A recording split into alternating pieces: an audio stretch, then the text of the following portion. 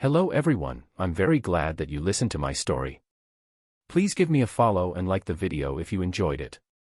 Feel free to comment and provide feedback so I can improve the sound quality.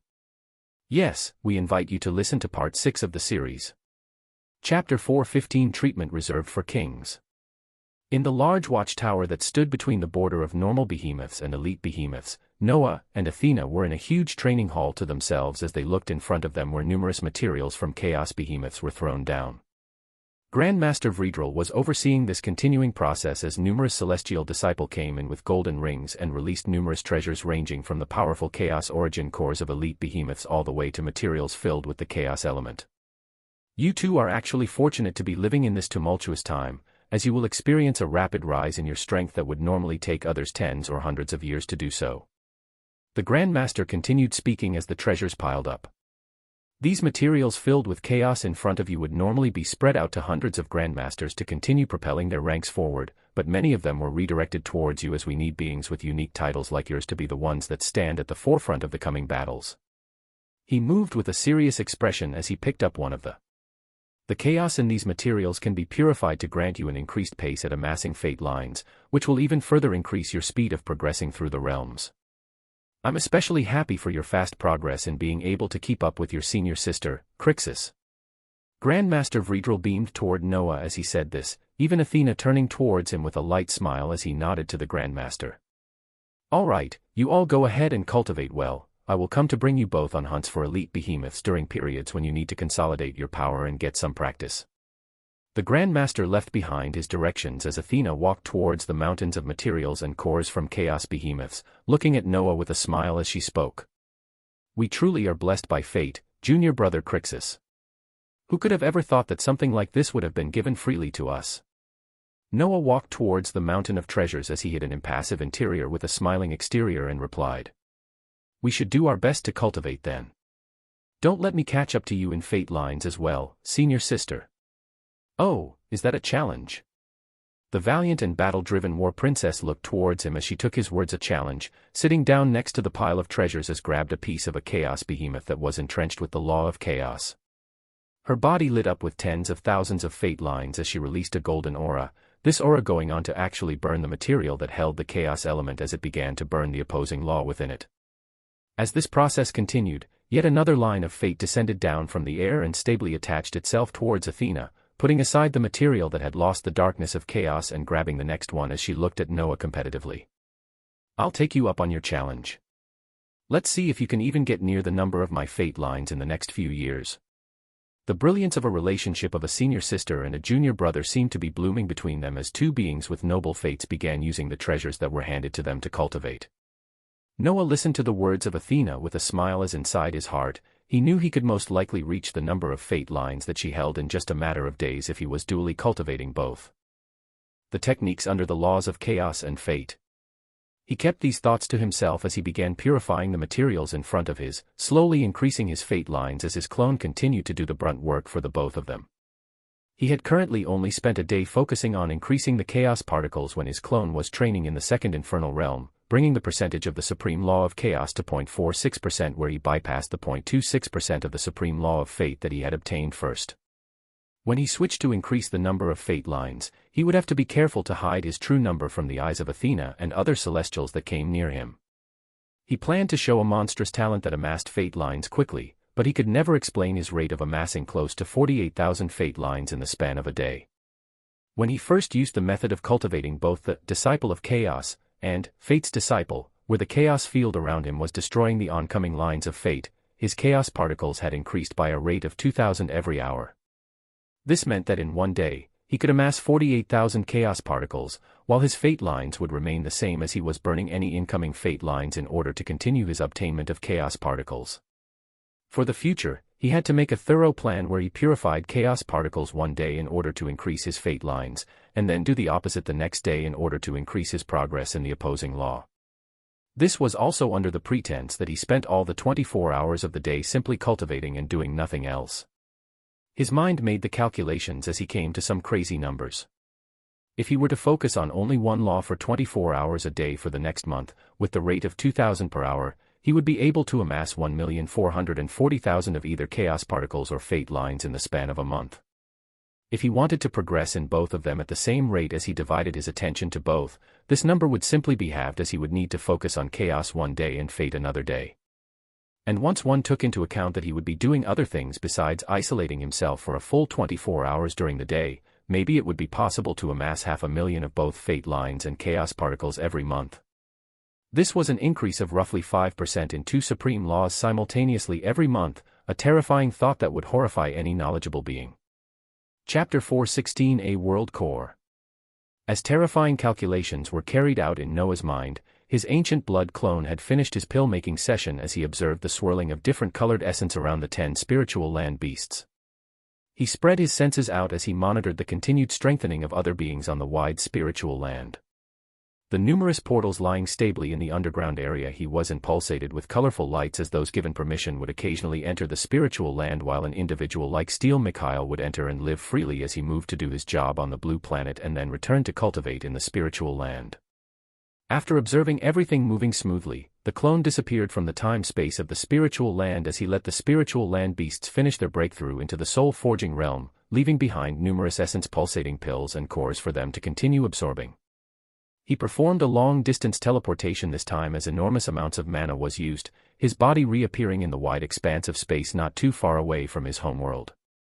The ancient blood clone glanced at the small blue world that only he could currently see, the world veil he had cast on this world and the other ones he was connected to. Long ago still active and hiding the world from any passing eyes. The world in front of his eyes was already nearing the position of a prime world as it continued the powerful feedback of essence from the many worlds it was connected to, especially the ancient blood world that was an entire realm sometime in the past. Yet this powerful and expansive world still seemed so small as he looked at it from an extremely far distance, his body continuing to move away from this blue planet, as his target this time was not to check up on all the advancements that had happened so far, but to search for viable worlds he could pluck the cores of in the surrounding area. This was something that even his own mind just a few months ago would never have been able to fathom.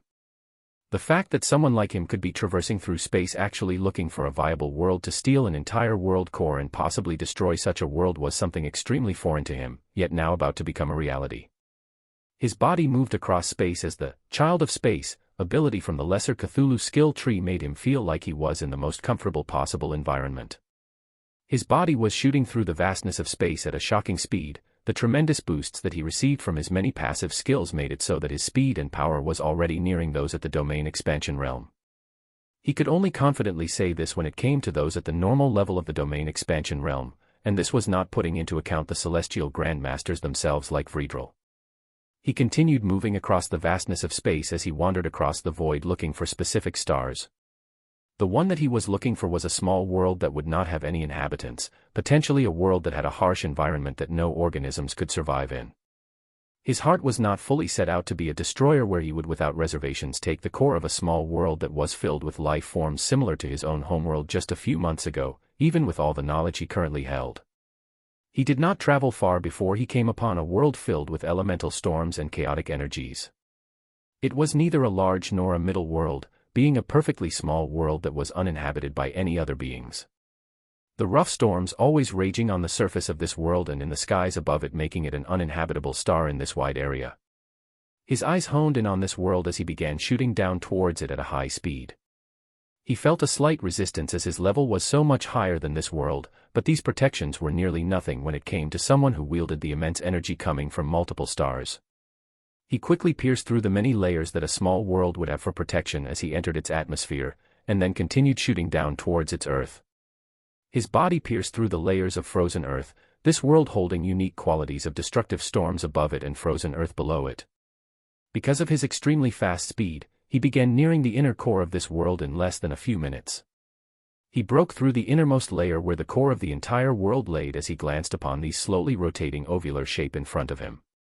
A period of silence followed as Noah looked upon this rotating core of this unknown small world, where he heard a cold static voice thereafter. "What are you?" The small world coldly asked this question in a manner and tone of voice that Noah was used to hearing throughout these past few months. He impassively focused on the core of this small world as he took in its words and replied calmly. "I would apologize to you in advance for this. is something that I do have a choice on, and I am choosing to do it regardless of its consequences in order to further my own goals. It is even somewhat hypocritical. His voice was that of conflict as he had made sure to look for a specific world, one that didn't have any life on it, one where he would not be taking or reaping the lines of billions. But still, there was one entity that would have to be affected no matter what he did. This entity was the world itself. He glanced upon the small world core that did not reply after it heard Noah's words. Its vast senses telling it that something inexplicable would be happening here today. Noah moved without any further forethought as he threw his hands out and placed them on the powerful core of this small world as he uttered simple words. Devouring. For the first time ever, in actuality and in totality, he had cast the skill from the 7 deadly sins, from the sin of gluttony he had cast, devouring, on an actual world. A cloud of darkness went on to wrap around the rotating world core. Its manner was that as if a beast had opened its jaws and was rapidly closing in on this resplendent core. Devouring was fully cast as the cloud of darkness had circled the entire core of the small world in front of Noah, with essence beginning to leak out of the body of the clone nonsensically as the target of devouring was an actual world this time around, not just an enemy that was at the mythical or a legendary rank, but an entire core of a small world. Essence leaked out of him with wild abandon as the entire surroundings of the small world were shaking. At this moment in time something that had rarely occurred in history was happening, where one existence that was on an entirely different tier from another was doing something unexplainable. The process of essence continuing to leave his body recklessly went on for a few minutes before everything went silent and the darkness that was wrapping around the core of the small world rapidly began to reduce in size as Noah began to see cracks appearing on the layers of earth around them.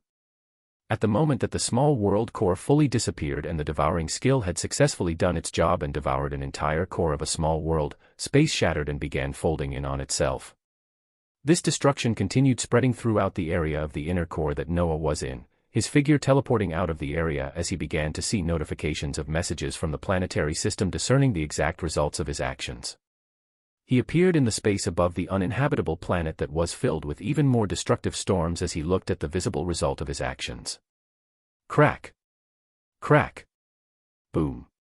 In front of the already destructive world, cracks were visibly spreading all around the spherical planet, the instability of a world without a core being visible in front of Noah's eyes as he went on to watch the destruction of something that he had caused with his own hands. Space shattered and refolded as the world had a force rapidly pulling itself in near the center of the missing core before it exploded outwards as a supernova. Shards of the planet began to spread out far and wide as in front of Noah's eyes, the storms gradually reduced and calmness slowly returned. The only thing left behind in front of him was palpitating destructive essence and floating debris over the wide area of space. A small world core has been obtained. Error. Analyzing. Error. From the void of space, numerous chaos particles had begun appearing as they willingly fell upon Noah. The chaos and destruction he had caused being rewarded as a few hundred chaos particles were added unto his already abundant amount. The planetary system was also sending various messages as the results of devouring a small world core were slowly unfolding in front of his eyes. Chapter 4:17 Possibilities. In the large stomach that was created from the abilities of the sin of gluttony, an ovular world core was floating stably as the essence of gluttony tried to absorb it ever so slowly. Noah felt these changes as he gave a command, everything going silent in the large stomach with the messages of the planetary system continuing to ring out and float in front of his eyes. Analyzing. The devoured core is an entirely separate entity compared to you. There is a high rate of failure if you try to absorb the small world core. Two options exist after the successful devouring of a world core. The first is to use the core as a basis to upgrade a spiritual land. The second is to use the world core as the basis to upgrade the levels of the connected worlds. You cannot personally gain benefits from it as it is an entirely different plane of existence compared to you.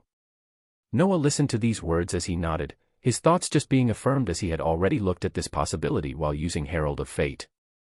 He would not have been able to even fathom if he could somehow obtain quantifiable or actual benefits from him actually absorbing the core of an entire world. Unlike him, a world did not have statistical values. It did not have vitality, strength, or focus. Nor did it have any skills or abilities. It was an entity that was bound by the universal laws. It was him that was an anomaly. It was him that had stepped out of the bounds of his existence and actually intruded upon the existence that was a world, being able to actually devour its core through using the large reserves of mana that he was borrowing from the many worlds he was already connected to. He thought of the two options that the planetary system had laid out for the possibilities on what to do with world cores, as at this moment, he was focusing on the first one.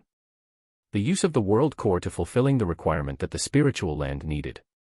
In the void of space, Noah's clone glanced at the destruction that he had caused, the debris of an entire star floating around him as he began to disappear in particles of light. He reappeared in the underground space of the spiritual sand as he looked in the time-space where multiple beasts had already broken into the soul-forging realm. The emperor penguin was of course the first, with the arctic wolf and the polar bear following thereafter, where now only two of the spiritual beasts had yet to finish their breakthroughs. Noah waited patiently as he thought about his recent actions, his heart not wavering one bit. To make sure that no problems occurred for what he was about to do, he teleported out of the spiritual land and made sure that everyone was contained in it, leaving behind the ancient pedestal that held the inheritance of the disciple of fire as he used anchor to place the spiritual land on his body, where he then disappeared once again from the volcanic mountain. This time when he reappeared, he was actually near the ancient blood world that stood at the junction between the light and dark expanse. This was an area that he knew very few beings would be passing by as he laid out this spiritual land in the vastness of space and let it bloom to its full size. The spiritual land that could have been considered a floating city multiple tiers ago could now already be called a country in itself. Noah always messed around with the spiritual land size regulation feature, so he never really let it bloom to its full size in the past months, with the spiritual land almost always remaining miniaturized as he moved along with it. This time around he was in the vastness of space as he let the spiritual land freely get to what could be considered its size at the 8th tier. The enormous floating landmass bloomed further and further as Noah's figure slowly became the size of an ant. The spiritual land itself continued to expand while he pulled back further and further to observe its enormous size. When he made some quick calculations as the fantastical landmass that was holding its large shade of white color and still keeping to its name as the Frozen Plateau spiritual land, he found that it was approximately around 1,000 miles in size. This was a landmass that had been obtained in the frozen kingdom of the beast world. At that time this landmass was only a few tens of miles long, being something that floated in the skies near the frozen kingdom. Yet now, the spiritual land had grown to a size of over 1,000 miles, and from what Noah expected, after the upgrade to the 9th tier that actually required the core of a small world, this spiritual land was about to get even bigger. He glanced at spiritual land management as he saw under the upgrade conditions for the number of beasts to reach 10 had turned green. For the requirement of a small world core, it had also turned green. The spiritual land could already sense a core of a small world on the body of its master, and the requirements could be considered completed as now all that was needed was an immense amount of energy and essence in order to initiate the upgrade from the 8th tier and into the 9th tier. This was an upgrade that required the core of a small world, so what exactly would be the boons of it come out of it? What exactly would the possible locked feature that was listed as division for this next stage of the spiritual land hold in store? Noah wasted no further time as he looked at the mystically floating landmass that stably stood in space, his thoughts already moving to initiate the upgrade to the 9th tier. Chapter 4:18 An upgrade of enormous significance. The mystical spiritual land floated in the vastness of space near the junction of the light expanse and the dark expanse. It had a blue light film of light covering it in its entirety, making sure that it acted as a protective barrier between the suffocating space and the beings that were currently within the spiritual land. To them, the environment had changed from the red blazing earth and lava that was the volcanic mountain that they were under, and now when they looked to the skies of the spiritual land all they could see was the expanse of space. Some of the more knowledgeable beings in the spiritual land knew that something grand was about to happen. This was even more so for the beings that had followed Noah the longest, as the calamities of the sea, along with Barbados, Kazuhiko, Steel Mikhail, and many others that CLU.S. tiered near the center of the spiritual land where Noah had built the most pristine buildings while using the architecture feature of the spiritual land. While a majority of the beings gathered here, the Emperor Penguin appeared in the skies of the spiritual land, his brothers and sisters not too far behind him as the 10 of them looked out into the void of space, barely being able to see Noah's clone through their connection that they held to the spiritual land master. Their bodies had the aurora of having just broken through to the soul-forging realm, completing one of the requirements as they simply waited for yet another resplendent upgrade to occur in the land that they were born in. They had a deep trust in their master, and simply bid their time as they waited for the event to start. Noah's clone was staring at this fantastical sight that was a spiritual land as he put aside his thoughts and commanded the item that was contained in the large stomach ability of the sin of gluttony. Right in front of him, the sizable core of a small world appeared, not rotating anymore as it floated stably in space. Noah's thoughts then went to the spiritual land management, which showed the upgrade conditions as met, and without further ado, he went ahead and initiated the upgrade of the spiritual land from the 8th tier and into the 9th tier. The world core that was standing next to him suddenly shot out with extreme speed as it was attracted onto the floating spiritual land, going through and easily passing through the blue film of light as it continued downwards. The soil that it was about to hit on the snowy area of a spiritual land seemingly opened up in front of this core as it continued to shoot down further and deeper into the spiritual land without any issues until it settled in a place that could be considered near the very center of the spiritual land, deep in the underground area where the time space and the blacksmith's forge was located. In the vastness of space, the spiritual land began rumbling with energy as from Noah's body, a ridiculous amount of mana began flowing out. The spiritual land itself was using the atmospheric essence it held along with the energies in the void of space and dropping them towards its center as the process of upgrading the spiritual land from the 8th tier and the 9th tier went underway. If one would describe it, it would be a cacophony of colors and regality where one could observe blue essence rushing in one direction, red essence rushing in another, and a gorgeous color of white bathing every inch and corner of the spiritual land. What many could observe before they had to close their eyes as it was shining too brightly, was actually the mana that was leaking out of Noah's ancient blood clone. It was coming out at such a rate that one could visibly see the shining blue color that continued to descend down towards the enormous spiritual land. Noah simply acted like a conduit as he 100% knew at this moment that he was the only being who remotely had the possibility of doing something like this, the mana that was required being something that maybe only those nearing the peak of power in the novice galaxy being able to provide. This reality of upgrading this unique treasure called the spiritual land simply required too much mana that when he looked at people like Steel Mikhail and Kazuhiko or the Imperial Phoenix that held their own spiritual lands, he knew for sure that they would never be able to upgrade their tiers at the stage that he was currently doing. They would never be able to get their hands on a world core, nor be able to provide this abundant energy that was all coming out of the reserves of the many stars he was connected to. This led him to briefly think about all the things that had brought him here.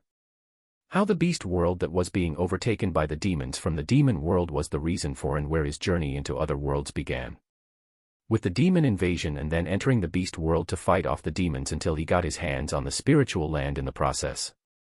He thought of all the events that led up to him obtaining this unique treasure and what had happened since then as everything seemed to be steered by the hands of fate. He seemed to be a singular being that met the many strict conditions to do what he was currently doing because of a coincidental set of events that all led here.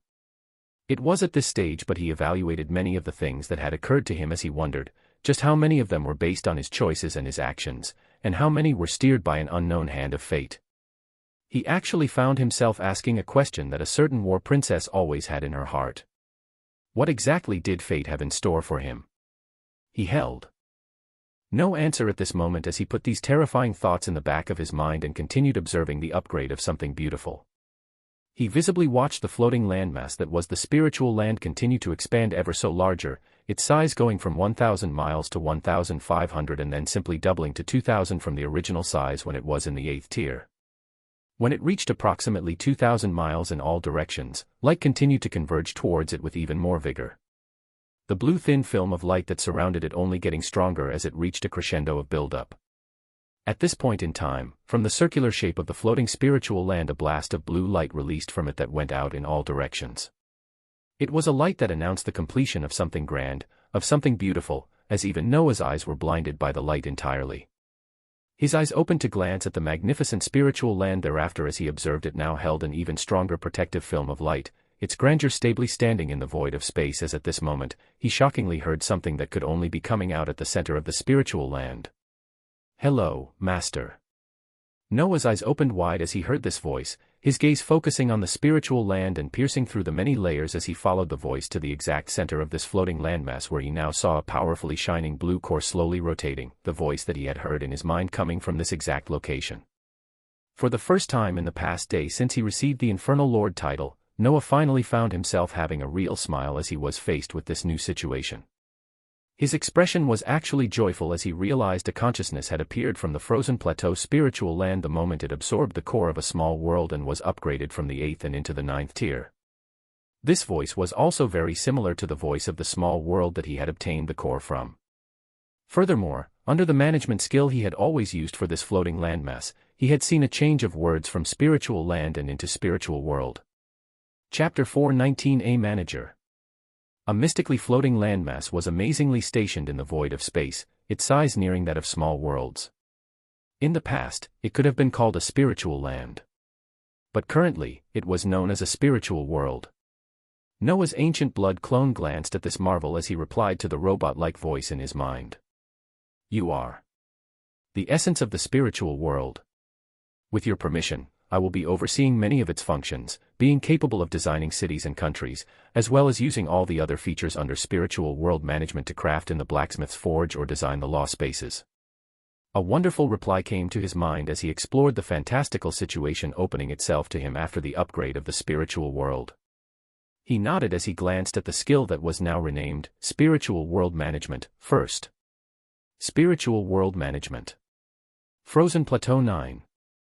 Beasts, FXXX, EXXX, DXXX, CXXX, BXXX, AXXX, SXXX, Epic 15, 285, Legendary 6, 613, Mythical 3, 163, Phantasmal 749, Transcendent 242, Saint 42, Void 21, Soul 10.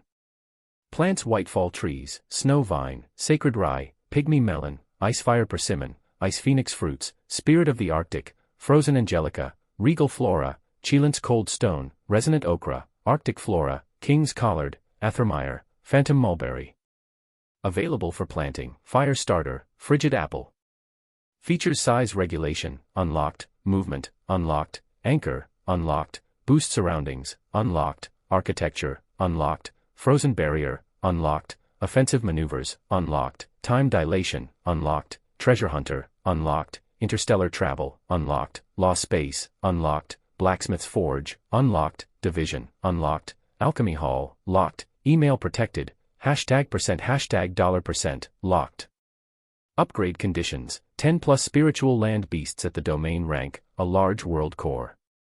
A large set of words shown in a clear blue in the panel of Spiritual World Management, Noah glancing through all the changes as he observed the newest ones with shining eyes. The first thing he noticed was the fairly eye-catching descriptions of the new medicinal plants available for planting. Fire Starter, a unique medicinal herb that can only grow in the fire law space.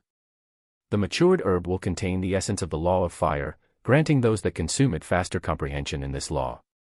Maturing time 10 years.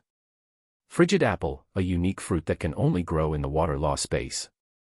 The matured herb will contain the essence of the law of water, granting those that consume it faster comprehension in this law.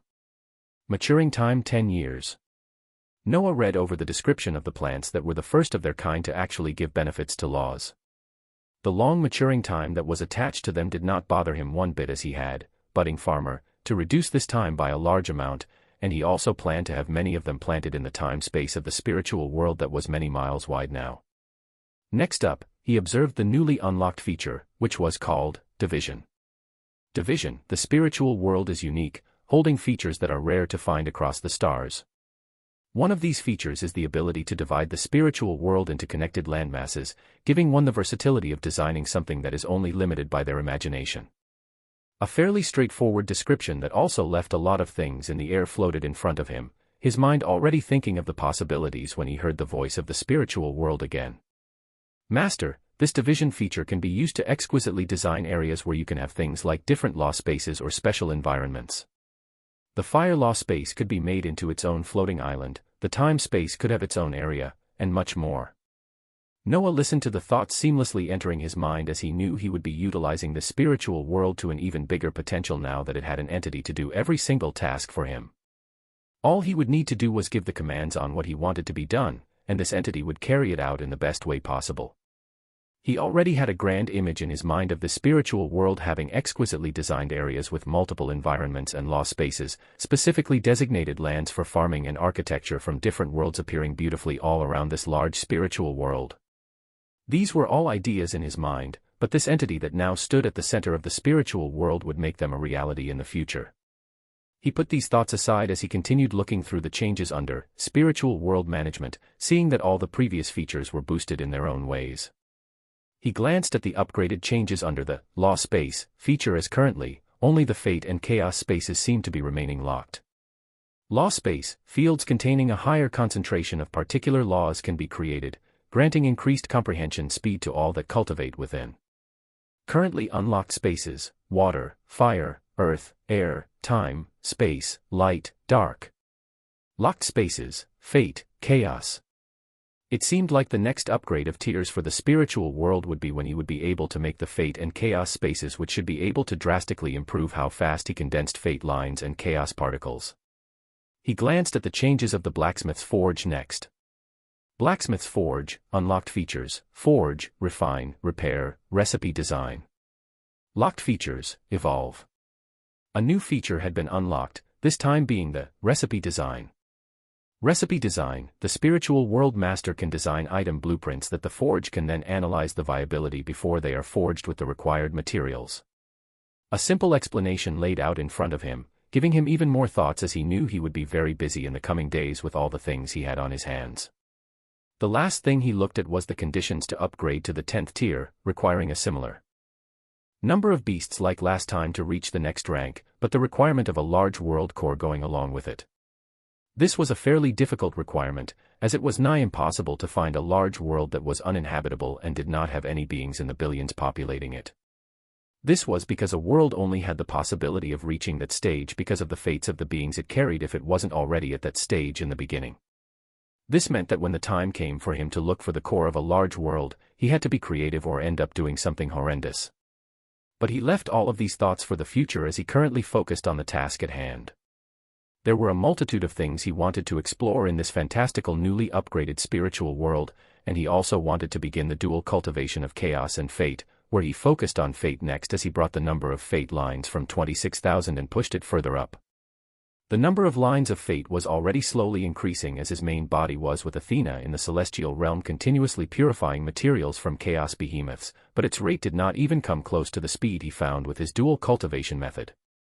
His body disappeared into particles of light as he descended into the spiritual land first, wanting to test its new manager as well as observe how it would carry out the features. Chapter 420 Breathtaking. Steel Mikhail glanced at the surroundings of the spiritual land as he had his usual cold exterior on the outside, but inside his heart was trembling at the continuing unfolding situation around him. This protector still referred to the landmass he was on as the spiritual land, but even he was wondering whether this was an apt name for such a fantastical place that was now floating in the void of space. He sensed the overflowing essence as his gaze and the gazes of many others looked to the skies of the spiritual land, seeing twinkling stars above them as they became entranced by it. From the position he was at, he knew that even with the limits of where he could spread his aura, he wouldn't be able to fully ascertain the size of this spiritual land that had grown immensely larger. This wasn't to mention the area overflowing with the law of fire that had allowed him to condense a fire origin core after obtaining the inheritance that Noah led them to not too long ago.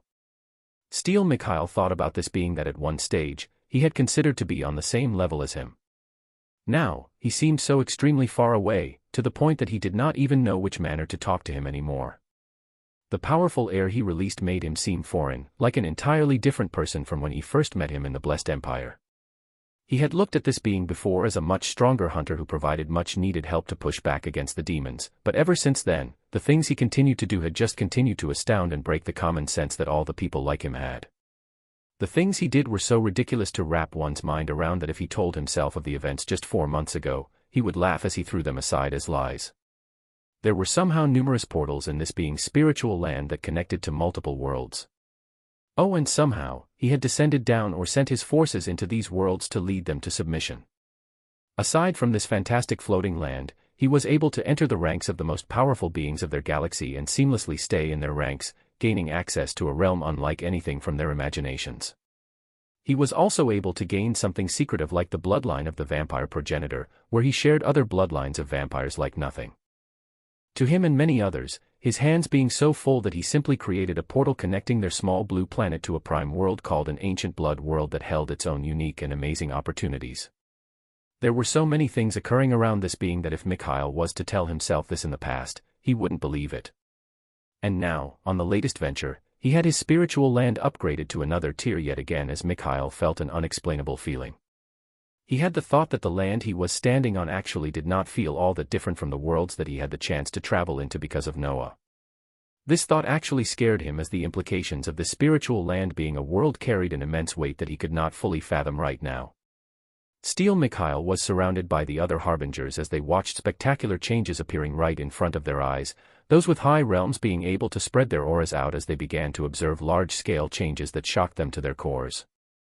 They first watched as Noah appeared in the skies of the spiritual land far away from them, where they could only observe if they used long-distance skills, as the land they were on had become exceedingly vast after the last upgrade.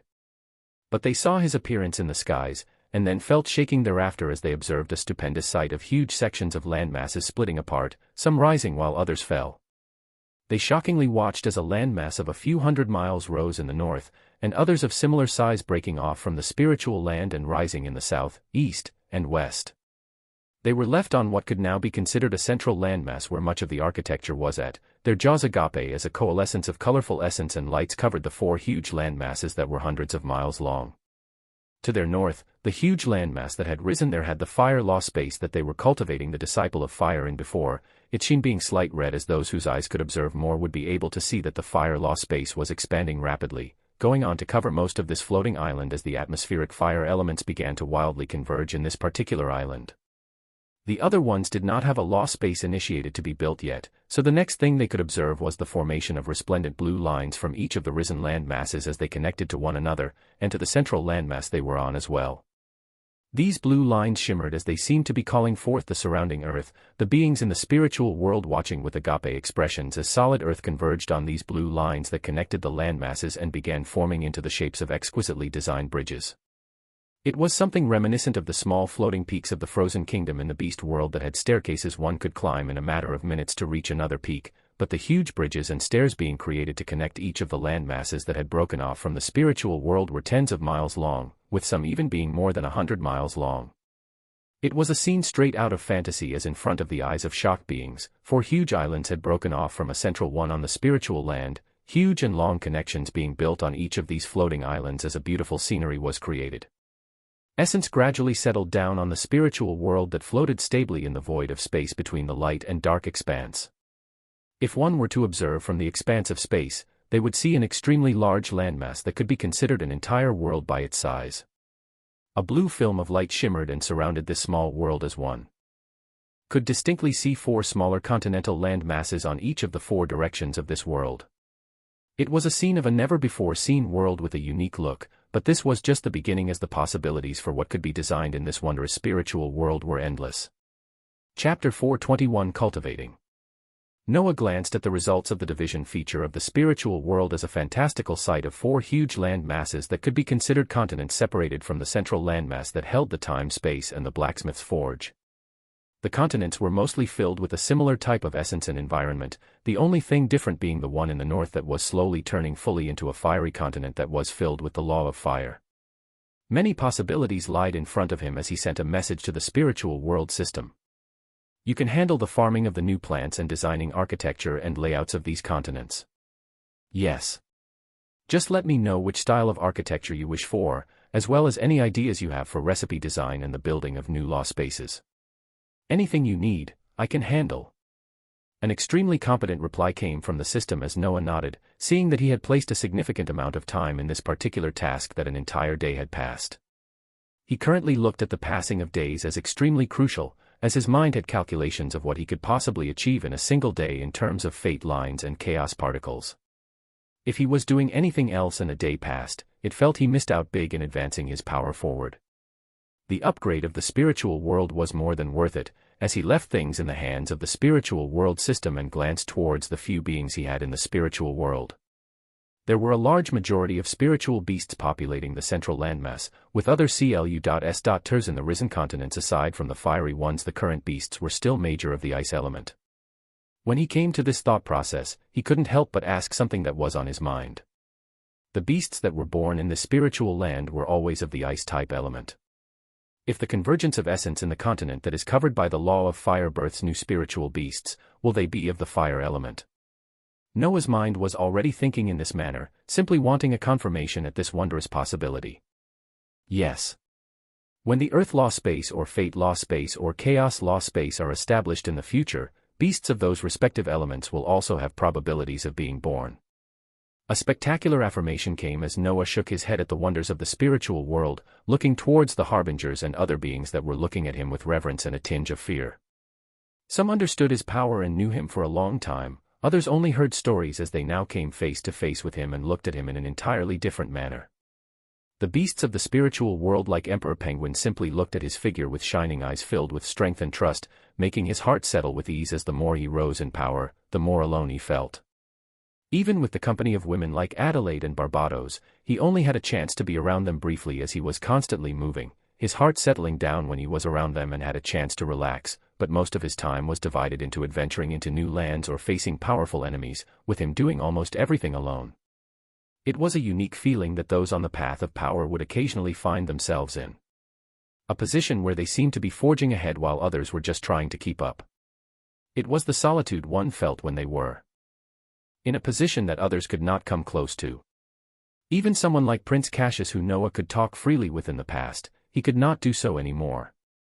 The moment the prince moved together with her aunt and saw the actual picture of Noah's true strength, a change occurred as he knew they weren't even remotely close to the same positions, not looking at Noah the way he used to before. Noah sighed as he sent telepathic commands to the Emperor Penguin and Elena, as well as the other major figures that over the worlds he was connected to as he cast one more skill before he disappeared from the skies of the spiritual world. He cast World Veil, that now applied to this unique treasure of his, letting it stay in this expanse of space for now as he prepared to come in contact with powerful laws. He would set no time for celebration or anything like that for this amazing upgrade that had turned the spiritual land into a spiritual world, teleporting away from it as he appeared tens of thousands of miles away from the junction of the light expanse and the dark expanse, where he would leave the spiritual world briefly, letting those within cultivate as others could use the portals in the central land mass to head back to their respective worlds whenever they wished. His clone appeared far away in the void of vast space, feeling his eyes close as he enjoyed the weightlessness and power because of the Child of Space ability from the Lesser Cthulhu skill tree. He felt extremely safe and content when he floated in this dark expanse of space, his heart already looking forward to when he would soon upgrade the skill tree of the Lesser Cthulhu along with Fate's Guardian. If one could place the things he had to do on a plate in the form of food, they would overflow as there were truly too many of them. Skill trees, laws, celestials, infernals, ancients, the spiritual world, there were so many things that he wished his Blood Lord ability could grant him another clone for him to do all of them. His main body had been spending the last day with Athena as they continued their cultivation session that pushed Noah's fate lines from 26,000 over 27,000 in the span of a day, this being an amazing number in the eyes of the Celestials. But, he planned to start a cultivation session now where he would condense double the amount of fate lines that he and Athena condensed in a day, in just the span of an hour. He looked forward to seeing the future results of obtaining close to 50,000 fate lines in the span of a day as he comfortably got in a seated position in the void of space he was in, clearing his mind as he initiated Fate's Disciple, first this time around, watching as a golden line of fate began falling down. His body pulsed as he shone gold and brought to surface the hidden fate lines already in his body, covering his surroundings with the aura of fate as he then slowly began also activating Disciple of Chaos, commanding just a few chaos particles to come to light as the golden aura of fate felt like it had found its biggest enemy, going forward and overpowered the few chaos particles as they were quickly wiped away and purified into nothingness. This reaction of purifying pure chaos elements was rewarded with multiple fate lines that then went on to descend and attach to his body, this session being one where he increased the number of fate lines while chaos particles stalled, his heart at peace as he repeated the process and began wildly burning his mana as it poured endlessly into two techniques which cultivated two supreme laws. Chapter 422 One cultivates, one is showered with treasures. In the wide expanse of space, some stars shimmered brightly while others were dull. There were millions of these stars littered across this wide space as in a particular location, a being was floating peacefully in this terrifying void that many would not make as their home.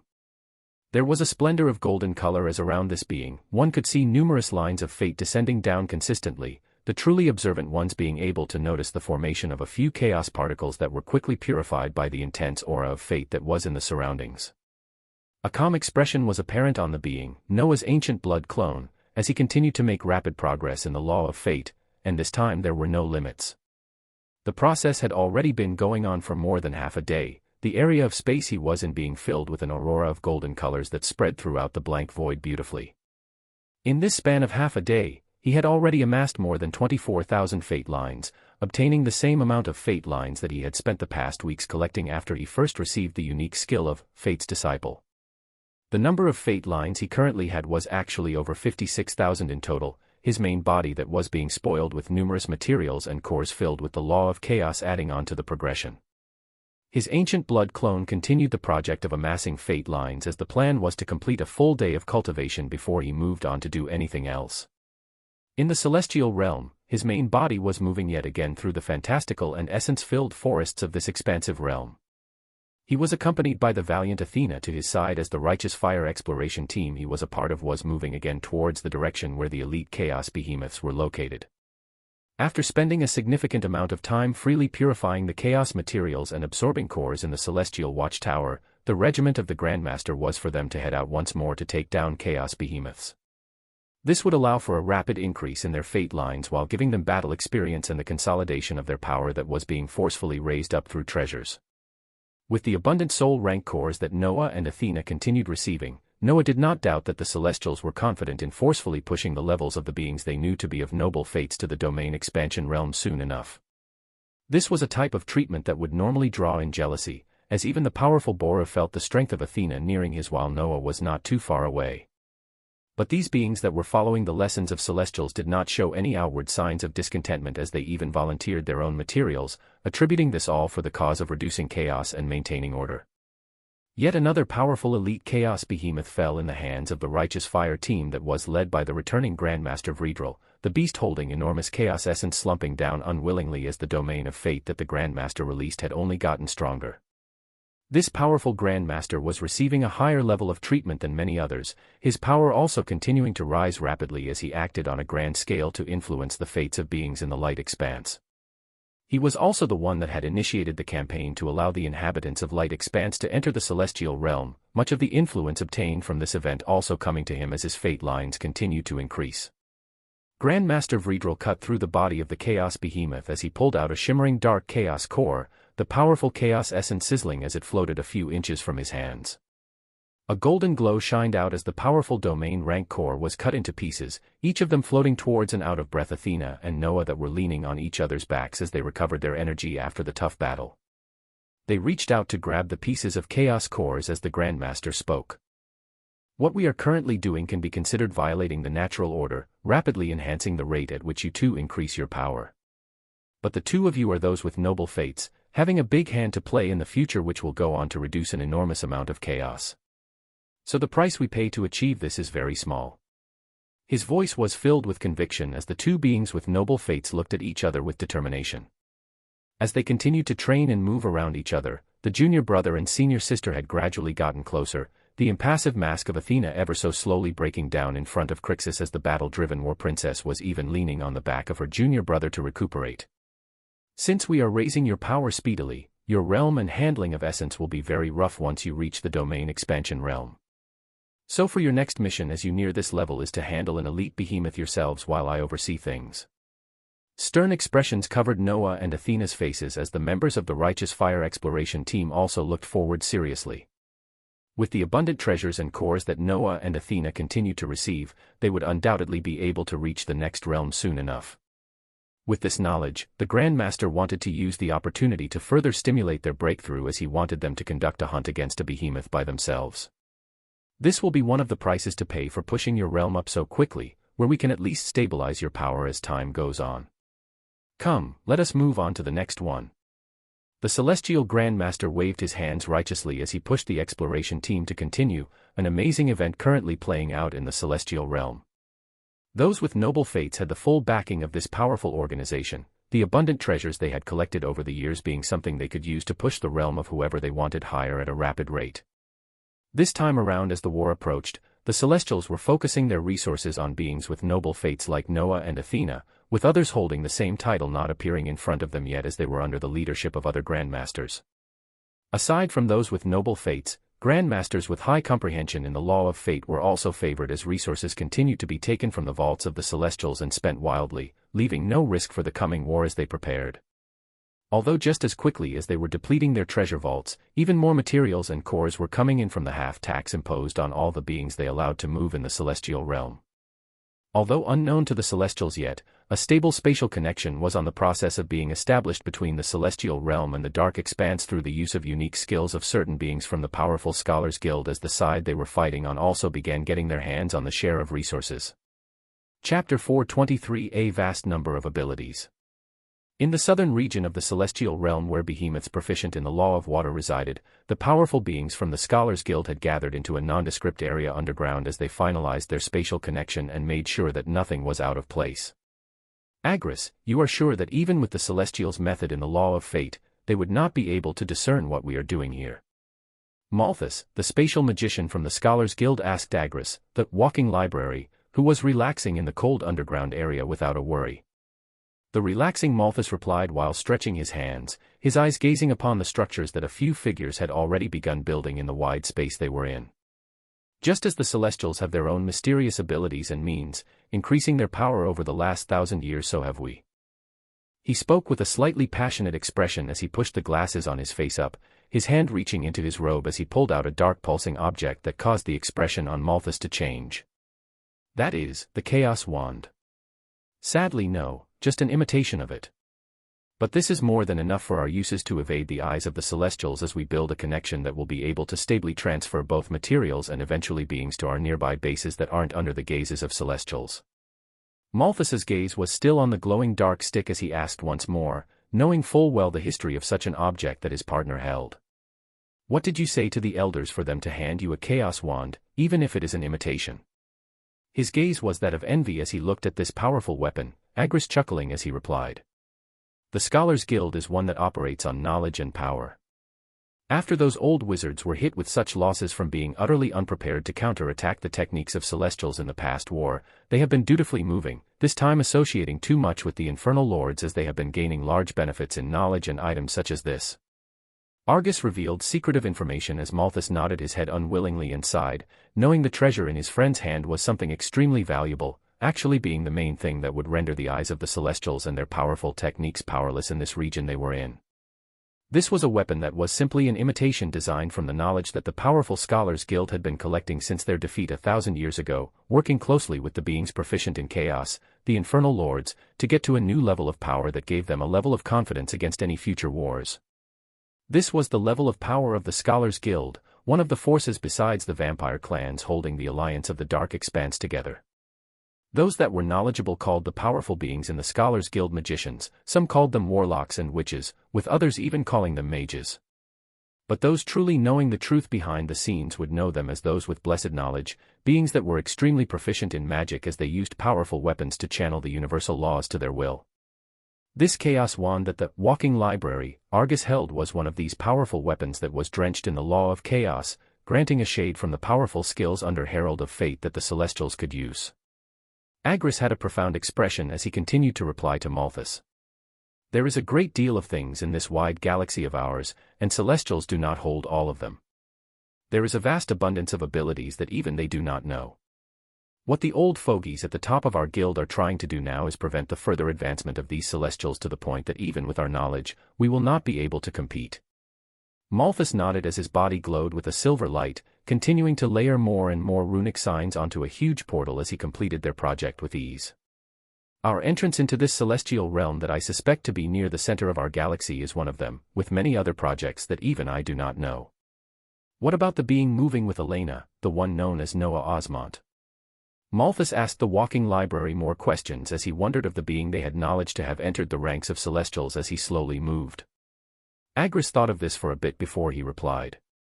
He is just one of the cards that the vampires' clans are playing, with their aim being a special being that is locked within the 7th celestial star. But he is surprisingly rising fast within the ranks of Celestials that now his name has even reached the fogies at the top of the Scholars Guild, working hard to discern how they can use him after he also made our entrance into the celestial realm even easier. A shocking reply came from the walking library as he talked about someone that not many beings fully understood yet. Agris had a careful expression as he continued. Though I feel there is something else with him. Elena is too careful when it comes to any information about him, and she is the one that has direct contact with him. Oh. You think the Silver Beauty has fallen for the charms of this upcoming genius? Malthus asked with a smile as Agris continued to lazily stare at the completed connection in front of them. Who knows? She hasn't even been replying to my communications these past few days after letting me know she would be busy. Come on, let's focus on completing our work, we already have too many behemoth materials to transport. The beings of the dark expanse continued moving as more and more entered the celestial realm, beginning their own search and collection of the treasures in this wide realm as they also planned for the future. Within their discussions was a being they considered a minor figure, someone they knew to be called Noah Osmont and also had the secret identity as Crixus the Destroyer. Very few higher-ups in the vampire clans and the Scholars Guild knew of this information, but they simply placed this being a small piece to be played in the much grander puzzle that was chaotically moving all these years. Many of them were very wrong on exactly what level of a role this being would play in the months and years to come. Chapter 424 Just a Glimpse of True Genius.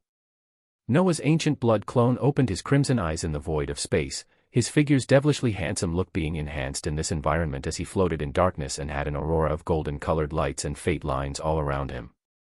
His dark hair that had streaks of silver was growing ever so larger, nearing his shoulders once more as it shimmered with its own essence.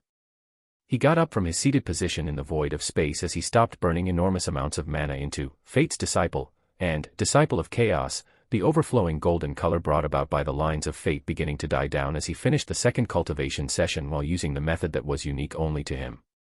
After half a day, he had added another 24,000 fate lines as he brought his full amount to just over 81,000.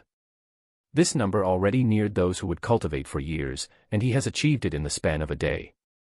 At this moment in time, his fate lines were leading once more as the chaos particles remained at around 50,000. His next cultivation session would be to burn fate lines and increase the chaos particles as he expected them to break over the 100,000 milestone. Breaking the 100,000 milestone would allow one to begin using fate lines and chaos particles in a new way, granting them the ability to release pure fate and chaos energy in their attacks that were even deadlier to the opposing element. The War Princess Athena would soon break past this point, but Noah would not be far behind as he would soon even surpass her at a rate that would shock them if they knew. Noah's goal was to still appear as a genius in the eyes of the Celestials, and he would expose this genius some more over the next few days as he slowly revealed his rapidly increasing fate lines at a rate that would make them think he was a terrifying genius, yet not treat him like an anomaly to be researched. But whatever he showed them would simply be just a glimpse of what he could truly do. His expression was determined. As he glanced around the void of space around him, the golden light having died down majorly as things went back to normal. His figure turned into particles of light as he disappeared from the location and returned to the spiritual world.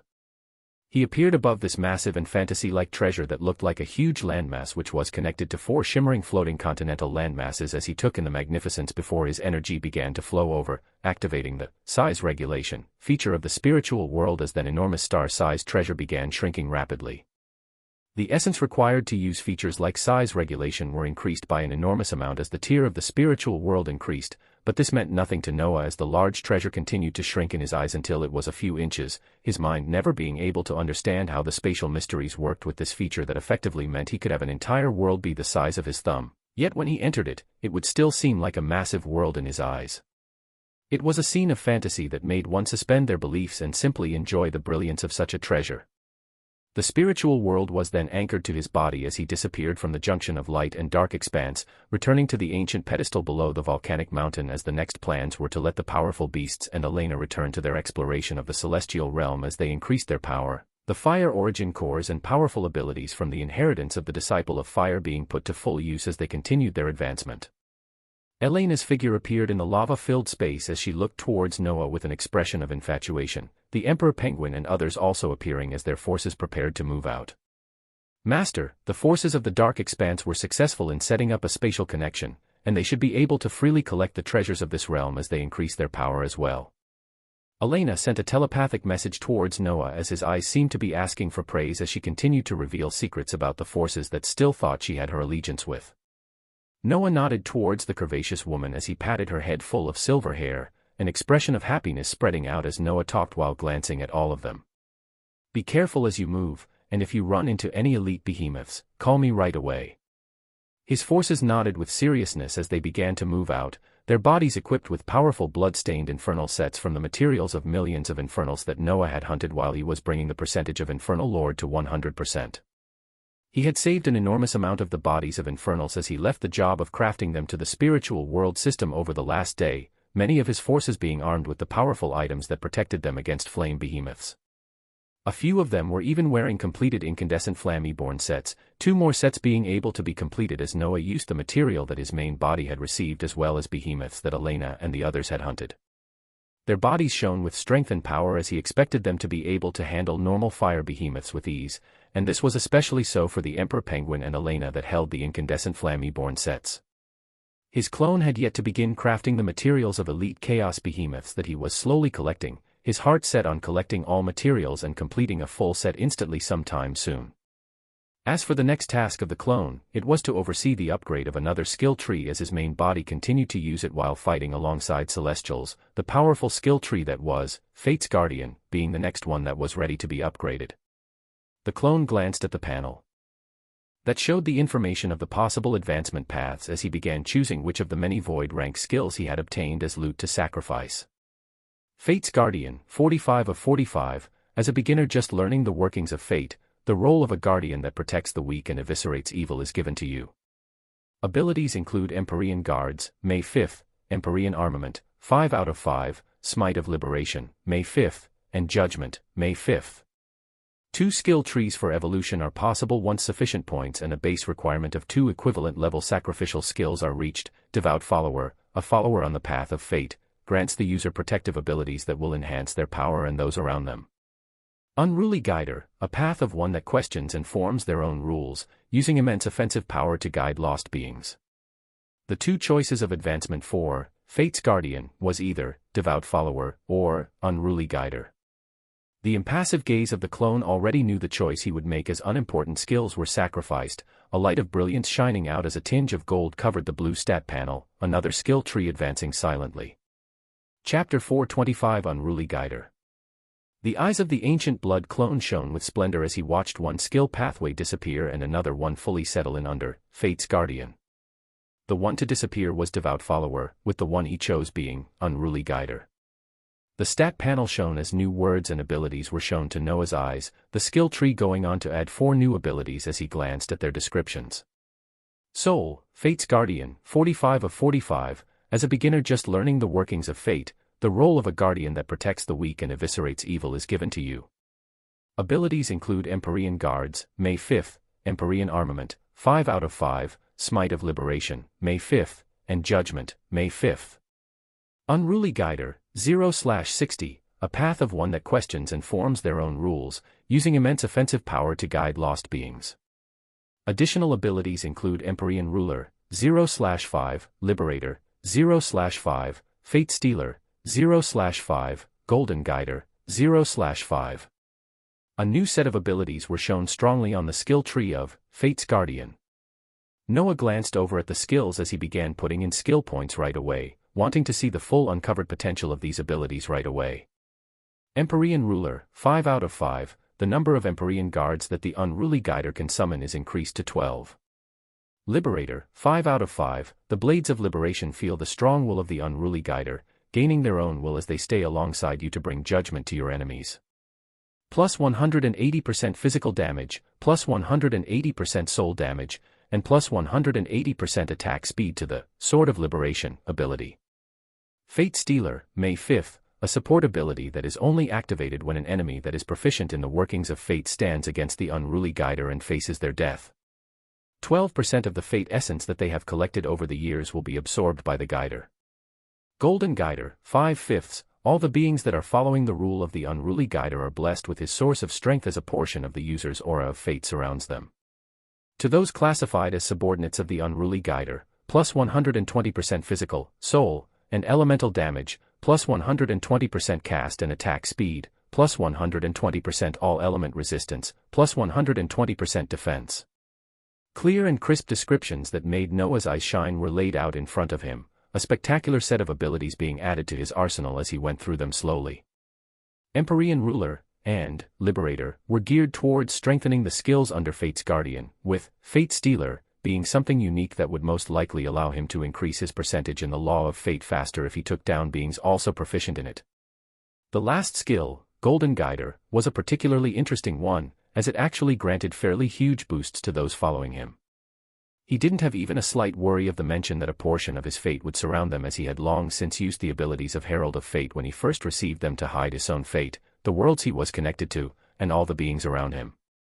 This absolute skill was just another one of the skills that Noah had active at all times, which continued to suck mana to remain this way, but it gave him boundless benefits of moving covertly with his forces while holding no worries. Even if a celestial were to be standing right next to someone like the Emperor Penguin and glance at his fate, all they would see would be a normal fate of a unique beast that had the bloodline of a vampire. So Noah himself held no worries, with the only thing he wondered being exactly what classifications there were on who was considered his subordinate. As his thoughts wandered, in another location in the celestial realm, the Order of Blood with Elena at the lead had already found and were hunting another fire behemoth when they felt an ecstatic feeling of strength wrap around their bodies silently. The first one to notice things was the Kraken, as it had cast its Sea-Ray ability and was releasing powerful destructive rays of light from its reddened eyes when it suddenly noticed its output increase instantly, the rays doubling in size as they shot forth with even more vigor, and it also discerned a golden aura now moving along with these destructive rays as they actually pierced the hide of the fire behemoth they were fighting and caused it to release a pained scream. The surroundings shook as the skill of the Kraken was the first one to hit the beast the moment after Noah obtained the Golden Guider skill and placed 5 skill points into it. The ability had turned especially deadly as it now carried Noah's Aura of Fate, which provided the abstruse soul damage that very few could defend against. The others very quickly noticed the changes as they felt their bodies to be lighter and faster, using their essence to check their bodies as they felt the appearance of a warm and powerful aura enveloping them. Ah, progenitor. The Emperor Penguin was the first to attribute the change to the only person responsible, with Elena hugging her body tightly as she felt the warm aura surround her and enhance her strength. The Emperor Penguin waved its flippers as it released numerous spatial blades. This time they were covered with a tinge of a golden aura that went on to pierce through the defenses of the fire behemoth easier as it let out another pained roar from the soul damage that came with it. This stupendous situation was occurring in multiple places, as those who were labeled as Noah's subordinates were truly too numerous to even count. In the spiritual world, those remaining in the time-space to max the proficiencies of their skill trees felt this powerful aura wrap around them. Those in the first infernal realm of hell like the young dragon Draco felt their bodies gain a power that allowed them to take down the infernals with even greater ease. Going even further, in a random created dungeon in Noah's home world where a rank B hunter had recklessly dived into a dungeon by himself and was about to die, his body felt an abundance of strength as his low-ranking iron blade gained a tinge of a red aura that went on to actually defend against the blow of the troll in front of him, his gaze looking at his sword in shock as he then moved at a speed he had never moved before and slashed towards the beast. The weak iron blade cut through the defenses of the troll like nothing as the hunter that had overestimated his abilities and was about to lose his life looked around in shock, not understanding what was happening as a unique thought passed through his mind. Was I actually born with an unknown power and am meant for great things? To go even further, a man that had just become a father was playing with his child who could barely form words yet in a small city in the United Federation of Noah's home world. Say Papa, my little boy. The father was cradling the boy in his arms with his face full of joy, the child amused by the expressions as random sounds left its mouth. Aha, duh. The joy on the father's face only increased as he repeated his words, and it was this time that the unique energy of the Golden Guider wrapped around the both of them. Say Papa. The words of the young father stopped midway as he felt the foreign energy, his joyful expression that was observing his child seeing it adopt a never-before-seen serious expression as a word actually came out of the child's mouth. Papa. Numerous situations like these continued to play out across an expansive array of places as the Golden Guider skill that granted boosts to the beings considered to be Noah's subordinates were shockingly applied to every single being on the many planets he was connected to. Chapter 426 Crixus shows off. A unique phenomenon spread out across a few stars as the beings within unexpectedly came in contact with something the vast majority of them would have never had the chance to even glimpse nor understand. A distinct aura of fate wrapped around them as they felt their bodies strengthened and reinforced, those that were actively dungeon diving or fighting seeing this strength increase firsthand. Because of this, shockingly something that was a norm on prime worlds was occurring throughout the planets that Noah was connected to. This phenomenon was the one where a vast majority of the beings on prime worlds would be considered awakened individuals in the terms of the planetary system, where a vast majority of beings on prime world would have a tinge of essence running throughout their bodies that granted them a longer lifespan and the possibility of getting stronger in the future. This was only possible because of the powerful atmospheric essence that was abundant in prime worlds, making most of the beings in it be considered awakened. Such a phenomenon was actually occurring right now in the numerous planets that Noah was connected to, where those that could be considered normal beings were slowly awakening because of the powerful energy of fate that wrapped around them. In a small apartment located at the banks of the cities in the Blessed Empire, a young man was watching the TV with shining eyes as he saw the scene of rank S hunters valiantly fighting against each other in the Colosseum. A thought was running through his mind as he looked at this scene longingly.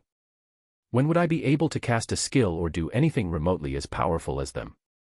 It was the thoughts and gazes of longing that many felt when they watched their phones and TVs while observing powerful hunters obtain riches beyond their wildest dreams. This young man had the same, but he shook his head as he placed his focus back on the TV, when he suddenly felt a unique energy wrapping around his body, this energy going on to unlock something within him as it directly made him awaken, his shocked eyes finding themselves watching a materializing blue stat panel in front of his eyes thereafter. Shocking scenes like these continued to occur wide and far as a spectacular phenomenon continued across the few connected worlds, bringing immense joy to unsuspecting beings as this was only the beginning of it all. Noah himself had no knowledge of this yet, until a few seconds later he heard the words of the planetary system ring in his mind. That golden guider ability is more ridiculous than you expected it to be. Noah, who had already begun moving forward to another task, heard the occurrences around the planets he was connected to as he glanced at the description of this skill in shock. Those considered his subordinates were simply too many, right? Realizing the extent that the effects of this golden guider traveled, a variety of thoughts passed through his mind as the planetary system affirmed and voiced out his thoughts. If there are other guider-type abilities in the future skill trees, the effects are bound to be something unique. A shocking thought passed through the mind of one being in the planetary systems of a few worlds as countless possibilities lay for the future. Noah shook his head at this ridiculous boost that almost every being on these stars had received and what it could mean for the future, his main body that was moving with the Righteous Fire Exploration Team and Grandmaster Vredrel continuing to move as they had located yet another Chaos Behemoth. He would observe the full effects of the Golden Guider ability later as he focused on what he was about to do currently in front of these Celestials.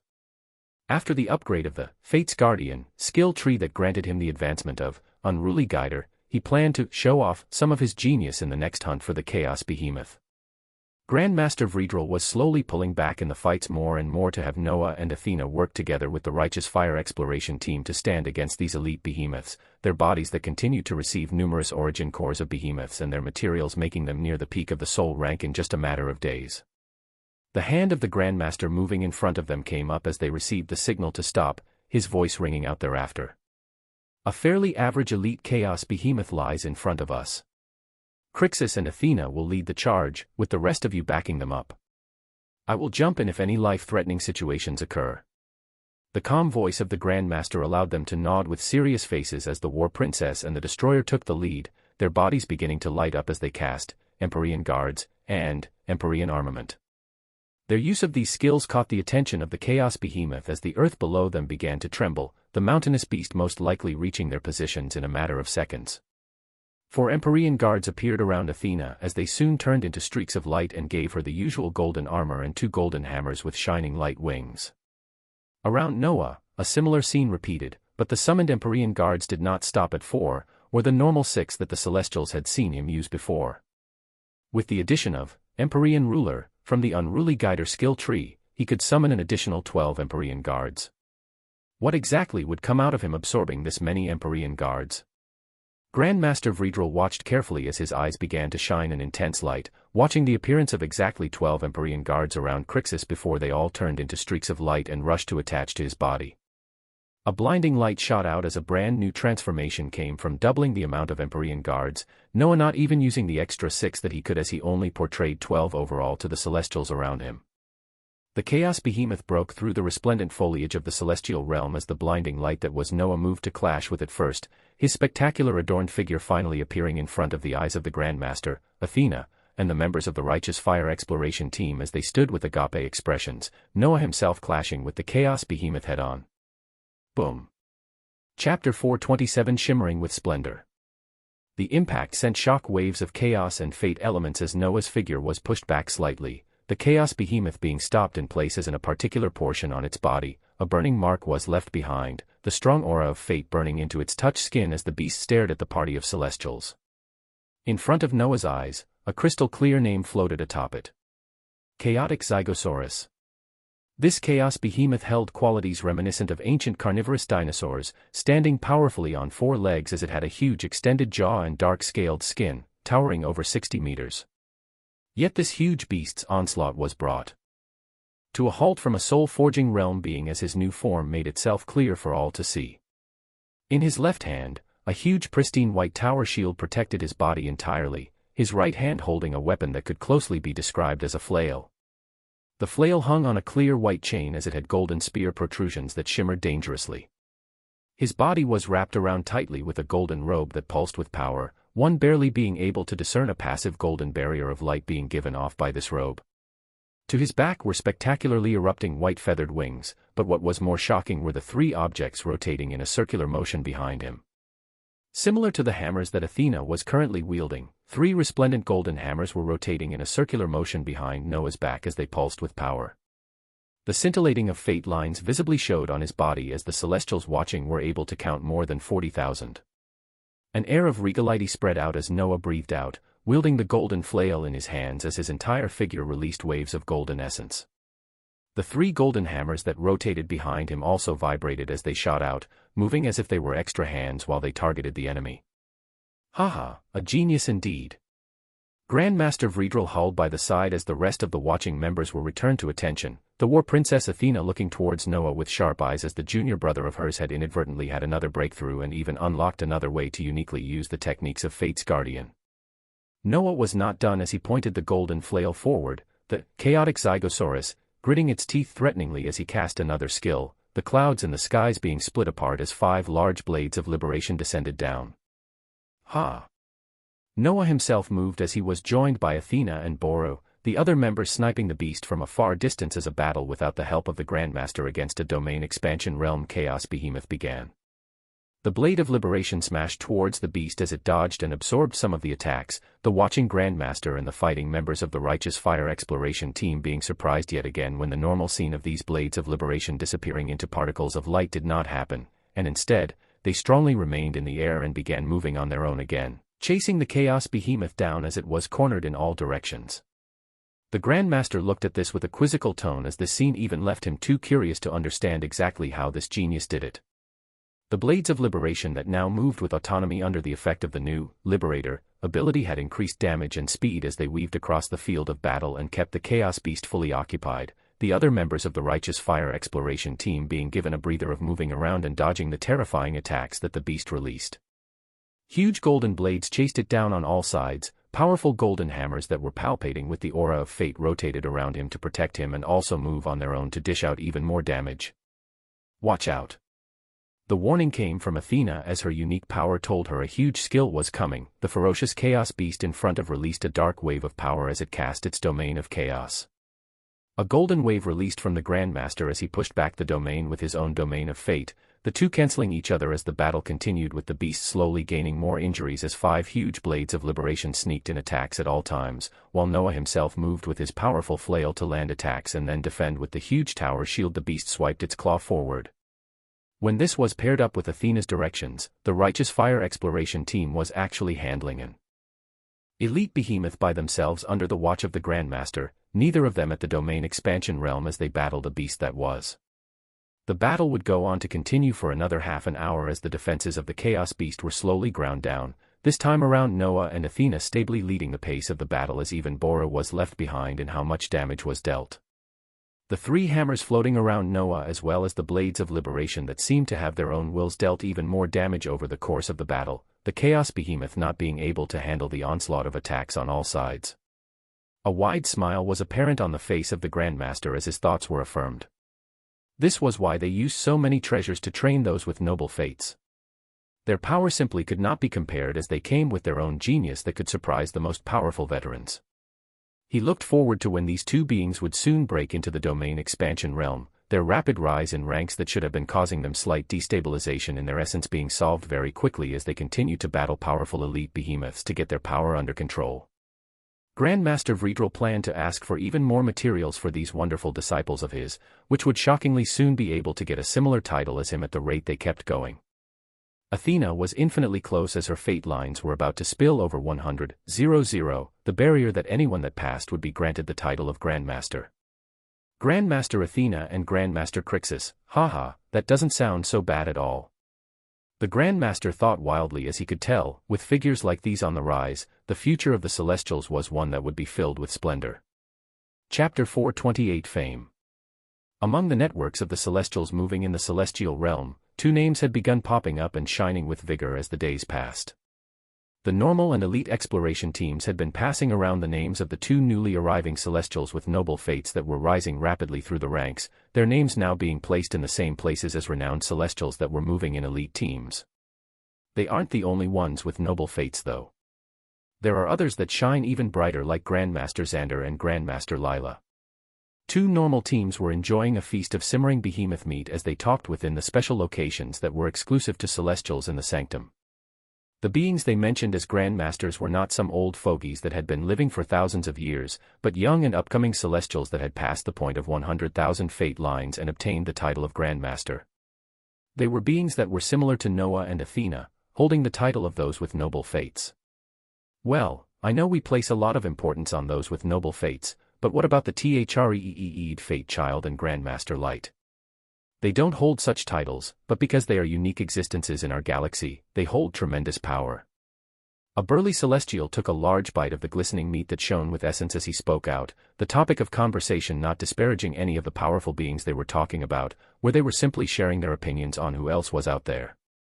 This was the atmosphere of Celestials, who were under the doctrines of maintaining order and balance, and thus were happy as long as powerful figures were growing in ranks to be able to better reduce the ever-so-increasing chaos.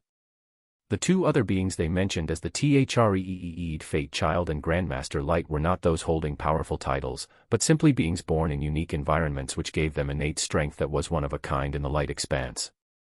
The Three'd Fate Child was the last of its species, a being that was found by a roving Grandmaster in an uninhabitable planet that was filled with destructive storms.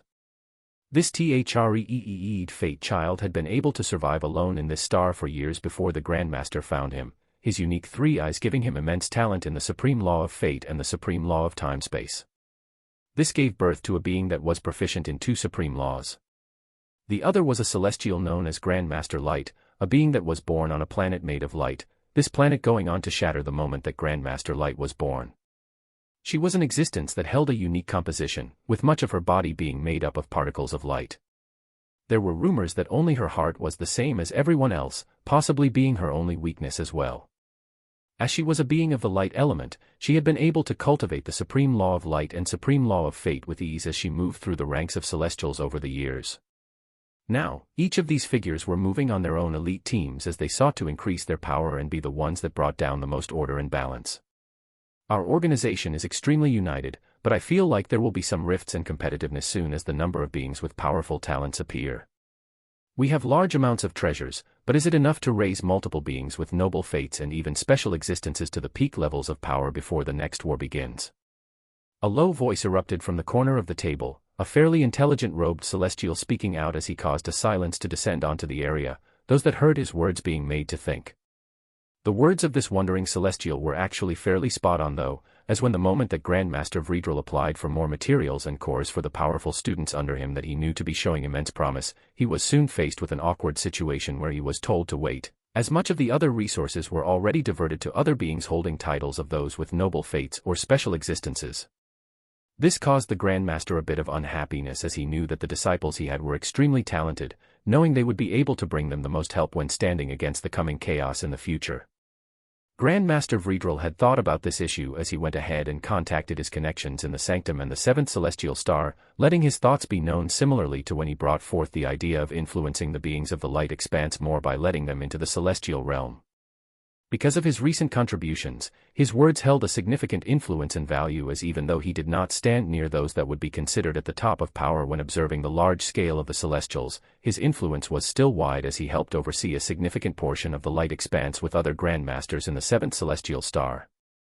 He had sacrificed his rise in power in the past as he chose to leave the celestial realm and take part in the overseeing mission of the light expanse, where the friends he knew and had in the past who had remained in the celestial realm were powerful grandmasters that had already entered the world rank, with some of them even having the task of looking after special existences or those with noble fates. His influence over some of the regions in the light expanse allowed him to easily amass hundreds of thousands of fate lines even while he wasn't actively hunting chaos behemoths as the other grandmasters over the years.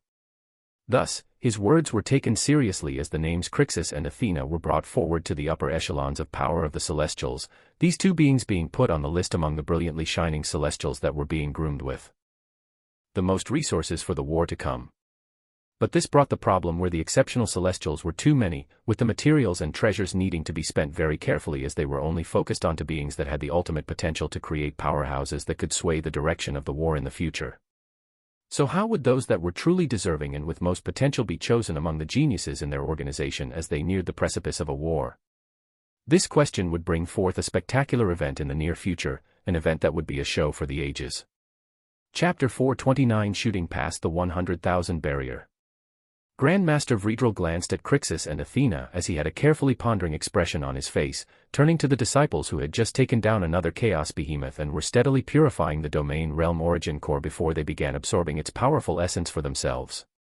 He knew that the forced increase in the realms of these beings was not necessarily the best, but their bodies seemed to be able to particularly handle this ordeal as they continued battling with the powerful behemoths. He expected these two students to soon enter the domain expansion realm themselves, but this was where hardship would begin, as treasures to push the power of those at this realm were exceedingly rare, causing the situation that had occurred when he requested more resources and actually could not be provided with any. A solution was underway, but his students would have to work hard to get through an ordeal before they could continue advancing at such a rapid pace again. His heart was at peace as he thought about the other beings considered special existences and those with noble fates. He truly believed in his heart that Crixus and Athena had the most potential and stood above them all. Now, the only thing for them to do was to show this to the higher echelons. As events continued to be propelled forward around his main body, Noah's clone was the one being the most productive these past few days.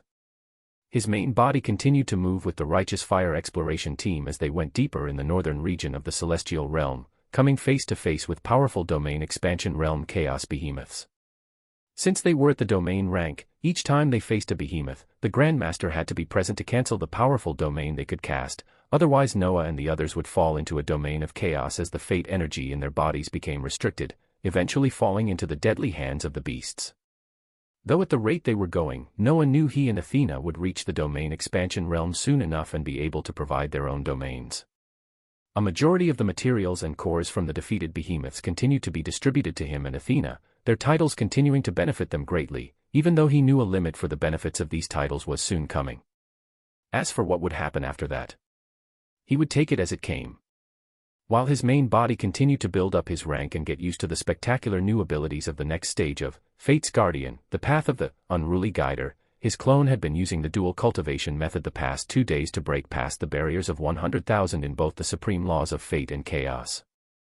Noah had noticed that ever since the initiation of the Golden Guider ability that influenced the beings in the world he was connected to even more closely, he had become able to gain more and more fate lines at a rapid rate.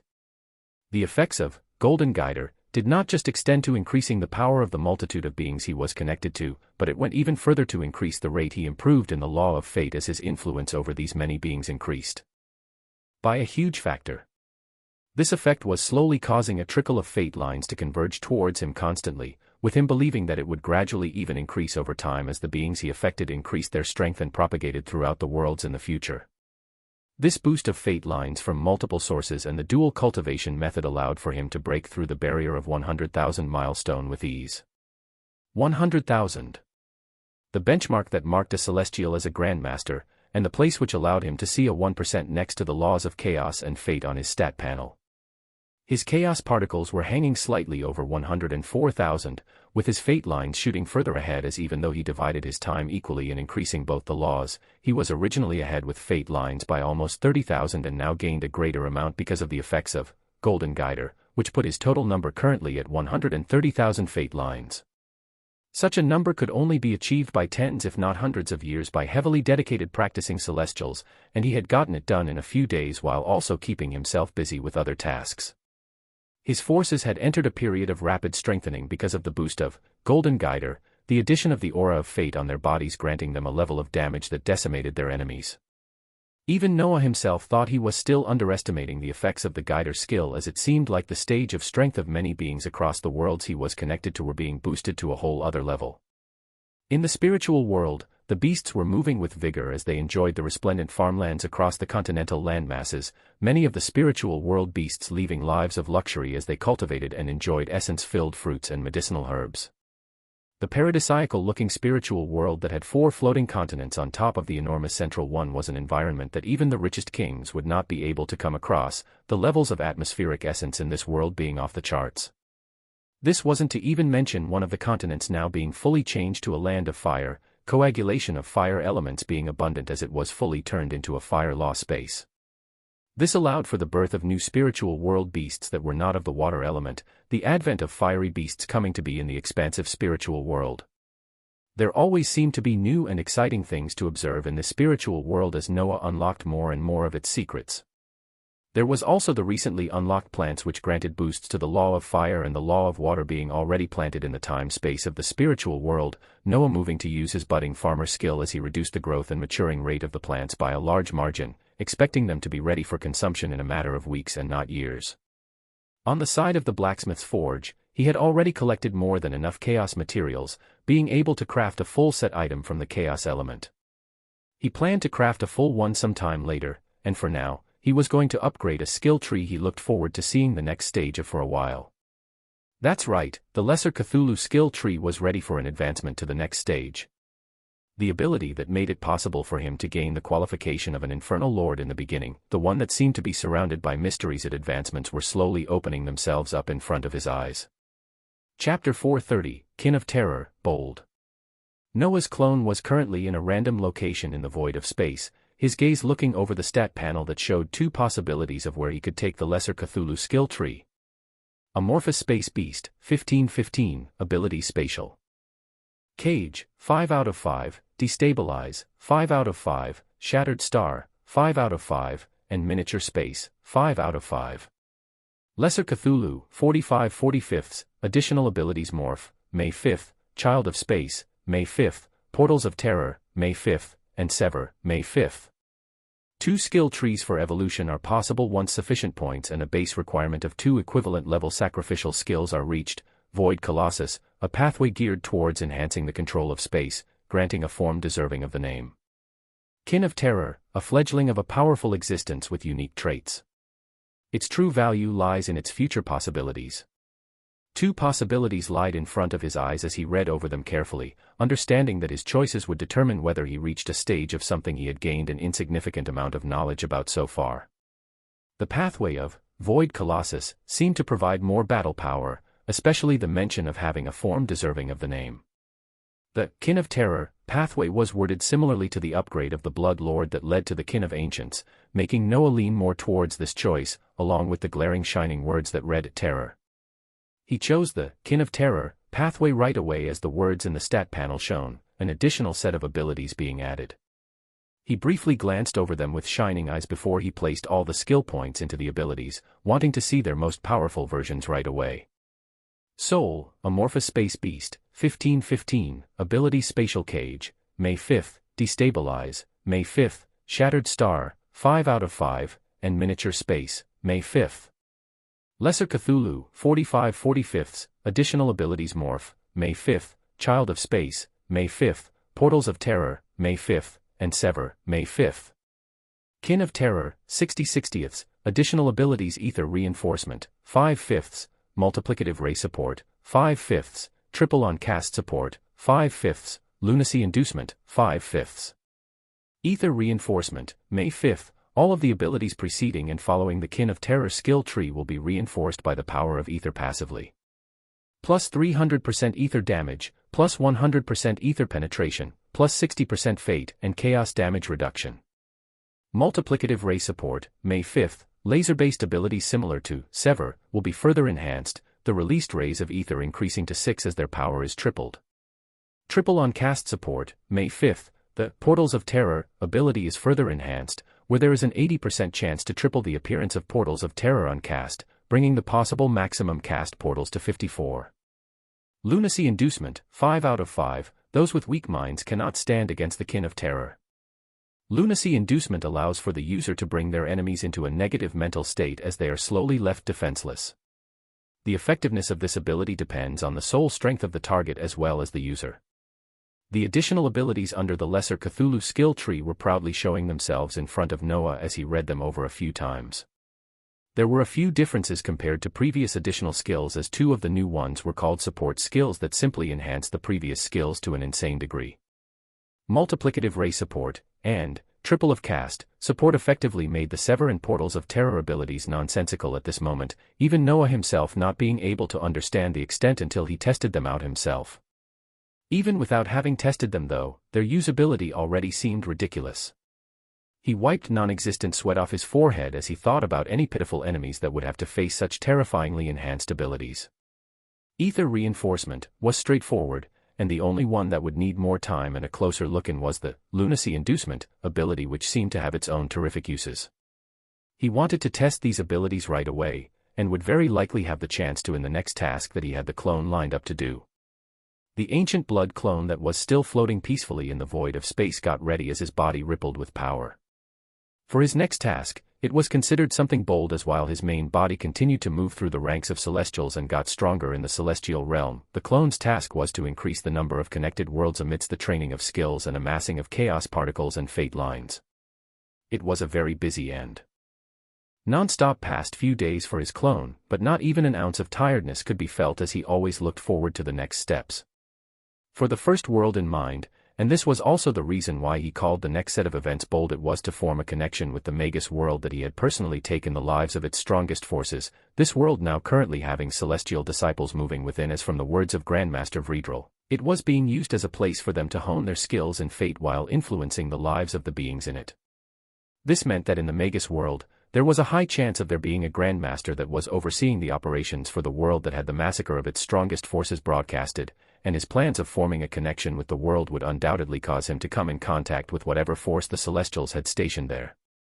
Thus, he would have to move covertly in order to establish the connection, clear out any Celestials he found there, and then do something even crazier, as his teleportation currently was leading him towards his homeworld, where he would be picking up something the Celestials called a cursed treasure, something that they used as the reason to destroy an entire world.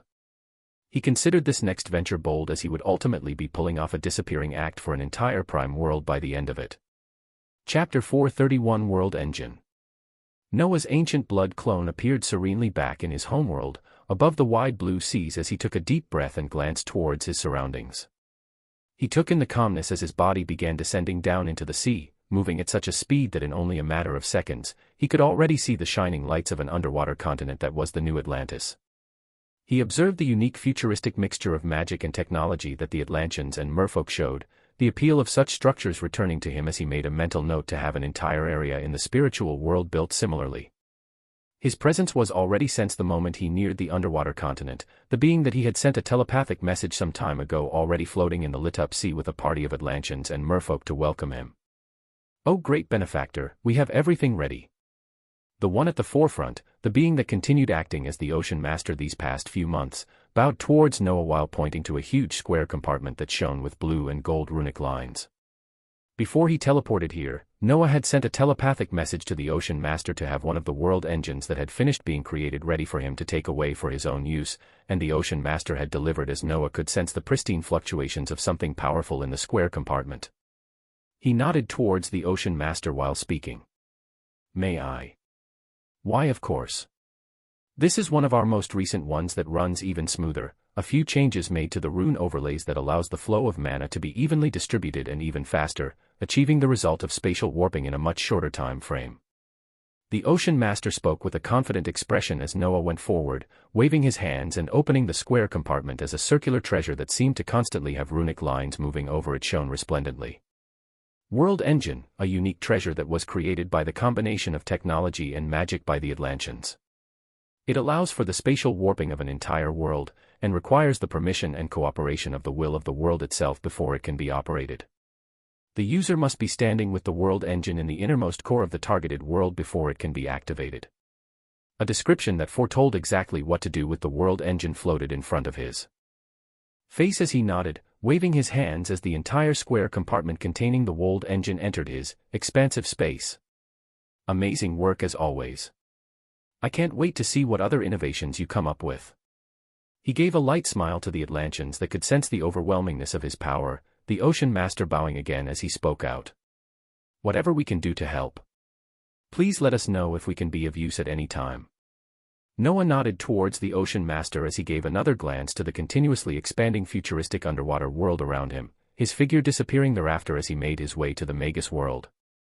The moment he left, huge sighs and breaths of relief as bubbles from the Atlanteans and merfolk as it felt like they could finally breathe after an instance of meeting that powerful figure. One of the merfolk turned towards the Ocean Master as he asked with an ashen expression. "Sire, are you sure that is the same benefactor?" The Ocean Master had a relaxed face as he glanced at his subordinates and nodded, even he not being able to completely withstand the overwhelming aura the being that had just disappeared released. It wasn't that his rank and power were overflowing freely for all to see, they actually could not even guess what realm their benefactor was at as his body did not release any essence fluctuations. What filled them with the overwhelming sensation was his eyes.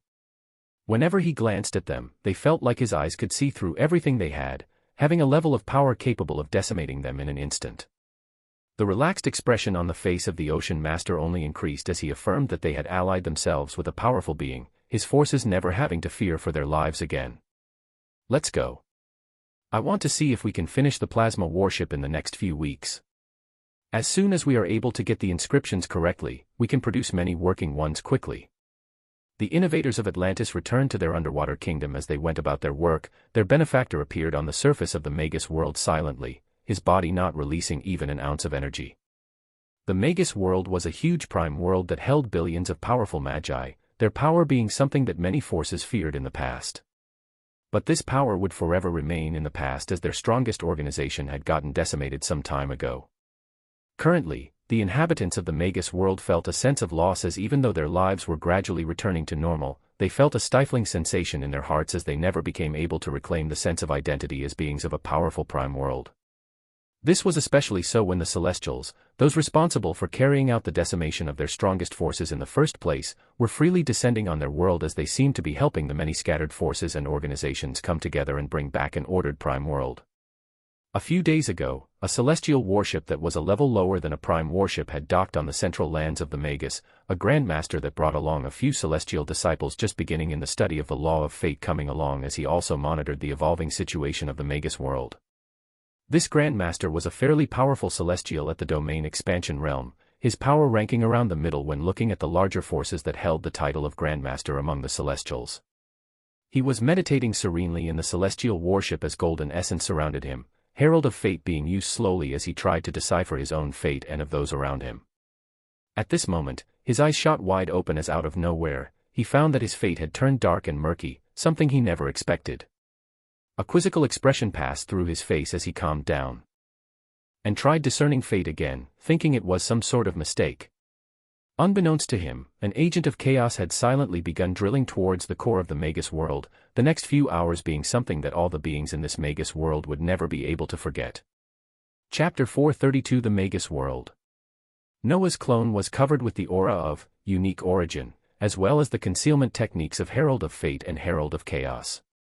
He was covertly moving and hidden so well that nobody could find out anything about him, whether they were looking for it or not.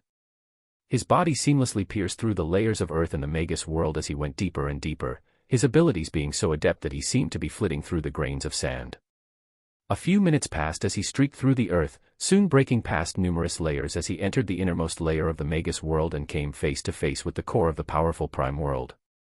The world core was unexpectedly taken aback and did not even speak, Noah being the one to take the initiative as he glanced at the circular rotating mass of mystical essence that stood as the center of a prime world. "I apologize for intruding, but I came to reclaim something that I made possible to still be living today." He spoke out curtly as he neared the world core, the immense mystical power that was bound by universal laws which it released not affecting him one bit as he heard the reply of the world core. "What exactly are you talking about? Do you even know what you are currently standing in front of?" Yes, it will be easier if I simply share something with you. Can I get some help?" Noah spoke nonchalantly to the core of the Magus world as his last sentence was directed to his planetary system. From Noah, a manifestation of lights that were actually memories were released, nearing the massive rotating core as a surprised voice came out. Such a thing should not be possible for an entity like you. What is? The information that was uniquely passed from the planetary system and onto the core of the Magus world. As a shocking level of silence followed, an entire 5 minutes passing as Noah stood calmly in front of the core that did let out any more words. This was because the information that was just passed to it was about the plans of the Celestials to fully destroy the Magus world, and the intervention of Noah that allowed for this world to continue living, even though it had to lose its most powerful forces. It is you that massacred the beings I raised for so long. Yes. It is you that saved everything else, even me. What do you want to do? A sly smile appeared on Noah's face at these words, giving a speech he had given to many worlds before, as this one did not hold any sort of threats. A connection. After a while, the core of the Magus world ascertained while thinking carefully, voicing out something that would be the biggest worry for the undertaking that Noah was about to carry out. If everything you say is correct, you would be putting yourself and this entire world into even more danger, as Celestials can simply come and do what they wish even if this connection is successfully established. There are also a few on them on this world at this very moment. Let me worry about that. I have your agreement. Yes. With the agreement of the world core of the Magus world, Noah's eyes shone as he stretched his neck and prepared to begin. The first thing he did was use the abilities of Herald of Fate and Herald of Chaos to discern his own fate and the fates of the many beings in the Magus world. A large inflow of information rushed to his brain as with the use of both absolute skills that involved the supreme laws of fate and chaos, he felt like he was seeing even more, the simile of seeing both sides of the same coin appearing in his mind as he sensed the bright fate and chaos auras located in the Magus world as many plans flowed in his mind. He also pulled out the dagger of time as it rotated rapidly in front of him, using the ability of insight, as he foresaw many possibilities of the next few minutes, nodding his head as he breathed out slowly, getting himself in the right mindset as he was about to pull off a bold heist. Let's do this silently, why don't we? He sent his thoughts to the planetary system and the core of the Magus world as a bright light that signified a connection shot from him and into the core of the world, a fantastical process beginning as from Noah himself, a beautiful circle of blood began to spread out with him at the center. Both, Blood World, World Veil, and Unique Origin, were cast simultaneously as powerful covert techniques went on to begin wrapping around the entire Magus world with extreme speed and precision.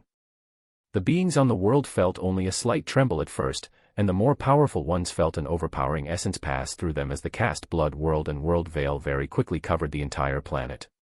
The Grandmaster that was meditating with a troubled expression shot up rapidly as he looked to the skies, noticing a color red overtake it as his warning bells rang, finding that much of his connection to the outside world and his fate abilities were being hindered. He took out a medallion as he prepared to recall the celestial disciples currently moving in the Magus world, realizing that what he discerned before might not have been a mistake as something troubling was occurring. Get back to this warshi. SHAA. Boom. Silently and explosively, right behind the celestial Grandmaster, the expressionless figure of Noah's ancient blood clone appeared as the domain expansion realm was hit with a sneak attack. Void of impending doom. Armageddon. Overpowering darkness, terribly blazing flames, meteors, and chaos erupted out and closed in on the celestial Grandmaster as the ability Void of impending doom from the Agent of Chaos and Armageddon from Herald of Flames were cast for the first time. Chapter 433 Assassinating a Grandmaster. Grandmaster Luo had been meditating in the celestial warship with a troubled expression when he first felt the waves of chaotic power pass through his body. He did not even have a chance to react as a second later after he realized the passing energy was a technique that cut off communications from the outside world, an enemy appeared to attack him out of the blue.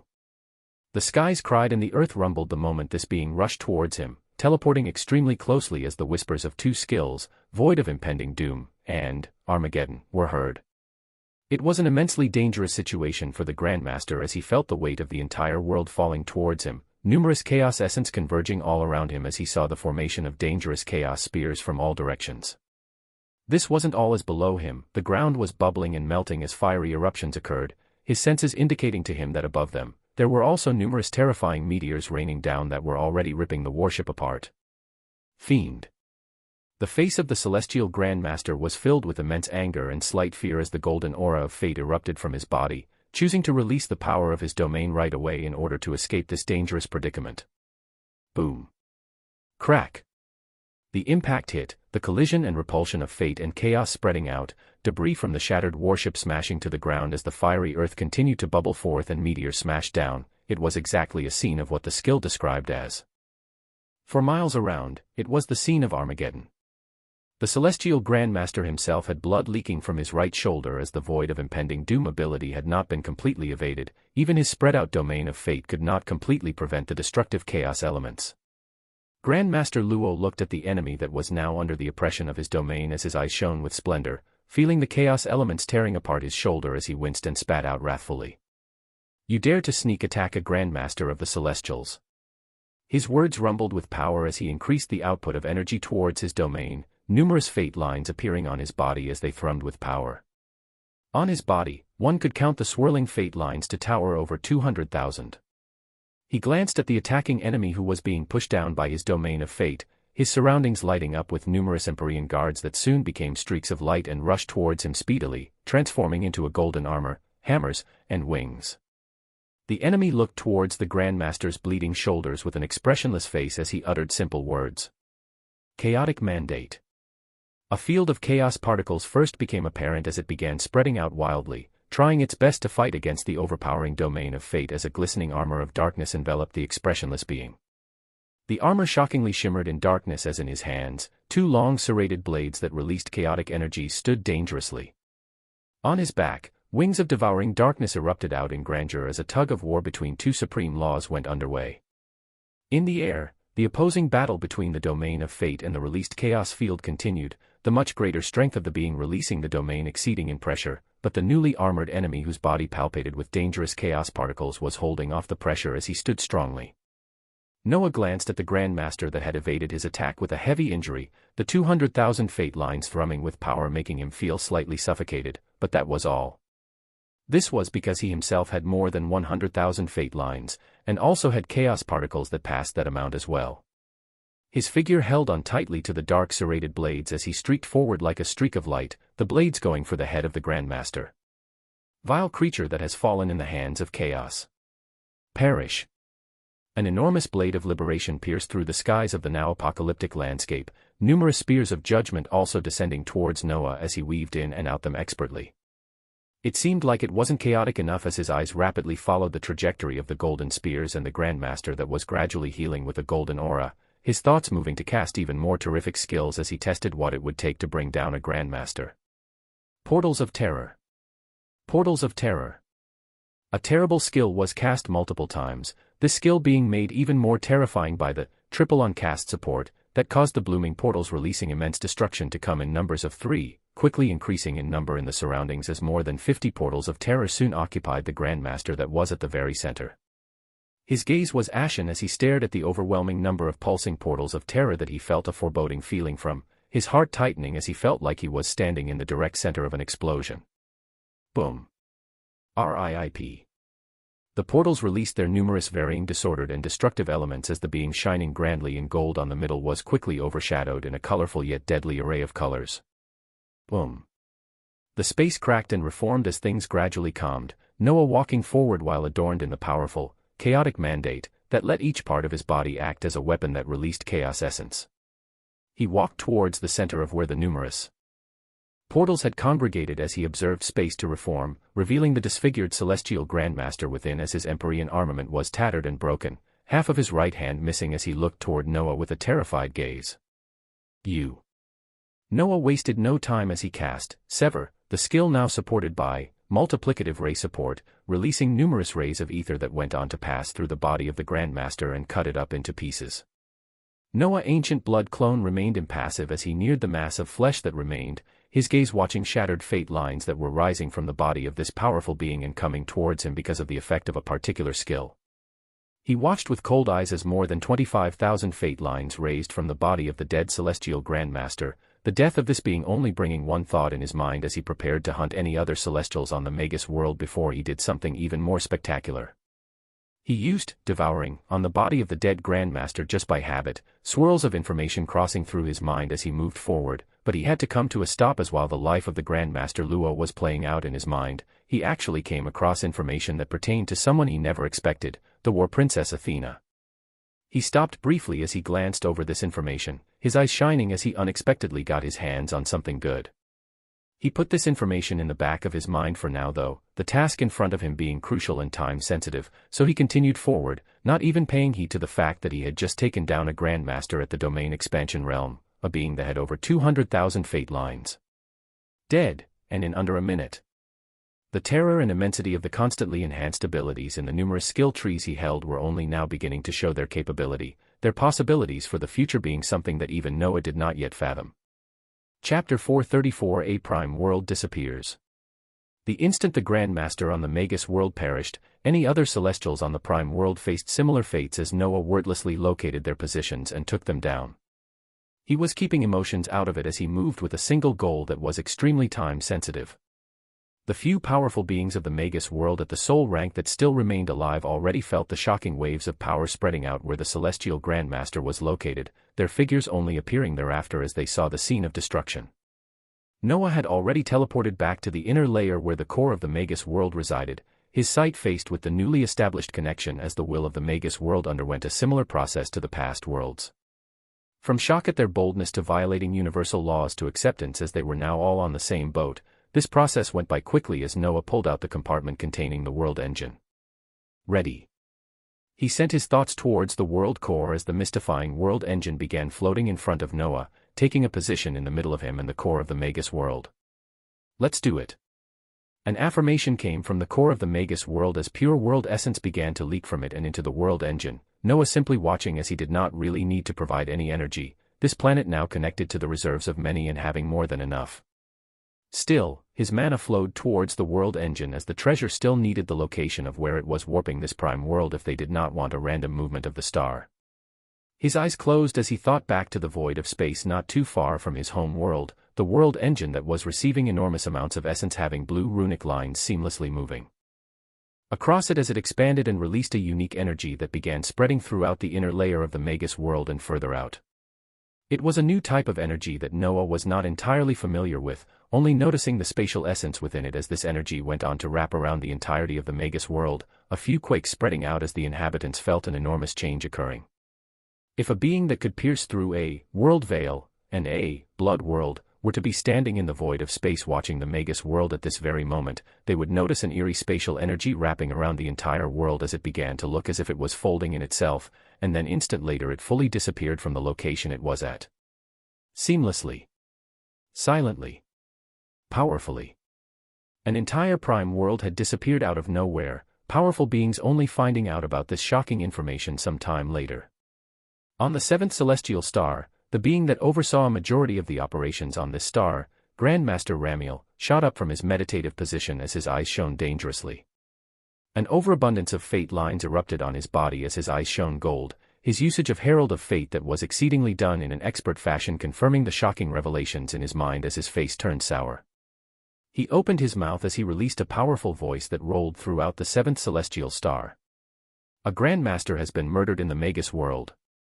Leave all tasks behind and get there as soon as possible. Be prepared for battle. A shocking command reverberated in the ears of every celestial Grandmaster of the seventh celestial star as many golden figures of Grandmasters moved without a second of delay, their bodies either teleporting onto huge warships that were powered up instantly and began shooting from the shimmering star, or others jumped onto established portals that connected to worlds near the Magus world that the Celestials held sway over. From the seventh celestial star, numerous golden lights shot out as prime warships of varying sizes erupted out with maximum speed, Grandmaster Ramiel being the first one to move the moment he finished his rallying call as he was shockingly moving through the void of space alone and without the use of a warship, but his speed was multiple times faster as he shot through at speeds that seemed to be surpassing light. In the void of space, ruptures continued to spread out as he shot forward. This monstrous Grandmaster was shooting through the void of space so speedily that in only 10 minutes, he had traversed from the faraway seventh celestial star and at the exact location where the Magus world was, or where it used to be. His face was colored black as he swept his energy all around, turning even darker when he found that where the Magus world used to be, fluctuations of spatial energies were freely flowing, but the world itself was missing. It was missing along with Grandmaster Luo who was stationed here a few days ago with a few disciples. His gaze became sourer and sourer as golden waves of fate began spreading around the area, his essence utilizing Herald of Fate. Even more, a monstrous number of fate lines rolled around his aged body. They seemed insurmountable, as one could barely make out that their number most definitely passed 1,000,000, if not higher. He utilized the absolute skill to try and decipher exactly what had happened here and who was involved, but he shockingly found out that he could not get even a semblance of knowledge on the being involved, nor could he locate anything about their fate. All that met his peering gaze was a void of darkness, where he also saw spurts of shining light. His gaze continued to get more and more chilling as the time passed, soon enough sensing the arrival of numerous prime warships and other celestial grandmasters as they all surrounded where the Magus world used to be, their eyes almost popping out of their eye sockets as the location where one of them had fallen was actually missing. They glanced towards the leading Grandmaster Ramiel as they did not know how to move, because simply, something like this had never happened before. In the past 1,000 years after the War of the Righteous, not a single Grandmaster had fallen to enemy forces, much less assassinated. So who exactly was bold enough to kill a Grandmaster, and how powerful were they that this entire group of Celestials could not find out anything about them? Chapter 435, A Declaration. Grandmaster Ramiel floated in the void of space as he stared at the empty plot where the Magus world used to be, numerous thoughts floating in his mind as a few stood at the forefront. As he looked at the situation in front of him, multiple things came to his mind, but the biggest one was a similar occurrence of such an event when it pertained to a large world that was already destroyed in the past, and by their commands as well. A large world that had the capabilities to warp across space, holding a cursed item that defied the universal laws and increased chaos. They had sent the order down for this world to be destroyed long ago, so this occurrence should not be connected to it, but the cursed treasures of that world might have just fallen into some else's hands. He continued to think as his expression was that of wrath, but it wasn't for the reason that many were thinking of. The death of a Grandmaster was a big loss, yes. But the even bigger loss was the slap in the face as an enemy actually targeted the Celestials. The eyes of Grandmaster Ramiel twinkled as he combined the many thoughts in his mind, thinking of ways to bring about the best results from this event. He looked towards the surrounding Celestials as he thought about the recent state of affairs, a dangerous gleam appearing in his eyes that nobody could foresee as he spoke out with a rambling voice. This is an affront to the honor of Celestials, as cowards actually think they can target and take the lives of our people. His gaze was cold as he stared at the Grandmasters on prime warships and others that were floating angrily in the void of space. Those who did this are enemies of Celestials, and in this wide novice galaxy of ours, we only have a single enemy. Shock coursed through the minds of the listening Grandmasters as they soon caught wind of where the words of this leading Grandmaster on the 7th celestial star was saying. Our enemies are the cowards hiding in the dark expanse, and those slumbering in the Litalis expanse. Fate lines that crossed the 1,000,000 point thrummed strongly on the body of the Grandmaster as his body adopted a holy aura. Outwardly, he had a wrathful holy expression while inwardly, he was smiling at having found the perfect way to bring about immense results in the form of increasing their power and influence, as well as be the one to earn the most influence and increase in fate lines at the end of it all. Today, from their cowardly actions here, they have effectively declared war. Essence of Fate rumbled out a singular event that would propel a sequence of events towards a terrible future began, the surrounding Grandmasters watching the play that Ramiel was acting out as their eyes twinkled, getting on board of the train instantly. A declaration of war. We must avenge Grandmaster Luo. We must bring order to all of this chaos. War. War. A wide smile appeared over Grandmaster Ramiel's face as he watched this scene. He cared not whether the killer of this Grandmaster was a being that had obtained the cursed weapon from a world they destroyed long ago. He cared not whether the little mice in the dark expanse were involved or not. All he wanted was to use this event to increase his influence and the influence of Celestials the most, sparking the conflict they all knew was coming, but had not found the right spark for it just yet. The assassination of a Grandmaster was all he needed to use as an excuse to paint the beings of Dark Expanse as their enemies once more, and begin the gradual process of a war that would influence the lives of trillions. The skies shimmered gold as fate lines had already begun descending onto Grandmaster Ramiel even before he moved to further propagate his own campaign. His face shone with the splendor of a holy aura as he spoke out towards the watching Celestials. For the order and balance of our novice galaxy, let the war against these savages begin. Woohoo! Resounding roars of affirmation met him as in the location where a prime world used to be, one of the initiators of a terrible war began. In another location, a prime world had seamlessly warped across vast distances and appeared near a blue panel, a splendor of essence still apparent around the world. Noah, who was standing within the world, felt the descent of numerous fate lines and chaos particles, his eyes shining as it seemed his actions had brought about something even bigger than he thought. He held no worries though, as he planned to do what he did today multiple times over the span of the next few days. He planned to expand the connected worlds from the low number that was still under 10 and multiply that as much as possible as he trained in 2 supreme laws, while his main body moved in the celestial realm to obtain even more treasures. When do we begin the process of realm creation? A question that would have scared any knowledgeable being was heard in Noah's mind, the planetary system bringing the topic of something that it was very much looking towards to as Noah had a thoughtful look. As soon as we have the proper requirements to create something at least on par with the infernal realms. For now, we can steadily build up to it. Noah replied calmly as he himself was looking forward to this event, the information he gained from the Infernal Lord title letting him know exactly what he had to do in order to uniquely achieve the goal of making a realm, something that rarely occurred, and especially rare for there to be a singular being that caused it. But for now, he enjoyed the achievement of connecting to the Magus world, his gaze on the inhabitants in this wide world that would soon join his forces as he prepared to send some beings down to properly manage this world. The one at the forefront that had been moving tirelessly the past weeks was the Guardian of Blood that continued to oversee the ancient blood world and monitor the progress of the vampires that Noah made, but this Guardian was versatile in its abilities and should have no problem looking over a few other worlds. The clone's figure disappeared as he went off to repeat what he did just now to a few more worlds, staying true to his goals of simply attaching more worlds to retain his supremacy over mana. Chapter 436 Rapid Breakthrough. As his clone moved to increase the connected worlds, Noah's main body was currently in an expansive training room of the celestial watchtower that stood between the border that left behind fire behemoths and had the chaos behemoths that were located further out. The aura of fate was abundant in the room they were in as Grandmaster Vredrel stood in front of them, his hands releasing warm essence of fate as he calmed the unstable aura around Noah and Athena. That's right. The power leveling that the Grandmaster was putting Noah and Athena through was finally coming to fruition, as these two beings that continued to be given materials and cores from chaos behemoths were finally forcefully breaking through to the domain expansion realm. The resources and treasures that would have gone to multiple elite exploration teams and celestial grandmasters were given to the two beings with noble fates, their strengths being raised at a rate rarely seen as they broke through ranks that would normally take even geniuses years to break through. Grandmaster Vredrel would not have proceeded to continue pushing their realms up forcefully if their bodies showed any instabilities from not being able to handle the rapid rise, but Noah showed no issues while Athena only showed slight instabilities.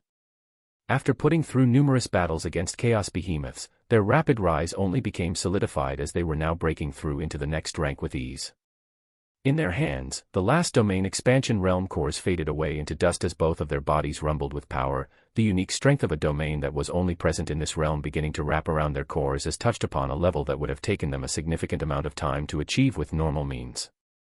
Good, keep it steady and manifest the domain around your origins. This will allow you to stably step into the domain expansion realm.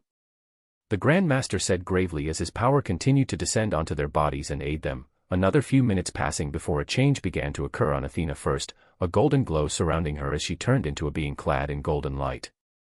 An ecstatic expression appeared on the Grandmaster, the smile becoming even wider when the exact same situation happened to his other student, the two successfully establishing domains in their origin as the powerful aura at the domain expansion realm began to leak out from them.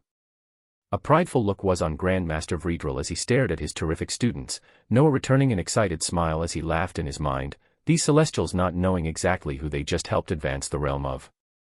He and Athena had been given so many domain cores that he could have reached a few days back because of the smoothness that the planetary system allowed him to absorb cores, but he waiting until the senior sister that had always been ahead of him to break through before he did it himself. At this moment, he had to give heartfelt thanks to the Celestials that had granted him such a large amount of treasures and brought up his rank rapidly. For the first time in a while, his rank had advanced first before he upgraded his skills. Much of his skill trees currently remained at the soul rank, which will need the clone to spend some time out of its planned schedule in the time-space raising the proficiencies of the skills before they could advance forward. This would be for later though, his attention currently turning towards the joyful Grandmaster that he stood on the same realm as. The only thing missing being a few 100,000 fate lines that he saw himself reaching not too long from now. Terrific geniuses indeed. You'll work to stabilize your new realm the next few days before we can set off again. I wanted your power to be as high as possible before you began joining any skirmishes of the coming war, but... His gaze of joy turned difficult as he continued. I just received word that Grandmaster Luo of our 7th celestial star has been assassinated, and the Dark Expanse is to blame. This is a declaration of war. Noah's eyes opened wide as he heard this, his clone that was already locating another world to form a collection to also pausing in surprise as it heard the shocking results of its actions. Noah had known that at most, the Celestials would connect the disappearance of the Magus world to the technology of the lost world of Atlantis they destroyed long ago, but they would never be able to find out exactly who was involved, as he was expertly guarded by both fate and chaos techniques. Yet somehow, the Grandmasters had attributed the death of their own to the Dark Expanse, in an effort to use it as one of the excuses to start the war. A war between such huge forces did not begin and end in a day, where even the campaign of war that the Celestials carried in the War of the Righteous more than 1,000 years ago, the war had lasted tens of years as the Celestials gained more territory and power. This war that was about to begin would not end in a few days or a few months, the beings involved being too many and too powerful, where even Noah knew after he gained his burst of new knowledge that it could take years. But, this was all without him in the picture. If he actually had a hand to play in this war as he increased his power. He kept his thoughts to himself as he looked towards Athena, the memories of Grandmaster Luo letting him know that there was a connection between them.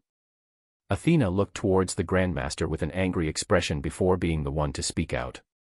Grandmaster, I know our rise in strength has been going against the natural order, where the rate simply does not conform to the norm. But since our strength will allow us to bring forth even more order, I will gladly continue raising my power, and I know junior brother Crixus will do the same. She had a valiant look on her face as she continued speaking. In this large-scale war, beings at the domain rank will be of great use, but those of higher levels will be the true decoders of the war. What can we do, Grandmaster, in order to attain such strength before the conflicts begin? Unexpectedly, Noah did not see the reaction he expected from Athena as she straightforwardly asked Grandmaster Vredril how to further increase their power, the old man looking towards them with shining eyes and replying. I was going to mention this to you after you had stabilized your realms and were ready to move forward, but as there are numerous powerful celestials that are special existences or those with noble fates, resources have been equally decided so far and are getting scarcer. This is even more so for resources that are useful to beings at the domain expansion realm. The Grandmaster spoke seriously as Noah considered his words about resources that could help someone at the domain rank. One must know, the Grandmaster was at the peak of this same rank, and even he had not broken through. Whatever resources that would be useful to him and Athena, they would also be useful to the Grandmaster.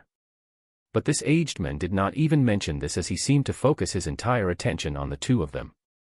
The resources to help a being in the domain expansion realm are scarce, but it does not mean they do not exist. But because of their rarity and the fact that there are so many qualified beings in this realm that desperately need such treasures to increase their power, something has to be done to determine which special existences or being with noble fate is holding more potential and more deserving of such treasures. The words of the Grandmaster were explosive, Noah and Athena listening closely as they waited to hear exactly what the Celestials had in store. How would they be determining who is more deserving of treasures that were useful to even the most powerful of Grandmasters? The answer was in the form of battle. Chapter 437 To be matched against special existences. The deciders of the direction of the war are the strongest beings, with players at the world rank or the ranks above being the ones that will ultimately decide which battles we win or lose. Noah listened closely as the Grandmaster continued, his mind going towards the cultivation ranks the Grandmaster mentioned as he already knew what was above the rank of world.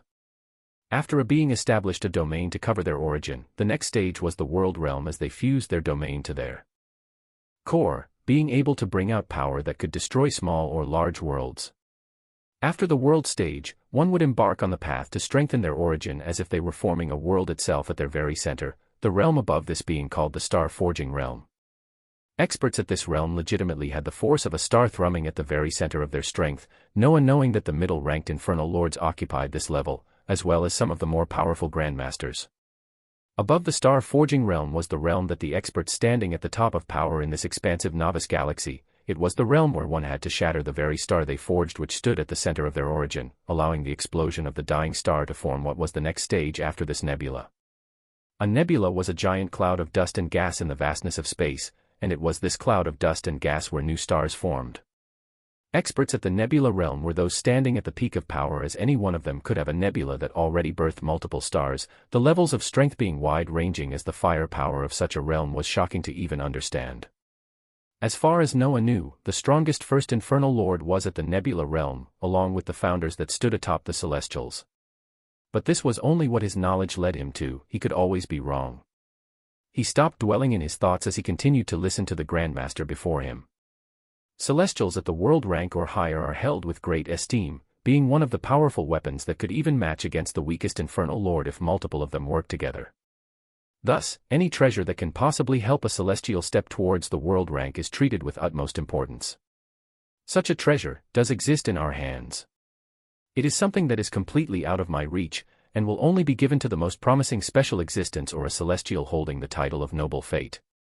This treasure is something that we found in the southern region of the spiritual land where fate behemoths are abundant, a treasure that I only know by the name luminescent rainbow dew. The eyes of the listening students shone as a treasure was mentioned, something that even Grandmaster Vredrel himself could not get his hands on. You too have the chance of obtaining this luminescent rainbow dew, but only if you can prove that your potential and power is greater and more deserving than the other beings at a similar standing as you. The way to do this is simply through battle. In order for you all to experience a rapid rise in strength similar to the past few weeks and enter a realm that will grant you the power to make a difference in this war, you will have to fight for it. Noah thought of many possibilities as the abundant treasures of the Celestials continued to help him greatly, and this treasure that was being hyped up by the Grandmaster was one that could possibly bring him to yet another stage that would allow him to catch up to some of the monsters he was facing. Who do we expect to be facing, Grandmaster? Noah replied with the conviction that seemed to say they would do whatever it took to increase their power, the Grandmaster nodding with a received smile as he continued. In a soon-to-be-specified location, a battle of geniuses will be held where those joining will be faced with beings holding noble fates and special existences that have immensely powerful innate abilities. Coming out on top of this tournament will grant you some of the most valuable treasures that we have collected over the last 1,000 years.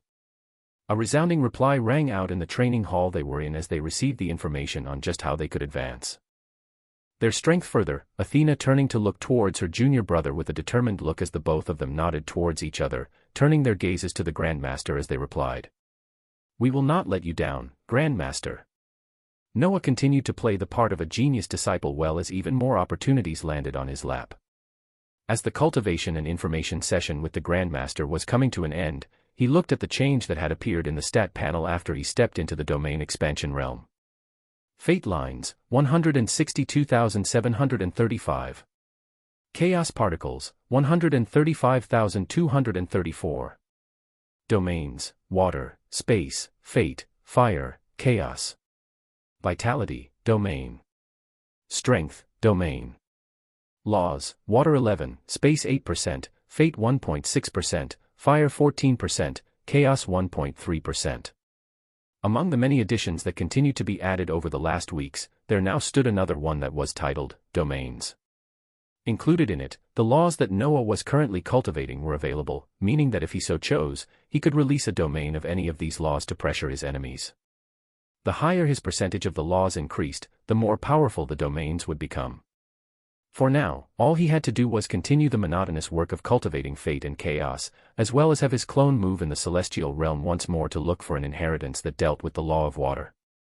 This was because normal universal laws like water and fire were much easier to raise up, and Noah knew if he could repeat something similar to what he was currently doing by dual cultivating both fate and chaos, raising the laws of water and fire should be even easier. Chapter 438 Atop a Dragon Searching for Treasures. Noah glanced at the Grandmaster that gave him and Athena more information of the battle of geniuses where they would have to face the terrible power of special existences and being similar to them with noble fates in order to get his hands of treasures that could help those in the domain rank. For now, his main body would participate in this tournament-seeming event as his clone continued to do the brunt work. At this moment, his ancient blood clone had formed a connection with a large world that Noah found viable in his memories, the beings within not having too many connections and not being of high strength. Much of these types of worlds came from the memories of the demon Emperor Baal, who was very active in targeting middle and large worlds as he expanded his forces. This recent world achieved Noah's goal of passing 10 connected worlds, the most recent ones being brought near his homeworld through the use of world engines, with Noah casting a world veil thereafter to hide all of them from prying eyes. These newly added worlds did not even need to be identified by name or unique qualities, as none of that would matter in the coming weeks, as he soon planned to carry out the grand plan of a realm formation. Such a plan would make the identities of worlds null. His eyes shone with splendor as the meeting with the Grandmaster moved along, thereafter obtaining more information on the recent events where Grandmaster Luo was assassinated and the resulting actions that came thereafter. The leading Grandmaster on the 7th Celestial Star, Grandmaster Ramiel, had already formally filed for permission to move his battalion that was made of numerous prime warships and celestials towards the border between the dark and light expanse, sending them as the preliminary force as they initiated what would be a long period of war. Some celestials were opposed to this as they wished for a longer preparation period to orderly move all forces, but even more were for it as it meant they could begin their conquest that would lead to more influence over many beings' fates much sooner. The request of Grandmaster Ramiel would most likely soon be given a green light after it was passed to the founder, what happened thereafter only being etched in history. Something new that came at the center of this was the prepared command that would be given to the powerful beings of the prime expanse that were moving in the celestial realm. They would be told that for them to continue exploring and enjoying the boons of the wondrous realm, they had to send a specific number of beings from their worlds as soldiers to fight alongside the celestials. They had to fight for the peace and order of the light expanse that was being disrupted by the dark expanse. This command would cause for the influx of millions of beings to be in the front lines in the coming war, this conflict of attrition eventually benefiting the celestials as they would be losing very little of their own forces as time passed. Thus, many waited for the okay to get things started, Noah absorbing all of the information himself as he continued preparing in his own ways. The spiritual world continued to bubble with essence, numerous things being accomplished every day by the system that stood as the center of the spiritual world. The building of the water law space had already been completed on one of the 4 continental landmasses of the spiritual world, Noah actually choosing to reduce the fire law space to cover half of the continent, and for the water law space to cover the other half. This created the unique environment where 2 opposing law spaces had an inch of a barrier that stopped them from flooding into the other. This was all in preparation for the obtainment of a new inheritance in the law of water that would allow Noah to perform dual cultivation with these 2 laws as well. The ancient blood clone finished forming the connection of another world as he sent numerous telepathic messages to his competent forces to handle this transition, Steel Mikhail, and even Kazuhiko that seemed to never want to leave the time-space that he was using with extreme efficiency to raise his skill proficiencies being put to use. The clone moved without rest as he reappeared back into the celestial realm, his body currently pulsing with power as his main body had stepped into the domain expansion realm. When this was paired to his continued advancement in 2 supreme laws, many beings would feel their souls shaking if he didn't cover up the pressure of power that he released. This time, the clone had appeared in a region not too far from the sanctum, his gaze going towards a certain direction. This time, it wasn't the north where the fire behemoths and chaos behemoths resided, but the south where one could find water behemoths and ice behemoths, his goal being to look for the treasures and inheritances here as he increased the efficiency of his cultivation even more. His rapid rise in chaos particles and fate lines was going in the right direction, but his fire origin core had remained with a slow progression where even the supreme laws could soon surpass it. Draco, come back.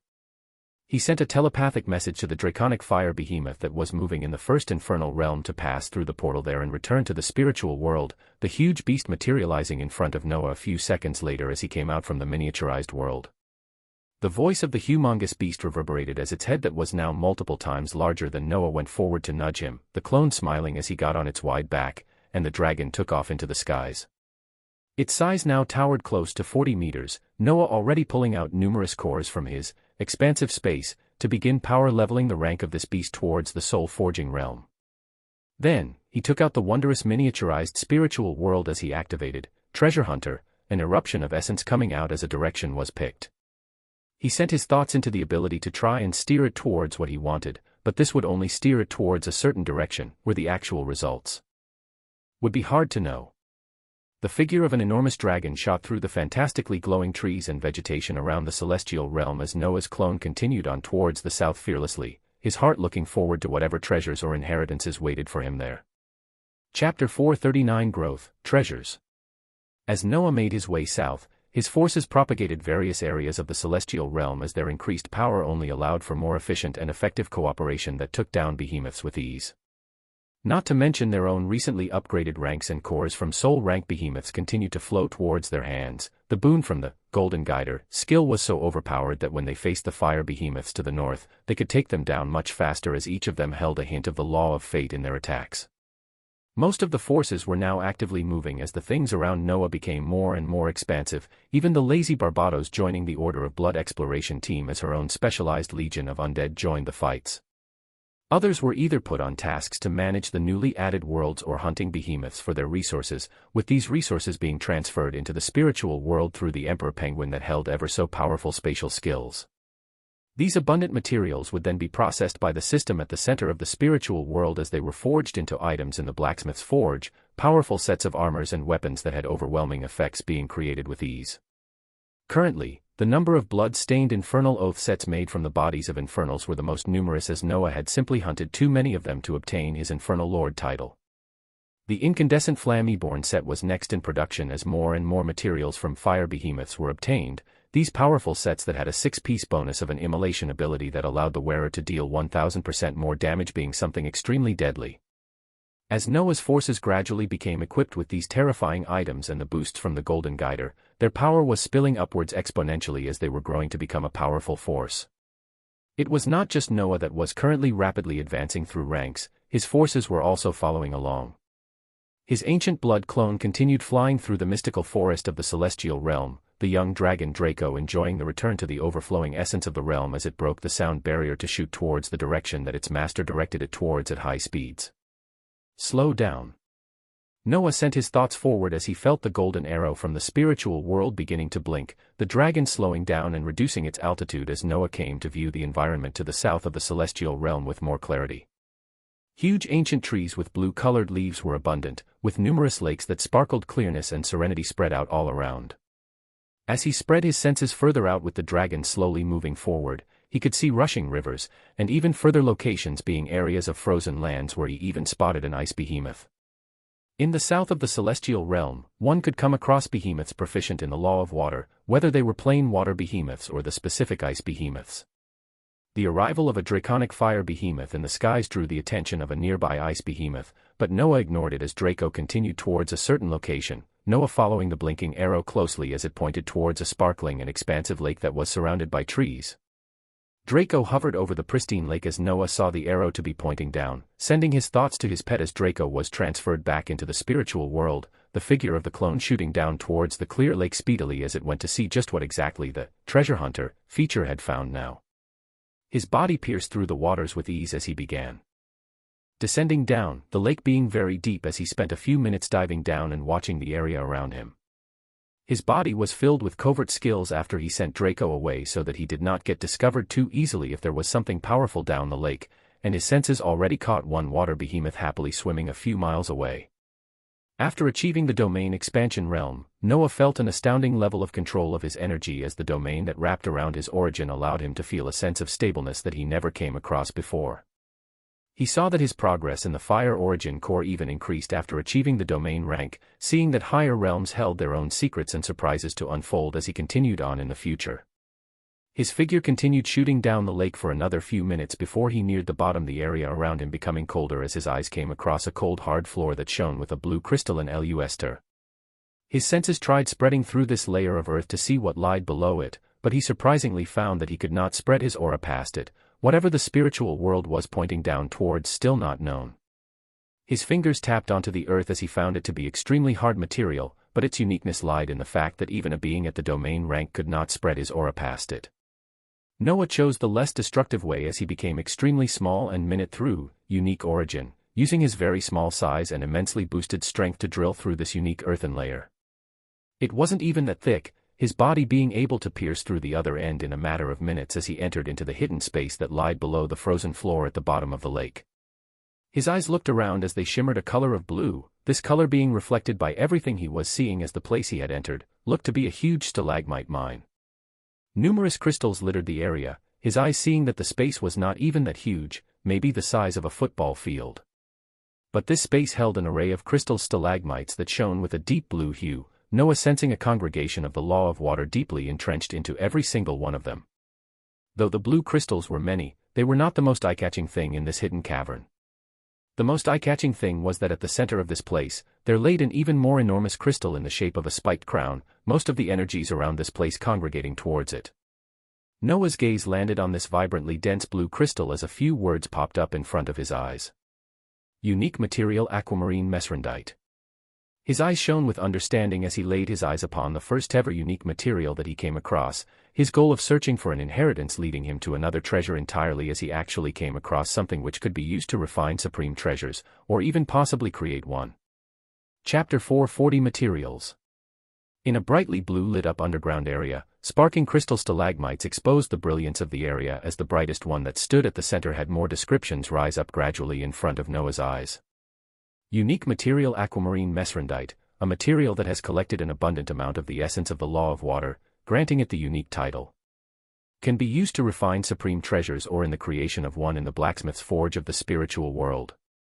Noah's ancient blood clone had actually come across a material of great value in his search for an inheritance, something that thrummed with the power of the law of water, a material that he could use to either refine the trident of the sea, or possibly create another supreme treasure.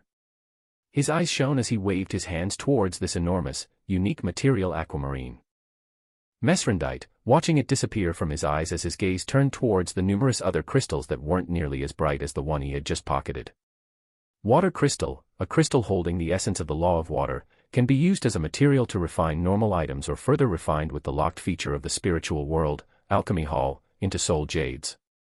The less bright crystal stalagmites were water crystals that were similar to the fire crystals he had obtained as materials before from his first fire behemoth, but he noticed the additional descriptive words added to the item as the planetary system hinted to a feature he could not even use yet. You are able to foresee the possible uses of the future features of the spiritual world already. He asked the planetary system as a reply came a millisecond later.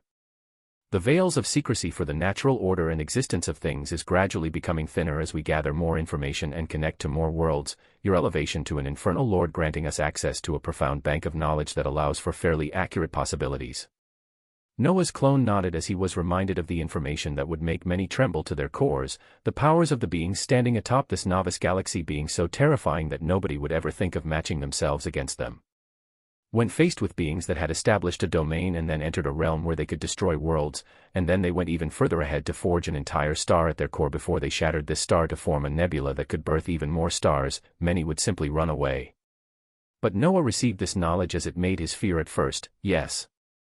But he reminded himself of his own power, and just how rapid he could rise through the ranks compared to anyone else. An example was how in just a period of the past few weeks, he had gone from the void realm and into the soul-forging realm, and just now he had stepped into the domain expansion realm. What speed! What genius! With such an overpowering power behind him and his own confidence for the future, he saw himself in no way lesser than the beings that already stood near the top. He shook himself out of his reverie as he glanced at the many water crystals around him, waving his hands as the wide expanse that was the size of a football field began to be emptied until the brightness was gradually gone. Every single shining crystal that had even the tiniest luster was taken into the spiritual world as the place where a treasure trove had been laid barren, Noah's figure bringing out the spiritual world thereafter as he used, treasure hunter, once more, another golden arrow appearing as he was led to another direction once more. He disappeared from the barren underground area as he teleported to the skies, having finally attained the domain expansion realm that allowed one to fly freely in the celestial realm. But he liked the feeling of flying on an enormous draconic fire behemoth even more, so Draco reappeared in the skies with a shaking presence as Noah landed on its head, a slight smile on his face as he patted the enormous dragon that began leaving embers of flames as it began shooting through the skies. In another location, his main body was in an expensive lodging of the Celestials in the Sanctum, having returned from the far region where chaos behemoths were abundant in order to consolidate his realm and in preparation for the battles between special existences and beings similar to him who held noble fates, or so the commands from Grandmaster Vredrel stated. His main body was planning on how to best move within the ranks of the Celestials to maintain the most benefits, especially this treasure known as luminescent rainbow dew that even Grandmasters at the peak of the domain expansion realm wished for. He was thinking of how to move while gaining all of these benefits, but he was also thinking of the overall results he wanted to obtain from this organization. His thoughts went towards Athena, another figure that would play a central role in the events to come as at this moment in time, he saw her as a viable scheme to play. He had already placed himself in the War Princess's life until her guard was completely down around him, and he recently obtained even more information that pertained to her from the Grandmaster Luo that he took down in the Magus world. The information was something that was only a bit of history, but it could be used to create an amazing opportunity for the future. So while his clone continued to move in search of treasures and the continuing cultivation of laws, Noah was currently scheming, and at the heart of the scheme was the valiant war princess. In the expansive room he was in, Noah turned his head towards the door as he waved his hands to make the dagger of time that was slowly rotating in front of him disappear. The past few hours, he had been using the insight feature of the dagger to look at a few possibilities of how his plan could play out, and was confident in it somewhat as he heard a knock on his door soon after. He went over the plan a few times, changing what he was wearing as he also used unique origin, and then walked towards the door and opening it as in front of him was the war princess herself, her face holding a vibrant expression as Noah saw on her body. She was adorned by a unique golden robe that only signified one thing, and it was a type of status that very few celestials held in the light expanse. Senior sister, they've already given you a title of Grandmaster. Noah smiled as he spoke to the war princess in front of him, a scheme that would be one of the deciders for a few major events in the future beginning to play out at this moment. He had not done anything these past weeks as he was around this senior sister, but he would be making his move today. Chapter 441 Inducement, Behind a Waterfall. Noah's gaze was steady as the girl in front of the door looked to be slightly taken aback as she saw him because at this moment, he had made it so that when he opened the door, he was standing in front of her with a fresh towel wrapped around his waist, another white towel on his hands as he dried his hair damp as if he has just taken a shower. Athena looked at him as she shook her head with a smiling expression and replied, "I've long since passed 100,000 fate lines, it was long overdue. I wanted to come tease my little junior brother about how he was lagging behind and take you with me to spar, but you don't seem all that down."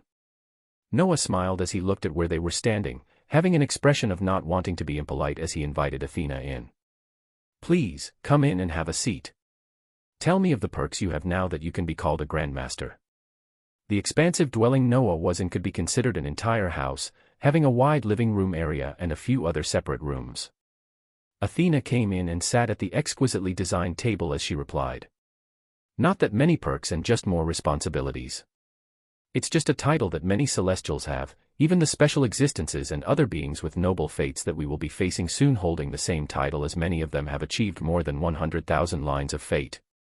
By the way, junior brother Crixus, are you just expecting me to ignore the fact that you only have a towel wrapped around you this entire time we've been talking? What exactly are you trying to pull off?"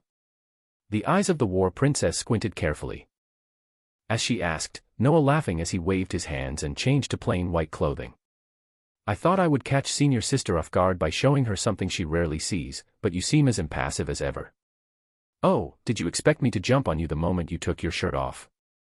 Athena replied teasingly as she looked towards Noah, this not being the first time that the senior brother and sister were bantering, their time spent together the past few weeks being abundant. "Maybe not with my shirt, but what if I cook for you again?" Noah asked with a smile as he went towards the kitchen and waved his hands, taking out behemoth meat that was filled with essence while looking towards the senior sister that was now looking at him with shining eyes. His food had been the one thing that caused her to speedily open up to him, being something that she never tasted before. A conflicting look appeared on her face, but not for long as her eyes quickly regained their normal valiant look. I came over here to ask you to go spar with me to celebrate my ascension to a Grandmaster, but it seems all you want to do is play around." Noah's eyes shone the moment he heard these words, the things he foresaw playing in the proper direction as he moved in right away. "What if we did play around, senior sister?" Silently, Essence moved as Noah activated a skill he had not utilized since he first received it, dipping his hands into one of the 7 deadly sins available to him, the sin of lust. He had never used this skill before, and even using it now on this war princess wasn't something he would normally do, but he had to move things along as he set up the sequence of events to possibly control this being in the future. The skill he used at this moment was the last listed ability under the sin of lust, it was, lust inducement. Lust inducement, the user can increase the lust other beings feel. This will make it easier for the user to manipulate said being. Noah's eyes shone red as they glanced towards the war princess that reflected a similar color briefly, her strict demeanor changing as she looked towards Noah and the behemoth meat ready to be cooked on the table. She seemed to think for a bit before she replied, "I'll only stay for the food. No funny business, little junior brother." At these words, Noah only smiled as he lit up a fire and began roasting the essence-filled meat. If there was an analogy to describe what had just happened at this moment, it would be akin to a fish taking the bait, and now he was just reeling it in as on this day, he planned to initiate a scheme to bring this being with a noble fate under his heel. His gaze was looking forward to a distant future when he could manipulate her as he wished to deal a decisive blow or even multiple of them in the coming war. As his main body schemed in the sanctum, Noah's clone was shattering the sound barrier atop Draco as they shot off in another direction that, treasure hunter, pointed him towards. The mystical celestial realm continued to reflect on his eyes as he went forward, passing numerous behemoths below him and finding very little flying behemoths, these being more common near the regions where elite behemoths resided. He even came across a particular exploration party from one of the prime worlds that looked to the skies in shock after hearing a booming sound, only finding embers of flames left behind. A few hours passed in this manner, the gaze of the clone continuing to watch the golden arrow that led him to an unknown location in the celestial realm, where it finally began to vibrate when they neared an area filled with raging rivers, as well as an enormous waterfall that smashed down to hard blue rocks. Draco slowed down and eventually came to a stop as the golden arrow from the spiritual world pointed down towards the waterfall below them, the young dragon being sent away yet again as Noah began to shoot down towards this waterfall. He couldn't feel the presence of any beasts, the only sound he heard being the roaring waves of crashing water. The rapidly vibrating arrow led him right in front of the waterfall and pointed forward, his gaze remaining firm as he floated towards it and pierced the rapid waters. A crystal blue covered his eyes as he passed through the water, his senses observing there was actually a hidden location behind this waterfall. No beast of human was in sight as he passed through, coming into a blue glittering cavern that sn.a.k.e.d forward. The golden arrow from the spiritual world continued to vibrate faster as he went further in, the hidden space opening up in front of his eyes until he came into a much wider clearing where a pool of extremely crystalline blue water peacefully laid.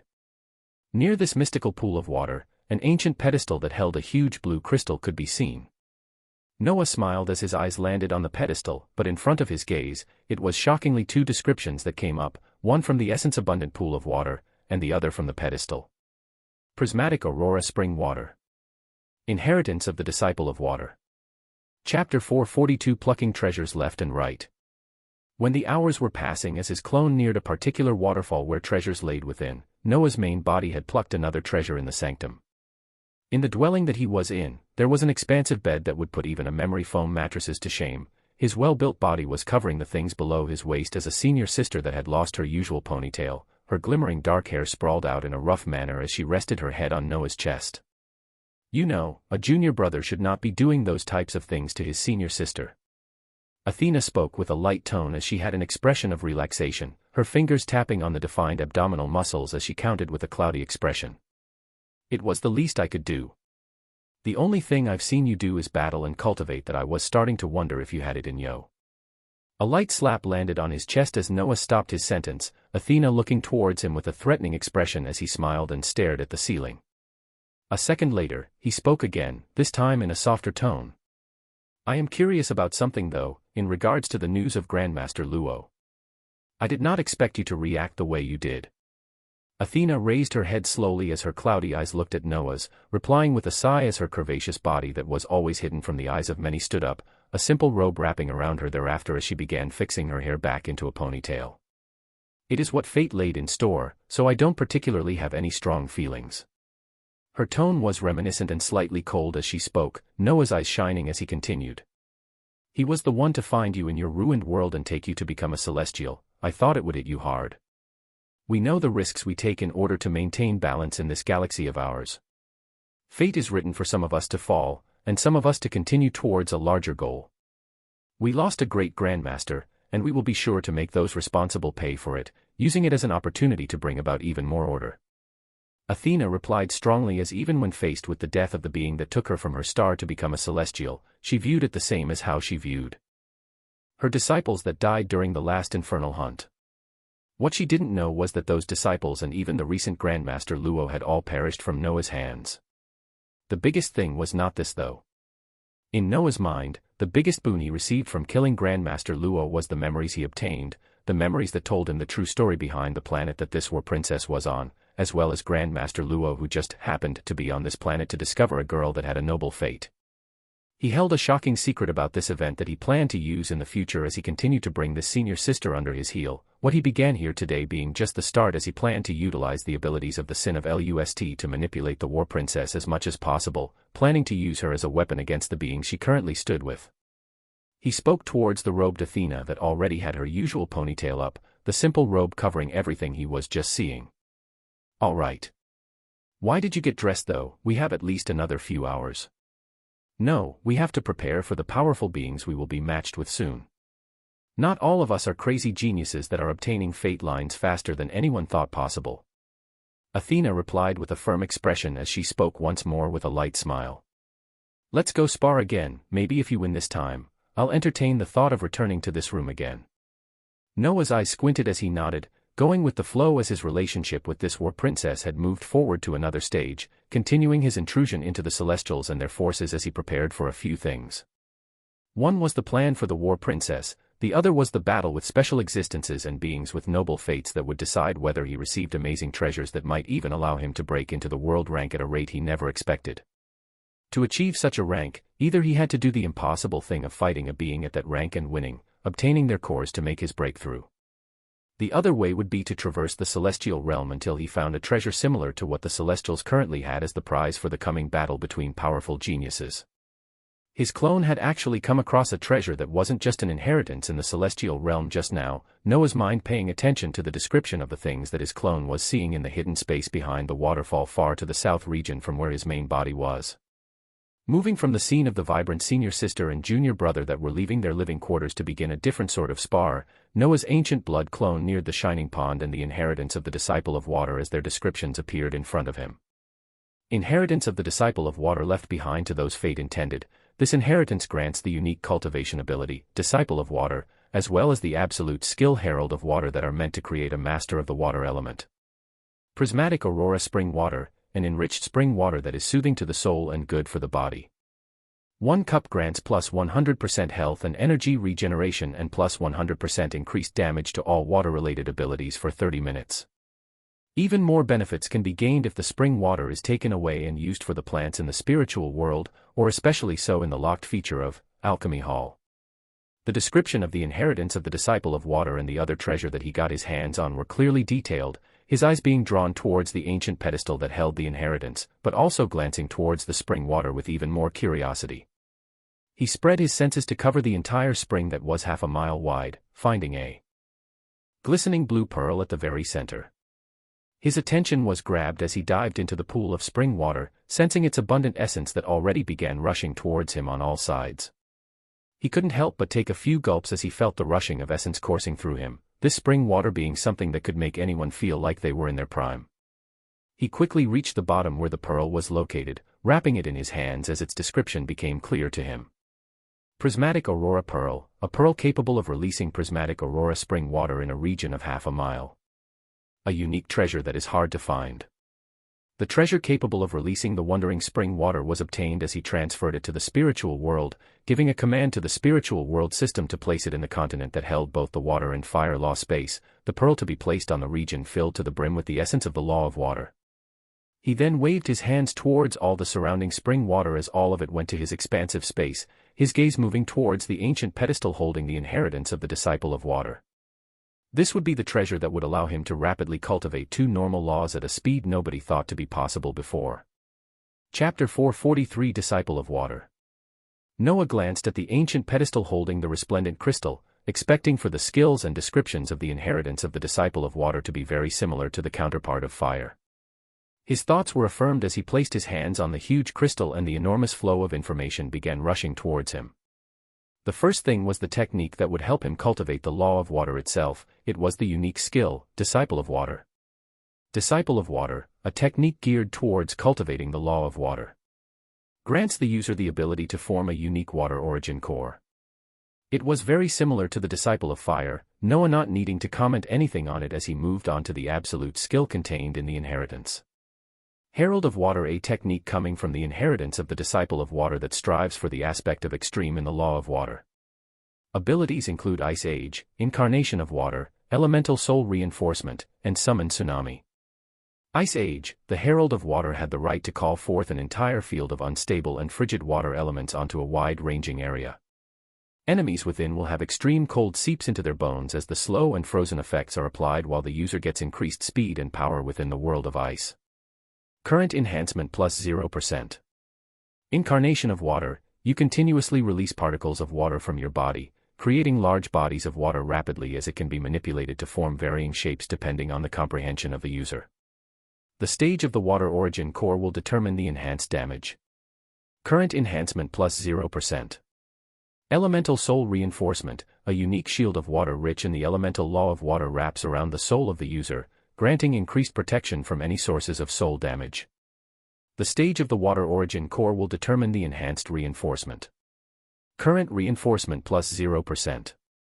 Summon tsunami, a disaster materializes in front of the Herald of Water as a tsunami made up of water particles whose only purpose is to drown their enemies descends forth. Current damage enhancement plus 0%.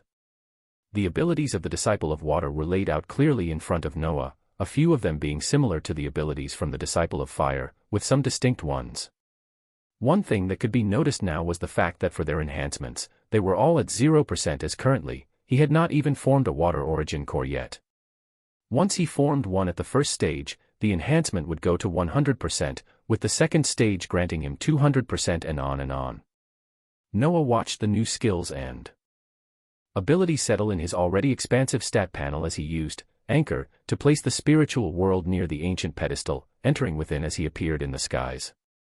He watched the mystically floating continents on all four sides and the central one that he could see large-scale changes on, the spiritual world system already beginning to renovate and use the architecture feature to fully build a magnificent city of Noah's wildest dreams. He thought he was creative, but his thought did not stand a chance when compared to the system that lied at the center of the spiritual world. The central continent of the spiritual world had futuristic buildings that were reminiscent of the dreams of the people in Noah's home world on what a future would look like, with huge skyscr.a.p. airs and exquisitely styled buildings that would take one's breath away. Not all the areas of the central continent were changed like this, a majority of it still left in a natural state as huge trees rose up, the spiritual world beasts still living in the habitats they enjoyed. Of course, the higher-leveled spiritual world beasts like the emperor penguin preferred the quality of comfort that could be found in the exquisitely built buildings, especially the places with hot springs and beds that made one feel they were sinking down endlessly. Noah put the spectacular advances of the spiritual world out of his mind as his figure teleported to the northern continent of this wondrous treasure where both the lost spaces of water and fire resided, his figure entering the water lost space first as he wanted to form the water origin core similarly to how he first formed the fire origin core without trying anything out just yet. While he did this, he sent telepathic commands to the harbingers and his other subordinates to tell them that yet another inheritance waited for them. Those that were moving within the spiritual world simply needed to go out to the luminescent hidden space where Noah anchored the spiritual world right next to the ancient pedestal holding the inheritance of the Disciple of Water, while those who were not on the spiritual world would simply have to use the portals in whatever world they were in to return and partake in yet another unbelievable opportunity. Many of them were already growing numb at all the treasures and opportunities they were receiving, and in such short periods of time at that as they had not even fully devoured the gains of the previous treasures. For many of his subordinates, they were still just finishing forming their fire origin core at the first stage, where even the second stage might take them months or years to achieve. Yet now another inheritance that would allow them to create another origin core landed on their laps. Many beings in the light expanse would only dream of being subordinates that received such a treatment, but it was not even a possibility for them.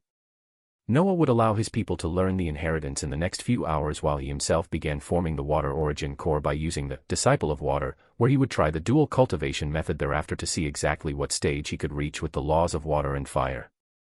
After this task finished, he would check on exactly how he wanted to use the other treasure he obtained today, the unique material aquamarine mesrandite, that he could use to either refine the trident of the sea or possibly create a brand new supreme treasure. As always, he felt like there were so many things he had to do, and just too little time. Chapter 444 Water Origin Core. The water law space located on the northern continent of the spiritual world was an area filled with blue, the plants fitting to become aquamarine vegetation and the land itself holding vast expanses of lakes and rivers, with numerous waterfalls created from the different elevations of multiple areas as the water flowed in a circular fashion throughout the continent. Elemental particles of water. danced freely in the surroundings as Noah went towards the very center of this water-law space where the spiritual world system had already placed down the prismatic aurora pearl that released spring water filled with water element essence. The pearl had been placed on an area of depression that would contain the spring water it would release, Noah already seeing more than half of the half-a-mile area already filled with the sparkling prismatic aurora spring water as he dipped his body into it. He would cultivate at the very center of this law space, inside the valuable spring water from the treasure he recently obtained. He prepared himself as he settled deep within the area, feeling the overpowering essence of water all around him as he smiled, and then activated, Disciple of Water. It was like a match had been lit as the instant the skill was initiated, all of the surrounding essence filled with the law of water rushed towards Noah's clone, making him feel a tinge of pain as it rushed too fast towards the origin of his main body. The energy flowed in freely as he soon felt the appearance of a small clear blue dot to the right side of his main origin core, the fire origin core that lied to the right of his main core still sitting stably. Essence filled with the law of water rushed in, and so did his own mana as it all converged towards the ever-so-enlarging blue dot. Noah knew that the formation and rise of the water origin core would be much faster as he already had 11% in the law of water, but he didn't expect it to be so vigorous. In the prismatic aurora spring, there was a swirl of essence forming as it rushed towards Noah's clone like a black hole, passing through him and going towards his main body through the unique channel they shared, the clone simply acting akin to a limb as his main body kept, unique origin, ability active with even more care these days to make sure that none of the changes that were brought upon by his clone cultivating the laws would ever outwardly show. In a matter of moments, the first stage of the water origin core formed as a shimmering blue circular core formed near his origin, beginning to rotate even faster as his mana continued rushing in. After achieving stage 1, just half an hour later, it doubled in size as it reached stage 2. Similar to the fire origin core, whatever energy the water origin core drank, it used it to get bigger while also releasing a unique energy that went on to wrap around every single cell in Noah's body, the energy once again permeating the clone before it rushed towards Noah's main body in the celestial realm. He could feel the dual strengthening of both the unique energy that the fire origin core released, as well as the new one from the blue shimmering water origin core. The fiery one made his body feel more explosive, like his speed and power just continued to break through all bounds. The calm blue energy permeating within him now slightly calmed the fiery energy, even slightly bolstering it, as Noah felt an overabundance of defense and resiliency with every passing second that his two bodies were washed by this energy. The process continued for quite a while, Noah enjoying the effects of it fully. The essence of water continued to pour into the core for thereafter, only settling down a few hours later as Noah observed it to be slowing down its rate of energy absorption similar to what the fire origin core had done, but it was still faster as he was located in an area extremely dense with the law of water, the prismatic aurora spring only enhancing the environment more. His eyes wandered to the shining blue box only he could see as he observed the stat panel for the new edition. Fate lines, 174,274. Chaos particles, 146,164. Origin. Cores, Fire 2, Water 2.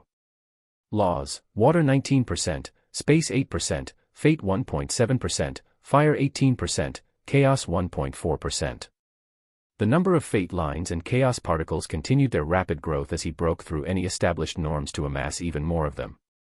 His eyes focused on the water origin core that had reached the same stage 2 as the fire counterpart, its percentage even catching up as he did not completely see through the stages and how they correlated with the percentages. Stage 2 didn't simply translate to progressing 20%, and it seemed he had to break past this stage to see exactly how the percentages would move thereafter. To do this, he shifted his body as he teleported from the prismatic aurora spring water and went towards the area where both the fire and water law space met. His gaze landed on these areas that portrayed two different worlds with just a movement of his eyes, where to his left was a blazing earth filled with fiery outbursts, and to his right was a calm blue shimmering earth filled with water. It was an interesting contrast to observe as he went forward and positioned himself right in between where these two areas met, his body standing right in the middle as half of it was in the fire law space, and another half was in the water law space. He sensed the two opposite elements as he closed his eyes, the slowly rotating origin cores of fire and water slowly continuing to circulate by taking in his mana and releasing vibrant essence that went on to strengthen him. His eyes never left these two origin cores as he activated both of the unique skills, Disciple of Water and Disciple of Fire, simultaneously. Chapter 445 Fire and Water.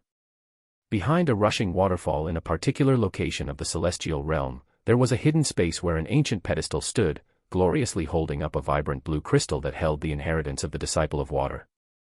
Near this pedestal, there was a barely discernible floating spiritual world where few creatures came out of every so often, learning the inheritance before they went back into the paradisiacal world. Most of them rushed to the floating continent on the north of the spiritual world, this continent being divided in half by a thin line that had fiery environments on one side and a watery environment on the other. The beings rushed to the side where the particles of the law of water were abundant before beginning their cultivation, the continental floating landmass being so wide that they didn't even near a particular position where an explosion of blue and red lights was beginning. At the very junction between the fire and water law space, a singular clone was sitting meditatively as his senses focused on his body, feeling the minuscule changes as he watched the two origin cores for fire and water slowly begin to rotate the moment both of their unique skills were activated. From one side of his body, the elemental particles of fire rushed in and went towards the fire origin core, and the opposite side of his body had the elemental particles of water rushing into the water origin core. Bzzzzz. Friction seemed to occur for a millisecond as the opposing energies seemed to bathe Noah half and half, their point of contact causing a rapid repulsion as they began to vibrate in extremely close proximity to each other. Yet at the same time, there continued to be a sense of attraction as the two cores pulled this energy towards them, Noah feeling as if his body was becoming a battleground. Every time that the particles of the two opposing elements came in contact as they went towards his origin, they became agitated and pushed against each other, making them aggressive as this reaction caused them to rush towards his origin faster. The moment that they entered, they rushed to their respective cores, whether fire or water, before even more of the elemental particles continued to rush in as the reaction became faster and faster. The colliding particles of water and fire continued to agitate each other and senselessly rush down Noah's body, creating for a rapid progress in the rotation of the fire and water origin cores as they absorbed the essence rapidly while releasing its unique energy that coursed through his clone and then through his main body. At this time, a smile of accomplishment would have passed over Noah as he performed the successful dual cultivation of the laws of water and fire, but his current expression was one of grim pain as, unlike fate and chaos, the reaction of the oncoming particles of fire and water used his body as the battlefield to become agitated before they rushed towards their respective cores speedily. The reaction that occurred with his body at the center made for a very painful experience as he could feel the impact of the opposing elements damage him, observing his body being put under strain as even some muscles were torn. It was at this instant, though, that the unique energy being released from the fire and water origin core permeated through his body, washing over the torn muscles and aching areas as the millions of cells around these locations hungrily drank the energy and were reformed right away, the strength they had increasing ever so slightly. Noah observed this reaction as he grimaced in pain, but a smile came on his face nonetheless as he felt the minute strength gained from the unique energy released from the two cores. Repairing his torn muscles made them stronger than when it was absorbed by his cells normally while only cultivating a single law. Thus, for the effects of the dual cultivation of both fire and water, Noah could conclude that it was bound to be an extremely painful experience, but it allowed him to bypass the rate at which energy entered into the origin cores at a turtle's pace, the flow being constant and even increasing every so often as the energy the cores released went on to heal and even further strengthen his body that was acting like a battlefield for the opposing laws. The essence of water and fire from the two different sides of the law spaces CLU.S. tiered around Noah as they began forming a resplendent cloud of light, a unique cultivation session that had never before been done continuing in the spiritual world. In the wide sanctum that Celestials controlled, there was a bustle of activities recently as among the ranks of the Celestials, word had been getting passed around that soon, the future powerhouses of their generation would be getting assessed on who among them had the greatest potential in the form of combat. These words became a reality a few days later as it was announced to all that in the next few days, a spectacular tournament would be held at a specified location in the celestial realm. This tournament would involve beings that many rarely saw in their lifetimes as they were always moving with extreme efficiency deep in the celestial realm to increase their power. It would be a tournament where beings holding noble fates and special existences took to stage, each of them fighting a battle of supremacy to see who exactly would come out on top. This tournament was open for all to watch, being made into a huge festive event where the Celestials planned to reveal the beginning of a long-paused conflict with the Dark Expanse. The Celestials wanted to use this tournament to announce the initiation of a grand campaign. It would be located around a particularly clear field of land to the east of the sanctum where the slightly docile earth behemoths resided, this wide expanse of land being perfect for the huge and spectacular battles about to take place. Among the special existences and celestials with noble fates, the upcoming geniuses known as Athena and Crixus would be making their grand entrance into the eyes of many who had only so far heard of them, or knew nothing about them. Chapter 446. Even if it's you. Noah's main body was sparring with Athena in one of the huge training halls while his clone continued the dual cultivation of the laws of fire and water, the unique energy passing through his two bodies continuing to strengthen him. The golden floating hammers around him stopped the strikes of the war princess that was clad in an Empyrean armor, her own hammers that she held in her hands striking the ones floating around Noah away as she tried to land attacks on him. But every time she neared, they stood in her way, and the situation was made even worse as 5 enormous blades of liberation were on standby to strike towards her anytime she left a gap in her defenses. Noah himself was floating in the skies as he glanced at this sight, a smug smile on his face as Athena's sharp eyes found him. "Are you deliberately trying to annoy me, junior brother?" The frustrated Athena called out as her body began to shine gold with numerous fate lines erupting out, the essence of fate beginning to shine brilliantly around her as she sprung forth like a cannon towards Noah. With every swipe of her hammers, powerful fate essence erupted out, this ability being something that only those passing the 100,000 fate lines milestone could use. The strikes filled with fate essence smashed back the 3 floating hammers around Noah as Athena closed in, her gaze filled with bloodl.u.s.t as she spoke. "Very soon, you will be facing special existences that have been in the domain expansion realm far longer than you have." Her flurry of attacks swiped away all the 3 hammers, being thrown away a great distance as Athena's curvaceous body weaved through the glistening edges of the blades of liberation and neared Noah, her 2 hammers landing on the huge tower shield that he raised up. Dong! Golden light erupted out as Noah was pushed back, yet fully protected as not a single bit of damage got through to him. He raised his tower shield as he glanced at the huffing war princes and spoke with a smile. "If I can handle your attacks this easily, senior sister, I think I'll be just fine." "Oh. Let's really put that to the test." A provocative light bloomed in Athena's eyes as he pointed her hammers forward and called out, "Judgment." Numerous large spears formed around Noah, his figure at the very center becoming serious as the tower shield in his left hand was raised, his golden flail in his right hand already moving to deflect a dangerous golden spear that already rushed from his right side. His body shimmered with a brilliant luster as he moved his body to dodge the onslaught of a powerful skill, his shield blocking many of them as they sent shockwaves through his body, his flail directed towards any others as he rapidly knocked them away and dodged.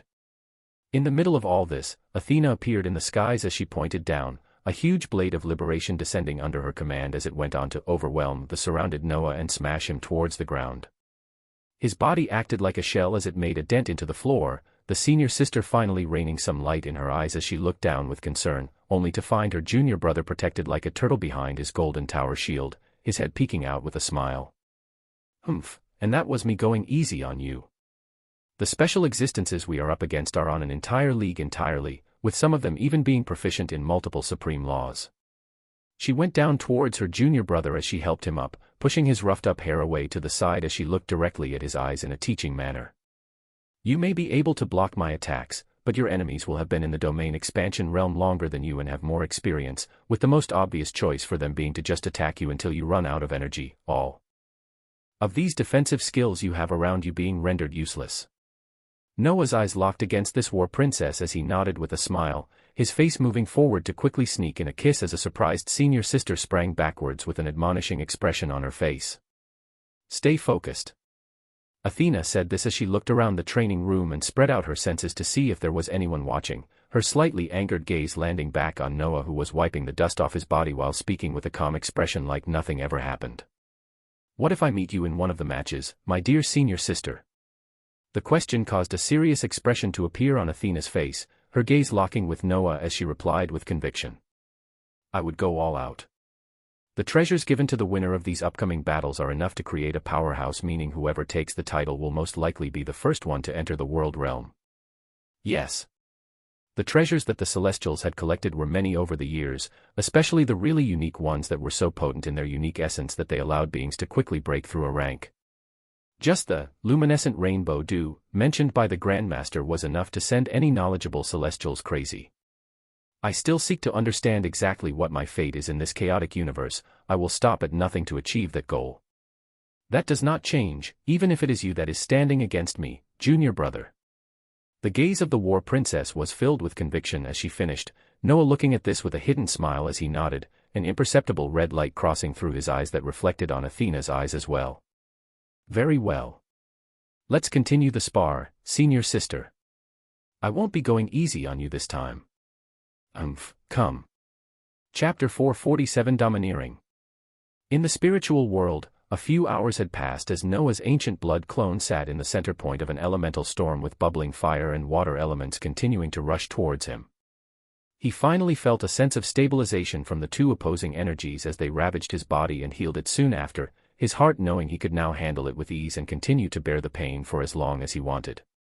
But at this critical juncture, his face hardened as he prepared to do something wild, something that nobody would even come close to thinking or comprehending when it came to cultivation. His eyes shone with a golden luster as while he already had activated the two cultivation techniques for the law of water and the law of fire, he domineeringly opened his mouth and activated another two cultivation techniques, and this time they were for two supreme laws. Disciple of Chaos. Fate's disciple. Yes. In his thoughts as he began cultivating the law of water and fire, he had asked himself as he began that cultivation session, what stopped him from simply activating the techniques for the law of fate and chaos at the same time. For others, it wouldn't even cross their minds to cultivate the opposing techniques of two different laws, much less four of them at the same time. But for him, he actually found himself questioning what exactly stopped him from doing it. The answer was nothing. He had the mana. He had the skills. He had everything. All that was left was for him to actually do it, and so he did. The storm of essence around him raged even more as the golden color appeared in the skies, the formation of small chaos particles beginning to form soon after as the golden fate lines lashed towards them quickly for the sake of purification. The fate lines then descended towards the clone and established themselves tightly, no issues occurring as Noah did something outrageous. Since his mana permitted it, he was actually cultivating not just two, but four laws. At the same time, the appearance of the golden aura of fate and occasional chaos particles calmed the raging water and fire elemental particles as the pain they gave towards Noah lessened, the calmness causing a smoother absorption as an insane cultivation session went underway. A few hours passed. A day passed. 2 days. 3 days. A few days passed, and Noah continued to keep the four unique skills active at the same time as he made insane progress in the laws of fire, water, fate, and chaos. He alternated between the two supreme laws that required one to increase while the other stalled, having a similar rate of progression for both of them. It had been such a long and grueling process, but as the elemental storm and overpowering auras of fate and chaos raged on, he had finally seen the percentage of the laws of water and fire shoot past 31%, the stage for them also entering 3. At the same time, he was able to amass more than 80,000 fate lines and the same number of chaos particles, shooting the progress of the two supreme laws even higher. An influx of essence rushed in as Noah breathed out slowly, watching calmness gradually settle in as he began stopping the supply of mana to activate the Fate's Disciple, Disciple of Chaos, Disciple of Fire, and the Disciple of Water, unique skills. The last influx of essence caused the fire and water origin cores to shine bright red and blue respectively before they settled down, a sense of immense power emanating from them. The fate lines flowing within his body thrummed with strength as the chaos field that contained numerous chaos particles rolled around him with strength. He glanced at the updated stat panel as he marveled at the rapid speed he continued to show. Fate lines, 256,243. Chaos particles, 224,276. Origin cores, Fire 3, Water 3. Domains, Fate, Chaos, Water, Fire, Space. Laws, Fate 2.5%, Chaos 2.2%, Water 31, Fire 31%, Space 8%. Noah's clone and main body also felt a vibrant energy continuously course around to every part of muscle and bone, the unique energy that was released from the fire origin cores going on to wash over every single cell in his body as he felt like his muscles were packed with an astounding explosive force and his bones were hardened to insane degrees. For the law of water and fire, they seemed to heavily influence his body's strength and defense as they enhanced it to levels he never thought possible, with the other boost they provided being the percentage attached to the absolute abilities contained in the Herald of Fire and Herald of Water. They were determined by the stage that the fire and water origin cores were at, and the current boost had moved to 300% for all of the abilities. The thrumming fate lines and vigorous chaos particles swimming in his chaos field made him feel even more powerful, his heart feeling a sense of profound accomplishment for such a fast rate of progress. Noah calmed his aching body that felt in top shape, the pain he continued to feel while dual cultivating the two laws completely forgotten as he got up to test his strength. The instant he tapped his feet on the ground that was the junction of the water and fire law space, his figure shot to the skies as he broke the sound barrier, reaching supersonic flight instantly as his speed was enhanced to insane degrees from his body being constantly strengthened with the unique energy his two-stage 3 cores provided.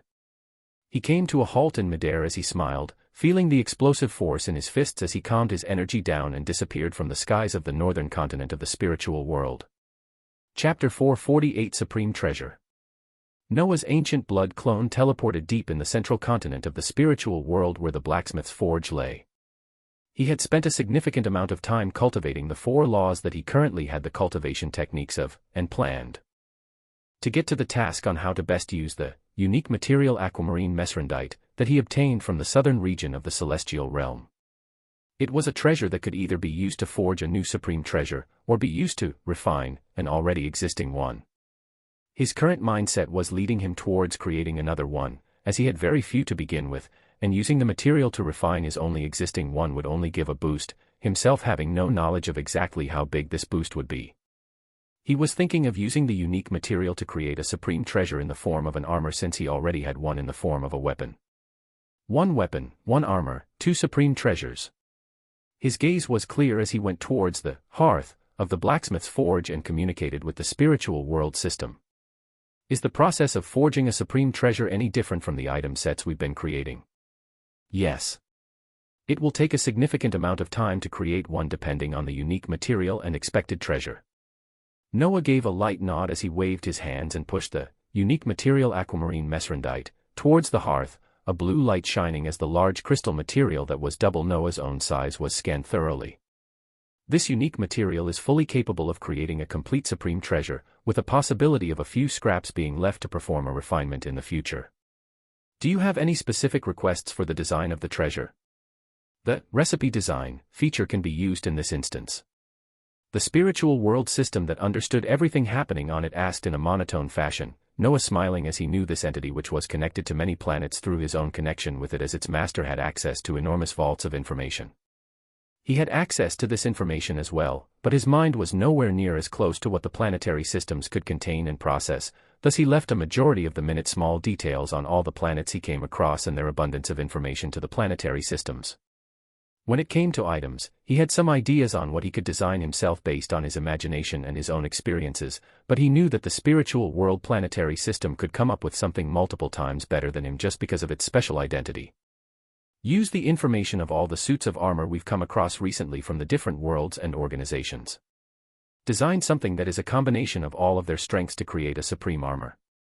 Thus, he left the design of the powerful treasure to the entity with enormous reserves of information to make something at the peak of quality and usability. Understood, Master. Any specific name for this recipe design? Noah thought closely at this question before he replied, a smile spreading across his devilishly handsome face as he glanced at the water elements dancing around the unique material aquamarine mesrandite. Staying with the theme of water, let's call this supreme treasure, Hydromancer's Mantle. Understood, Master. It should take approximately 72 hours. Essence began to converge around the blacksmith's forge as the huge, unique material aquamarine mesrandite was taken further into the hearth, a blue flame beginning to wrap around it as it shimmered strongly under the heat. While the material was being broken down, the spiritual world system was compiling large reserves of information on all the armors that the numerous worlds Noah was connected to held, a database of information that even the strongest information groups would envy freely flowing into it from the connection it shared with Noah. At this moment, a resplendent armor that very few would know the name of but closely remember its unique design was being created. The Hydromancer's Mantle would have its design started today, with its creation being completed some days later. With this process underway, Noah's clone continued forward. As there were simply too many things that fell on its hands. He was currently at the domain realm, but his skill trees were at the soul forging realm. On top of increasing the percentage of laws, he had to increase the proficiency of his skills while preparing for a busy future. His main body had been using the abilities of Herald of Fate and Agent of Chaos to foresee many things with more clarity these past few days, grasping a few abstruse pieces of information that dealt with the Infernal Lords. His title as the Ninth Infernal Lord would not all be for naught, and he foresaw that he would be called upon sometime soon in the future for him to begin carrying out his duties. The clone continued forward as the main body was moving side by side with Athena and the members of the Righteous Fire Exploration team. Boru was still as boisterous as ever. He talked towards the two beings holding titles of noble fates with more respect as they were now an entire realm above him. You too have gathered the information on your possible opponents and rewards. The gaze of Boru was shining as he mentioned the rewards, just the rumors released on exactly what was at stake in the upcoming tournament, making the hearts of powerful celestials quiver. Noah smiled as he replied to Boru with shining eyes. One of the biggest rewards in the luminescent rainbow dew, something that was found in limited quantities by the founders more than 1,000 years ago, a treasure that guarantees a being an advancement to the world realm. Yes. Just one of the rewards up for grabs for battling special existences and beings with noble fates was something that would create an expert capable of affecting the direction of the future war. Experts at the world realm were rare, where even the lowest-leveled infernal lords stood at the peak of this level. Treasures that allowed for one to enter such a realm were nearly non-existent in the hands of others. In this coming tournament, just what other treasures lay in store? Just who would stand against them vying for these same treasures? Chapter 449 No Chance of Winning. The Sanctum was bustling with activities as word spread of the magnificent battles to take place soon. Those in the ranks of Celestials were looking forward to seeing the geniuses at the forefront of their organization, while those from the numerous prime worlds in the light expanse looked forward to the show of power from the overlords that stood over their light expanse. Among these many forces, there were also the hidden figures from the dark expanse that wanted to use this opportunity to learn more about their enemies. It was an opportunity to assess the supposed geniuses that would be taking charge in the upcoming battle, this tournament actually being something that could reward them the most in this venture in the celestial realm, as it provided a rare commodity about the Celestials' information. Many beings moved with their own motivations, but it was ultimately to watch the stupendous battles that would soon be occurring. Amidst the bustle of activities, Noah was moving with the Righteous Fire Exploration team, where the boisterous Boru continued to talk about the beings they would be facing.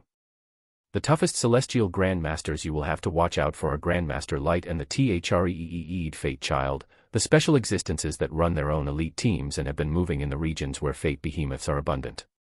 His eyes were serious as he said this, their steps taking them towards the specified location in the celestial realm when one could find the less aggressive earth behemoths roving around. The path they followed made them seem like ants as they stood within droves of beings that went towards the same direction, celestials and normal beings from the prime world alike. I say this because unlike the other beings similar to you and hold the title of those with noble fates, these special existences are beings that are cultivating not just the supreme law of fate, but also another supreme law. The gaze of Boru shone with splendor as his burly body thrummed with power, just mentioning these powerful celestials making one feel the adoration and wariness he had at their power. So while you are proficient in the law of fate as they also have another supreme law aiding their power. Grandmaster Light is someone that cultivates the supreme law of light, a being that very few can even damage, while the Threed Fate Child is very proficient in the supreme law of time-space, a very abstruse law that combines the law of time and the law of space. Those that spar with him do not even understand why they are defeated, they just find out that they are. So, Junior Brother Boru, why are you only bragging about Senior Sister Light and Senior Brother Threed? Are the rest of us not worthy? From the front, a strong and confident voice spoke towards their group as a man surrounded by a group of golden-robed celestials caused the crowds of beings to spread out, his gaze locking on the figures of Noah and Athena while he sent a question towards Boru. The burly Boru smiled wryly as he called out to the being that had interrupted his speech. Senior Brother Xander, I haven't seen you in over a year. You're as confident as ever. The celestial grandmaster called Xander looked forward with squinting eyes and a wide smile as he came in front of their group, his eyes filled with shining lights locking with Athena and Noah. So, am I not an opponent our new junior brother and sister holding the titles for noble fates should be looking out for? I do hold the same title if I recall. Grandmaster Xander did not relent, continuing his question as Noah glanced at this being he had already collected information about. Grandmaster Xander, dark-haired, gold eyes, age 233, roughly 264,927 fate lines, and a being holding the title of one with a noble fate. My oh my, are you bullying the younger disciples again? Another voice came out from the distance as another figure appeared, the situation turning into one where multiple people just invited themselves into the conversation as the two beings at the center of it were Noah and Athena. Xander turned towards the new figure as he glanced at her with a smile, his eyes shining with carefulness. "Senior Sister Lila, I hope you've trained enough for these upcoming battles, or it won't be just the younger disciples I would be bullying." A provocative sentence was released from Xander towards the newly appearing being that was also someone that held the title of a being with a noble fate. This time it was the celestial known as Lila, blue hair, dark eyes, age 229 and around 250,000 fate lines, a woman with deadly proficiency in close combat. "I like that you're still so confident, Xander. Now let's take a look at the junior brother and sister who will be fighting for the treasures with us this time around.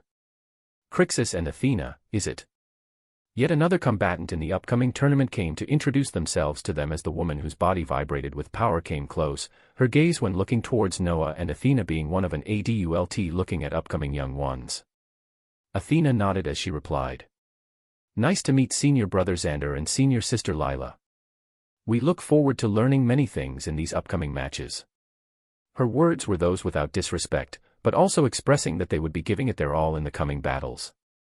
Lila smiled sweetly as she patted Athena on the head, the collection of four beings holding noble fates coming together all at once occurring in the sanctum of the celestial realm. "So cute. Use this opportunity to increase your battle prowess and learn from your seniors. You'll have many more opportunities in the future." Grandmaster Lila said this as she patted Athena's head, seeming like a caring senior sister taking care of her junior. Her demeanor and the demeanor of Xander made one thing abundantly clear in the upcoming battles: Noah and Athena were not even considered serious combatants, their few years cultivating and recent breakthroughs in realms not even landing in the eyes of these powerful experts that had been moving for more than 200 years. As far as what was known, Athena had just broken past the 100,000 barrier of fate lines recently, with the other junior brother Crixus still not even passing that yet. These other beings with noble fates, barring the even more powerful special existences they had not met, none of them believed that Athena and Noah even had a shot of winning the bountiful rewards. Chapter 450, Luminescent Rainbow Dew. A hidden smile appeared on Noah's face as he followed the collection of celestials to the east of the sanctum where the docile earth behemoths were abundant. The senior brother Xander and senior sister Lila that were also beings holding the titles of those with noble fates were having their own conversation in front of them, the party that Noah was with following closely behind. "What do you think our odds are against Grandmaster Light and senior brother Threed?" Lila asked the confident Xander with a smile as they made their way towards the predetermined location, an impassive look appearing on Xander's face as he replied. "They both are proficient in two supreme laws, but I don't see us going down so easily. They have to spread their focus to two laws while we focus on one. This is where our edge lies." The Righteous Fire Exploration team continued following behind them as they listened to their conversation, awkward looks appearing on the faces of Boru and the others as they saw the moment the senior brother Xander and senior sister Lila introduced themselves to Crixus and Athena, they completely disregarded them as actual combatants in the upcoming fights.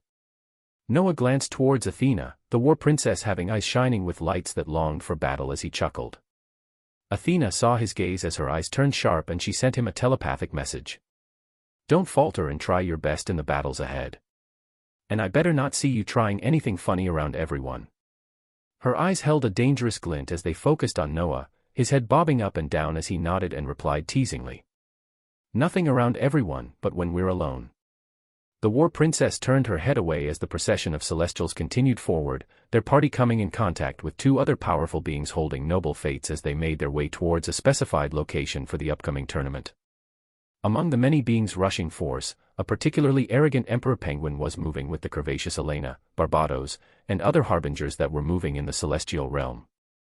Barbados had a bored expression as they went forward, the curvaceous Elena giving glances to this woman that was around her progenitor more than many others as they all made their way forward. There were many beings moving, each with their own goals and emotions, but the central figures always remained the same. Hidden within the masses of beings were also the forces from the dark expanse, where Malthus, the spatial magician, was leading a group of beings for the mission of collecting more information on the powerful beings within the ranks of celestials.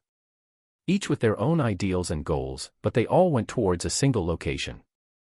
Far away from the sanctum, the place where everyone was congregating at was a wide expanse of land that had very few of the huge ancient trees that towered grandly. It was a field of a few miles of clearing that was surrounded by trees in a circular fashion, giving an extremely clear look at everything that would be happening within it. It was a field of resplendent greenery that was surrounded by even more mystically glowing trees, always making one feel the wonder and magic of the celestial realm. Around the perimeters of the huge circle, numerous figures were already present and spread out. Some were standing on the ground, others had climbed the large trees as they perched on them like thousands of ants, each of the huge ancient trees holding thousands of beings on their branches and leaves as they all prepared to watch the spectacle. Near the clear green field that would act as the arena, one could see multiple prime warships stationed above in the skies. Many celestials present here as they also watched on with great interest. The CLU.S.tur of beings and bustle of activities only increased as time went on, the recognizable figures of those participating in the tournament arriving as many carried out their own discussions. The ones more knowledgeable and having discussions worthy of note were the throngs of celestials on the warships or those on the ground, their eyes correctly locating the combatants today as many proposed their own theories while seeing them roll in. A blinding flash of light erupted out at a certain location as a being appeared magnificently, the bustle of discussions moving towards her appearance. Grandmaster Light has finally arrived. My goodness, I can't even see through her fate lines with how blinding her achievements in the supreme law of light are. If you're looking for someone striking, look over there where senior brother the Eyed is. His third eye locks you in and makes you feel like you can never look away. The celestials that the discussions moved to were the beings that were called special existences, their sheer appearance pulling the attention of all beings there as even the forces of the dark expanse had dark looks. The upcoming junior brother Crixus and junior sister Athena are also here. They should have some chance to show themselves a little right. Against special existences like that and tens of grandmasters that have been in the domain expansion realm for years, I wouldn't be so sure. The cacophony of noises and discussions reached their peak as many of the participating celestials arrived. At this moment, a blinding light appeared in the skies above the very center of the clear field where the battles would be taking place, a figure of an oppressively powerful being appearing. He was adorned in a golden robe, his face aged and wise with an excellent long beard and white hair trickling down to his shoulders. His body rumbled with power as he purposefully and wildly released the lines of fate kept tightly in his body, the celestials present being able to count more than 3 million fate lines strongly rolling around this being's body. I am Grandmaster Onillis, and I have left my post deep in the celestial realm to oversee this little tournament here today. His voice was resounding and strong, being able to be heard by every single being around the 10 miles area as he stroked his beard profoundly. It is being made a show of for a reason that will soon become apparent, with one of the biggest things being this. The powerful Grandmaster Onillis holding more than 3 million lines of fate waved his hands, a single multicolored water drop-shaped object appearing in the skies. One of the prizes for today's winners, and something that I want many of you here today to remember. It was only 10 inches in size, but it released a blinding rainbow-colored light that reflected on the eyes of every single being watching. Noah himself glanced to the skies as the identity of the item became visible to him. Luminescent rainbow dew, a consumable treasure found in the deeper locations of the celestial realm. Can be used to propel the rank of a being all the way to the world rank, with the condition that their bodies can withstand the energy released by this treasure. Its rarity does not need to be stressed. Chapter 451 The Battle of Geniuses. Noah's eyes squinted at the description only apparent to his eyes as a hungry light erupted from him. The others only looked at this scintillating rainbow-colored dew with fascination as the wizened Grandmaster Onillis continued speaking. Some of the geniuses that you may or may not know will be fighting in randomly selected battles in order to get their hands on this, a treasure that is capable of bringing a being fully into the world realm. Holy! A buzz of essence and sounds rumbled out as a luminous treasure was given the identity of as if it was nothing. The celestials only had shining eyes as they glanced at the treasure, while those from the light expanse looked at it with envious and longing eyes. Those from the dark expanse had ashen faces as they saw a treasure that would most likely produce a world realm expert to stand against them in the future, and they most likely had no way to prevent it as just the overseeing Grandmaster seemed to be in the world realm himself. World realm experts were extremely rare, only those at the peak of powers being the ones to enjoy this mystical realm. Yet in this tournament they would watch, a celestial would be given a treasure that would simply create a world realm expert. While their thoughts were troubled for the future, it made their desire for the celestial realm where this treasure was found to grow ever so higher. Malthus the spatial magician was using his unique magic item to portray all that was happening here back to his forces in the Scholars Guild. So it was not just the beings here that were witnesses to what was about to occur, but the leaders of the powerful forces of the dark expanse as well. This luminescent rainbow dew is the top treasure that the number one genius will be receiving, with the others getting varying levels of treasures that are in no way near this one in efficacy. As for the geniuses themselves, step into the field. The voice of Grandmaster Onilis reverberated out as figures of multiple beings stepped forward, the figures of Athena and Noah being among them as they grandly entered into the eyes of many. From the circular ring of tens of thousands of beings surrounding the clear field, 32 beings stepped out. Shockingly, each of these beings were releasing waves of energy at the domain expansion realm, with very few being in the lower soul forging realm. These geniuses you see before you are the future defenders of the light expanse, but they have to prove their capabilities and show who shines the most among them. Grandmaster Onilis waved his hands as 32 streaks of light shot out from him towards the geniuses that stepped forward. Noah grabbed the object shooting towards him as he found it to be a crystalline ball that pulsed with a hint of essence. The way to prove their capabilities is through combat, as we only care about which one has the most potential for us to foster. The white crystals you have all received will act as your number. The moment it lights up, you will step forward and battle another genius who also had the white crystal light up. The winner will advance forward, while the loser will step out. Clear guidelines for the matches to follow were laid out as many listened with shining eyes. There were 32 beings competing, so there would be 5 rounds to determine the ultimate winner. In the first round, only 16 winners will continue on. The second round will have only 8 continue forward, with the third round having 4 continue, the fourth round having 2 continue, and these last 2 would fight in the final 5th round for the title of the strongest genius. Understood. Now step back once more so we can soon begin. Grandmaster Onilis waved his hands impatiently in the air as the 32 geniuses pulled back slightly, many of them being powerful enough to hold the title of a Grandmaster, but they listened dutifully to the powerful world rank Onilis. Noah was looking at the white crystal. On his hands, his senses spread out in the surroundings to observe the beings he would be facing as he noted the names he had come across already. The 2 special existences known as the Threed Fate Child and Grandmaster Light. The 2 with noble fates known as Grandmaster Xander and Grandmaster Lila. There were a few others with genius celestials, some with unique bodily compositions, and others who simply had monstrous comprehension abilities that allowed them to quickly master the techniques of fate and advance forward. He was thinking of how he would act to take down those that stand against him when he heard the telepathic message of a particular Grandmaster in his mind. You too are faced with powerful opponents that have been cultivating even longer than you. Still, try your best to pass through the rounds and get a good position. Even if the luminescent rainbow dew is out of reach, a high ranking will allow for even more resources to go to you. The strong voice filled with the care of Grandmaster Vredrel rang in Noah and Athena's ears as the 2 of them looked at each other, their gazes filled with confidence in their own abilities, even if others did not fully believe in them. In one of the prime warships, Grandmaster Vredrel was watching with a group of Grandmasters that had teaching roles of bringing up talented celestials. The commanding officer Rizel, who had a post overseeing a portion of the sanctum that Noah and Athena had met when they first came to the celestial realm, was to his right, his head shaking as he glanced at the 2 that he had seen first not too long ago. When you brought them into the celestial realm, weren't they still at the void realm? You're really having them face other disciples at the domain expansion realm after pushing their levels up so speedily.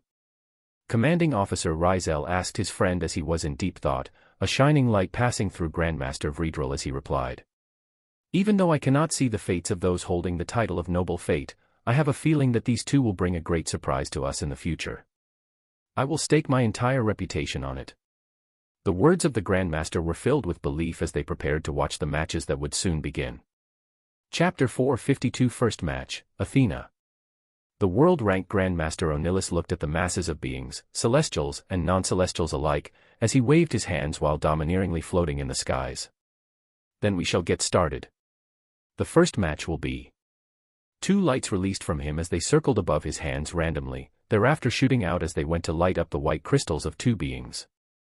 Athena and Lila. Wah. Murmurs spread among the celestials as above in the prime warship where Grandmaster Vredrel stood, an ashen look had appeared on his face when he heard the first match to be between his disciples and one of the more powerful beings with noble fates. In the first match, Athena was actually placed against one of the 4 beings they were told to watch out for the most, the same Grandmaster Lila that had patted Athena on the head like a younger sister. Sigh. Haha, Vredril, it looks like our disciples are the first ones up.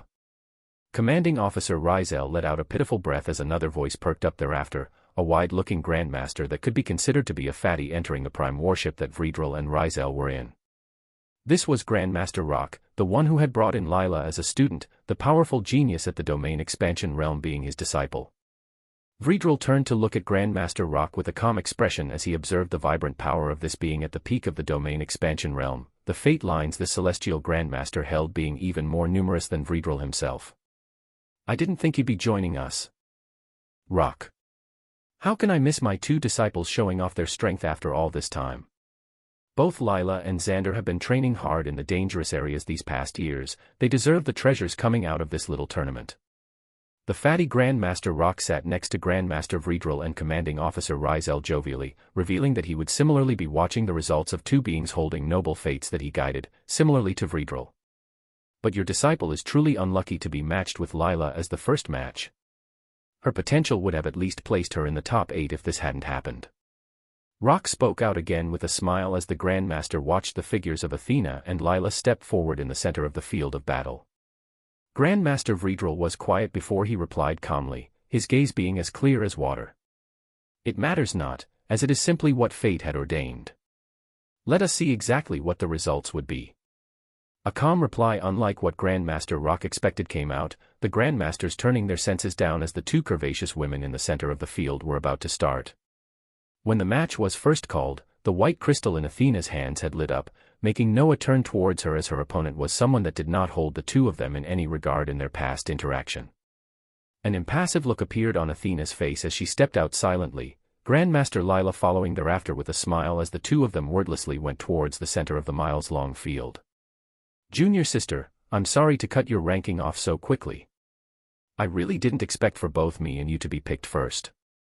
Grandmaster Lila had an apologetic expression as she looked with smiling eyes towards Athena, who had already begun summoning Empyrean guards and casting Empyrean armament to prepare herself. In a stellar fashion, a golden-armored and winged Athena holding two huge hammers appeared in the clear field, her languid eyes locking on the smiling figure of Grandmaster Lila as she replied impassively. The victor is yet to be decided, senior sister. Let us see what fate has in store. Noah stared at the two women facing off as he smiled, the outcome of this battle having been long decided the moment that the two of them were picked to stand against one another. On one side was the war princess at the domain expansion realm, and her enemy was someone who had been in this same realm over many years, and even had more than double the fate lines that she held. So many beings were seeing a clear dominant winner, but would that be so? His eyes shone as the watching crowd made vibrant noises at the stellar figures of these two women facing off, the clear and resounding voice of the floating Grandmaster Onilus reaching them thereafter as a spark was lit. With a glorious cry, Athena shot off the ground like a cannon as she rushed towards Grandmaster Lila, who was still smiling sweetly, her body glimmering with fate lines as numerous Empyrean guards were cast and absorbed by her instantaneously. A resplendent set of armor and wings similar to Athena was adorned on her, having a few distinct differences because of their levels of comprehension in the law of fate. The smiling eyes of Grandmaster Lila found Athena's eyes filled with battle as she grasped the slightly larger hammer in her hands and struck out towards the oncoming attack. A golden shockwave spread out as the spectating combatants that would be called upon later watched closely. The three glimmering eyes of the special existence known as Threeed Fate Child rapidly moved as he began following the figures of the two fighting women in the field of battle. The other special existence known as Grandmaster Light was simply watching on impassively as her body that was majorly made of particles of light brightened. The one with noble fate, Xander, also watched his senior sister under the same master as all of them waited for a singular result from the battle, the winner already decided in their eyes a long time ago.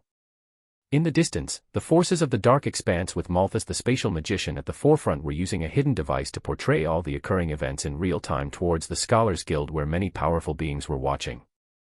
From many directions and on all sides, many beings had begun watching as the first fight in this battle of geniuses began. Chapter 453 Outmatched. Weya. Cries of wonder and fervor rang out from the tens of thousands of spectators as a battle with rarely seen abilities unfolded in their eyes. Many from the prime worlds did not get a chance to see the skills of Celestials in action, the masses being given access to watch the coming battles using this opportunity to the fullest as they pledged to see the power they wanted to achieve themselves. On a nondescript side of the circular field where Athena and Grandmaster Lila were battling, an emperor penguin exuding deep arrogance was being carried by Elena as their forces of vampires were stationed around an enormous tree not too far from Malthus. The being sending a live feed of the occurring events to the dark expanse was messaging with Elena telepathically over the past few minutes as numerous things were discussed. The one that is working with us, Crixus, how do we see his chances in these battles? The old fogies have been wanting to use him more ever since they found out he had somehow reached the domain expansion realm this fast, even though his mission to release the prisoner from the 7th celestial star has not been accomplished. Bah, take things slow and as they come. As for his chances in this battle, humph, just watch like all of us. An irritated reply came from the royal vampire as she held the fluffy emperor penguin tightly, the kraken at the side watching with jealous eyes as they kept their gazes towards the continuing battle. Ever since the battle began, those with keen and observant eyes had begun noticing a shocking fact with the constantly moving figures of Athena and Lila. When the battle began, Grandmaster Lila, who had been in the domain expansion realm much longer than Athena, was fending off her attacks with ease, even maintaining the light smile behind her armor as her fate lines that were double her opponent's gave her even more support. Yet as time passed, it felt like her support and ease was gradually leaving, things getting so serious that her smile was completely wiped off a minute later when a hammer swept to her left and forcefully lifted her off the ground. In the prime warship, the veteran grandmasters were watching the battle with shining eyes as they stroked their beards, Vredrel's impassive face gaining a smile as Commanding Officer Rizel spoke. This is battle sense. The battle was in favor of Lila in the first minute, but she soon fell into a particular rhythm that Athena began, almost as if it was a Grandmaster's. Vredrel's face smiled as his beard shimmered, finishing the words of Commanding Officer Rizel. Dance. Yes. What many people were witnessing was the expert control of battle that only the War Princess had because of a unique ability that only she held, an ability that allowed her to foresee and perceive the strikes of her opponents as she relentlessly used this knowledge to hammer their defenses and evade their attacks in such a way that it looked like she was conducting a dance. The face of the fatty Grandmaster Rock was dark as he watched his student actually begin to be cornered, the valiant eyes of Athena seemingly shining with light as she relentlessly pursued someone that many knew to be stronger than her. Grandmaster Rock's flaps of fat could not even turn to the Grandmaster Vredrel that he was gloating towards a few minutes ago as he remained quiet. As I said, we must always wait to see exactly what fate has in store for us. Grandmaster Vredrel coolly said as his gaze remained on the ongoing battle where blades of liberation and sharp spears of judgment had begun weaving around majestically. Enormous blades of liberation thundered down while golden spears filled the skies, the two combatants weaving in and out of them with ease. Athena was evading the ferocious attack within a few inches as she used the least required movements to get closer and closer to her opponent, her hammers being able to reach her as she entered into close combat, something that was her forte. Grandmaster Lil saw her bending her body backwards as she evaded a golden hammer smashing straight to her face, her body letting out rapid breaths as her eyes angrily glanced towards the junior sister that was actually putting her in a tight spot. But something horrendous occurred in the next instant as the hammer that was swiping from left to right that Lila evaded by bending down had somehow stopped its horizontal trajectory instantaneously right at her position, the taut muscles in Athena's arms bulging as the golden hammer changed directions to smash down vertically, right on her wide open and full chest. Grandmaster Lila. Shocked celestials that knew Lila called out concerningly as she took the blow straight on, the watching masses glancing at one another as they raucously cheered by the resplendent move. Noah was watching by the side with shining eyes as what he expected occurred, the terrifying battle skill of the War Princess exceeding the 100,000 fate lines difference as Athena's hammer smashed into the open defenses of her opponent to deal a deadly strike. She didn't get complacent though, as the moment her strike landed, she jumped back from the position of the shockwave as a wrathful Grandmaster Lila erupted out with glowing fate essence preparing to unleash a last-ditch attack, but all that met her was air as Athena had already moved far away. Her golden hammer was pointed towards Lila silently as her valiant eyes shimmered, Lila feeling an oppressive feeling as her sense of danger rang wildly, her gaze only being able to rise to the skies briefly before she saw a golden blade of liberation smashing right at her position.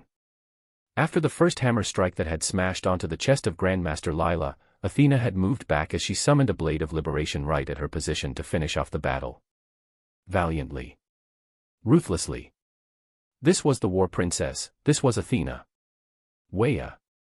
Cheers rang out as the dust cleared, one being able to see a bloodied Grandmaster Lila with broken pieces of golden armor, a large scar on her shoulder as her wrathful gaze shakingly looked up at Athena.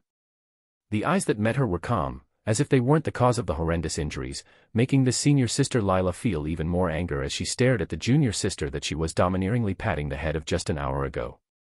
Winner, Athena. The impassive voice of Grandmaster Onillis floating in the skies rang out, Athena's armament fading away into particles of light as she calmly made her way back towards where the other combatants were, coming to stand right beside the junior brother Crixus as she leaned on his shoulder for balance. Very few could notice her hard breathing as Noah smiled, the first battle of the Battle of Geniuses concluding gorgeously as soon after, Grandmaster Onillis called the next fighters. Chapter 454. Those watching. Reiner and Zula, you're next. The world-ranked Grandmaster Onillis randomly picked the next two combatants as two celestials brimming with power stepped out. Both were at the domain expansion realm, with their fate lines fairly close to one another. But each of them was a genius in their own way, with one being proficient in the law of water on top of the law of fate, and the other being proficient in the law of air. Mastery of two laws paired up with extremely deadly techniques allowed them to be called geniuses, many of the other beings in the group of 32 participating celestials being this way. There were very few like Noah, Athena, Lila, and Xander that held the titles of those with noble fates, with the special existences like the Three'd Fate Child and Grandmaster Light being even rarer.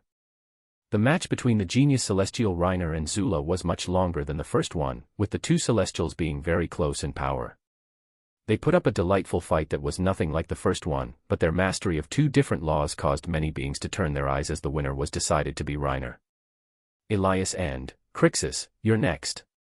As soon as the battle finished and the field cleared, Grandmaster Onillis called for the next match, his words causing Noah's white crystal to light up as he stepped forward calmly. His entrance towards the center of the field of battle caught the attention of not just the Grandmasters that were with Vredril in one of the prime warships, but even more so the forces of the Dark Expanse that were watching. As they heard the name, Elena, and the others had their eyes shining with strong emotions, the being they all followed stepping up grandly to face a celestial that was considered a genius. Malthus the spatial magician was near Elena as he had a dark pearl on his chest that acted as a button to close his robe, this dark pearl being one that sent back a feed of all the events occurring in front of their eyes to the Scholars Guild in the Dark Expanse. Although Malthus was sent this item a few hours after he informed his superiors that the Celestials were putting up a tournament with their most promising geniuses and grandly showing it to the public with no worries, even he did not know exactly what beings were watching on the other side. Were he to know, he would be shocked to the point of choosing to change his demeanor as he held the dark crystal and attached it to his robe. This was because in an expansive ovular hall at the center of the Dark Expanse where the Scholars Guild was located, powerful auras that would shake beings to their cores were watching. There were a decent amount in this ovular room that was located in a famous mage tower of the Scholars Guild, but the ones of more importance and worthy of note were few. One was the current guild leader of the Scholars Guild, the one known as the Grand Magician, Idrusim. Another was the ruler of the Archean clan that represented all vampires in the Dark Expanse, Vladivostok. Last and not least, a more shocking figure that very few would be expecting to be casually sitting with others, was actually an Infernal Lord. To be exact, it was the second-ranked Infernal Lord, Voldred. He was lazily glancing at Idrusim as he spoke out. "Did you really call me here to watch the battles of domain expansion realm beings, young Idrusim? So what if one of them is a future world realm expert? Even the weakest Infernal Lord can match 10 world realm experts with ease." The Grand Magician Idrusim looked at the Infernal Lord as he replied coldly. "It's a good chance to learn more about the enemies we will face, and it's better than beating you at chess again." A grunt was all that met Idrusim as he turned to the leader of vampires of the Dark Expanse, Vladivostok. "How much control does your clan have over this Crixus? He has yet to use the vial you procured from me."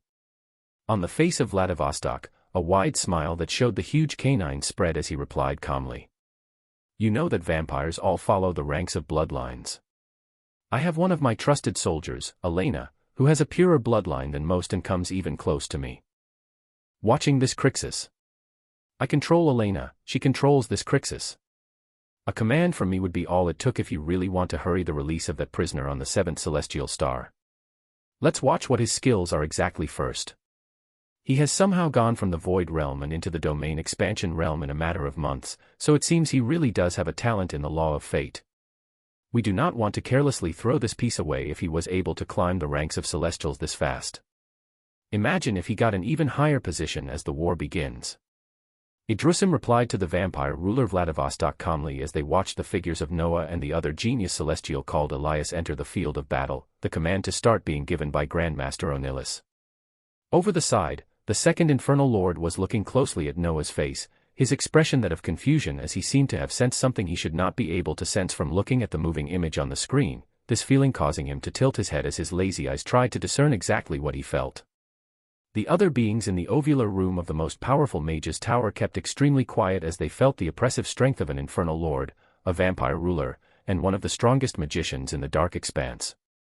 All of them were watching one thing, a battle that was in full swing as the scene of it brought surprising expressions to their eyes. Chapter 455 In a matter of seconds.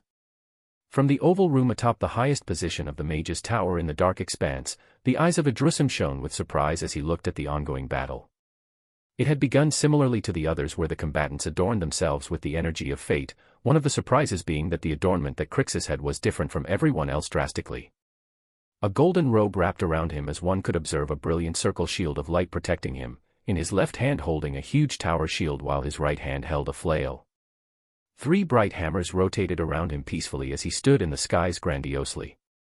This transformation brought surprise to the eyes of many celestials, and even those watching from the dark expanse as they were also familiar of the abilities of celestials. Adorned with this armament, Crixus went on to completely dominate the other genius known as Elias, the proficiency of this opponent in the law of fate and his fate line spilling above 150,000 not being able to deal any damage to the heavily protected Crixus, yet the flail that this brilliantly shining being was attacking with let out deadly attacks that slowly broke down his defenses. When Elias was about to release an allowed attack to try and overpower Crixus with pure fate essence, something unexpected happened as the people nearby could barely pick up a whisper of a word. At the speed of light, rays of destructive purple-blue ether erupted out from Crixus as they completely wiped away the fate essence released by his opponent, half of the ether rays going on to pierce the shoulder of Elias as he felt his energy overturned and move chaotically. He stared at Crixus in shock as he knew if his enemy had chosen to aim those powerful ether rays anywhere other than his shoulder, he would have perished. His gaze hardened as his armament turned into particles of light, his head bowing towards Crixus as he stepped away from the field of battle. Winner, Crixus. Grandmaster Onillis announced impassively as his eyes shone, looking at the remnants of baleful ether as he nodded.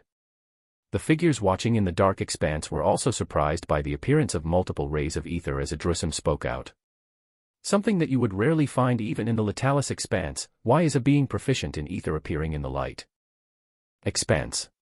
His gaze was that of pondering as he turned to the vampire ruler that had the same look as him, his gaze thereafter going to the second-ranked infernal lord who actually seemed to have a glimpse of understanding before he began laughing boisterously.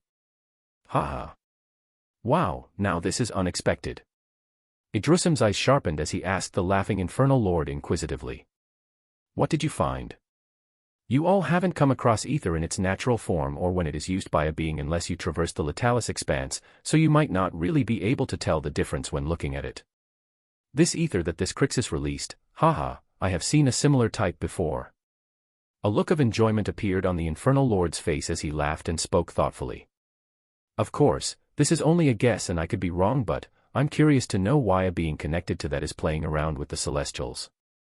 Idrusim's face became sour as the infernal lord did not give any straight answers, asking once more for clarification. What exactly did you find out? It's probably nothing, young Idrusim. Come, let us keep on watching. This might not be a waste of time after all.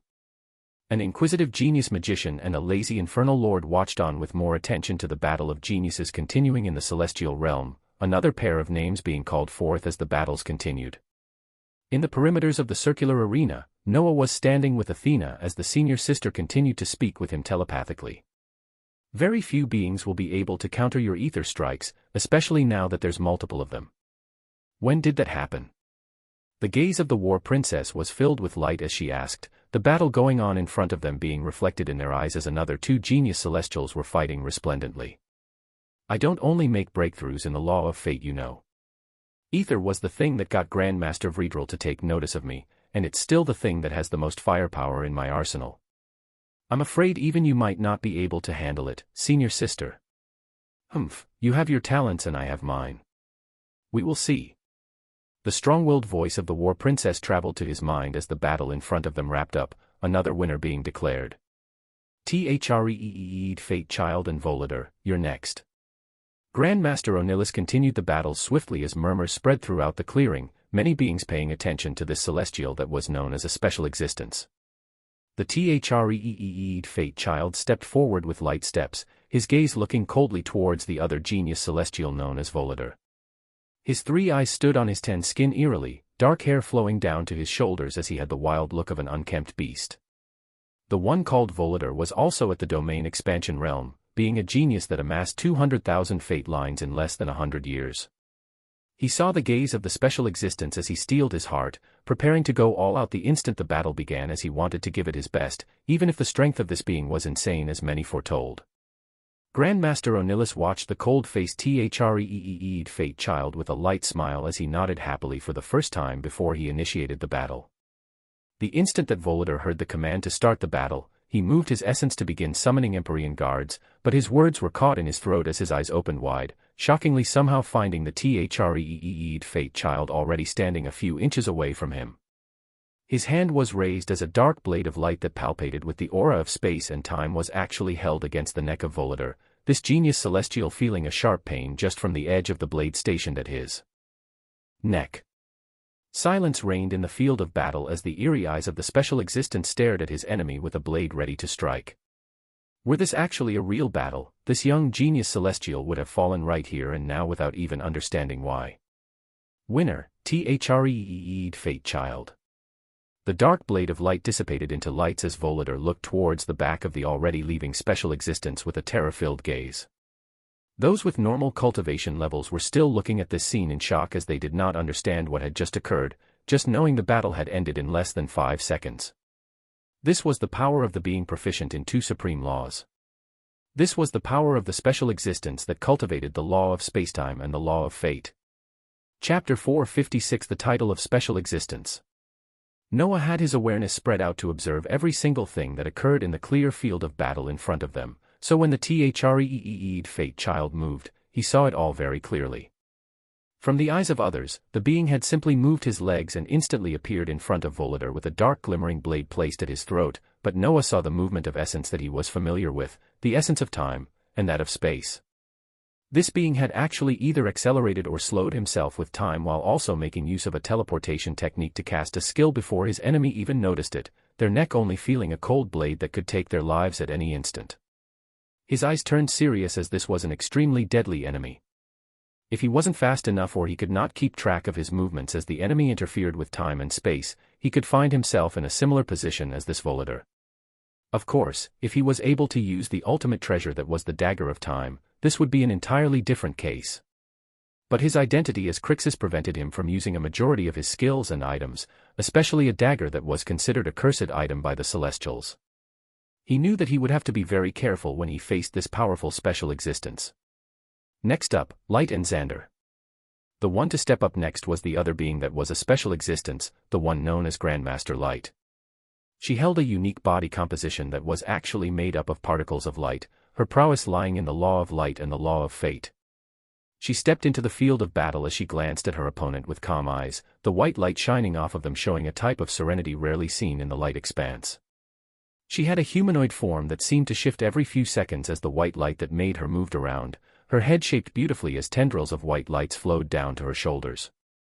Her eyes shone with a hint of blue luster as she actually gave a nod of acknowledgement towards her opponent, the being known as Xander, someone that held the title of a noble fate and was currently standing in front of her before the battle began.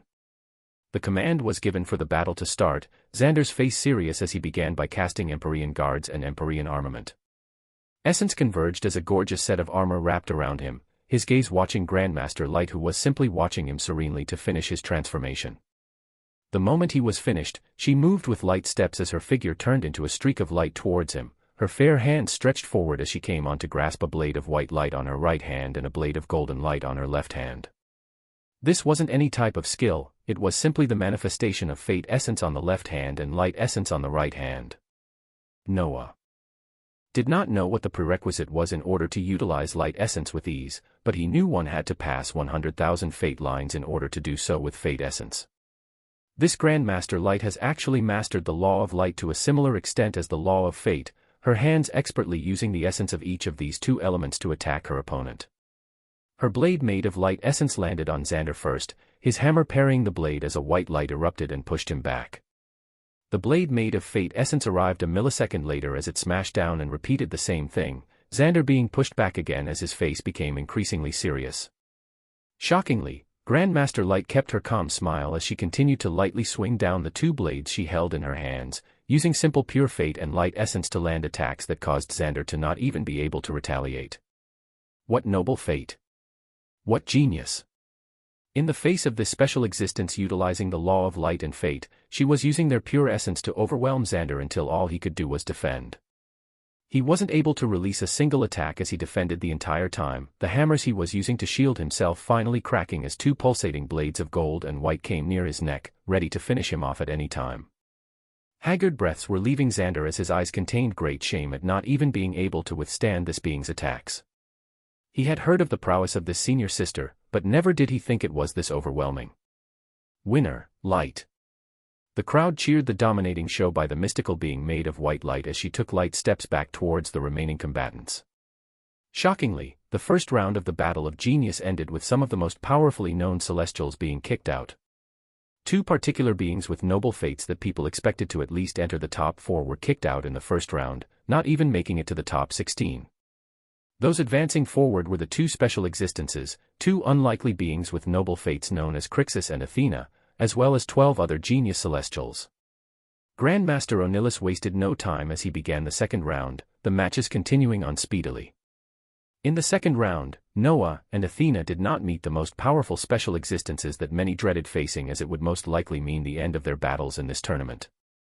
They showed off their skills against celestials known as geniuses, many of them ranging above 200,000 fate lines, as Noah used his transformation after absorbing 12 Empyrean guards to stand against them, their strikes not even passing through to damage his body that was hidden behind a huge tower shield as he then released attacks with his flail or deadly rays of ether. Athena used her unique ability to create a scintillating dance as she controlled the pace of the battles to always wear her opponents down until they faced deadly attacks that cost them the match. But like this, Noah and Athena passed the second round and entered the top 8 with no issues. Of course, it was the same case for the two special existences, the Three'd Fate Child and Grandmaster Light, who both passed through by dominating their enemies in a shocking manner. The second round was passed in this manner, and whether by chance or fate, it went exactly in the same manner for the third round that decided the top 4 of this battle of geniuses. In the third round, neither Noah nor Athena met the special existences, cruising through with their abilities as the both of them showed great battle prowess that overwhelmed their enemies and made them smoothly enter the top 4. In one of the floating prime warships, Grandmaster Vredril had a beaming smile as he laughed, Commanding Officer Rizel glancing towards him as he shook his head with an unbelievable expression. What kind of monsters have you raised that they are able to smoothly pass to the top 4 of all current geniuses of this generation? Chapter 457 Crixus. Top 4. The first 3 rounds of the tournament were over, and the beings that smoothly entered the top 4 ranks were not what many expected. The powerful celestials holding the title of Noble Fates, Xander and Lila, were taken out in the first round. The two celestials holding a similar title but much weaker cultivation experience were actually the ones to replace them and take their spots, creating a clear path as they swiftly made their way to the top ranks. In the Mage's Tower, where powerful auras were watching the ongoing matches, Idrusim had turned to the vampire ruler Vladivostok with a careful gaze as he spoke. This Crixus is more of an important piece than we all realized. You really only sent a soul-forging vampire to oversee him. I didn't expect for him to be this much of a genius. I'll make the proper preparations. Vladivostok replied with a shining gaze as his expression looked like someone that had gotten his hands on something he did not want to let go of. If you all are smart enough, you will work hard to keep the identity of this Crixus under wraps and use him as a deadly blade at a crucial junction of the war, not risk his life freeing some old loser who was already defeated once. The voice of the second Infernal Lord rang out lazily to the side as his sharp eyes followed the events portrayed in front of them. That benefactor was the one that allowed many of us to come out alive in the last war, bringing him back to our side is only natural. Idrusim replied sharply while the Infernal Lord shook his head deploringly.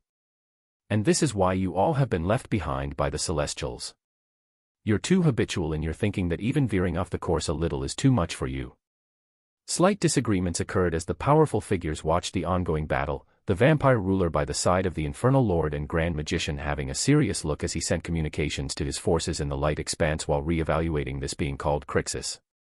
In the celestial realm where the tournament was about to proceed, Noah and Athena were given a break before the final 2 rounds resumed, their figures actually being in the floating prime warship where Grandmaster Vredrel and Commanding Officer Rizel were. The fatty Grandmaster who was the teacher of Xander and Lila had long since left as he could not handle the proud look of Grandmaster Vredrel, the wizened old man now looking at his 2 disciples with nearly tearing eyes.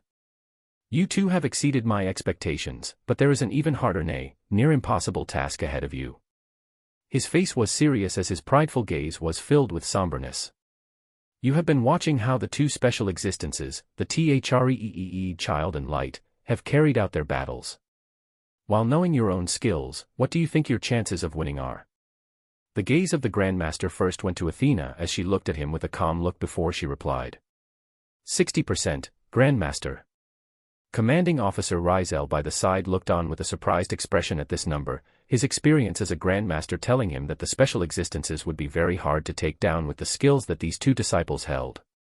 Grandmaster Vredrel looked at Athena carefully as he nodded while asking. Why 60%?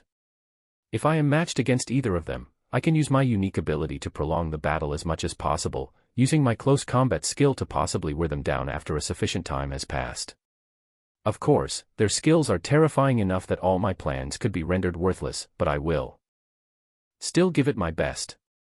A valiant light erupted forth from her as she let out words of extreme confidence, Grandmaster Vredrel nodding his head as he turned towards Noah. What did his other disciple see his chances at? His aged gaze stayed on Noah as the moment this disciple of his opened his mouth, the wrinkles on his face began trembling. 100%. Silence. Commanding Officer Rizel looked incredulously towards Noah while Grandmaster Vredrel's body trembled, his shining eyes locking onto this disciple as Noah opened his mouth and continued. I have made a breakthrough while studying ether and the law of fate these past few weeks, and I am confident in matching these special existences with my current abilities. Yes. Noah was expanding the skills he could use against the enemies he would soon face, as he saw that their abilities were something that his identity as Crixus would struggle against unless he had a breakthrough in the middle of the battle or beforehand.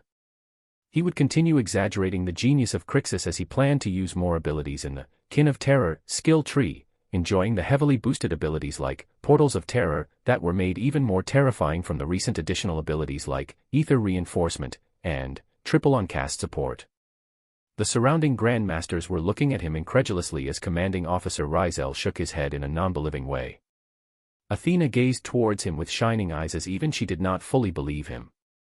If your words are actually true, you will be obtaining the luminescent rainbow dew that will grant you strength even higher than mine. If you can have such strength, you can begin fully exploring the wonders of the celestial realm as you go to locations that have similar treasures like the luminescent rainbow dew. Grandmaster Vredrel spoke with a passionate expression as he stared at Noah, half believing his student about his shocking words that were filled with arrogance. He spoke of the possibilities as Noah really was able to live up to his words, obtaining the number 1 spot as he passed the 4th and 5th round where only 4 beings remained. Him, Athena, Grandmaster Light, and the Threee Fate Child. Just who would come out on top? Would Noah really be able to stand against the powerful special existences? Chapter 458 2 Battles, Different Results As their rest time came to a close, Noah and Athena went out of the floating prime warship and went toward the clear miles-long arena where 2 beings calmly remained. The onwatchers locked their eyes onto their figures as a bustle of discussions erupted on who they believed would take the title. Most were looking at the eerie Threee Fate Child as the eventual winner, the way he passed through his matches being in an extremely domineering manner. His expert use of the law of fate and law of spacetime was at such a level that even some of the veteran Grandmasters were threatened by this being's power.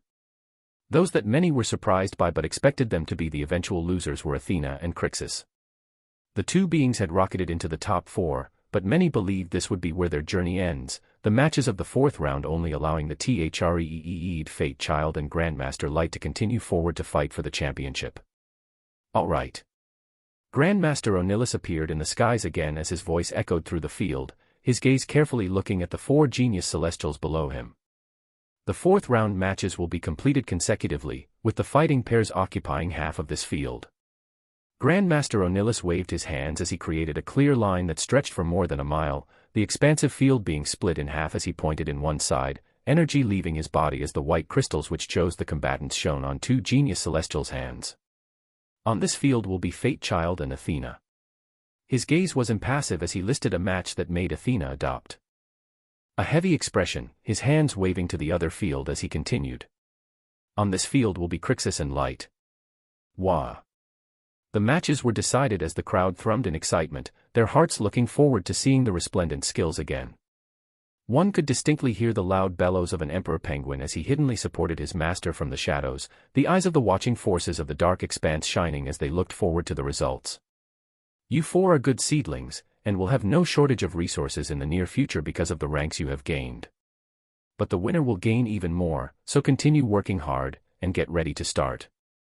Grandmaster Onilus waved his hands as the four combatants stepped into their respective fields. Noah glanced at his opponent, the special existence that was born on a star made of light, a star that shattered the moment this being was born. She was someone that was extremely proficient in the laws of fate and light, and he had seen the domineering fashion that she used to straightforwardly release fate and light essence to overwhelm her opponents. He planned to show off the brilliance of Crixus even more with this battle, this time around planning on using the full amount of 18 Empyrean guards he had available to him. With 12 Empyrean guards, he was adorned with a golden robe that released a resplendent thin protective shield along with a flail and a tower shield, as well as 3 rotating golden hammers that followed his thoughts. He began summoning the full amount of Empyrean guards as many Celestials looked forward with shocked eyes, not being able to believe that the skill they had been using all their lives could have such a difference in usage based on who was utilizing it. 12 Empyrean guards. 18 Empyrean guards. A burst of essence erupted out as the numerous Empyrean guards all became streaks of light and attached to Noah, the newest form becoming clear in the eyes of all as one could only describe it in one word: majestic. 2 pairs of golden wings erupted from his back, both of his hands holding shining weapons as one held an extremely sharp golden blade and the other held a glistening flail. Around his armored body, 6 golden hammers flowed freely around him, but they were accompanied by the enormous presence of 3 tower shields made of a thin film of light that circled Noah protectively on all sides.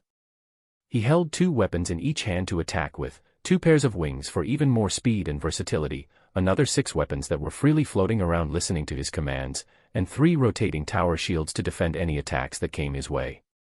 He looked like a moving golden tank that would not be taken down by even the most fearsome of attacks. Grandmaster Light looked at this opponent as her calm eyes shone with splendor, summoning her pulsing blades of fate and light as she burst from her position and rushed towards Noah at once. On the other field, Athena wasted no time as she used Empyrean armament herself, knowing that many of the past opponents of the Threed Fate Child had lost in a matter of seconds as this being appeared from nowhere to finish the battle. She planned to use her unique ability to predict the path of attacks of this opponent who was proficient in the laws of spacetime and fate, the moment she got the rhythm of the attacks giving her a chance to counterattack herself. Energy erupted out as 2 battles began on the separated fields of battle. The eyes of those watching were rapidly shifting from the 4 moving figures as they watched an array of abilities be put to use. Elena was watching the ongoing battles with rapt attention when she received a message from the Dark Expanse, and this time it was directly from the vampire ruler that oversaw much of the Archean clan. The contents of the message were simple: more importance was being placed on the being called Noah, with the Archean clan needing daily briefs about his movements as they prepared for the future. Whether for good or bad, the spotlight shining on Noah was gradually opening up the interest of many beings, the eyes of the powerful celestial grandmasters that were watching also honing in as they watched the ecstatic battle prowess he continued to show when matched against other geniuses. The 2 battles of separate fields began as other beings communicated and planned behind the scenes for the future, the winners of the 4th round not being clear. Chapter 459 2 battles, different results 2. Essence roiled in the field of battle as the first rounds of impacts occurred. The beings watching had their eyes locked onto the first exchange as for the first time in a while, the matches did not end with the first move. When it came to Athena and the Threed Fate Child, the less experienced War Princess had somehow been able to foresee where the strike of the special existence would land as she smashed the hammers in her hands in a particular direction, and the hammers actually came in contact with the palm of the special existence that was about to clasp onto her fair neck. In the battle between Noah and Grandmaster Light, the being made of pure light had summoned her golden and white blades, using pure fate and light essence to smash towards Noah's tanky exterior. The 3 shields rotating around him absorbed the essence released, the the damage being further mitigated once they passed through the thin barrier of light being given off by the armor he was adorned in. At the same time, the 6 floating hammers followed his thoughts as they circled Grandmaster Light on all sides, his multiple pairs of wings flapping rapidly as his figure turned into a streak of light that continuously released attacks every time the being made of light dodged the rushing hammers. Grandmaster Light finally had a serious expression as essence moved around her, Empyrean Guard and Empyrean Armament being activated, along with another ability. Holy Light. Her clear voice rang out for the first time as her body exploded with white light, the numerous hammers circling around her looking for a point of weakness being pushed back as this exuding and overpowering light continued.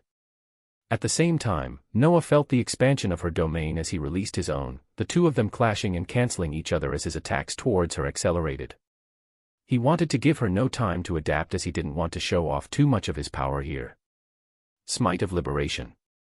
Numerous huge golden swords rushed from the clouds as they descended towards Grandmaster Light mercilessly, those watching being shocked to find these huge blades of liberation moving with their own will as even more weapons moving by themselves now attacked the defending light.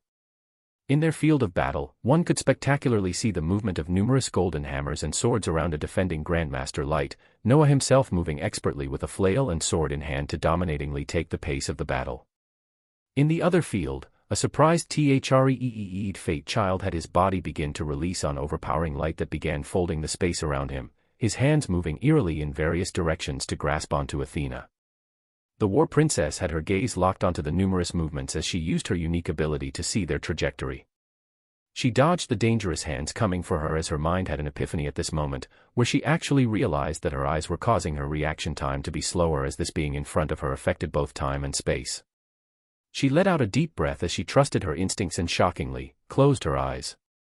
Those watching their battle closely rose from their figurative seats as they saw the War Princess actually close her eyes in the middle of the battle, but they were shocked even more as they saw her movements had become even swifter thereafter as the dangerous hands of the three'd Fate Child were dodged with even more ease. What? Genius! Truly genius! Many grandmasters looked on with shining eyes as they observed these spectacular talents that would soon surpass them in strength, their gazes especially so favoring Athena and Crixus as they were actually able to stand against special existences. Their titles of noble fates seemed to hold more true than the other two that were taken out in the first round, their rapid rise in strength that allowed them to actually be at the stage they were in currently being the most surprising event out of this entire tournament. In the battle with the War Princess and the three'd Fate Child, the former was slowly giving the battle more gravity as his body shone with numerous colors, Athena only showing more battle prowess as she trusted her ability and senses, moving with closed eyes. Noah continued his domineering usage of skills that allowed for him to lock down the powerful figure of Grandmaster Light who was glowing brilliantly while releasing numerous abilities from the light element. The abilities seemed to be more geared towards support as they bolstered her defense, her body occasionally releasing sharp swords of white light that were soon reflected by Noah's boisterous defense. The winners of the two fights seemed to already be decided. Grandmaster Onilus whispered to himself in the skies as his sharp eyes squinted, a light passing through them that nobody else would understand. He watched as in the matches, the genius Crixus gained more and more of an edge while cornering the special existence, Light, who could not get through his defenses even though she held much more fate lines and understood two laws. This Crixus seems to be more of a genius, he hasn't even shown his ether abilities in this match.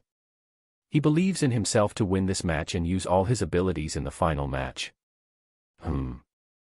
A look of pondering appeared on Grandmaster Onilus as he turned his gaze to the other field, where he could already see who the victor that would stand against Crixus in the final match would be. Even as Athena brought the battle to her pace by continuously dodging the strikes of the three'd Fate Child, this was all she could do, just dodge. Her energy and mental energies required to keep up her constant movements were soon drained as the victor on this battlefield would also soon be decided. The pair of disciples are about to have different results in their battles. Yes. In the two fields where two battles were ongoing and nearing their conclusions, for the disciples of Grandmaster Vredrel they were about to have very different results. Noah was moving valiantly with numerous golden shields and hammers surrounding him, even more blades of liberation descending from the skies to portray the image of a grand being with noble fate, the victory of the battle soon going to him. Athena had her armament wrapping around her as she moved around with closed eyes, showing the image of a valiant war princess, but this war princess would soon be overpowered by the special existence that was proficient in two supreme laws. Two battles, but there would be different results. Those watching felt their blood boil as they were given a show of resplendent abilities, many looking forward to the last match that would give a glorious victor taking the title of strongest genius. This would be the victor that would obtain the named treasure, the luminescent rainbow dew, that was capable of creating a world realm expert. Unbeknownst to many of them, their wishes for a final battle will never be fulfilled as something even more shocking was about to occur. Chapter 460 Magisterial. In the clear and expansive field to the east of the sanctum where the docile earth behemoths could be found, tens of thousands of beings had gathered as they watched two battles near their glorious end. Among those in the crowd, the forces from the dark expanse watched with hungry eyes at the power these young genius celestials showed, and this was especially so for the one called Crixus. They knew Crixus to actually be on their side, so the higher he rose in the rankings and obtained valuable treasures, the better. Malthus the spatial magician was standing stably as he fixated the dark pearl on his robe to continue sending the feet of the entire field in front of them to the dark expanse, the beings in the Mages' Tower of the Scholars Guild continuing to watch while discussing carefully. If this Crixus actually gains the number 1 ranking, it will mean he will soon be brought to the world realm by the Celestials. The Grand Mage Idrissum spoke with shining eyes as he thought about gaining a world realm powerhouse, and one that was actually raised by their enemy at that. The second Infernal Lord looked with slight interest with his gaze focused on Noah, his mind convincing himself that he found some sort of secret with this being because of the abilities he showed before. Meanwhile, the vampire ruler was looking on with a happy expression as he knew this Crixus held a vampire bloodline, and he could control anyone with such a bloodline. There were very few beings alive that held the same level of bloodline purity as him, Elena and a few others being special cases as the masses of vampires could be brought under his command no matter their power level, the uniqueness of bloodlines running this deep. He himself was a star-forging realm expert, an entire realm above world, so he looked forward to gaining such a genius subordinate in the future. The beings in the dark expanse and those in the celestial realm, all of them watched the 4th round matches with rapt attention as they neared their conclusion. The special existence that was known as Grandmaster Light was gradually getting more and more cornered by Noah's attacks, his relentless golden hammers and blades of liberation that moved with their own wills as well as his own attacks not giving the woman made of light even a chance to retaliate. Her fate lines that towered over 200,000 were no use over the Noah that was boosted by numerous passive and active skills, each of them with their own powerful boosts that would rack up huge percentages if one were to fully count them all. One would only have to talk about the boosts from Child of Space, and then from the singular boosts that just one Empyrean guard gave when they were absorbed into his body using Empyrean armament. Just these two alone were enough to add up percentages that would shock a mathematician. His body shone with a golden glint as he moved even fiercer against Grandmaster Light, his counterpart in the other field of battle doing the same as the Threed Fate Child increased his attacks against Athena, the War Princess not being able to keep up any longer as the attacks filled with the power of spacetime and fate smashed into her relentlessly. Two beings filled with power, each of them gradually cornering two powerful beings that were giving it their all. Reverberations of power spread out as Grandmaster Light was smashed away by a convergence of blades of liberation and golden hammers, something similar occurring in the other field as the War Princess was smashed head-on with an attack from the Threed Fate Child. Their two figures coincidentally flew towards each other as Athena and Light neared the borders where their respective arenas were, smashing towards the ground and forming craters not too far from each other. Their bodies were riddled with injuries as they got up in a difficult manner from the craters, their gazes looking at their opponents who were no longer looking at them. Noah floated in the air above Grandmaster Light as he stared into the arena where Athena and the Threed Fate Child were fighting, his gaze not even glancing towards Grandmaster Light as he stared at the being also floating in the air in front of him. The Threed Fate Child was looking coldly at Noah, his gaze completely passing over Athena as the two victors both looked towards the opponent they would have to face in the final round. One had the dark energies of spacetime rolling around his body, wisps of golden fate lines showing every now and then as his three eyes locked forward. The other was a winged being surrounded by rotating golden shields and hammers, enormous blades of liberation pointing themselves towards the being with three eyes as they were ready to strike at any moment. Their sheer presence was shocking to see as a majestic scene of two powerhouses grandly played itself for all to see. These are the geniuses of this generation. Not too bad, I suppose. At this moment, an oppressive voice that seemed to be coming from all sides reverberated across the expansive area where every single being was watching the matches of the Celestials' geniuses. This voice was not just oppressive, it contained a hint of authority that made those who heard it tremble deep in their souls. In the skies, Grandmaster Onilus heard this voice as his face immediately changed, his figure shooting down from the skies as he landed on the ground and kneeled. That's right, kneeled. With him as the first, all the numerous grandmasters that were on the few prime warships surrounding the expansive arena all teleported or turned into streaks of light as they appeared on the ground, all kneeling. The lesser-ranked celestials and celestial disciples looked at the behavior of the grandmasters as they followed it themselves, their hearts feeling a sense of terror they had never felt before. Noah was still floating in the skies as he shockingly looked around for the source of his voice when he suddenly felt an overpowering force also pulling him down, a pressure beginning to appear all around them that called out to be respected. In the skies, an enormous figure of a mountainous celestial behemoth appeared, an indistinct being that was even smaller than the minute hairs of this behemoth standing powerfully atop the head. This being was indistinct, but all the beings around could make out that he was there as the oppressive and overwhelming pressure released from him. The celestial behemoth shone with a golden hue, its eyes blank as it held a shining horn piercing the skies and expansive wings covering the earth.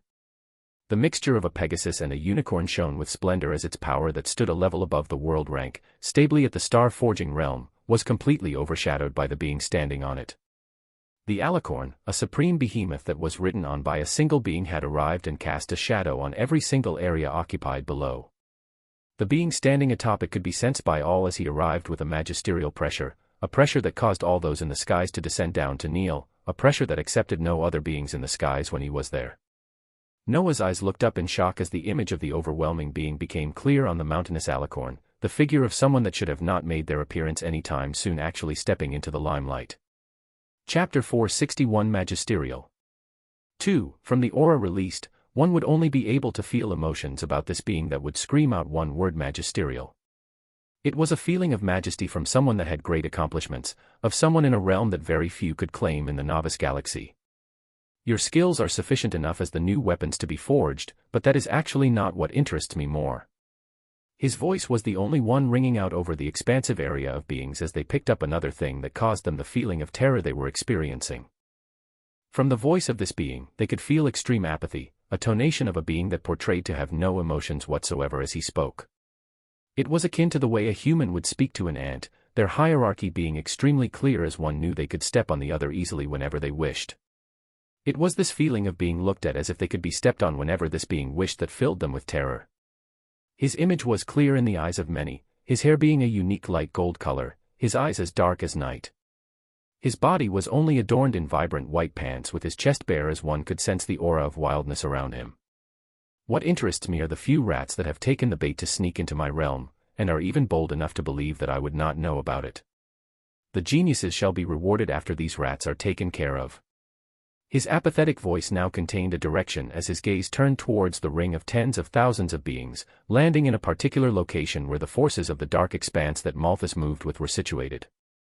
The filthy aura of the dark expanse is strongly bouncing off of you, you know. Many beings watched as the figure floated off the expansive alicorn that covered everything in their sight, standing generously in the air as he stared towards the frozen figures of numerous beings from the dark expanse that had adopted horrified expressions. Noah's main body had a reverent expression on the outside, but he was shocked at the development of events as the next ones made the situation even more drastic. Others may not be able to notice it, but coming from someone that has nearly mastered a supreme law, I must tell you that it is too obvious. His gaze moved from Malthus as he was talking, going to the side as he stared directly at the nearby Elena that was looking upwards with a fearless expression. Her face trembled at the pressure that was directed towards them even more, but she remained fearless nonetheless. The most powerful vampire here seems to also be from the dark expanse. Let's see, from the underworld. Treacherous creatures as always, I shall start with you for your race's eventual extinction. Drastic. Fastly deteriorating.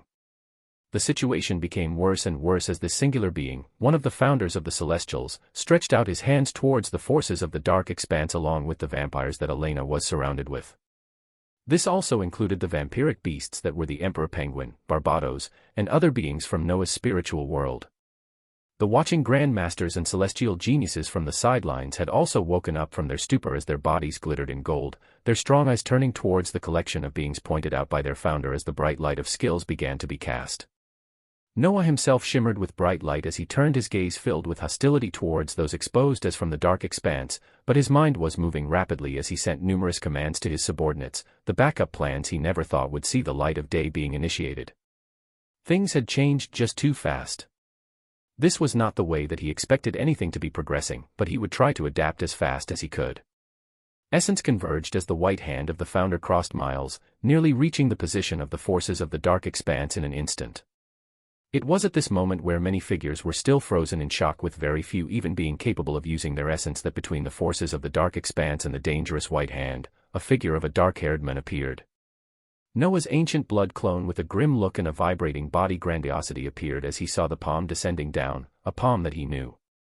Even his main body would not be able of withstanding if he was directly hit. His mind worked rapidly as he looked at how fast the palm was approaching, and he knew that he would not even have the chance to teleport one or two of his subordinates before this palm came down and pulverized the rest. His heart was grim as he went with the first plan that would buy him time for a second, the plan of spamming. Destabilize, portals of terror, dawn of the blood lord, blood world, nightmarish descent, blood rage, archdemon lord transformation, lesser Cthulhu, ancient blood scion, blood rage, blood sea. The activation of numerous skills that caused the bubbling of erupting essence akin to an exploding volcano occurred, a stupendous sight of numerous transformations taking place as a disfigured giant rapidly took form, numerous terrible portals releasing destructive elements and destabilizing space, a bloody moon appearing in the skies as a veil of blood erupted outwards, and eventually an expansive blood sea began expanding outwards. It was an entire array of abilities cast wildly, something that no normal being would be able to do from the influx of mana that it required. But all of these abilities were cast just to stand against a single palm. A strong, domineering palm.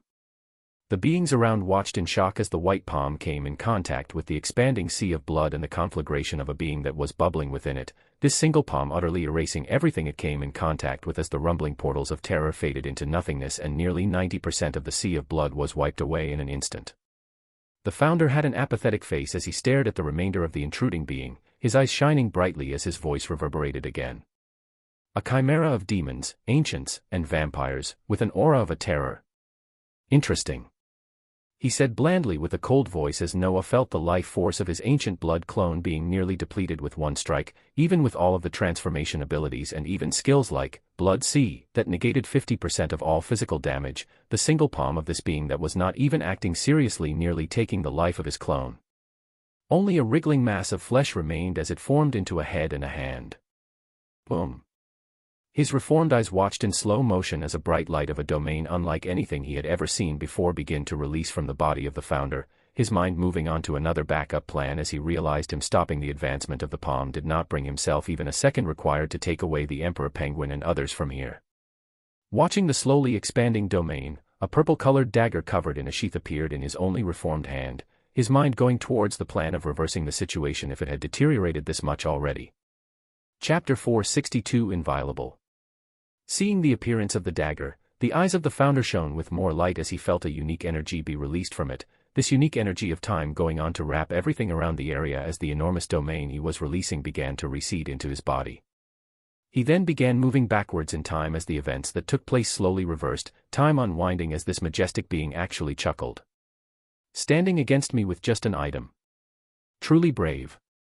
In the reversing time, his voice reverberated in Noah's ears as his main body and clone both moved in reverse along with everyone else, many of the powerful being feeling this weird sensation but not being able to do anything about it. The events had only gotten to the point where the shadow of the alicorn was about to disappear along with the being that it carried above its head when the apathetic voice rang out again, this time in the form of an ability. Fate Lord's Authority. A golden air put a stop to the reversing time as the founder spoke simply, using an authority only given to those that had mastered more than 50% of a law as he used the authority of fate to instantly stop the reversal of time of an ultimate weapon like the dagger of time.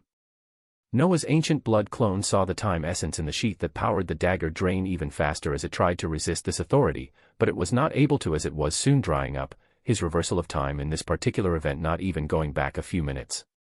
But the minutes that he did reverse by would have to be enough.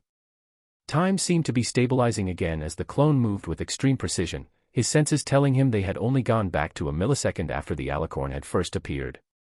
He teleported near Elena, Barbados, and all the other beasts of the spiritual world as he waved his hands towards them, teleporting them away in this destabilized space through the use of astral connector.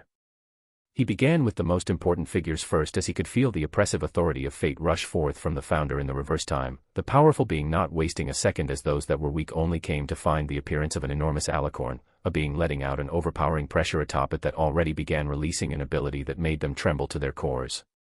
Noah's main body was still facing the three'd fate child as they both turned around to the location of the beings from the dark expanse, most of the powerful celestials having felt the reverse time and knowing exactly what had happened before. Noah's main body, followed along by the Athena, Light, the three'd fate child and numerous other grandmasters that were near the spectating group of beings now exposed to be from the dark expanse, released their own attacks towards them as they moved rapidly.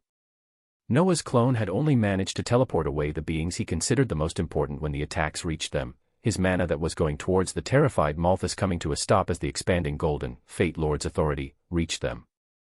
Shockingly, it was not just mana that was held in place. Noah, finding out that his clone could not move a single muscle, every single being remaining in the area experiencing the same phenomenon, as the voice of the founder was heard once more. "You actually managed the escape of a few with me here, I have to give you props for that. Let's see now." The figure of the founder appeared near the frozen beings, his eyes glancing at Noah's blood clone curiously as they also went towards Malthus. His apathetic eyes lingered on Malthus as his energy picked up a unique signature on the body of this operative of the dark expanse. It was the dark pearl that was attached to his robe. Bold enough to even show what was happening here to others. Now, who's out there watching?" His languid voice filled with apathy was still the only thing ringing out in the surroundings as the Celestials pulled back the moment they saw the founder arrive amongst the enemies, their hearts trembling at the level of his strength as none of the enemies could even move a muscle. Noah's main body was observing the situation with an expression that matched all other Celestials, but his heart was grim as his clone found himself not being able to move an inch while under Fate Lord's authority. He was able to teleport away all of his people, and even some of the operatives of the dark expanse, but there were still many left behind, as those of importance to note were Malthus and his clone, all others being nameless operatives. The founder continued to move at his own pace as more and more shocking words came out from him, Noah finding his methods more and more unfathomable as the next thing he said shocked him even more. "You think you can peer into my celestial realm without me peering back?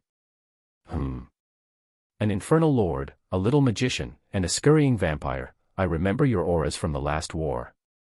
Shocking words that the masses who were watching with rapt attention nearby digested rang out, the information that the ongoing matches were not just being watched by them, but also by the powerful figures from the dark expanse becoming apparent to them. Find authorized novels in faster updates, better experience. Please click a ref equals /book/infinitemanenthiapacalypse_16709186806051905/inviolable _508235585846/book/infinitemanenthiapacalypse_16709186806051905/inviolable _508235571475858846/ for visiting.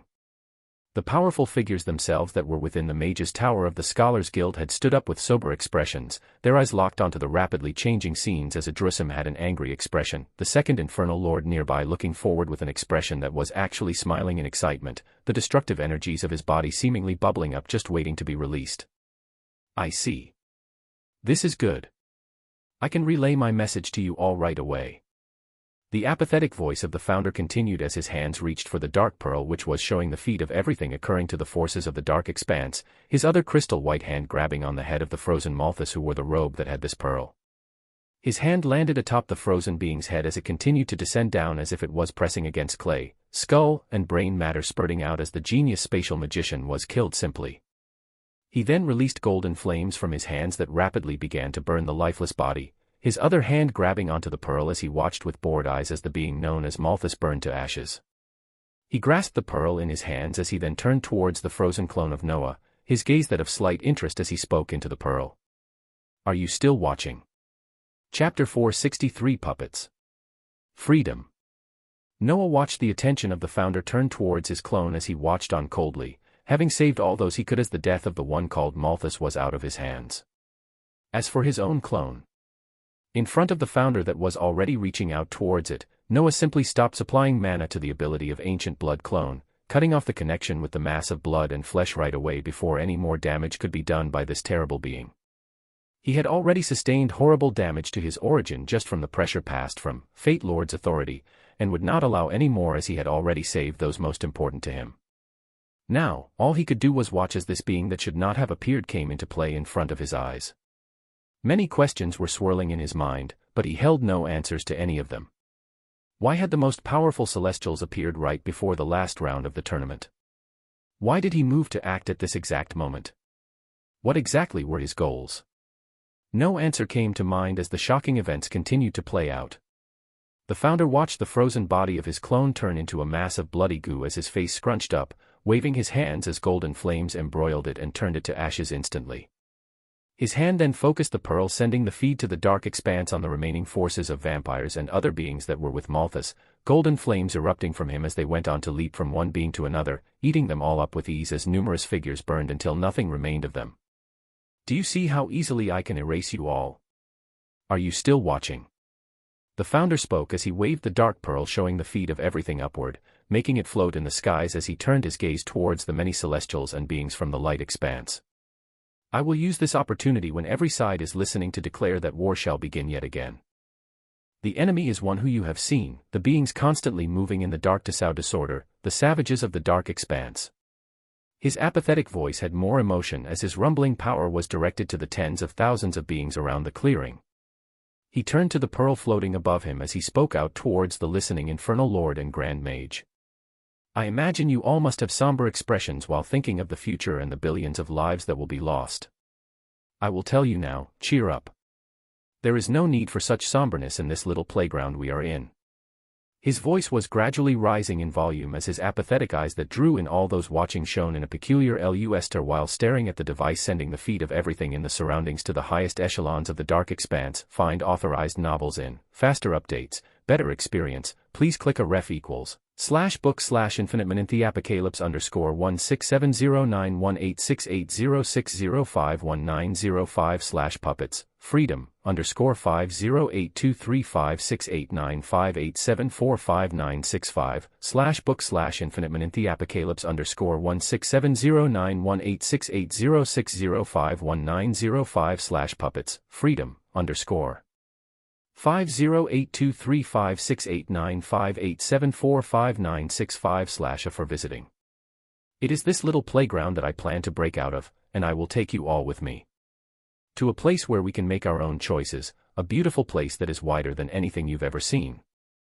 A pause appeared on the face of the founder as he glanced around him. His languid eyes watched the reverent and terror-filled gazes of the tens of thousands of beings in the surroundings along with the figures of the dark expanse that were watching through the dark pearl. He spoke the next words slowly as he seemed to be reminiscing. In this novice galaxy of ours, we're all puppets, puppets flowing across the river of fate. A look of hatred spread across the handsome yet terrifying figure of the founder as he talked about a playground and the mention of puppets, his gaze seeming forlorn. I plan to break the strings that are constantly moving the innocent souls in this playground of ours, until all of us can no longer be considered puppets. I will set you all free. I will set us all free. A terrifying shock spread out to the minds of any that were listening, not fully understanding the meaning of the words just said as they only sent deep terror to their hearts. The founder had a lost look on his face as he seemed to be reminiscing, his gaze looking afar at something nobody else could see. His mouth moved by itself as he seemed to be lost in a monologue, giving a show of only him to the terrified audience and the surroundings. His gaze focused onto the dark pearl where he knew the forces that were his enemies were watching, continuing his monologue with no interruption. Return to your holes and hold your families close. Spread the word to the other rats and prepare, because I'll be sending my forces towards your direction now. The founder finished his words as he pinched his hands towards the dark pearl, destroying the device and cutting the feed that the powerful beings in the mage's tower were receiving right away. He only left behind an air of power as the authority he was releasing slowly receded. An air of madness and uncertainty spread out across the expansive field. The many celestials and celestial grandmasters were already on the ground kneeling as this founder rose to the skies. Scour my celestial realm for any remaining forces from the dark expanse, and get a warship to make haste towards the underworld that has been hiding them. Destroy it all with no trace left remaining. A command rang out in the ears of every celestial grandmaster as they placed their right hands on their chest in allegiance and understanding. The four geniuses showing most promise, Take them to the Golden Bastion and finish forging them into the best weapons before they join the coming conflict. There should be another luminescent rainbow due there for the final two champions. Spare no efforts to raise their realms. More commands released from the founder as an air of majesty. Spread out, his gaze calm and apathetic as he landed back on the alicorn overshadowing everything around with its sheer size. Onillis, you shall lead the squadrons for the first wave of attacks in this war. Prepare to take on the title of a commander and lead the first forces of the numerous prime worlds and celestials to the border where our forces await. As of now, we are officially at war. It is a war for liberation, for order and balance. For breaking free of the chains that bind us in this playground we are in. For freedom. Noah watched the roaring of essence and power from thousands of celestials and powerful grandmasters, his heart beating wildly as a scene of paramount importance played itself out in front of him. Athena had come to inexplicably stand by his side as she looked forward with shining eyes. The beings from numerous prime world watching were shaking in the places they stood as the show of power was too much for them, those that could still think knowing that many of them would be heading into a war soon. A tournament that was meant to observe the genius of a few celestials had ended in the most shocking of ways, a single being appearing as he overhauled everything happening, killing numerous forces from the dark expanse and announcing the beginning of a long war. Chapter 464 Rapid Movements. In the Mage's Tower of the Scholars Guild, the Grand Magician Idrusim had on a wrathful face while the Infernal Lord had an expression of excitement. I see why our existence was necessary to oppose this being. Does he not know what his words truly mean? Ha ha. The second-ranked Infernal Lord spoke out as wild waves of power emitted from him, the other powerful beings in the room already beginning to send telepathic communications based on what they just saw. The leading figure of the Celestials had just outright declared war, and they had to prepare. Idrusim's wrathful gaze came down as the provocation of the founder gradually lost its effect, the gaze of the Grand Magician going towards the vampire ruler Vladivostok. You forces in the underworld are about to be taken out. Vladivostok had on a grim look as he replied less than a millisecond later, his robe fluttering behind him as he stepped out. I've already sent word for them to begin moving out, I'll have to excuse myself for now. Ha ha. Ha ha ha. Voldred, the second-ranked Infernal Lord, continued to have a glimmer of excitement on his face as he laughed, Idrusim turning towards him as well as he voiced out. I'll depend on you to get word to the other Infernal Lords, as well as their assistants. Find authorized novels in, faster updates, better experience, please click a ref=16709186806051905/rapidmovements_160191865855849710999 /book/infinitement-in-the-apokalips_5082358555849710999/rapidmovements_5082358555849710999/a for visiting. Ah, no worries young Idrusim. After all, we were created just for this. Essence blasted out as the body of the Infernal Lord disappeared, the only one left behind in the expansive room of the Mage's Tower being the Grand Magician Idrusim, who was accompanied by a few other high wizards. What shall we do, my lord? Many of them dressed in grey robes glanced at Idrusim with tight expressions, the Grand Magician replying simply as he pulled out a commonly seen weapon in the dark expanse, the tool that many wizards and witches carried with them. It was a majestic wand that released an air of ancientness. We prepare. Assemble the battle mages of our guild and work with the vampires to begin creating different legions. The first legion of the Celestials will most likely head towards that location, so station the first forces there. His face had erased all of its wrath as he held a chilling expression, vibrant essence beginning to roll around the ancient wand in his hands as the air of a Grand Magician was properly portrayed. As of now, we are at war. Essence reverberated from the wand he held as it coursed through the uniquely designed runic circles in the room they were in, causing this room and the larger Mage's Tower it was connected to begin shining brilliantly as a single message began to spread across the dark expanse. This message only told of one thing, and it was war. In the celestial realm, Noah was moving inside a prime warship with Athena and Grandmaster Vredrel, along with the two beings termed as special existences. A moment after the words of the founder to take the four geniuses that were fighting in the fourth round before the shocking interruption was heard, Grandmaster Onillis transferred numerous treasures and authority to Vredrel, allowing him to lead the warship and take his disciples as well as the two special existences towards a particular deeper area in the celestial realm. The location they were heading in was further to the south past the water and ice behemoth, the location where fate behemoths were abundant, and the place where the most powerful celestials were always trying to explore.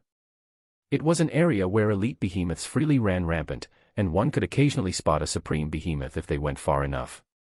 Grandmaster Vredrel was taking the 4 geniuses to this location per the orders of the founder, in his bag of holding lying the luminescent rainbow dew, and numerous other treasures as he steered the prime warship forward with a serious expression. Noah and Athena were standing not too far behind the Grandmaster as each was lost in their own thoughts. The 2 special existences could be seen in meditative poses not too far away from them. Every single person was lost in their own world as the events they had just seen were too shocking. The power they had just witnessed from the founder made many of them receive the reminder of something they only had in their wildest dreams, the remainder of the power they all wanted to achieve. They looked at the founder that had required respect just from his sheer presence as exactly the power they wanted to achieve, each of them lost in their own thoughts. Some time back and unbeknownst to the beings around Noah, a drop of blood had slowly formed from his heart, abundant origin essence going into it as it then swiftly disappeared from inside his body, never to be seen by anyone else as even the essence fluctuations were hidden. Inside his own body, he had activated the ancient blood clone ability once more as a drop of blood filled with his own origin formed inside of him, this drop of blood disappearing thereafter as it was teleported to a singular location, the underworld. After having saved Barbados, Elena, and the others from certain death in the hands of the founder, he moved without haste to a prime world that was facing its destruction soon. These were his own thoughts, as well as the frantic telepathic messages from Elena and Prince Cassius for the Vampire King and the other forces stationed in the underworld. The moment that the founder released his command to destroy this prime world for hiding the treacherous vampires, the Celestials passed word as the forces nearby were soon activated, any close prime warships and Grandmaster setting off right away. It was a race against time as Noah's ancient blood clone reformed from the drop of blood rapidly in the bleak atmosphere of the underworld, its body already beginning to rush down towards the planet's core as he moved fast. Chapter 465 Missed by a second. The body of the ancient blood clone was finishing the process of formation as it pierced through the layers of Earth, not even taking a few seconds before getting into the inner layer of the prime world. His gaze was impassive as his emotions were turbulent after having just seen the immense power of just one of the beings he was up against, his current power not even being able to withstand a single attack. You, what? He put his thoughts aside as he heard the words of the core of the underworld and worked in conjunction with his planetary system as he portrayed the images of the particular time when the founder had called for the destruction of the underworld. Silence reigned as slight trembling could be felt from the core of the underworld, Noah not wasting any time as he initiated the process of forming a connection while talking. There is no time. If you want to survive. What always happened when he formed new connections with worlds repeated, a rumbling of essence occurring as something else approached the underworld. 2 prime warships with the hardened faces of righteous celestial grandmasters at the lead were using their energy to pierce through the void of space as they neared the underworld, having received word that the mission came directly from the founder, and it concerned a world that was harboring the forces of the dark expanse. They moved without a second delay as they were nearing the prime world, their hearts set on destroying the entirety of this world as they prepared to join the war. They felt immense fluctuations of energy ahead of them as they neared, their prime warships arriving as they observed with shocked eyes, where the world used to be, only a void of darkness laid. Rubbish. One of the piloting grandmasters called out as he spread out his energy, a surprised look overtaking his wrath as he sent out a message. It is only invisible, aim the world cannons and obliterate it. Essence rapidly converged around the warships as the huge cannons around them vibrated, gaining a glimmer of red as they aimed at the invisible underworld in front of them. Deep in the core of this prime world, Noah's clone had already successfully finished the formation of the connection as another stupefied reaction was released from this prime world as well, his mind working fast as he pulled out the world engine from the expansive space that he shared with the main body, activating the treasure right away as a unique energy spread out with the core at the center. He had already cast Blood World and World Veil to wrap around the entire world, preventing the coming celestials from seeing what was occurring within it and turning it invisible, but this only earned him a few seconds. These few seconds were more than enough. The unique energy released from the world engine wrapped around the entire world as outside it, the enormous cannons meant to strike down at the core of the prime world had readied enough energy, destructive rays of red lights shooting out as they went towards a singular location. The rays of red energy left destructive energies in the void of space as they thundered down, the Grandmasters piloting the warships watching with eyes burning with passion as they sensed an enormous fluctuation of energy at this moment, and then observed with unwilling expressions as the red rays of destructive lights they shot out, actually hit nothingness. Silence reigned as they watched the rays pass through where they sensed a planet was just a few seconds ago, nothing being there now. They grit their teeth as they were knowledgeable of a similar incident with the Magus world not too long ago. They just didn't think it would happen again, and not so quickly. This also meant that the culprits for the disappearance of the Magus world were also the forces of the Dark Expanse, being connected in some way with that world as well. These were the conclusions that the Grandmasters arrived at anyways. Savages. One particular Grandmaster grit his teeth as he gave out a command. Head back to report the findings. I'll scour the surrounding areas to see if I find anything. Thus, a wild goose chase that would give nothing began, while Noah's clone was already in a completely different quadrant of the light expanse near his homeworld, numerous connected worlds veiled in different areas all around this quadrant. His clone had already disappeared from the inner layer of the underworld as he reappeared inside the spiritual world that he had. Anchored in a nondescript location of the celestial realm as small as a grain of sand before he jumped to save everyone from the single palm of the founder. He appeared in the time-space as he did not even go communicate with his forces that had come close to death under the hands of one of the most powerful beings in the novice galaxy and were currently sitting with troubled expressions. He wanted a moment of silence and contemplation as his main body was itself surrounded by numerous celestials, his clone being the only one that truly felt free right now. He appeared in the skies of the time-space as he floated and closed his eyes, just wanting to get a momentary time to think. Things seemed to always be happening so fast, but he breathed out slowly while looking at the results of recent events.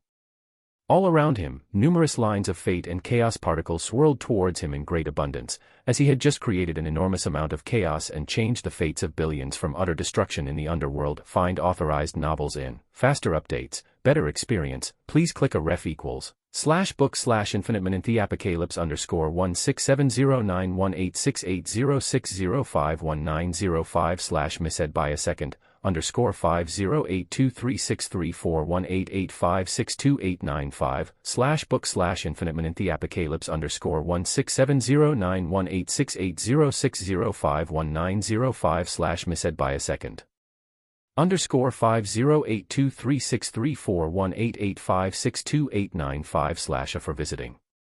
He had participated in the tournament that was so extravagantly interrupted, the results now giving the treasure that could push someone's rank to the world realm to 2 beings. The last command from the founder was to take the last 4 geniuses him, Athena, Light, and the Three'd Fate Child deeper into the celestial realm to be forged into the sharpest weapons. He would soon enjoy this treasure that would push him up an entire realm as his thoughts then moved to the consequences of the founder appearing, the remaining forces of the Dark Expanse in the celestial realm, as well as the war that had just begun. Chapter 466 A Grand New Area, Summons. Chapter 466 A Grand New Area, Summons. The recent events had caused rapid developments, and Noah still did not know what the full results of these events would be. His clone floated in the skies of the time-space as he spent a few hours just thinking, numerous new pathways opening up in his mind as he looked on how to move forward next. When it came to the forces of the Dark Expanse, there was another being called Agris, a walking library, that should still be hidden in the location that they established in the celestial realm. The problem of the founder still remained as this being was powerful enough to point out the beings of the Dark Expanse from his power, so any of them that were still moving in the Dark Expanse would have to be extremely careful. This also came to his forces, who could no longer freely traverse the celestial realm to take down behemoths themselves as they were quickly associated with the forces of the Dark Expanse as they were under the lead of Elena. After this, they would have to increase their strength in the time-space of the spiritual world to max their skill tree's proficiencies as well as raise their percentages in the law of fire and water in the fire and water law space. Another pathway was the Dark Expanse, which should have many opportunities to move in as well, especially with the war heading towards them right now. The war made Noah also think about when he planned to use the vial he had received from Elena weeks ago, a vial that would free a powerful being from the 7th celestial star. He would have to make a plan to also use this sometime in the near future. His eyes opened as they glimmering with strength in the time-space, his figure disappearing thereafter as he began moving once more, this time starting with the worried subordinates as he moved to check on them, as well as the stabilization of the forces of the underworld. His identity would be revealed to the forces of vampires in this world as he stopped any information from leaking to the forces of vampires in the dark expanse by using his authority as the vampire progenitor. His clone began moving as his main body arrived in a different location further south of the sanctum past all the water and ice behemoths. The area they landed the prime warship on was an exquisitely designed bastion of a city, enormous golden structures rising to the skies as numerous warships floated all around. This was one of the bigger strongholds of the Celestials, something that was placed close to where the Fate Behemoths resided, the location where the most powerful Celestials moved around in. Welcome to the Golden Bastion, the place where you all will truly step into power before setting out to make a name for yourselves. The voice of Grandmaster Vredrel rang out as the two beings with noble fates and the special existences looked towards the city, their eyes shining with anticipation. The Grandmaster turned towards them with a smile as he focused on Noah and the Threed Fate Child. I've received a message that the Founder would like the two beings who would have fought in the final match to both receive the treasures that will push their levels to the world realm, so the both of you will be receiving the last two luminescent rainbow dews in existence. Rumble. He waved his hands as a single dew-shaped item that shone with splendor flew towards Noah. I have one of them on me, the other is in the hands of Grandmaster Lucas in this golden bastion. He said this towards the Threed Fate Child who would be receiving his own luminescent rainbow dew later on, as he then turned towards Athena and Light. The two of you will receive the remainder of the treasures, and it will depend on your talent whether you can break through from the domain and into the world realm, as the process will simply take too long and is too arduous unless a treasure like the luminescent rainbow dew is used. The two that lost on the fourth round nodded as the Celestials descended into the golden bastion, Noah putting away the extremely valuable, luminescent rainbow dew, as he smoothly achieved gaining a treasure that would propel his rank rapidly to another stage. It was at this moment that Noah also received a telepathic communication, and this one came from a unique being. The seventh Infernal Lord, Azula, had sent him a message that relayed shocking information. A letter of summons had arrived from the first Infernal Lord, and it concerned him. His mind quickly processed this information as his ancient blood clone that was moving in the spiritual world discussing the recent events with the Harbingers, and Elena had to stop the discussions, having to be the one to head back to the infernal realm.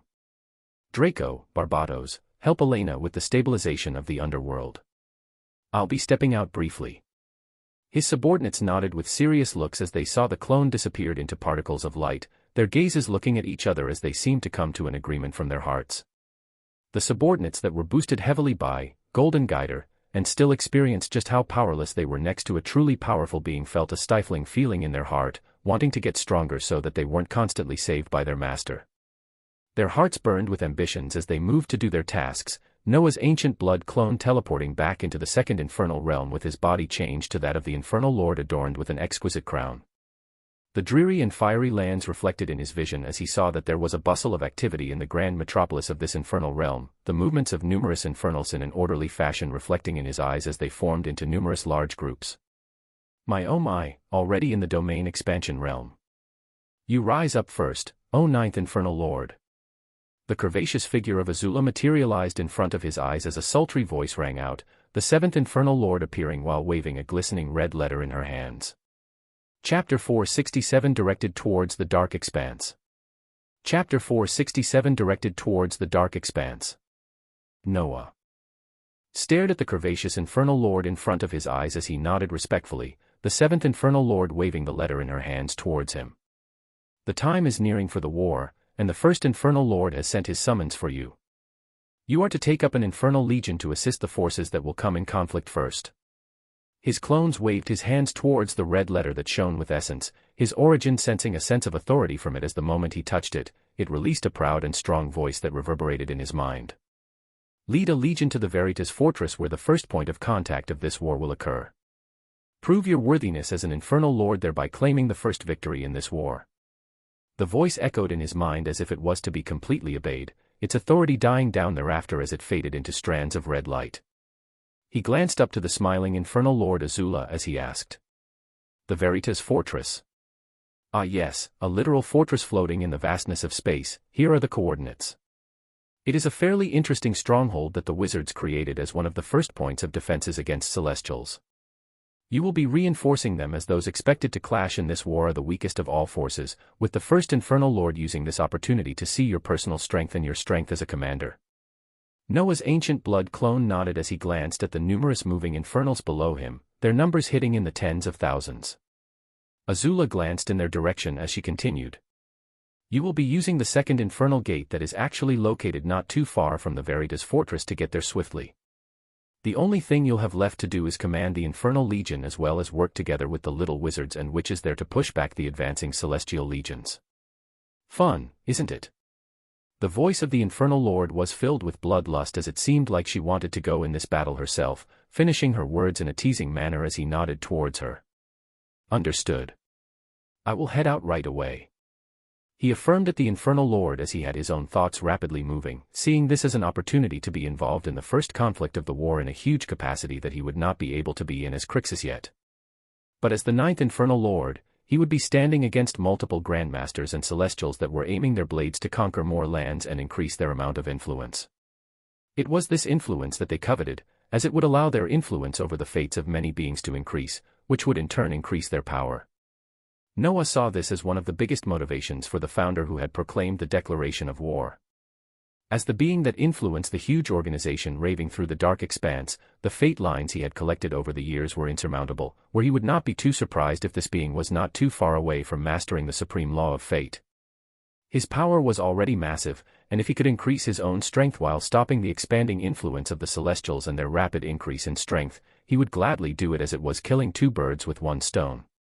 He descended down towards the ground where orderly and armored figures of infernals stood. His eyes counted more than 10,000 that made this legion, and it was all shockingly majority of the infernals at the Void Realm, with about 3,000 in the Soul Forging Realm, and even 10 at the Domain Expansion Realm. Their gazes glanced up towards him as he made his chaos field visible with all of its glory, causing many of them to have their knees buckle at its pressure as the seventh Infernal Lord Azula in the skies looked on in shock. Noah did not hide his advancement in the law of chaos when it came to this Infernal Lord, because he knew it was a special existence that was made for a single-purpose destruction. In her origin, there stood no plots or schemes, just following orders and directions from the strongest Infernal Lord as they awaited to carry out the goal they were created for. Thus, Azula only felt shock at seeing the number of his chaos particles that were rapidly nearing the 300,000 milestone. He glanced at his stat panel that had continued its improvements, especially so in the number of fate lines and chaos particles as he continued to influence more and more things around him. Noah Osmont, Titles, Infernal Lord, Variant. Bloodlines, Vampire Progenitor, Awakening. Fate Lines, 289,258. Chaos Particles, 269,362. Origin Cores, Fire 3, Water 3. Domains, Fate, Chaos, Space, Fire, Water. Vitality, Domain. Focus. Strength, Domain. Laws, Fate 2.8%, Chaos 2.6%, Space 8%, Fire 33%, Water 33%. He was already nearing the mastery of 5% in just a matter of days, and he saw himself achieving the 1 million milestone soon enough as long as he continued to act on the grand and much larger stage. The legion of infernals that felt his strength as they smashed the weapons they were holding or their feet towards the ground with fervor. Ready to serve. Ready to destroy. Ready to serve. Ready to destroy. Woohoo. A coalescence of dark red mana erupted out as the infernals chanted, Noah feeling a connection forming with the 10,000 infernals in this legion as one of the unique abilities of the Infernal Lord appeared in front of his eyes, the simple ability to command infernals under his banner. He glanced towards them as he raised his hand, their boisterous yells stopping instantly as they looked up with shining eyes. Noah then glanced at a humongous gate in the distance which would lead them to the location where a doorway towards the second infernal hell stood in the dark expanse, the region where they would head towards this Veritas fortress and clash with the oncoming forces of the Celestial Legion. Set off. He let out a commanding voice as the infernals moved orderly, their eyes set as they looked forward to the destruction. Chapter 468 The Dark Expanse. Chapter 468 The Dark Expanse. Noah's ancient blood clone passed through the large gate that stood within the second infernal realm. The legion of infernals followed behind him closely as they passed through with utter cordiality. It looked like the procession of a king that was leading his troops to battle. They passed through the gate as Noah felt the changing of spatial locations, his eyes and senses opening up as a brand new world unfolded itself in front of him. The void of space was not too different from the one that he was used to, but he felt a peculiarity that made him know that this was not the light expanse. This peculiarity was hard to pinpoint, but his sense told him that he had fully arrived into the other side of the novice galaxy, the dark expanse.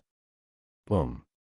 The infernal legion passed through the gateway easily and appeared behind him, as the surroundings of this particular infernal gate that led to the second infernal realm was not actually surrounded by numerous warships as the first one that he went in through to conduct the infernal hunt with the Celestials.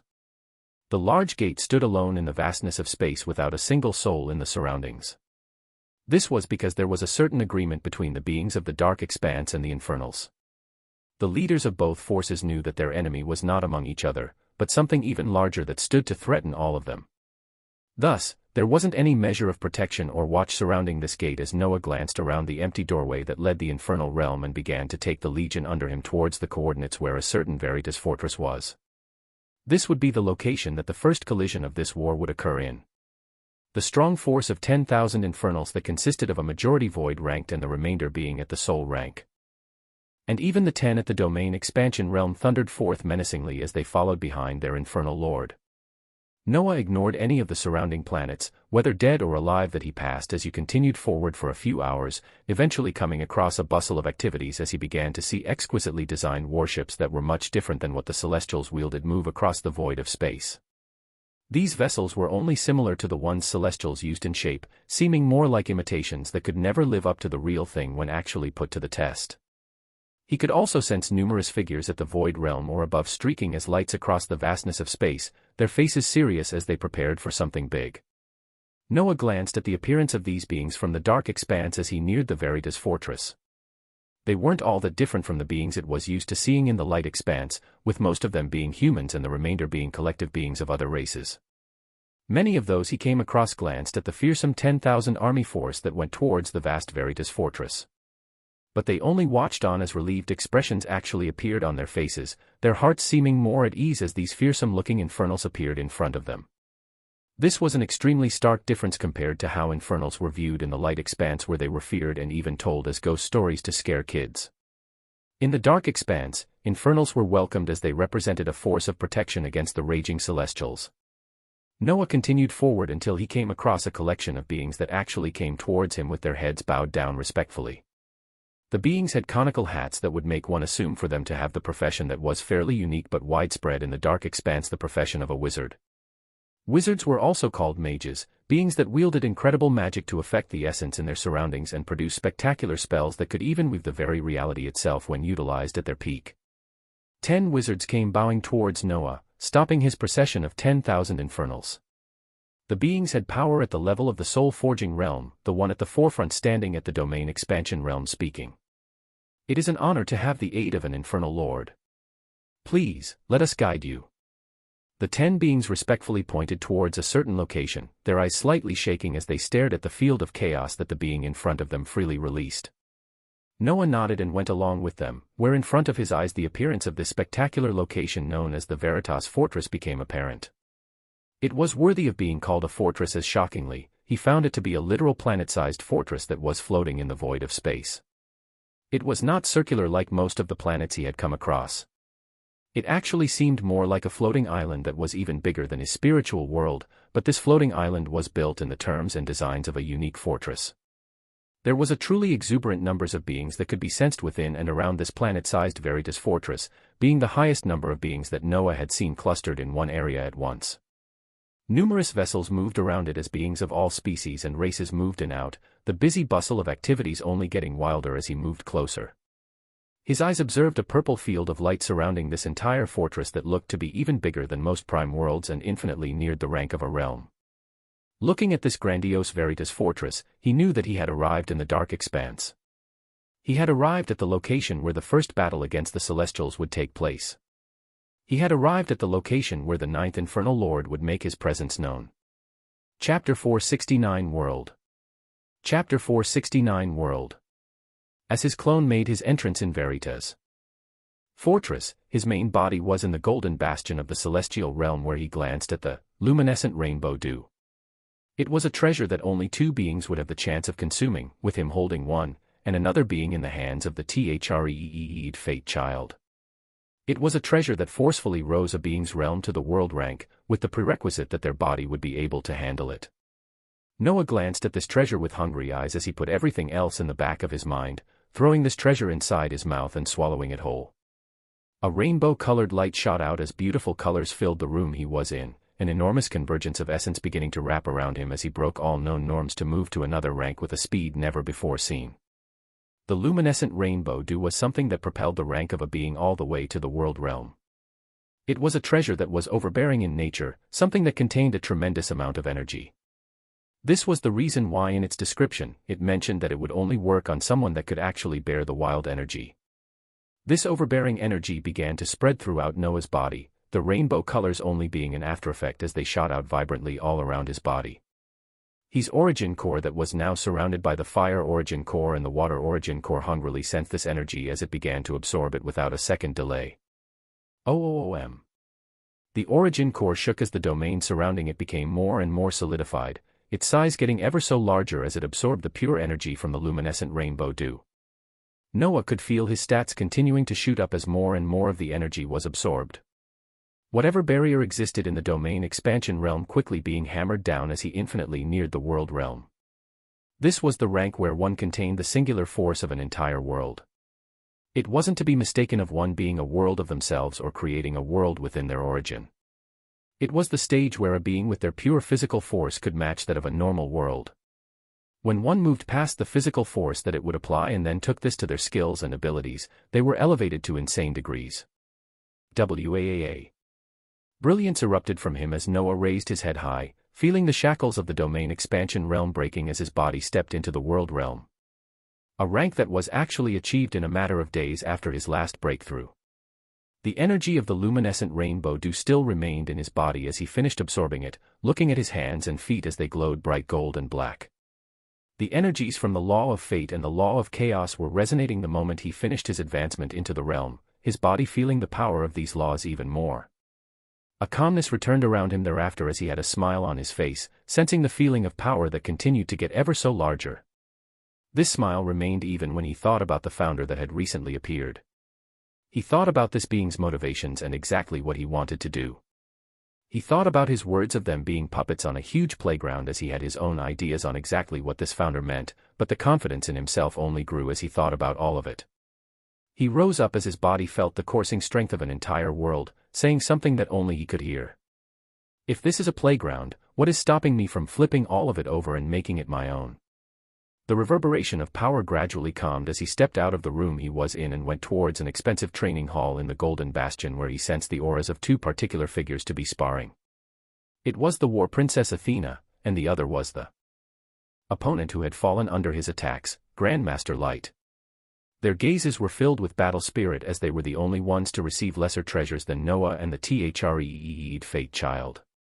While the two of them had gotten a luminescent rainbow dew each, Athena and Light had received elite behemoth materials and other treasures that also promoted their strength, but it was nothing remotely close to the effects of the treasure that the two beings who would have found in the final round of the Battle of Geniuses received.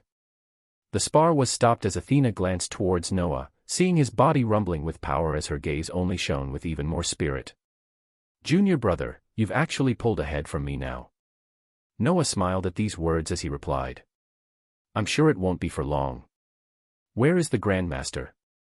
Athena revealed the location of Grandmaster Vredril as Noah left the two sparring celestials, sensing the gaze of Light boring into his back and ignoring this defeated special existence for now as he went to have a discussion with his supposed teacher. As he had achieved a rank of power greater than many celestials right now, he was going to ask to move with more freedom in this celestial realm. When a celestial reached the level of the world realm, they were considered a true powerhouses at the peak of power, and the beings that could truly explore the celestial realm. He now wanted to be one of these figures. While his clone was acting as the ninth infernal lord and actually stopping the advancement of celestials in the dark expanse, his main body would continue the exploration of the celestial realm as he went through the locations where the fate behemoths were abundant, collect more treasures and materials, and even find more inheritances for him to master even more laws. Before all hell broke loose, before he met the founder again as an enemy on the battlefield, he still had many things to do. Chapter 470 Stationed and Waiting. Chapter 470 Stationed and Waiting. Noah's ancient blood clone followed the 10 mages towards the Veritas fortress, the enormous planet-sized fortress becoming bigger and bigger in his eyes as they descended towards a particular location where he could sense the numerous congregation of powerhouses. As they descended down, the smaller details of the Veritas fortress became apparent in his eyes as he could see ancient-styled castles that rose to the skies. The castles seemed to be depictions of the Veritas fortress itself, just on a much smaller scale, as one could see enormous walls surrounding each of the congregations of buildings. It was a unique style of dome-shaped castles that looked like grand churches of an ancient era as they gave off a feeling of ancientness and magic. Noah could sense a unique type of essence in the air, his mind curious on exactly how differently these beings called wizards or mages lived out their lives. There were a variety of forces in the dark expanse that made the alliance, with those being proficient in magic being the majority. Some termed themselves mages, other groups preferred to be called wizards, witches, or even warlocks. But almost all of them utilized mana the same way, just from different ancestry. He followed the group of robed wizards towards a grand castle that was placed at the very center of a tightly defended city as he stationed his 10,000 infernals in a field outside the fortress where the castle was located. Seeing the infernal lord reign in his forces to calmly remain in that area, the leading figure of the 10 men pointed forward while speaking. This is one of the central commands of our Veritas fortress, a place where some of the leaders meet to discuss and plan out the future events. Noah's clone nodded as they brought him further down, where he was able to find even more numerous bustling figures of mages moving around. Many were clad in dark or purple robes with conical hats above their heads being the only thing that nearly all of them wore. Far away from this location, you could see other beings that seemed to be coming from different planets, but all were congregating together for the oncoming war. He continued observing his surroundings as the 10 mages had led him towards the inside of the large castle and into an expansive rectangular hall where a bustle of discussion was underway. His entrance caused the eyes of many to turn towards him as they had relieved expressions in their eyes. All of them looked at the unique styled infernal crown above Noah's head, this crown letting them know that this was one of the infernal lords that was siding with them in these times of war. One of the more powerful auras in the room came forward as he nodded towards Noah, the power of this being vibrantly standing at the world rank. His eyes shimmered with aurora-colored lights as the conical hat that he adorned came off as he spoke towards Noah. "We are glad for the help. Come, let us brief you on our forces and everything we have so far." Noah nodded impassively as he went towards the wide table where the discussions were taking place, his seat being near this powerful being who introduced himself as Commanding Mage Turner. This was one of the leaders that was taking the reins of the operation to defend the Veritas fortress. This fortress was a place to defend and the place where the Celestials would attack simply because it acted as the doorway that led to many of the parts of the dark expanse that were populated by many beings. If the Veritas fortress fell, it would mean the free entrance of Celestials further into the dark expanse. This would allow them to achieve their goal of getting even more beings under the influence and thus once more increase their power in the law of fate. Noah listened into the discussions as he gathered more information about the defenses of the Veritas fortress and got to understand more about the mages and wizards that had the task of defending this enormous gateway of a planet. After an hour, the discussion came to an end as he became acquainted with the important figures around the Veritas fortress as well as the forces that they should be expecting in their coming days before the clash with the Celestials occurred. Commanding Mage Turner spoke towards Noah as he led him out of the expansive hall where the discussions were taking place and towards another location in the castle, letting him know that their forces would be continuing to work together and distribute the coming reinforcements, and that they would call upon him and distribute all the information simultaneously whenever the Celestials made a move. Noah nodded as he sent a command to the waiting infernal army of 10,000 to remain still outside of the castle. He entered into a grand room that the Commanding Mage Turner directed him to as he wanted to use the few days before the Celestials descended in the time-space of his spiritual world to max the proficiencies of his skill trees and upgrade them into the next rank. He felt ashamed to say that shockingly, his abilities were actually at the soul-forging realm when his main body's power had just reached the world rank. His realm this time had simply raised too fast that even his skills fell behind. He planned to use the increased ratio of the time-space of the spiritual world to the fullest in the next few days, as even a single day in the outside world would be more than 50 days in the time-space. Even though the rate of increasing the percentage of his laws would not benefit from the ratio of the time-space, his skills would still be able to advance rapidly as long as he placed the time into them. He had done numerous tests in the past to try and use the loophole of the time-space to rapidly increase the gathering of fate lines and chaos particles, but every time he cultivated them inside the time-space, they still followed the time of the outside world where their rate of gathering was slowed to insane degrees. This made for an event where if the time dilation in the time-space was 150 and he spent 50 days in the time-space, the rate of progress would still be equivalent to the 1 day that passed in the outside world as the descent of fate lines and chaos particles was slowed by a factor of 50 times. This simply showed him that the increasing law comprehension always followed the universal laws, where even his time-space could not be used to swiftly make him comprehend the laws to 100% in a matter of days. It was too balance-breaking of an idea to even fathom. These few days that remained before the battle started, he would see if he could bring all of his abilities into the domain expansion realm, and even possibly have a skill tree or two in the world rank. He took out the spiritual world that was anchored to his body and placed it on the ground of the room he was in, entering it thereafter as he began a training session to boost his skills even further before he clashed with the Legion of Celestials. The coming army of Grandmasters and their warships had no idea that in the camp that they would soon clash with, they had just created a world rank combatant by giving him a unique treasure willingly. This same being they continued to foster and raise the strength of was about to oppose them on their conquest of expansion. Chapter 471 Fledgling Blood Ancien. Chapter 471 Fledgling Blood Ancien. In another location, the vampire ruler Vladivostok had a frustrated expression as his communications with Elena, the one being who had access to the Crixus that shone brightly in the hands of the Celestials, was cut off.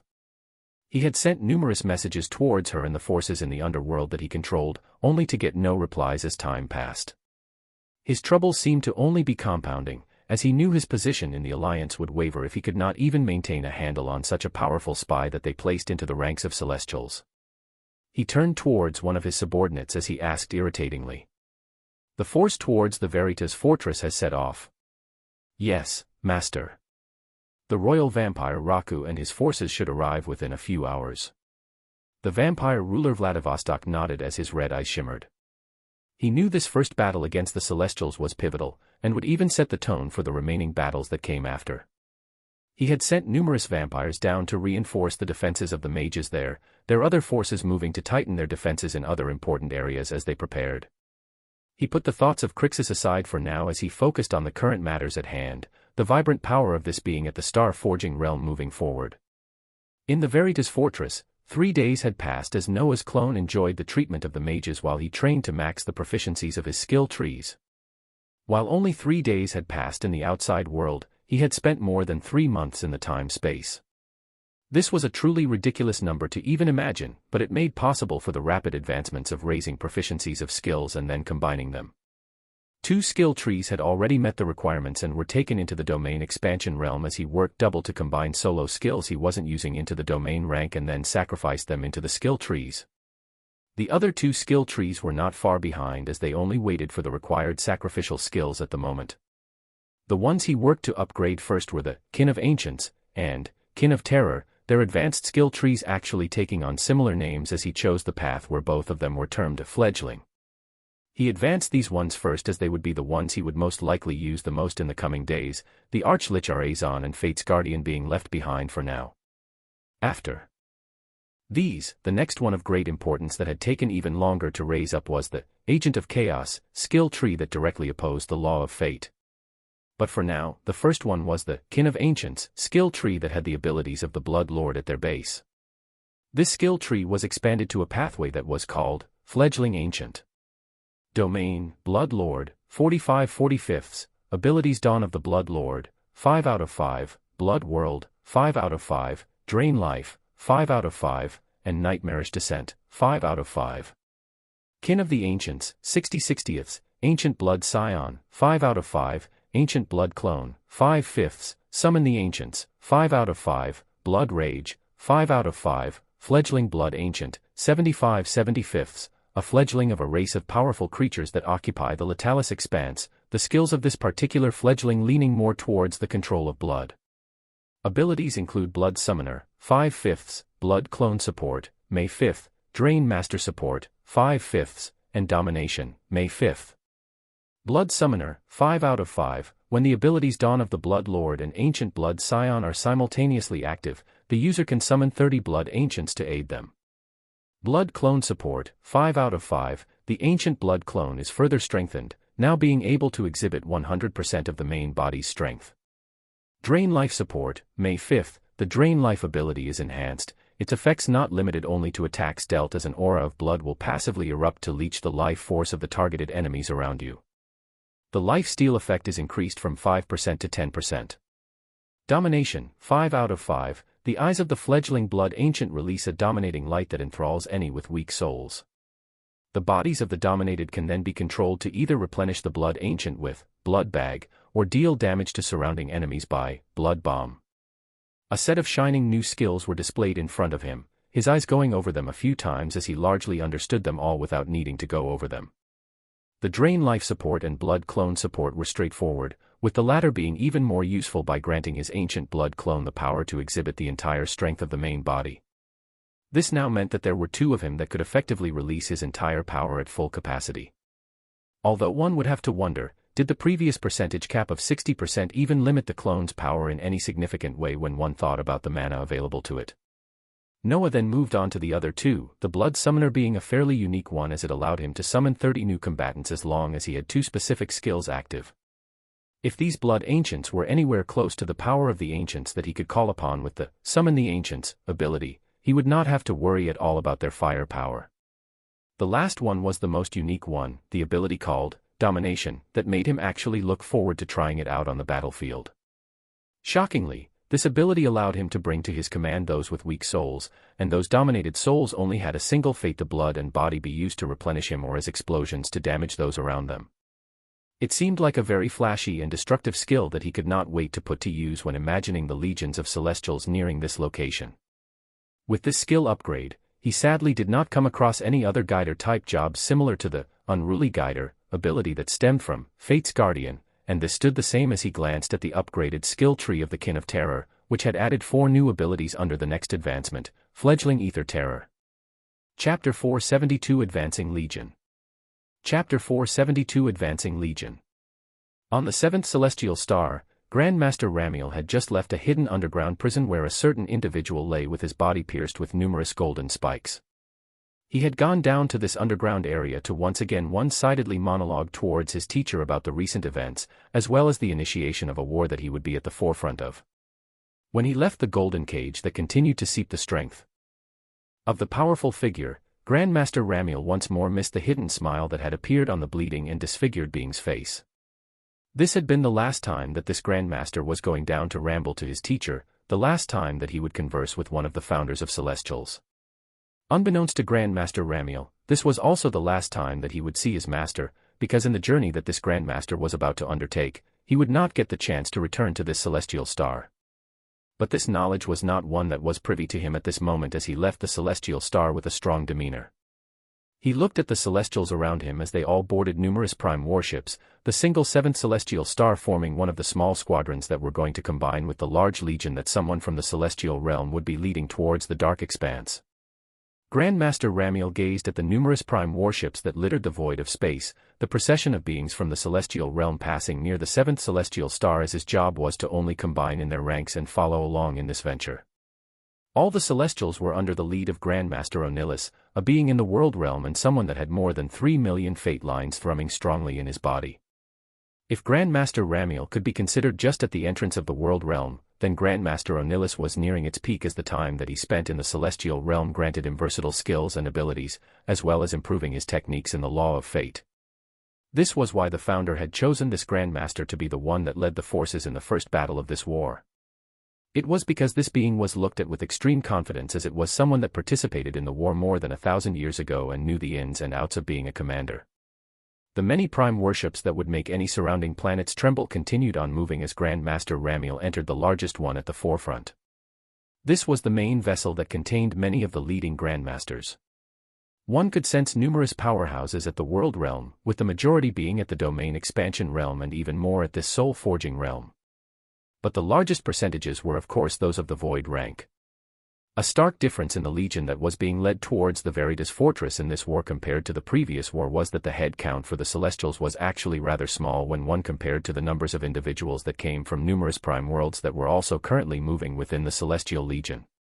The Celestial Legion had not yet reached the Veritas Fortress because they were passing through specific regions in the light expanse collecting more and more powerful figures from chosen prime worlds that were selected to provide soldiers for this first conflict. As they moved across the light expanse, in just a few days the number of Celestials actually became the minority in this advancing force as hundreds of thousands of powerhouses at the Void Realm from numerous prime worlds came under their banner. Those capable steered their own vessels towards the dark expanse, with even more being taken into the prime warships of the Celestials. The forces from the world of cultivation were even more vibrant as they were actually given special treatment from the Celestials. The reason was because the world of cultivation was the place where the being with noble fate who would soon enter the ranks of experts, Crixus, came from. Those especially proud were the cultivators from the profound astral sect, especially the elder that was Crixus's father, who enjoyed a position as the leading figure that was overseeing the forces of the world of cultivation. The power of the profound astral sect had gradually expanded in the cultivation world because of the shining name of Crixus, and now they found themselves serving at the forefront as they actually saw this chance as an honor. Their gazes were those of responsibility and slight fear, as all that they knew was that they were going to defend their home.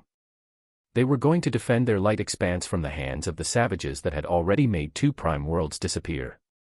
They had acted and somehow taken the lives and the entire world that was formerly known as the Magus world, and even more recently they had entered the wondrous celestial realm and caused conflict while also erasing another powerful prime world that was known as the underworld. Many of the forces from the numerous prime worlds were acting under this assumption, as this was the only news and propaganda that the Celestials had spread, a propaganda that began the moment the founder declared war after the Battle of Geniuses. A majority of them knew that they were going in this war to defend their homes, but those even more knowledgeable and those that could see behind the scenes knew that they were only pieces being played on a chessboard. But could they refuse? Could they say no? They had lesser power and they had no strength, so they could only go along as a grand procession passed through the light expanse as it looked like a large blade that pointed itself towards the dark expanse. Chapter 473 Fledgling Ether Terror. Chapter 473 Fledgling Ether Terror. Back in the dwelling that Noah's ancient blood clone was staying at in the Veritas Fortress, he was looking at the advancement of the skill tree that stemmed from Lesser Cthulhu. It was the skill tree that made many of the things he had at this moment possible, being the one that opened the doorway for him to become an infernal lord. After Kin of Terror, the next name that came with 4 new abilities was termed Fledgling Ether Terror. The other skill tree that he could have chosen from was something called Devouring Ether Beast, but he stuck to the names that continued to lead towards the terrifying being that he only knew from his memories. The abilities of Fledgling Ether Terror did not disappoint.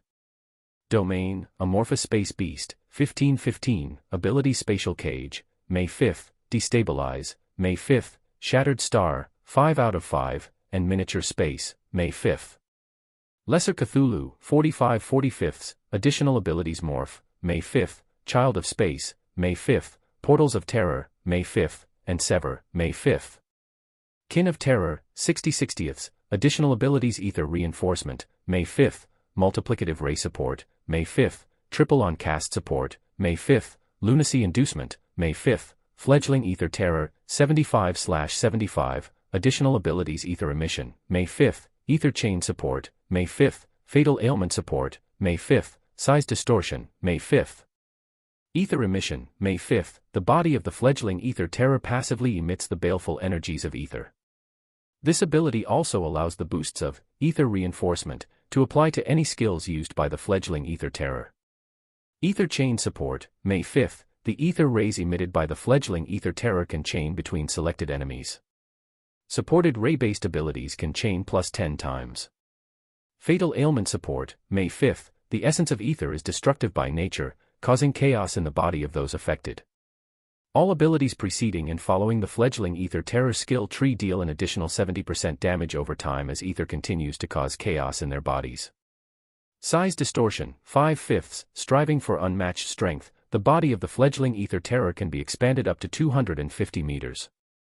As soon as Noah finished placing all the required infernal skill points into the newly opened Fledgling Ether Terror skill tree, he felt his already strong body rumble with power as the energy of ether leaked freely from him. Wah! The baleful energy caused the air to scream as those within the grand castle he was situated in also felt an oppressive aura of energy coming from the location where an infernal lord was residing, their faces actually filling up with happiness as they sensed this fearsome power, as it actually brought them comfort when they thought about the coming enemies. Noah reeled in the ether to only stay within a meter around him as it seemed to just continue expanding, his gaze going towards the additional skills after the skill tree was brought up to the domain rank. The ether emission was what explained what just occurred with his body, so he moved on directly to the skills that had support attached to them as he was coming to particularly love these types of skills more and more. Those with the addition of support always enhanced his current abilities to even greater heights, not simply adding more and more skills for him to try and keep track of and maybe not even use as time passed. The two support abilities this time were Ether Chain Support and Fatal Ailment Support. The former made it so that when he released the numerous rays of ether through Sever that was already enhanced by Multiplicative Ray Support, these ether rays would actually chain between the bodies of up to 10 enemies. This caused for a shocking lethality as the rays of ether were already destructive enough, but were now made even more insane. The Fatal Ailment Support was another unique support skill that was equivalent to poisoning any being he hit with abilities from the skill tree as they would suffer damage over time. This damage over time would continue until their death or if they somehow had the means to purify the baleful energy of ether from their bodies. Again, it simply made his abilities all the more terrifying. This was the reason why he particularly loved skill trees, and would continue to pursue them to their peak until he saw just how crazy all of these abilities could become. The last skill was a simple one, size distortion, allowing him to expand his size to actually become 5 times the normal mountainous size of behemoths. It granted him the ability to expand up to 250 meters. It was ridiculous to even imagine his size larger than the behemoths he was fighting, so he was excited to try this ability in the coming battle when he faced hundreds of thousands of enemies. As his thoughts were coming to a close, he received a message from the spiritual world system. Master, the Hydromancer's mantle supreme treasure has finished being forged. The sweet words of even more spectacular things occurring rang in his eyes as his figure disappeared into the miniaturized spiritual world and went directly towards the blacksmith's forge. Inside the expansive forge that was now much bigger than when he first entered it, there were numerous shining armors and weapons that were beautifully placed on the walls of the forge. The items forged from the materials of infernals and behemoths that were not yet distributed to his subordinates were all grandly displayed in the forge, the workshop turning into a brilliant showcase of powerful armors as Noah went towards the one that shone with a luminescent blue brilliance. The Hydromancer's mantle looked like a blue battle robe that fully covered the wearer from head to toe, even having a fearsome-looking helm with a design only veteran commanders would be adorned in. Blue runic sigils swam around the mantle mystically as it gave off a feeling of power and strength. Noah's eyes shone as he neared the Hydromancer's mantle to take a look at exactly what abilities and boosts it provided. Would it be as crazy as the Trident of the Sea, or something even more wondrous? Chapter 474 Hydromancer's Mantle. Chapter 474 Hydromancer's Mantle. Noah's ancient blood clone thoughtfully stared at the description of the newly forged supreme treasure, Hydromancer's mantle, that was floating serenely in the blacksmith's forge. Hydromancer's mantle, a supreme treasure geared towards extreme defense, absorbing any attacks thrown at it as the wearer experiences extreme comfort. Abilities include Sea Domain, Hydromancer's Banner, Hydromancer's Pride, Seaborn. Sea Domain, active, with the user at the center, the surrounding 1 mile can instantly be turned into a domain of the sea. Within this domain, the wearer of Hydromancer's mantle absorbs 50% of all damage and reflects 20% more, while the enemies are granted the slow and restrictive skill effect. The defense of the user is tripled in the sea domain. Hydromancer's Banner, active, a banner of the one loved by water descends on the battlefield, granting the aura of water and seafarer abilities to all those standing with the Hydromancer that allows them to move unhindered in the sea domain while enhancing their abilities. Hydromancer's Pride, passive, plus 500% physical and magic defense, plus 300% water element resistance, 5% chance to block all damage. Seaborn, passive, the wearer of the Hydromancer's mantle is loved by water, granting them 100% comprehension speed when trying to understand the law of water. Noah's eyes stared carefully at the blue shining mantle as numerous ideas about the abilities shown passed through his mind.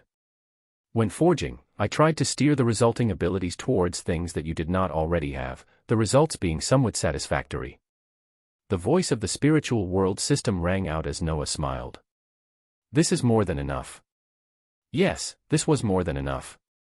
The abilities were stupendous, especially Seaborn, that insanely doubled his comprehension in the law of water. He was currently working to refine soul jades from the water crystal materials he had obtained while traversing the southern area of the celestial realm in order to use them on the neglected, lawful nourishment item that he received from the karmic sect leader in order to increase the rate at which he comprehended the laws. The future plan was to find the equivalent materials to enable him to collect numerous crystals of all the laws he was working on to further enhance his speed, so he never expected an item to actually just casually double his rate of progress in one law. If the Hydromancer's mantle gave just this, he would have been happy. But it did even more, as grand abilities like Sea Domain, Hydromancer's Pride, and Hydromancer's Banner appeared to further protect him and reinforce his power. Noah's clone wasted no time as his hands reached towards the supreme treasure, adorning it for the first time to see its spectacular descriptions in action. As legions moved closer and closer towards each other, Noah's main body was moving alone in the celestial realm. Grand Master Vredrel had looked at this disciple with shining and proud eyes when he stepped into a realm that was even above his own, and was even courteous enough to ask his teacher still for the permission to explore the celestial realm by himself. The Grand Master had shaken his head proudly as he waved his hands, telling Noah that he could do whatever he wished. He was an expert at the world realm now, and that title came with a status. A status that would first award him the title of a Grandmaster, even though his fate lines had yet to reach and exceed 100,000. Before he left the Golden Bastion, Noah had received the golden robe that was adorned by the many Grandmasters of this celestial realm. In the span of a few months after Noah first stepped onto the seventh celestial star as a disciple, in this short period of time he had actually risen from that lowly rank and had gotten the name of a celestial, and now held the proud name of a Grandmaster. Of course, this meant nothing to him as he left the Golden Bastion adorned in the golden robe and went further south of the celestial realm to begin exploring and hunt down behemoths in full. Even as people neared war, he still had to strengthen himself and his forces, where now a majority of the harbingers of sin were in the soul-forging realm with not a single one in the domain expansion realm. The current plan was to of course explore the uniqueness of this celestial realm while obtaining the cores and skills of behemoths that he could absorb himself and also pass down to his subordinates. He had already been on this venture for the past 3 days, having actually come across more than 20 fate behemoths. These celestial beasts that were proficient in the law of fate would have been particularly difficult for elite explorations teams to take care of, as they were more than likely more proficient in the law of fate than the celestials that were following the inheritance of the disciple of fate. But for Noah, these beasts that were in the domain expansion realm fell under his abilities very easily. The ones he came across were the same mountainous beasts that towered over 50 or 60 meters, with their traits being very similar to the animals from his homeworld that he had always come across before, with their major difference being in color, and of course power. Among the ones he had seen was a golden phoenix that he took down through using attacks that were layered with the power of chaos, making sure that he had unique origin, active and other covert skills so that even if someone was watching, they would not be able to understand the true extent of his power. This was simply him being more careful, and he most likely did not have anything to worry about. He met a variety of fate behemoths the past few days, each of them holding golden feathers or golden furs, with their skills being resplendent as they utilized the law of fate. As for the loot, these behemoths did not just drop cores, but they also dropped fancy-looking skills related to the law of fate that were not contained under the Fate's Guardian skill tree. Many of these skills utilized mana to either form offensive abilities or defensive abilities in the forms of shields or weapons. An example of some of the skill books that he obtained were Blades of Fate, Fate Armor, Golden Berserker, and a few more abilities that were unique to the type of celestial beasts themselves. There were various abilities, but in his eyes none of them even came close to the abilities under the Fate's Guardian skill tree that continued to expand more and more, each of the abilities within them boosting the entire skill tree to unimaginable levels. The percentage of boosts from these skills already at the domain rank actually did not even match the compounded boosts he was receiving from just a single skill in the Still Soul rank skill tree. If he were to pay attention to all of these skills that dropped as loot from the fate behemoths and even the many other beings they had taken down, he would have thousands of skills in his stat panel without even knowing which one to use or utilize. So, many of these skills would be used as sacrificial skills for skill combination, and to bring up his powerful skill trees to even greater heights, with the rest being given to his subordinates for them to gain equivalent level skills for when he granted them cores of the domain expansion realm as well. Yet another fate behemoth fell as the brilliant light of loot erupted from it, cores and skill books erupting out as they quickly turned into lights and faded away, entering Noah's expansive space in the span of a millisecond. All of the beasts that he had taken down could be considered elite behemoths, and there were still all in the domain expansion realm. For him to meet the beasts above that, those that were titled supreme behemoths, he had to venture deep into the celestial realm to even come across these powerful celestial beasts that were at the world rank or even more terrifyingly above that. But this would all come later, as his focus now remained on hunting more behemoths. Chapter 475: A Sense of Pressure. Chapter 475: A Sense of Pressure. Noah's main body continued moving as the cores and the skill books that he placed in the expansive space were then quickly accessed by his clone and transferred into spiritual world for his subordinates to use right away. The ones prioritized were the harbingers of sin, as well as beings like Elena. The domain expansion rank cores and skill books would be even more useful to them as they didn't have the ability to very rapidly max proficiencies of their skill trees and upgrade them as quickly as Noah could. So even with the rapid power leveling that he continued to do with them, their skill trees almost always lagged behind their ranks because of how fast they rose. He would keep a sufficient amount of domain expansion realm skill books to use as sacrificial skills for his skill trees and give the rest to his people for them to be able to use powerful skills at the level that they enter. He planned to strengthen his subordinates well and have a few of them enter the domain expansion realm and actually participate in the coming conflict of the celestial legions and the legions of mages, wizards, vampires, and infernals waiting for them at the Veritas fortress. He had also prepared numerous sets of armors from flame behemoths and from infernals for them to equip, along with some completed chaos sets made from the many chaos behemoth materials that he had been collecting while hunting with Athena and the Righteous Fire exploration team before the tournament. Only 3 of the chaos sets were able to be completed, and the 3 strongest combatants that entered into the domain expansion realm before the war began would be given for them to wear. His main body continued forward in this celestial realm as he hunted more behemoths and kept an eye out for any treasures. His gaze was bright as he waited for his clone that could now move with 100% of his strength to clash with the coming celestials. The first thing that was eye-catching was the scintillating colors that now surrounded his body, the passive emission of the purple ether from the fledgling ether terror abilities and the sparkling blue water elements constantly given off by the hydromancer's mantle, giving off an eerily beautiful contrast when also putting into account his devilishly handsome looks. The hydromancer's mantle had a particularly unique style, as one could almost feel as if waves of clear blue water were constantly moving at the edges of the blue mantle. His body shone with an aura of a boss monster that he would only find in late-game content of the games he used to play in the past, this type of boss monster being able to drop the most valuable loot. Noah found himself smiling as his thoughts briefly went back to times of extreme ignorance and bliss, times when he could just play games and read novels while he went on with his life. Those were the times when his mind was free with no responsibilities whatsoever on his shoulders, his life simply going along with the flow as he enjoyed the things around him. A slight look of reminiscence appeared on his face as he quickly shook himself out of it and breathed out, adopting a serious expression as he thought about the current him. He was still going along with the flow of things, even moving himself to steer their flow and the flow of fate to the direction he wanted. And now, the things he would have considered to only be in his wildest dreams and as just fantasy were actually right in front of his eyes. So he shook himself out as he stopped reminiscing and made himself focus on the task at hand, his heart set on continuing forward. As expected, while wearing the hydromancer's mantle, the progression of the law of water had nearly doubled, with the water particles rushing towards him much faster than the fire particles. Even though the seaborne effect was only for the law of water, the faster progression also propelled the opposing fire elements to run slightly faster.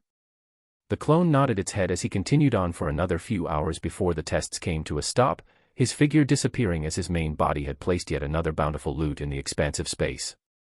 He waved his hands to take it out as his figure reappeared next to powerful auras of numerous beings training in the time-space of the spiritual world. The harbingers of sin and the powerful spiritual world beasts were all here training to break past the soul rank and step into the domain rank, as this was the prerequisite that Noah had set for anyone that wanted to participate in the war at the Veritas fortress. He was unconsciously becoming more and more protective as he saw that anyone in the soul-forging realm only had a chance of surviving in the coming war, and he didn't want any deaths that could be easily prevented. A particularly arrogant emperor penguin raised its beak towards its master as it swallowed a domain rank core, its flippers sticking out with no shame as Noah waved his hands for another similarly ranked core to fly towards him. He pulled out more and more domain rank cores that his main body continued to place in the expansive space as he hunted down behemoths, all of them going towards his subordinates as he could sense the auras of many of them about to spill over into the next realm soon. The spiritual world beasts entering into the domain rank was an even better situation, as it signified that one of the requirements for the next upgrade of the spiritual world was complete, the only thing remaining being the obtainment of a large world core.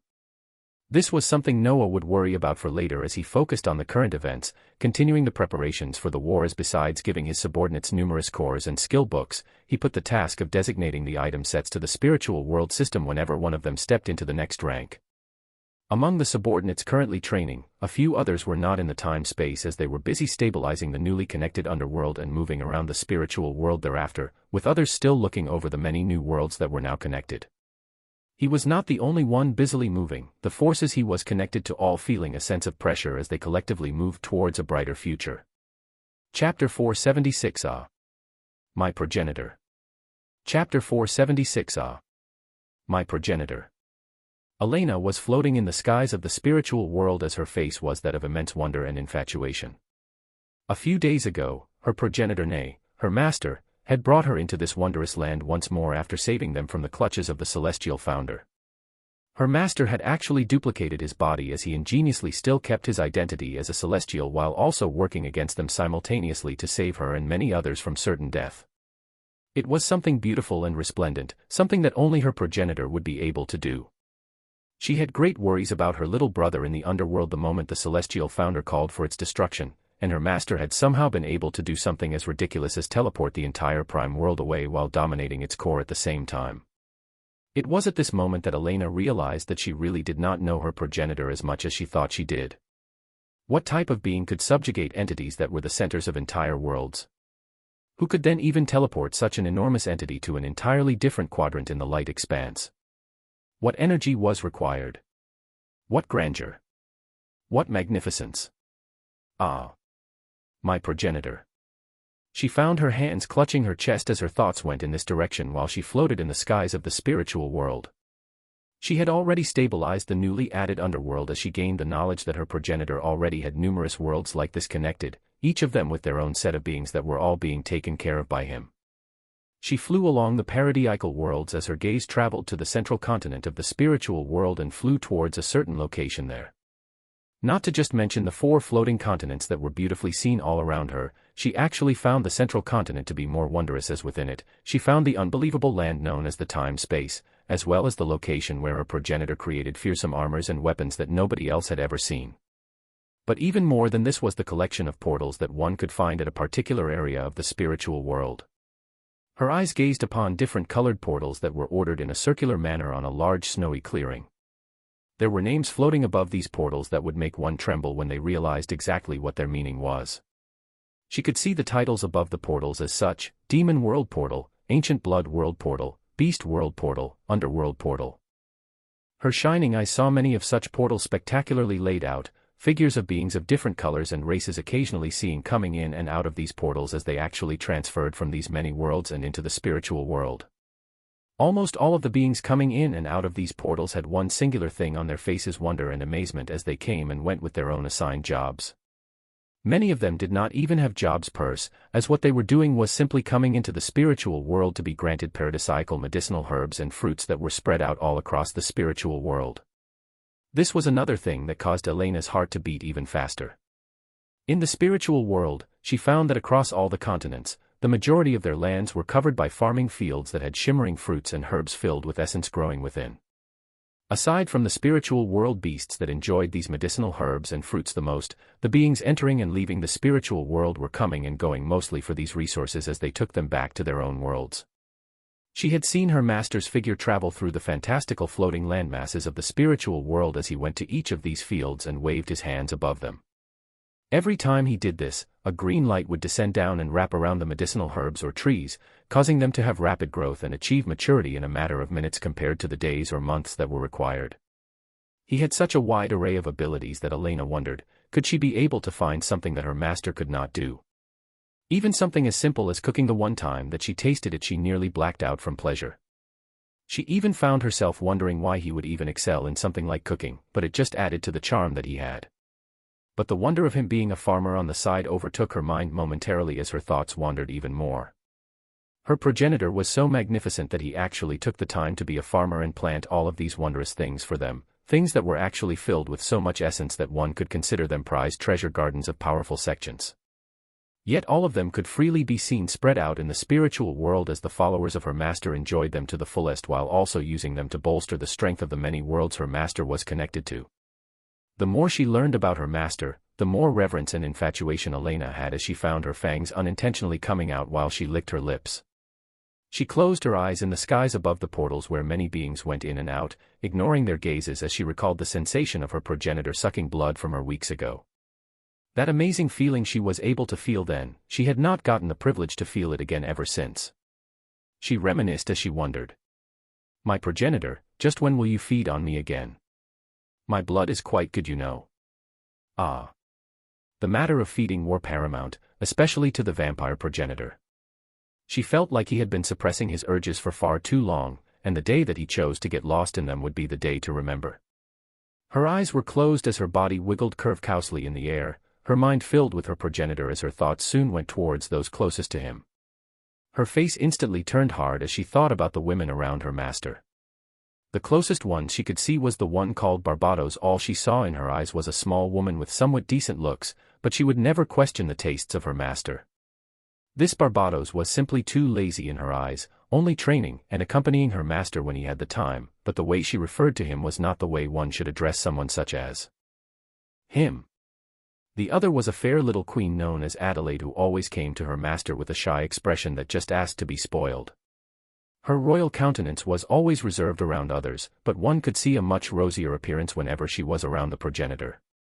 This one seemed to at least fit Elena's requirements, but there were still many things to be worked on. All of these women surrounding her master seemed gorgeous and perfect to others, but to her they weren't enough. Does nobody not know the majesty of her progenitor? Do they really think his desires would be satisfied by the presence of merely two women? Her progenitor was someone grand that was already taking over numerous worlds, with a future that many of them could barely even imagine. Soon enough, even these women would start to find themselves inadequate in the presence of her master, and that was when she would go in to allow her master to do whatever he wished with her. If it was high-quality blood, she had it. Anything else, she had it. She would accompany him to her death as she carefully chose the beings deserving to be around him and experience his grandeur with her. This was the future she awaited for with her master, her cloudy eyes clearing up as she thought of this, her figure disappearing from the area of the portals as she went on to join the others that continued to be spoiled with treasures from her master. She did not even have the patience to reply to the figure leading the vampires in the dark expanse, the vampire ruler Vladivostok, as she focused on her own strength. His message was releasing commands that were filled with bloodline power to ask her to reply or return, but this Vladivostok did not know that someone way above him had already given separate commands to her. If a subject received the command of the king and then received another set of commands from another subject of the king, who would she listen to? The powerful figure overseeing the clans of vampires in the dark expanse at the star-forging realm was just like another subordinate of her master.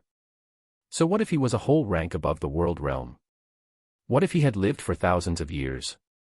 As her master was now playing the dark expanse, she knew that the entire faction of vampires that made up the dark expanse would soon fall into his hands. After all, who could deny their progenitor?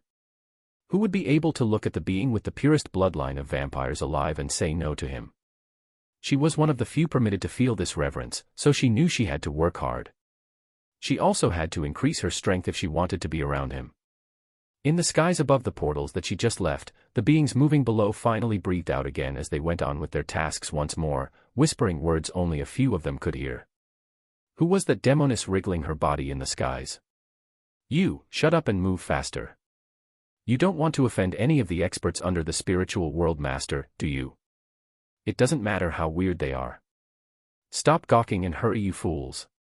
Hushed words passed between them as their bodies brimming with strength from Noah's all-around buff caused by the golden guider coursed through them, their gazes bright as they moved across the spiritual world while also seeing a bright future ahead of them. Many of the beings from the numerous connected worlds that were granted permission to enter the spiritual world only knew of Noah from those that stood at the upper echelons of their worlds, with very few of them actually coming in contact with him. But they all knew of his grandeur and power as they worked diligently, grateful to be placed under such a person's wings. As these numerous beings continued to have their lives changes affected, their fates steered towards directions entirely different than what was ordained, the one responsible would continue to benefit immensely as time passed. The founder was able to increase his power and fate lines by indirectly influencing and changing the lives of many worlds in the light expanse, and his power had risen to the peak of many in the novice galaxy in the past 1,000 years. What of someone like Noah who was directly and actively steering the fates of numerous planets and their inhabitants then? How long would it take him to scramble to the top as he continued to expand his scope of influence? Chapter 477 Dark Guider. Chapter 477 Dark Guider. Another day passed in the outside world as Noah's ancient blood clone was able to bring yet another skill tree to the next rank, this time being particularly exciting as yet another guider-type job appeared in front of his eyes. When the prerequisite sacrificial skills were given with the skill tree hitting maximum proficiency, the options of either Chaos Guider or Chaos Relegator. He naturally chose the one that had the name of Guider, seeing how the previous selection of Unruly Guider under the skill tree aligned with the law of fate granted him ridiculous abilities. He placed all the required skill points as he viewed the new additions at their peak. Domain, Agent of Chaos, 60/60ths, the title of an agent of anything is a rare one. This skill tree gives its user the ability to confidently call themselves an agent of chaos. Abilities include Essence Disruptor, May 5th, Chaotic Mandate, May 5th, Chaos Orbs, May 5th, and Void of Impending Doom, May 5th. Chaos Guider, 75/75, a path of a being that revels in unpredictability and the comfort of chaos. Additional abilities include Dark Guider, May 5th, Chaos Bearer, May 5th, Aura of Chaos, May 5th, Desecrate, May 5th. Dark Guider, 5/5, all the beings that are following the rule of the Chaos Guider are blessed with his source of strength as a portion of the user's aura of chaos surrounds them. To those classified as subordinates of the Chaos Guider, plus 120% physical, soul, and elemental damage, plus 120% cast and attack speed, plus 120% all-element resistance, plus 120% defense. Chaos Bearer, May 5th, any chaos that the Chaos Guider causes is amplified, granting them plus 50% increased comprehension in the law of chaos. Aura of Chaos, 5/5, the distinct aura of chaos wraps around the body of the Chaos Guider and allows for all cast abilities and skills to be layered with the chaos element. Plus 100% chaos damage to all utilized abilities. Desecrate, 5/5, a wide area ability that creates a desecrated space where chaos elements are abundant as far as the eyes of the Chaos Guider can see. Within this desecrated space, the fear, slow mana regulation, debilitated, and blind debuff effects are applied to all enemies. Abilities that satisfied his heart were shown in front of his eyes, once more granting him a wide array of extra abilities that he could utilize on the coming battlefield. His enemies were beings proficient in the law of fate this time around, and the opposing abilities of the law of chaos would be one of the best counters. When he saw the aura of chaos and desecrate abilities, a smile appeared on his lips as these abilities essentially allowed all of his attacks to be layered with the power of chaos, as well as release a wide debuff domain that further lowered his enemies' defenses and even granted them horrible debilitating effects. Then there was the Chaos Bearer ability that actually enhanced his rate of progression in the law of chaos. This was similar to the ability that the Hydromancer's mantle provided, but cut by half. It was an unexpected surprise as the gathering of chaos particles always lagged behind the fate lines. This was because he initially began with the law of fate, and he also had the Fate Stealer ability which allowed him to actually get 12% of the fate essence of the beings that he killed.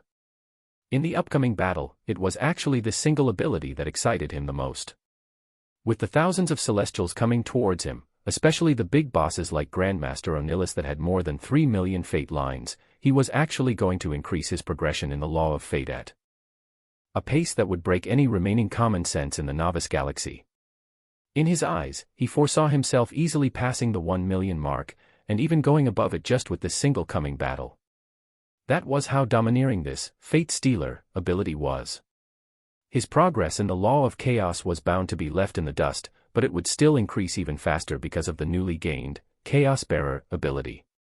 The last ability that did not just give him joy, but granted even more happiness to his subordinates was the Dark Guider ability. They were already boosted by the Golden Guider, from the skill tree stemming from the law of fate, and now there was another Guider-type ability that essentially doubled the boosts they already had. At the same time, they now had the auras of both fate and chaos coursing through their bodies. This was an aura of two supreme laws that were freely coursing through the bodies of billions of beings. At this point in time, even Noah himself would not fully know the effects of this until much later. The instant the ability was activated, Noah felt the surging of fate lines and chaos particles once more as he greatly influenced billions of beings, some in more ways than he expected as huge changes occurred throughout the planets he was connected to once more. In the quadrant of light expanse where numerous of the connected worlds were hidden behind layers of a veil, essence dispersed freely as the singular addition of another guider ability caused another supreme law to descend onto these worlds, their targets being the numerous inhabitants of these worlds that fell under the category of Noah's subordinates. When the prior, golden guider, from the law of fate was activated, the multitude of beings had experienced a period of rapid advancement in their strength as with the backing of a supreme law, they were able to do things they never considered before. With the widespread project of creating dungeons not just in Noah's homeworld but in the many connected worlds, the phenomenon of beings diving in dungeons to enhance their strength only propagated further. With the boost of Golden Guider, those diving in dungeons saw firsthand how they could defeat monsters that were a rank above their own as they took advantage of the boon and became rapidly stronger. Yet at this moment, as if the first boon was not enough, Dark Guider arrived and brought with it another supreme law. Dark auroras of pure chaos energy descended onto the numerous worlds and wrapped around their inhabitants, another point of widespread change occurring as it was not just the addition of another law to their bodies. It was the inclusion and utter synchronization of two opposing supreme laws in the bodies of billions of beings that could be considered relatively weak. It was something that should have never had the chance of happening, but it did. And it brought with it too many changes and opportunities. Noah was about to look into everything that was changing when he felt the presence of the mages in the castle he was supposed to be in come closer, stopping his strengthening session as his body teleported away from the spiritual world and into the room. Lord, our scouts have begun to see the legions of the Celestials. Commanding Mage Turner has tasked us to ask to grace the other commanders with your presence. The words of a strong mage rang in his ears as he waved his hands, the many fearsome and colorful skill effects of numerous elements that surrounded his body gradually fading and turning invisible as he opened the door and followed the inviting mages. He would let the worlds and beings he was connected to experience the changes as he enjoyed the boons from it himself as time passed, setting his gaze towards this coming battle for now. His aura spread out from the location he was in as he sensed even more forces within the expansive Veritas fortress, the auras of many new vampires from the dark expanse being apparent, as well as numerous more powerhouses he had yet to come across. The unique attire of the mages and wizards along with the shimmering wands they carried beneath their robes gave Noah a mystical fantasy feel of this dark expanse, especially the wide and dark halls of the dreary castle he was walking in. It reminded him of the imaginative stories he used to read in the past about the grand abodes of wizards with pointed hats that lived in the darkness of the world. The castles of these actual mages and wizards of the dark expanse had their own unique style, their halls lined up with small floating shining lights that added on to the air of magic and mystery. There was a bustle of activities everywhere they went as Noah saw floating animals that he recalled to be familiars of wizards move along with them, his observation also seeing the unique way these beings used magic as he could see floating utensils cooking by themselves when he passed a dining hall, or things linking brushes and pens moving on their own to write manuscripts in huge rooms where discussions were taking place. It truly was a place where the beings around it utilized magic fully in their daily lives, even to the smallest details. Noah wanted to explore more of this culture and their techniques if the time came in the past, curious at the wand-shaped weapons that boosted the abilities they cast by a large degree as wondered of the wide array of techniques that the wizards and mages of the dark expanse used. He already had so much on his plate in terms of skills and abilities that he felt the addition of even more was just him continuing to go overboard, where he might not even get a chance to utilize them all. But he would wait for the time to come when he could truly observe the culture and techniques of the beings within Dark Expanse, his figure currently going towards one of the command centers as it looked like the clash with the Celestials would soon begin, their legion being close. Chapter 478 Simultaneous Breakthroughs. In the time-space of the spiritual world, a particularly arrogant Emperor Penguin raised its beak high as it felt the course of a new supreme energy travel through his body. The aura of chaos that normally destabilized the essence of those it entered felt like a docile stream as it passed through his vessels and core. His breakthrough into the domain expansion realm that was at the cusp of occurring actually happened right away with the addition of this new energy. He let out fearsome battle cries, but he wasn't the only one as many of the other harbingers and beings that were receiving domain rank cores from his master the past few days were all experiencing breakthroughs into this realm simultaneously. Essence rapidly converged around the numerous beings stepping into the domain rank as they all felt the newest boost from the addition of the new Guider-type ability Dark Guider. Apart from the golden energy of fate coursing through them, a dark scintillating energy of chaos was now vibrantly coursing through them as well, their bodies feeling the boost in power once more. They could be considered bona fide beings at the domain rank, but their power was unlike any others at this realm as they were receiving huge buffs from 2 guider-type abilities. The Emperor Penguin rose to the skies as he felt this fearsome power, his fanaticism towards his master only growing as he sought to prove his strength in battle. Come to the forge. His thoughts were cut short as he received a command from the spiritual world itself, his arrogance being cut short as this was the only entity besides his master that could push him around. A silver light flashed as the figure of the Emperor Penguin appeared outside of the blacksmith's forge, entering it thereafter as he was met with a floating item set that shone with the luster of chaos. As the first beast of this spiritual world, you represent all of your brothers and sisters. Whenever you move. Master gave me the right to choose who will be wearing the created chaos set items, and I'm going to be biased and give you one of them. You must live up to your name as the Emperor Penguin. The voice of the spiritual world that seemed more commanding when communicating with the arrogant penguin rang out, the beak of the penguin nodding up and down as it received the item set that nobody else had gotten their hands on yet. Baleful Chaos Bringer Set, an item set made from the materials of chaos behemoths. Contains a scimitar, breastplate, briefs, boots, arm guards, and helm. Varying levels of boosts are given when the set items are worn simultaneously. 2 set items reduces the cooldown and mana cost for all chaos abilities by half, as well as doubling their effects. 4 set items grants the wearer a chaos barrier that reflects 30% of all incoming damage back to the caster. 6 set items. A passive chaos storm is initiated by the resonance of all 6 set pieces. This chaos storm swirls around the wearer as it tears down the defenses of their enemies while boosting their own attacks. Plus 250% fate element resistance, plus 250% all element penetration, plus 250% all element resistance, plus 100% chaos damage applied to all abilities. The set bonus of the spectacular, baleful Chaos Bringer set became apparent in the eyes of the Emperor Penguin as he glanced at the smaller descriptions of the items themselves and all of their boosts. His eyes shone with brilliance as he adorned the item set, his fluffy body being covered by the dark chaos armor as it was soon fully hidden, only a fearsome shape of an armored penguin wielding a scimitar that shone with a deadly edge becoming visible. A chaos storm erupted from him as he enjoyed the feeling of strength the item set provided, but this didn't last long as he felt an immense pressure descend down on him a second later as the chaos storm continued to spread out in the blacksmith's forge. Don't get conceited and damage the things in the forge. Remember that all of this strength is made possible by the master. Just try to be more useful now to him now. The cold voice and pressure of the spiritual world descended on the Emperor Penguin as his beak pointed down in a docile manner, stopping the advancement of the ability given the 6-item set boost while also being reminded once more that beside his master, the entity that was the spiritual world was the only other one that could take him off his pedestal no matter his strength. This was because he was a beast born from this unique world, his origin being tied closely to it. I shall go acclimate to my new realm and items while waiting for master to call us.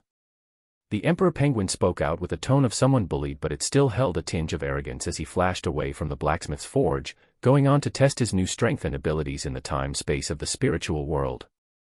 Besides him, numerous beings in the spiritual world broke into the domain expansion realm thereafter as they were also adorned with their own set items. The remaining 2, Baleful Chaos Bringer set, went to Elena and Barbados, their realms breaking through the fastest while also holding their own unique strengths.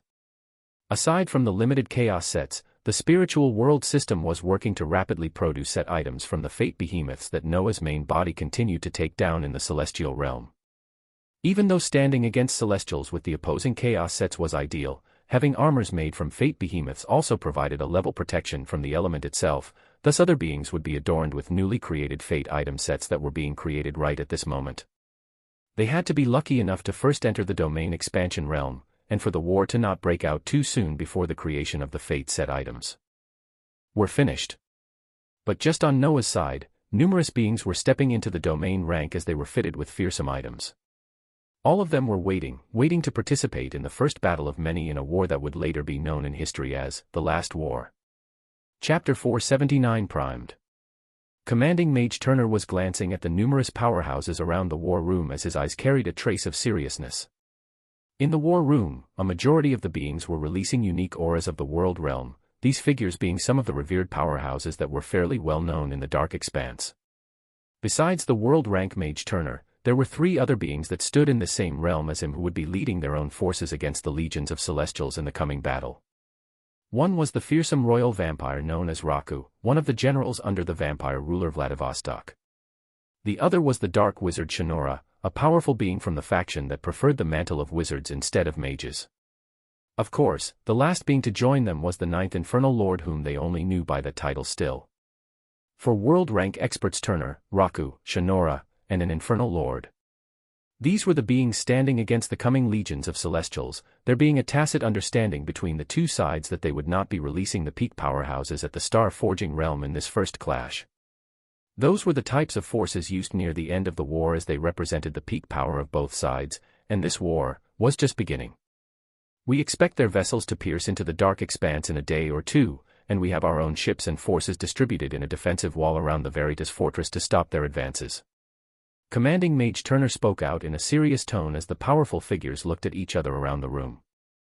The dark wizard Shinora, who was dressed in what Noah would describe a cliché-witch costume, was glancing in the direction of his clone with shimmering eyes that held great interest, the essence of darkness swirling around her being agitated as time passed. We can talk about strategies and defenses all day long if we want, Turner, but why don't we get to know each other's strengths some more? It's not as if we get to be in the presence of an infernal lord every day. Her gaze shone with luster as she stared at Noah, his own gaze remaining impassive as he didn't spare the wizard any look, turning towards the commanding mage Turner and speaking. "Where do you want my legion?" The commanding mage nodded as he pointed towards the table in front of them that had a projection of the wide Veritas fortress and displayed some of the forces around it, his hands causing the appearance of a miniature legion of red figures that signified Noah's infernal legion to be right at the center at the forefront of the battle. "We will have to rely on your power to withstand the attacks of the Celestials head-on, while we release our spells and magic from the sides to stop their advance and pick them off little by little until all of their strength is depleted." Noah's eyes shone as he heard these words, the meaning of this strategy plainly being that they wanted him to be a tank that withstood the damage of a huge boss while they dished out damage to slowly bring it down. "We excel in offensive tactics and destructive spells, but our defenses cannot compare to the power of infernal lords we have observed before. Is this strategy viable?" The royal vampire Raka spoke out carefully as he sensed the bubbling strength stemming from Noah's body, the dark mage Shinora still having her gaze locked on him as Noah replied. "It shouldn't be a problem." His words reverberated with power as relieved expressions appeared around the room, commanding Mage Turner continuing. "All right, let's talk logistics." The meeting continued for another few hours as the powerful beings familiarized themselves with each other's forces and talked about possible plans in case things went wrong. The dark mage Shinora, who continued to glance towards Noah's vibrant aura of chaos, was the most peculiar, not exactly explaining why her gaze was locked on him for so long. At the end of the meeting, as Noah was stepping out, he heard a telepathic message released from her enter his mind. "I must apologize for the abrupt introduction and interest, but we don't usually have beings with such a thick aura of chaos swirling around them such as you. If we are able to survive this little war that is coming up, I would love to discuss something with you.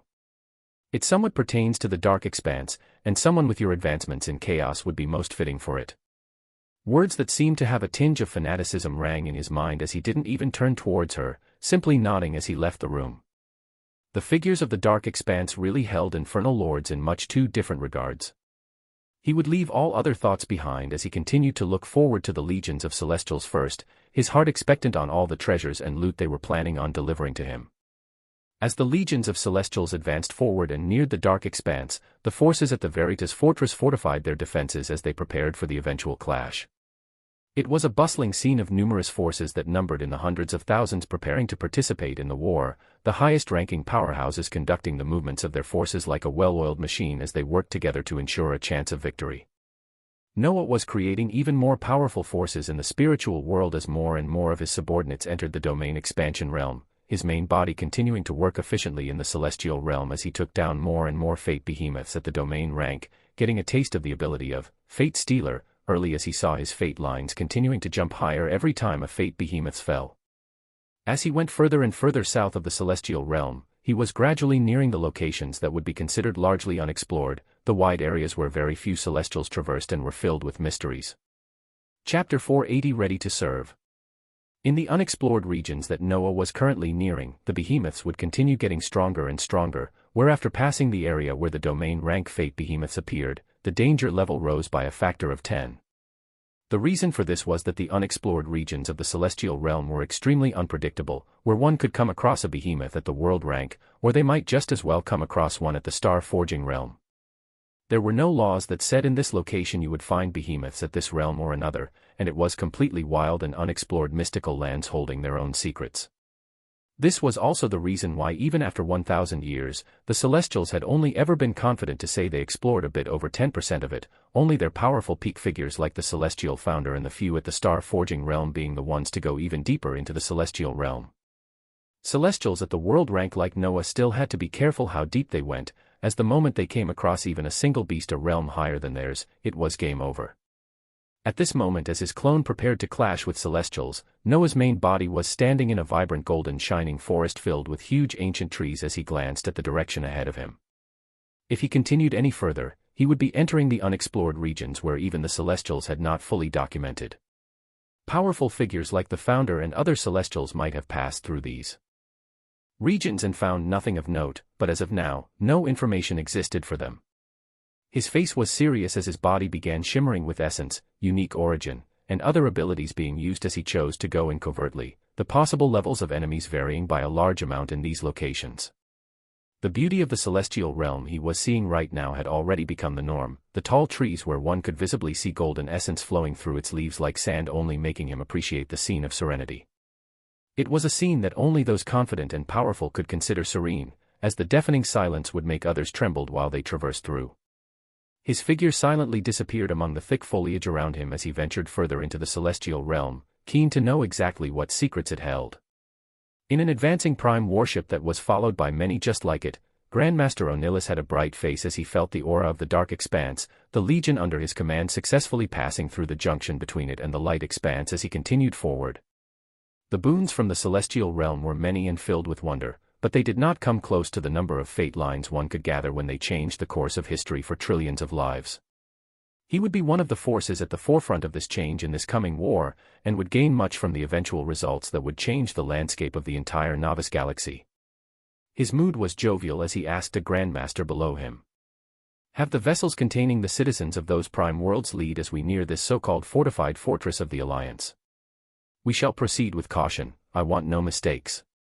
Word software affirmation rang out as some ships veered forward while others went back, a shuffling of forces occurring as Onilus counted the beings under him.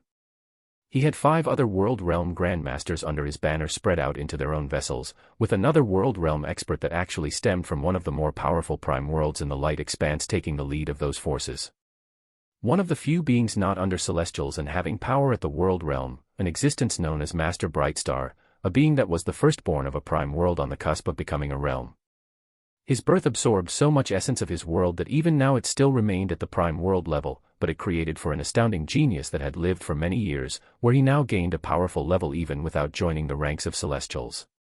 This meant that for the legion of Celestials heading for the Veritas Fortress, there were a total of 7 World Realm experts at the lead. Grandmaster Onilus's face was bright as they neared the supposed fortress, his eyes not hiding the hunger for war as his heart felt like it was screaming. "Throw the best you have at me. Let me inscribe my name as the first general to gain victory in this war, let the name Onilus ring out across the novice galaxy." His eyes shone with dangerous luster as his hungry gaze remained forward, the powerful Celestials around him showing similar lights as they looked forward to a grand battle. Around the Veritas Fortress, 4 distinct forces could be seen surrounding the enormous planet as an aura of oppressive power leaked out. One force was led by the royal vampire Raku, another by the dark wizard Shinora, the third by the commanding mage Turner. Last but not least and standing at the very center of these forces like the sharpest point of a blade was an impassive infernal lord that floated above a 10,000 army of infernals that were letting out fearsome battle cries that were setting the tone of the coming fight. Ready to serve.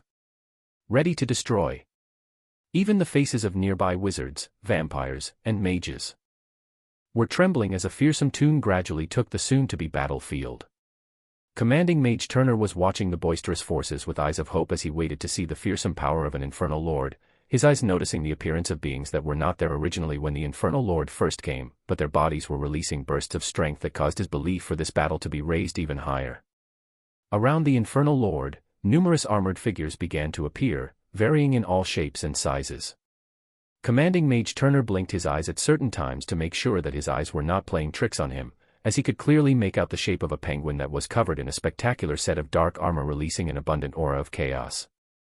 There was also the figure of an armored kraken with deep red eyes that seemed to hold great excitement and vengeance as they stared out in the void of space, as well as the small humanoid figure of an armored woman also clad in an armor wrapped in chaos, her hands beginning to move as the aura of numerous undead began to spread out from the already numerous infernals.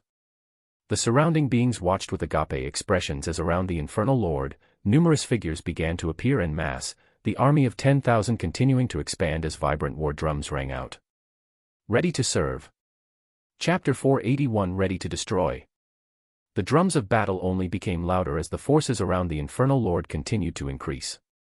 The auras of beings that were all in the domain expansion realm appeared around the infernal lord continuously, with many of them fitted in matching armors and weapons that only added to their fearsome aura. From those clad in items drenched in chaos, some could be seen with armors that blazed with the element of fire, and most recently appearing beings caused the forces of dark expanse to rub their eyes in shock at the armor they adorned seemed to actually be releasing an aura of fate. Fate. Forces that came from an infernal lord actually released the blinding gold aura that celestials were known by, giving a huge shock to the world rank experts that were leading the forces of the Veritas Fortress as they spread out their auras to see if their eyes were deceiving them. But it was genuine as around Noah, numerous spiritual world beasts, calamities of the sea, and even some of the humans and beasts from his homeworld and the beast world that were power leveled to the domain rank stood around him powerfully. An enormous draconic fire behemoth appeared to steal the show as he towered over 50 meters in the void of space, Draco appearing with all of his glory as a golden armor actually wrapped around the entirety of his body, the set item from the fate behemoths actually fully adapting to whatever the form of the wearer was, causing a shimmering enormous golden dragon to appear magnificently near Noah. Kazuhiko was also one of the few clad in a fate item set, his hands dual-wielding to beautifully inscribed long blades as his eyes could not contain their excitement. The Imperial Phoenix was next to him in her humanoid form as she adorned a similar set, those being lucky enough to receive the newly forged item set from Fate Behemoths being truly blessed as its boosts were nothing to scoff at. Kazuhiko was still incredulously looking over every single description of the 4 items as his gaze went towards the description of the set item itself. Raiment of Fate's Guard, an item set made from the materials of Fate Behemoths. Contains dual swords, breastplate, briefs, boots, arm guards, and helm.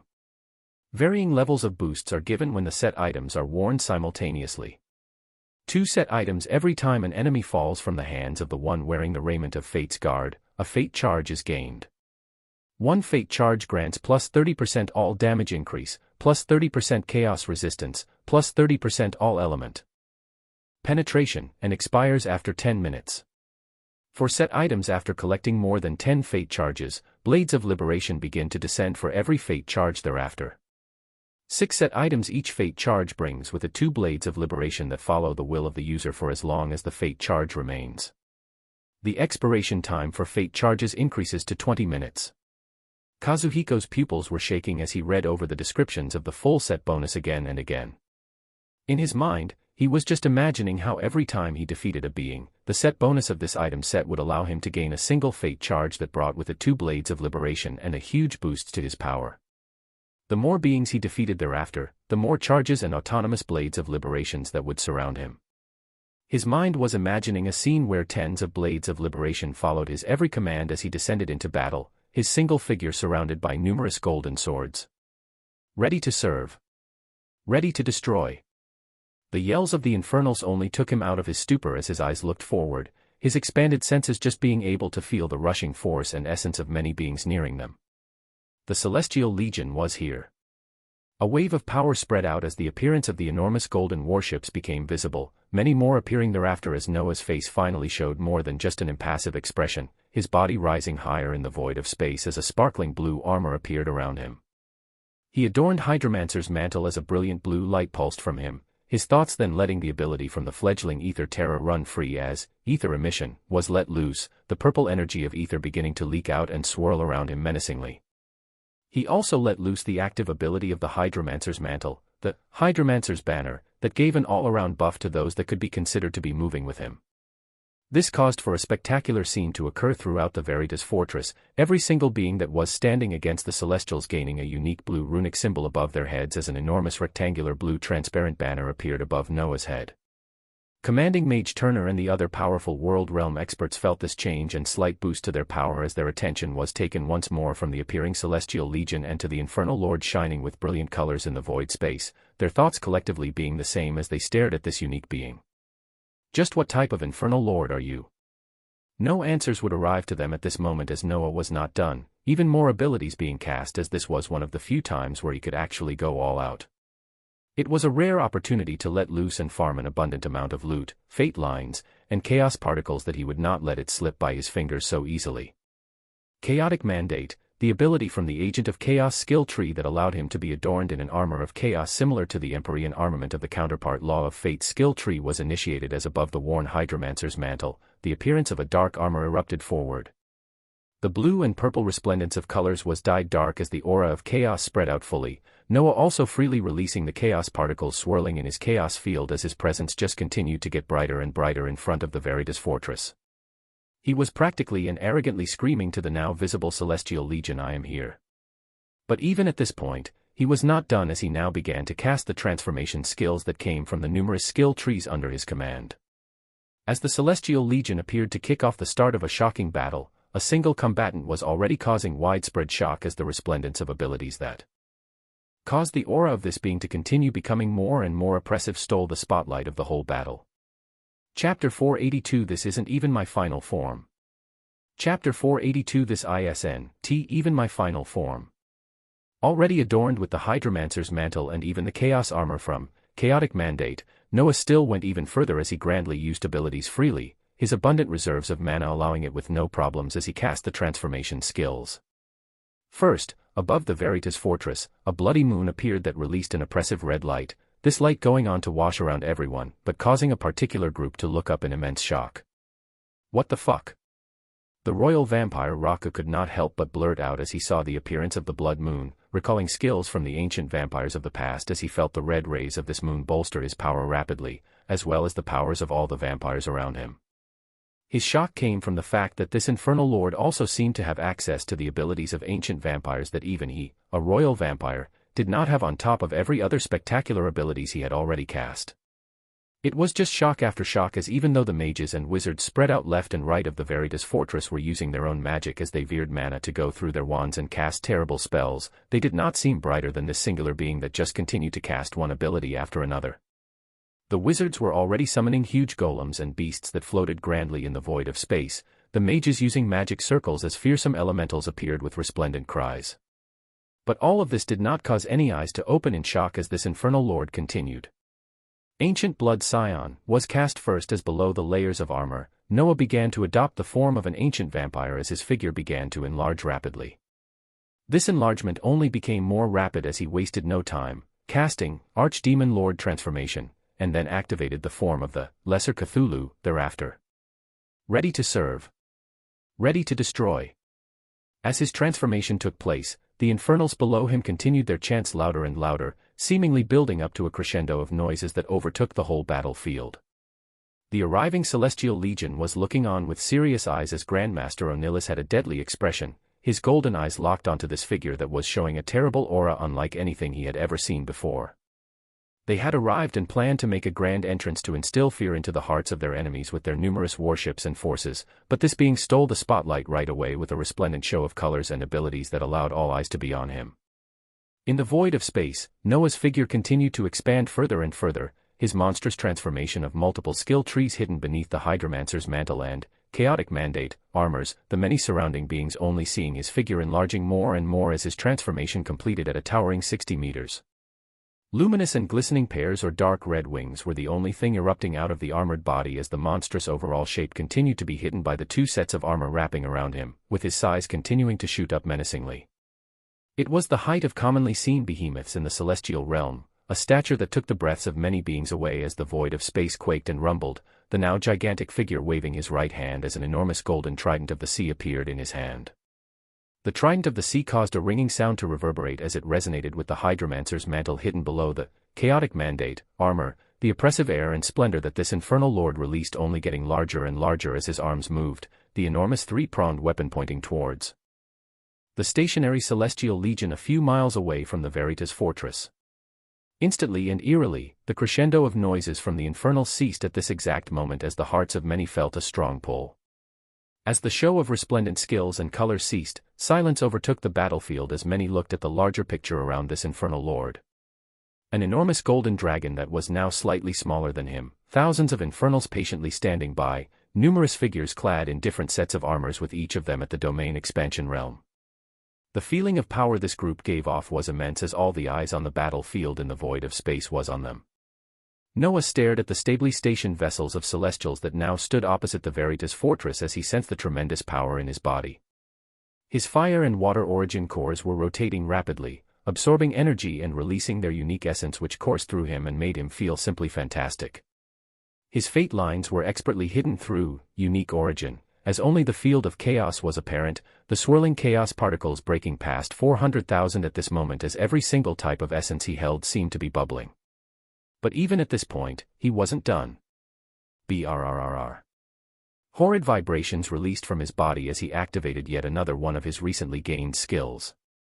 Size distortion was activated from the newly gained fledgling ether terror as his body vibrated rapidly, his power growing ever larger as his size began to shoot up to unimaginable heights. Those around him watched with slack-jawed expressions as even before the war began, it seemed that this infernal lord was intent on baffling as many people as possible. The forces of the dark expanse watched, but it wasn't only them. As similar to the battle of geniuses, they had their people sending numerous feeds of what was occurring here to the upper echelons that were observing the progress of this first clash closely. From the prime warships of the Celestials, similar to how Grandmaster Vredril had used the vessels to show what was happening in the Magus world when Noah and Athena were raining down destruction, all the events occurring here were currently being broadcasted to the upper echelons of the Celestials. The grandeur of resplendent abilities that Noah continued to show was witnessed by many as the name of this ninth infernal lord entered the minds of all watching. His size erupted up as it passed 100 meters, skyrocketed to 150 meters, and continued on until it stopped at 250 meters. More than 125 times larger than the height of an average man, and more than 5 times larger than the height of even the mountainous elite celestial behemoths.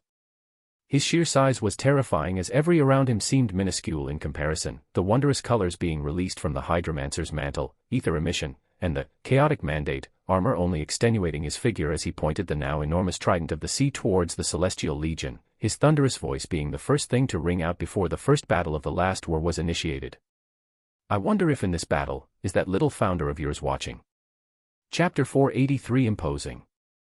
The words of the gigantic figure of the Infernal Lord caused shock and movements to spread throughout the battlefield from their extreme arrogance, but they caused reverberations even further as many forces were ultimately watching to see the results of this first conflict. The Grand Mage Idrusim was surrounded by numerous powerful mages and the faction of wizards that made up the alliance as their eyes watched with unblinking eyes, they having already done their part of distributing their forces and now were simply waiting to see what the results of the battle would be. In another location in the dark expanse, the vampire ruler Vladivostok was watching the bloody moon appearing in the void of space above the army of infernals as the seer he was on fell to the side. Him being one of the more shocked beings as he recalled this skill from a long-forgotten past. It came deep within the Litalis expanse, with its source being from the revered progenitor itself as it was an ability that had only shown itself in the War of the Righteous. It had long since been lost in the dredges of time, along with the powerful beings that could use this skill. Yet now, it was appearing once more, and in the hands of an infernal lord. What exactly was happening? The gaze of Vladivostok shook as he recalled the only location that might have answered, waving his hands in front of him as he created a runic magic that was the prerequisite of a portal forming. This was similar magic that the vampire king of the underworld had used months ago to send a special someone into an ancient blood world, and Vladivostok was trying to do the same now as his thoughts led him to quickly check this ancestral ground that was all the vampires had left at this moment for answers. His essence moved as he watched the runic circle complete with anticipation, but was shocked thereafter as when the red portal began to form while seeking a connection to the targeted ancestral world, it trembled and fizzled halfway through, not being able to form a connection. Vladivostok looked towards the failed connection of the ancient blood world he knew so clearly as his gaze turned ashen. He tried again and again, but the magic that allowed him to form the portal with the vampire's own ancestral world was actually not working anymore. This led Vladivostok to believe that something had happened with the ancient blood world, and this infernal lord being shown in front of his eyes should have some connections to it. What exactly had happened? Why was he able to use the skills of their ancestors? Vladivostok would get to the bottom of this, even if he had to offend the dignity of an infernal lord. The scene moves from the questioning vampire ruler and goes into the wondrous celestial realm where yet another figure was watching the arrogant words of the infernal lord, a pristine wine glass in his hands as his wild countenance had changed. The founder was not in the wildness of the celestial realm as he sat in a paradisiacal expansive hall that was filled with the colors of gold everywhere one's eyes wandered to. He sat in a pristine golden throne as he enjoyed food that very few could ever taste in their lives, the feat of the Veritas fortress being displayed clearly from the prime warships of the Celestials in front of him. This being was living the dream of all the big bosses, simply sending out his people to work hard in his behalf as he reaped most of the rewards. It was a truly rare position that very few could have the chance to enjoy. There was an unnatural smile on his apathetic face as he heard the words of the infernal lord, curious words leaking out from his mouth. The ninth and weakest infernal lord actually entered the celestial realm and saved those little rats earlier. Now that's just not fair, don't you think? He was alone in the expansive golden hall, but seemed to be questioning something or someone as he continued.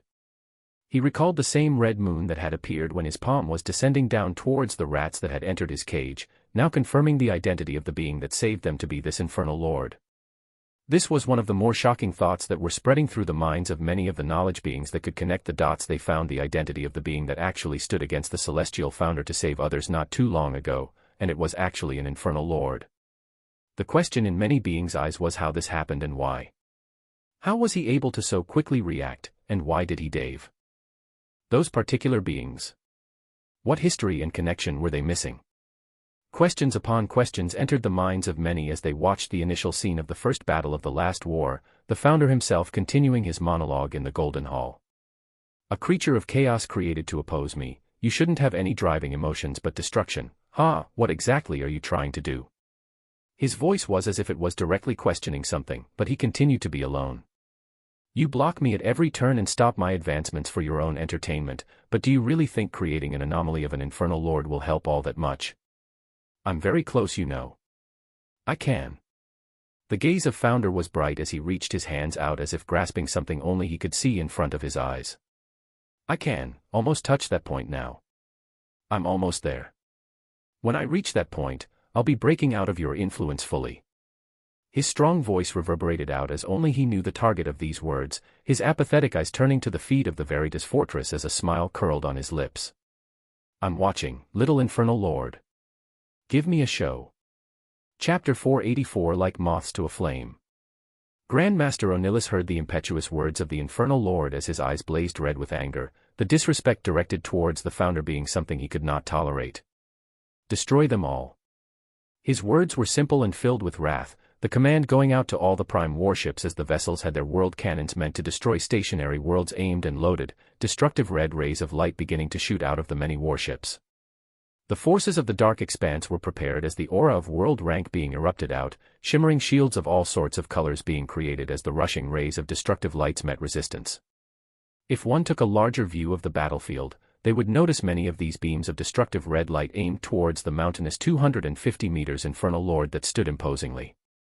To defend against this first attack by the collection Celestial Legion, the wizards had pulled out their powerful wands as rays of red lights released from them and converged together, fully defending against the rays of light through sheer numbers and power as they worked with the world realm experts. Noah himself looked at the destructive rays of light that he once saw descend on the lost world, this time their power not feeling all that oppressive for him as these rays that could destroy a world. He raised his trident of the sea towards them as numerous beams of plasma were released from the weapon. These beams of plasma were actually dark in color because of the abilities under the Agent of Chaos that layered his attacks with the power of chaos. This also proved to be useful when it came to the rays of ether that his identity as Crixus had cast as a celestial, his enormous eyes watching carefully as he cast, sever, and saw the released rays being balefully dark in color, their aura of ether enveloped and reinforced by the power of chaos as they looked like terrible dark rays of light.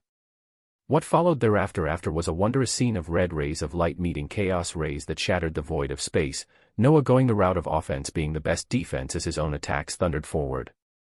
A snort rang out in the battlefield as from the numerous prime warships, golden figures began to fly out and rapidly fill the void of space. The golden figures were quickly overshadowed as the even larger numbers of beings from the prime worlds of light expanse also made their appearance. At the forefront of all of these forces, Grandmaster Onillis had his eyes shining with a gold splendor as he stared at Noah. You all can have any of the other world realm commanders, but this childish infernal lord is mine. Words of the Grand Master with more than 3 million fate lines reverberated strongly as a gold aura began to permeate around him and fill everything in the surroundings. His eyes were dead set on Noah as the other world rank grandmasters and the single world rank expert from the force of the Prime Worlds had the royal vampire Raku, commanding mage Turner, and the dark wizard Shinora on their sights. Each side had forces that spilled over hundreds of thousands, the numbers of those standing on the side of Celestials being slightly more as it was packed with beings across the chosen Prime Worlds of the light expanse. Ready to serve. Ready to destroy. The Infernal Legion had begun chanting again as they saw the appearance of the many figures, feeling the smell of battle and bloodlust as their weapons called for destruction. Noah's eyes snaked across the void of space as he observed all the forces, everyone currently on a standstill as the stare-down before everything turned into a scene of hell continued for another few seconds. If things went according to plan, the forces would rush towards each other as the powerful world-rank figures from Celestials clashed with their respective matches on the side of the Veritas Fortress, and the moment these powerful figures began falling, the direction of the war would be decided. Since the Celestials had more powerhouses at the world rank, the side of the Veritas Fortress would soon be overrun as the experts on the other side could simply group up to attack and destroy. Thus, the figures of the Dark Expanse were feeling some worry. When the two forces rushed towards each other, this scene of chaos would be one where the Celestials could take the most advantage of, and even possibly grant them a victory. As Noah stared at the hundreds of thousands of beings, especially the golden shining Celestials that were placed at the very center of these forces, his eyes flashed a dangerous excited color. To him, these many beings represented an expansive amount of loots and something even bigger fate lines.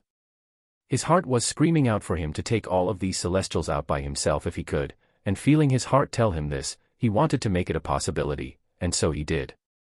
Haha, let's play. His words were the spark that caused the forces of the Celestial Legion to begin rushing towards them, those from the Dark Expanse staying tightly around the Veritas Fortress as they fortified their defenses.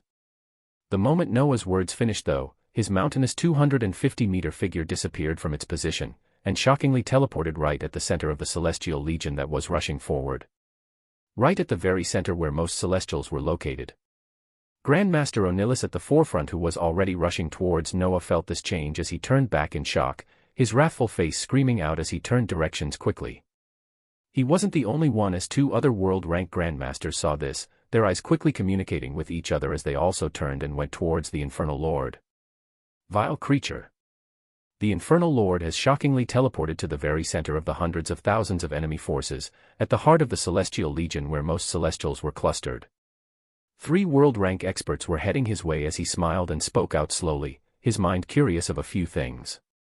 Domain of Chaos, Domain of Water, Domain of Fire, Sea Domain, Desecrate, Essence Disruptor, Destabilize. He released numerous domains from the laws he had control of, as well as the buffing and debilitating Sea Domain from the Hydromancer's mantle, as the mile around him became a terribly hellish place to be in for any of his enemies. The Desecrate and other abilities that affected enemies and surrounding space were going even more overboard as terrified looks began to appear on the faces of Celestials that were affected, their bodies feeling the horrendous effects.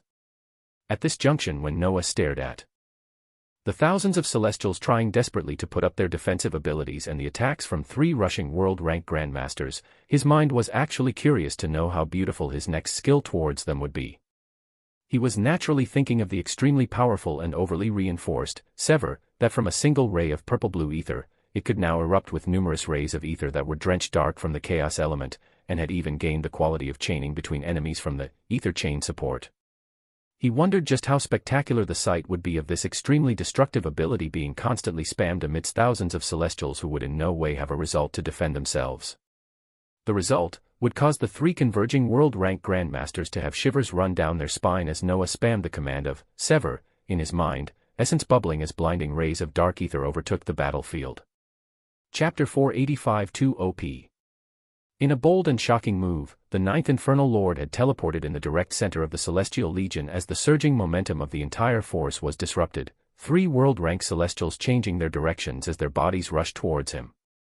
Even though Noah had abruptly teleported, his commands were relayed seconds before as the Infernal Legion moved forward orderly, their sharp weapons getting ready to clash with the coming army.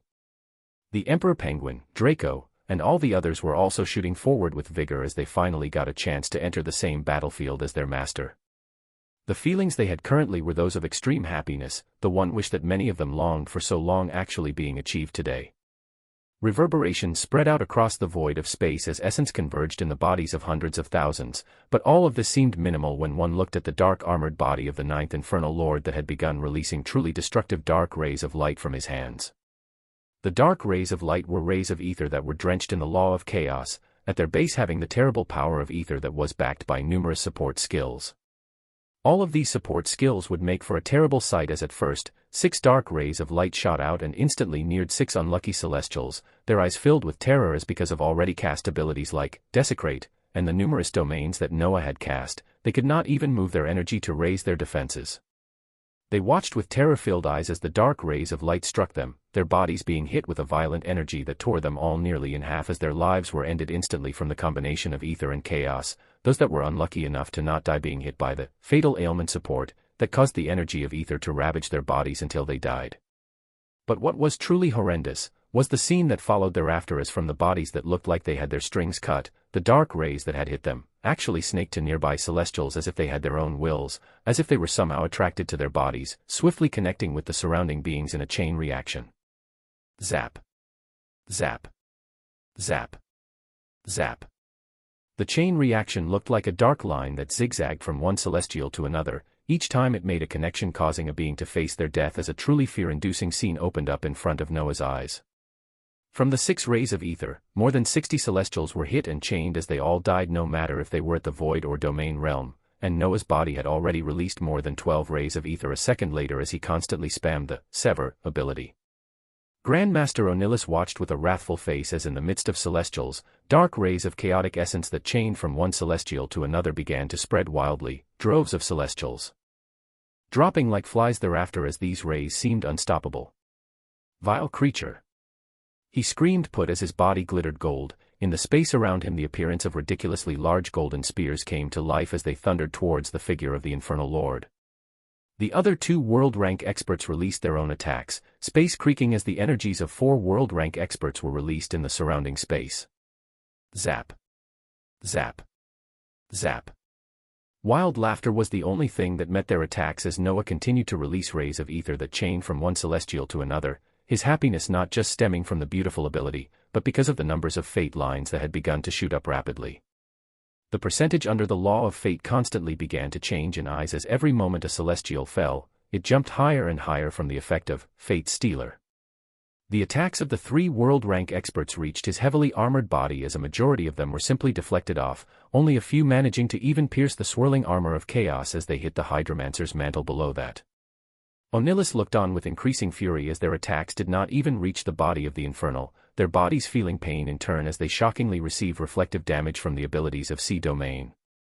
Onilus's body began shining even brighter as he healed himself and prepared to release an attack that could be considered an ultimate one, his fury reaching insane levels as too many things he didn't understand occurred in this battle. The defense of Noah that Onilus and the others were baffled by was actually something simple, as he was truly boosted by too many defensive abilities from his transformations, but especially the ones from Hydromancer's mantle that tripled his defense in this area where he released C domain. He was so reinforced that he would be shocked instead if the world-rank celestials had managed to pierce his armor on the first try. They had to put some time into it. Ready to serve. From the distance, the battle cries of the infernals could be heard as Noah's hands continued to rain down dark rays of ether that reaped the lives of celestials every second, his body taking on numerous attacks from 3 world-rank experts as he was not bothered by it one bit. It was a shocking scene in the battlefield as one could observe a 250-meter-tall figure reeling dark rays of light that wiped away hundreds of celestials every few seconds, his body tanking the attacks of 3 other world-rank experts with ease as his chilling laugh of enjoyment rang out across the void of space. It was at this juncture that the bodies of the 3 celestial grandmasters shone the brightest, the varying number of fate lines in the millions rising from their bodies as behind the wild infernal lord, the palpating appearance of an enormous golden spear that was over 100 meters materialized.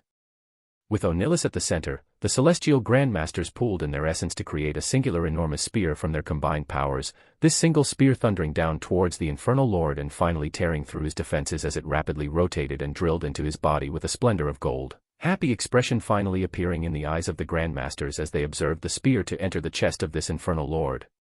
This was a spear that contained enormous amounts of the essence of fate, something deadly to infernal lords that were drenched in the law of chaos. It pierced through the heavily armored chest of the infernal lord with its tip appearing drenched in blood clean through the opposite side.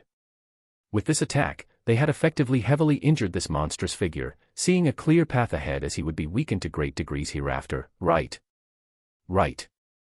A wild laughter was all that met their happy expressions as even with an enormous spear piercing his chest, the mountainous infernal lord did not spit out blood or even stop the casting of his skills, the only thing changing being that his aura was becoming even more menacing, the Celestials not knowing they had pushed Noah to cast his next terrible skill.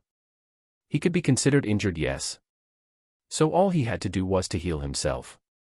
Now shockingly, there were a large number of beings running away from him that fit his requirements for healing very well, their minds already in disorder as he cast the wide area ability he had just gained for the first time. It was an ability that would even cause the enthralled watching forces of the dark expanse feel shivers down their spine, an ability that would actually come to be commonly known in the future as one of the loved skills of the ninth infernal lord. It was domination. Chapter 486 Rivers of Blood in the Void of Space. The vampire ruler Vladivostok was watching with squinting eyes at the live feed of the battle, his eyes honing in on the person that had taken a central position in this battle already, the being who could somehow cast abilities of ancient vampires from a long-forgotten era. He watched with shocking eyes as an enormous golden spear pierced from the back and through the chest of the infernal lord, rising from his seat with worry for the battle as this was a lethal attack in his eyes. The infernal lords were drenched in the law of chaos, and getting a spear filled with fate essence piercing their bodies like this meant they had taken heavy damage. Yet under the eyes of many, the infernal lord actually laughed as his body was pierced through. No scream of pain or wrath from taking heavy damage, but a laugh.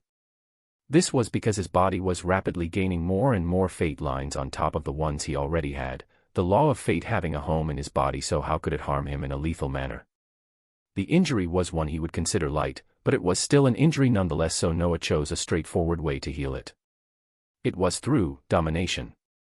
Domination, 5 out of 5, the eyes of the fledgling blood ancient release a dominating light that enthralls any with weak souls. The bodies of the dominated can then be controlled to either replenish the blood ancient with blood bag, or deal damage to surrounding enemies by blood bomb. Under the watchful gazes of numerous beings, the appearance of red eyes beneath his armored head could be seen as a single word spread across the void of space with clarity. Domination. On the 250-meter-tall body, the dangerously bloody eyes were now particularly vibrant and visible, a red light releasing from them as it went on to sweep to the thousands of celestials still remaining in the surroundings. Vladivostok watched this light being released from this infernal lord as his body trembled, his heart having seen very few figures use such an ability in the past. What Vladivostok didn't know was that this ability was not even passed down through Noah the normal way, but unlocked from his own methods through the unique skill points that made skill trees possible. The trembling eyes of vampire ruler watched on as anywhere the red light passed. The beings caught within began trembling as their eyes turned cloudy.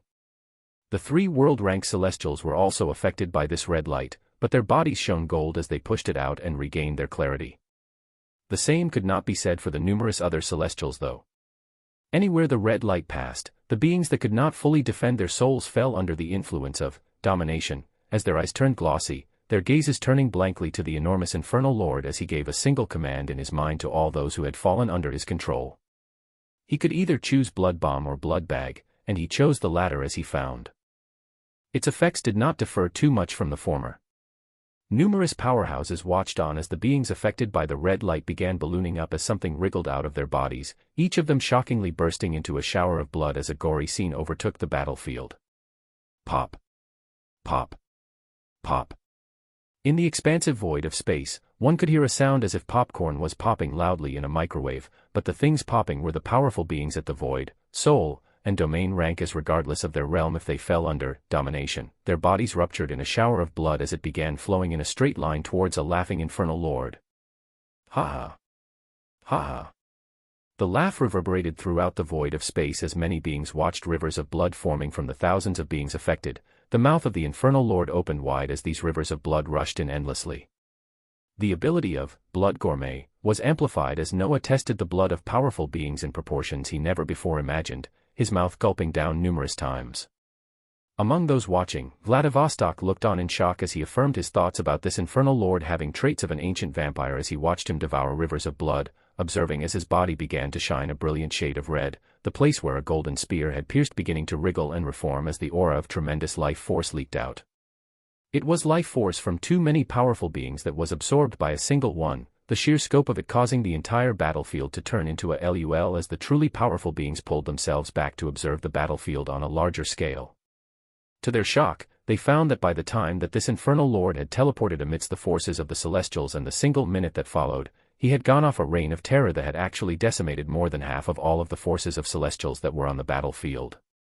The eyes of Grandmaster Onilus turned crazy as he glanced around the battlefield and saw the empty void of space filled with bones, numerous Celestials that were not in the scope of influence of domination still scrambling away fearfully. Onilus realized that since the beginning of the battle, his forces and even himself had just been scrambling around the palm of this singular infernal lord, and more than half of all the Celestials brought to this war had already died in the span of less than a minute. A minute. The vibrant color of red shone luminously from the 250-meter mountainous body as a primal yell of enjoyment and destruction was released from Noah's mouth. Boo-hoo. The roar echoed throughout the void of space as the eardrums of weaker beings burst, the brilliantly red eyes of the infernal lord now turning to the wrathful expressions of 3 world realm celestial grandmasters that could do nothing to stop him while he obliterated more than half of their forces. As his cells screamed out from the enjoyment of devouring rivers of blood, his origin was screaming out joyfully as imperceptible wisps of gold light that signified the fate lines taken from all the Celestials he had defeated continued to enter his body. When he observed the stat panel in the corner of his eyes, it shockingly showed constantly changing numbers that just continued to shoot higher and higher, the current total number of fate lines having already passed 1,582,295. 1,582,295. Just from the massacre of thousands of Celestials from varying levels of void to the domain expansion realm, more than 1 million fate lines were added, his percentage in the supreme law of fate quickly shooting past the 10% mark. In a matter of a single minute. Ah! Who could call themselves a genius in front of such a sight? Who could say they are talented in the law of fate if they knew what this single being had added more than 1 million fate lines in just a minute? Could the numerous exclamation points written even get across this point of grandiosity? It was ridiculous, improbable, and simply scary. Noah's eyes that were filled with bloody fervor landed on the wrathful world-rank celestial grandmasters as his abilities finally moved towards them, his body rumbling with joy as he moved to singularly battle against 3 world-rank experts. Chapter 487 A Penguin Leads the Way. As the shocking scenes around Noah continued to play out, with his mountainous figure now turning around to pay attention to the 3 world-rank experts after he had erased more than half of all the Celestials on the battlefield, the battles between the other figures were also resuming or starting with intensity. There were in total 7 world-rank experts from the Celestial Legion, and as 3 of them had grouped up against the Infernal Lord, there were 4 freely running rampant as they collided with the forces of the Veritas Fortress. Even though Noah had fully disrupted the battlefield, there were still hundreds of thousands of forces that moved forward under the command of those above them to clash with each other.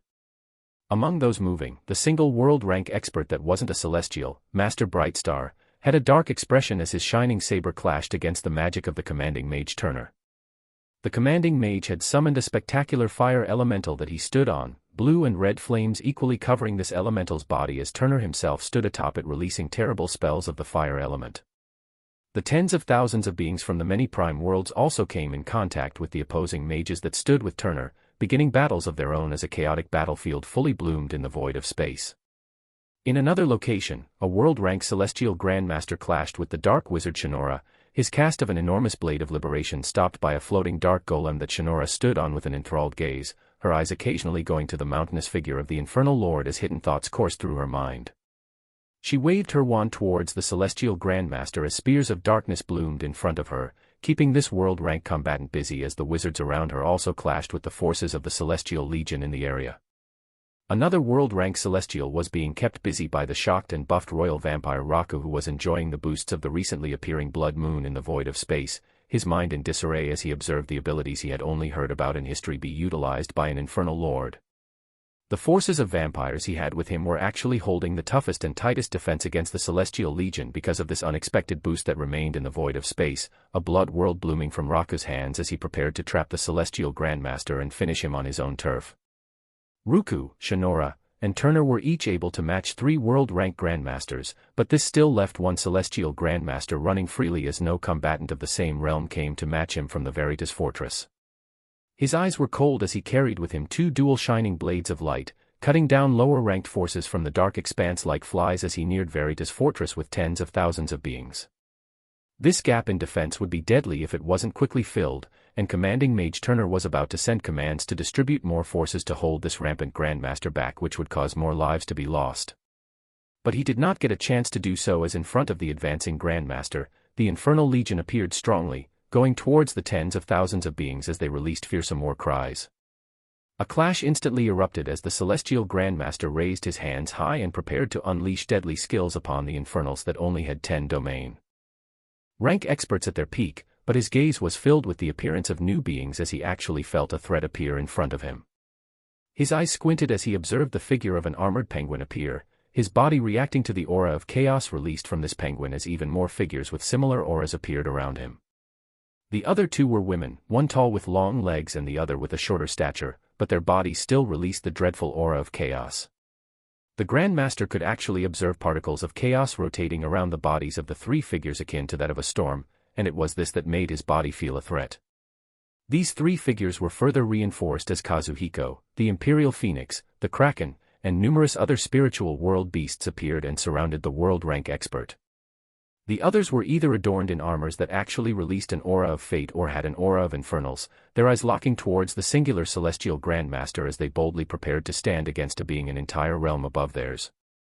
Such a feat was normally left to their master, and it became even harder when one reached the peak levels where the gap between realms just seemed like an expansive gulf that could never be crossed. But they were confident enough to do it, and it was because each of them was receiving incredible boosts from 2 guider-type abilities. They were given boosts to their attack and defenses in the hundreds of percentages with the Golden Guider and Dark Guider abilities, their bodies also carrying with them the stable aura of both chaos and fate as they raised their weapons towards the powerful expert with no fear.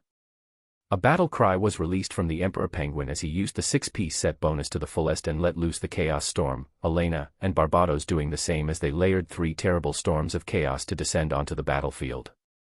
These 3 would act as the close combat fighters, with the others releasing attacks from the distance as they all worked together for the goal of bringing down a being at the world realm, a being holding the strength of an entire world. But their confidence did not just come from their new boosts and item sets, it also came from the knowledge that a few of them held abilities from the 7 deadly sins. The first ability that gave them all confidence was one held by the Emperor Penguin, the holder of the sin of pride. It was Pride Embodiment.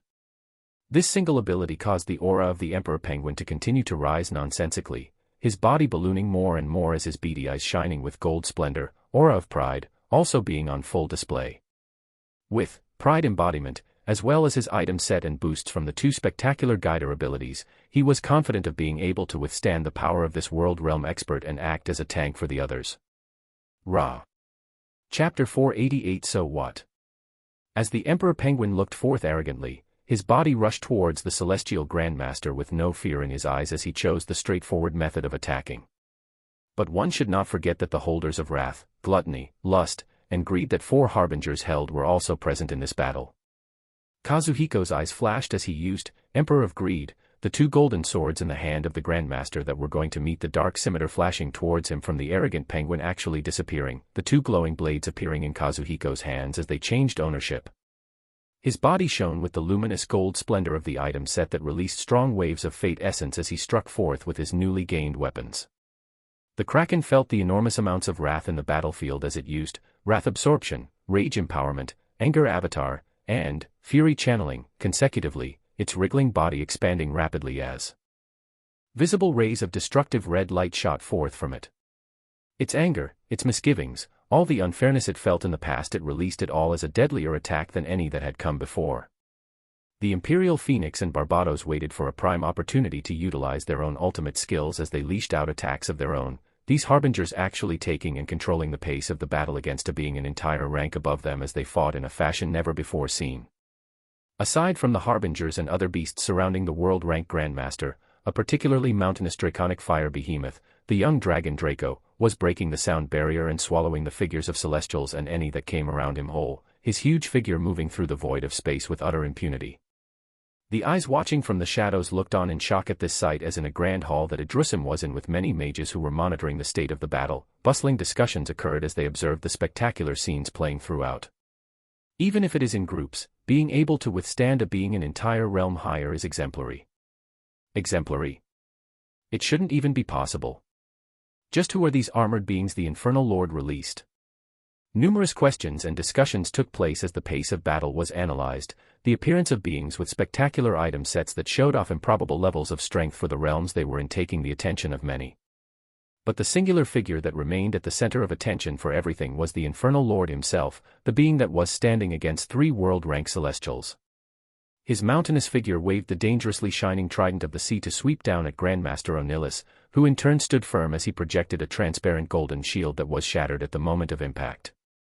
The other 2 Grandmasters rained down golden spears and blades of liberation as they also released pure fate essence in efforts to overwhelm the chaotic Infernal Lord, but they found that even when his body was bathed in the golden aura of fate, he didn't seem to be taking any injuries. They heard a simple word that was followed by the shaking of space itself, the blue region filled with the sea domain, around them turning a tinge of red as it turned hellishly hot in a matter of seconds. Above them, the appearance of flaming asteroids rushed towards the golden shining world-rank celestials as their expressions hardened, using the profound power in their bodies to reinforce their defenses so they could withstand the hellish environment while surviving the attacks of the Infernal Lord. It was a battle of 3 world-rank celestials against a single world-rank Infernal Lord, and yet it was the 3 Grandmasters that were actually at a disadvantage as the Infernal Lord continued to senselessly release skill after skill as if his energy reserves had no limit. So what if it was 3 world-rank experts? So what if they each had fate lines in the millions? Against his own power that was boosted multiple times over by numerous skill trees and items, Noah could arrogantly ask so what? Numerous rays of dark-colored ether were released from him as they smashed onto the body of Onillis, and then went on to chain to the 2 Grandmasters near him before they returned to chain to Onillis again, over and over. They had a powerful golden aura of fate protecting their bodies, but every time an ether ray chained between their bodies, this protective layer got thinner and thinner as their faces became more and more serious. Ice Age. After using the Armageddon ability from the Herald of Fire, Noah vastly changed the surrounding environment once more as he brought in the polar opposite, using the ability from the Herald of Water that causes the temperature of the surrounding regions to go towards absolute zero, shimmering white frost spreading out with him at the center as the Grandmasters were hit with yet another debilitating attack. Wretched devil. Grandmaster Onillis howled forth while expanding more and more energy to protect himself, numerous attacks smashing into Noah's body as bursts of armor erupted out, any strike that actually landed on his body only drawing minor injuries. Noah paid no attention to their attacks as whenever he became even remotely injured, he uttered a few words to cast yet another ability from the Herald of Flames. It was rejuvenating flames that caused gold-colored flames to appear next to his injuries as they became rapidly healed thereafter, his dominance over the pace of the battlefield continuing. A wide array of resplendent abilities continued to release from his body as he continued to stand against and even overwhelm the world-rank experts, throwing out chaos orbs or miniaturized shattered stars while continuing to chain chaos-filled ether rays between them to constantly rip apart their defenses and wear down their energy. From the wrathful eyes of the 3 Grandmasters, one could see a tinge of fear appearing as they fully realized the pace of the battle as the momentum of the Infernal Lord in front of them just continued to shoot higher, a single thought crossing their minds that began to only expedite the fear. Are we actually going to lose? Chapter 489 Overkill I. The watchers that were observing this first battle of a long war actually watched on in stunned silence at the scenes playing themselves out in front of their eyes. Some portions of the battlefield could be considered what one should normally expect in a war, with beings of opposing but similar levels of power fighting against each other until the other side came out on top. Yet on other portions of the battlefield, the things they were seeing were enough to shatter any known norms. In one area, an infernal legion was cutting down any beings they came across as they sang a symphony of destruction with every swing of their weapons, their path paved wide open with nobody from the Celestial Legion to stop them as shockingly, the last world-rank Celestial Grandmaster was actually being held back in a tight battle against multiple domain-rank armored beings. An Emperor Penguin valiantly took the strikes that held behind them the force of an entire world as he retaliated, his body shimmering with the dark aura of the Chaos item set while a chaos storm raged around him. It was tinged with wisps of gold as the immense aura of pride also leaked out, the abilities of the sin of pride being put in full display as his very being was amplified to greater heights because he stood against an enemy a level higher than him.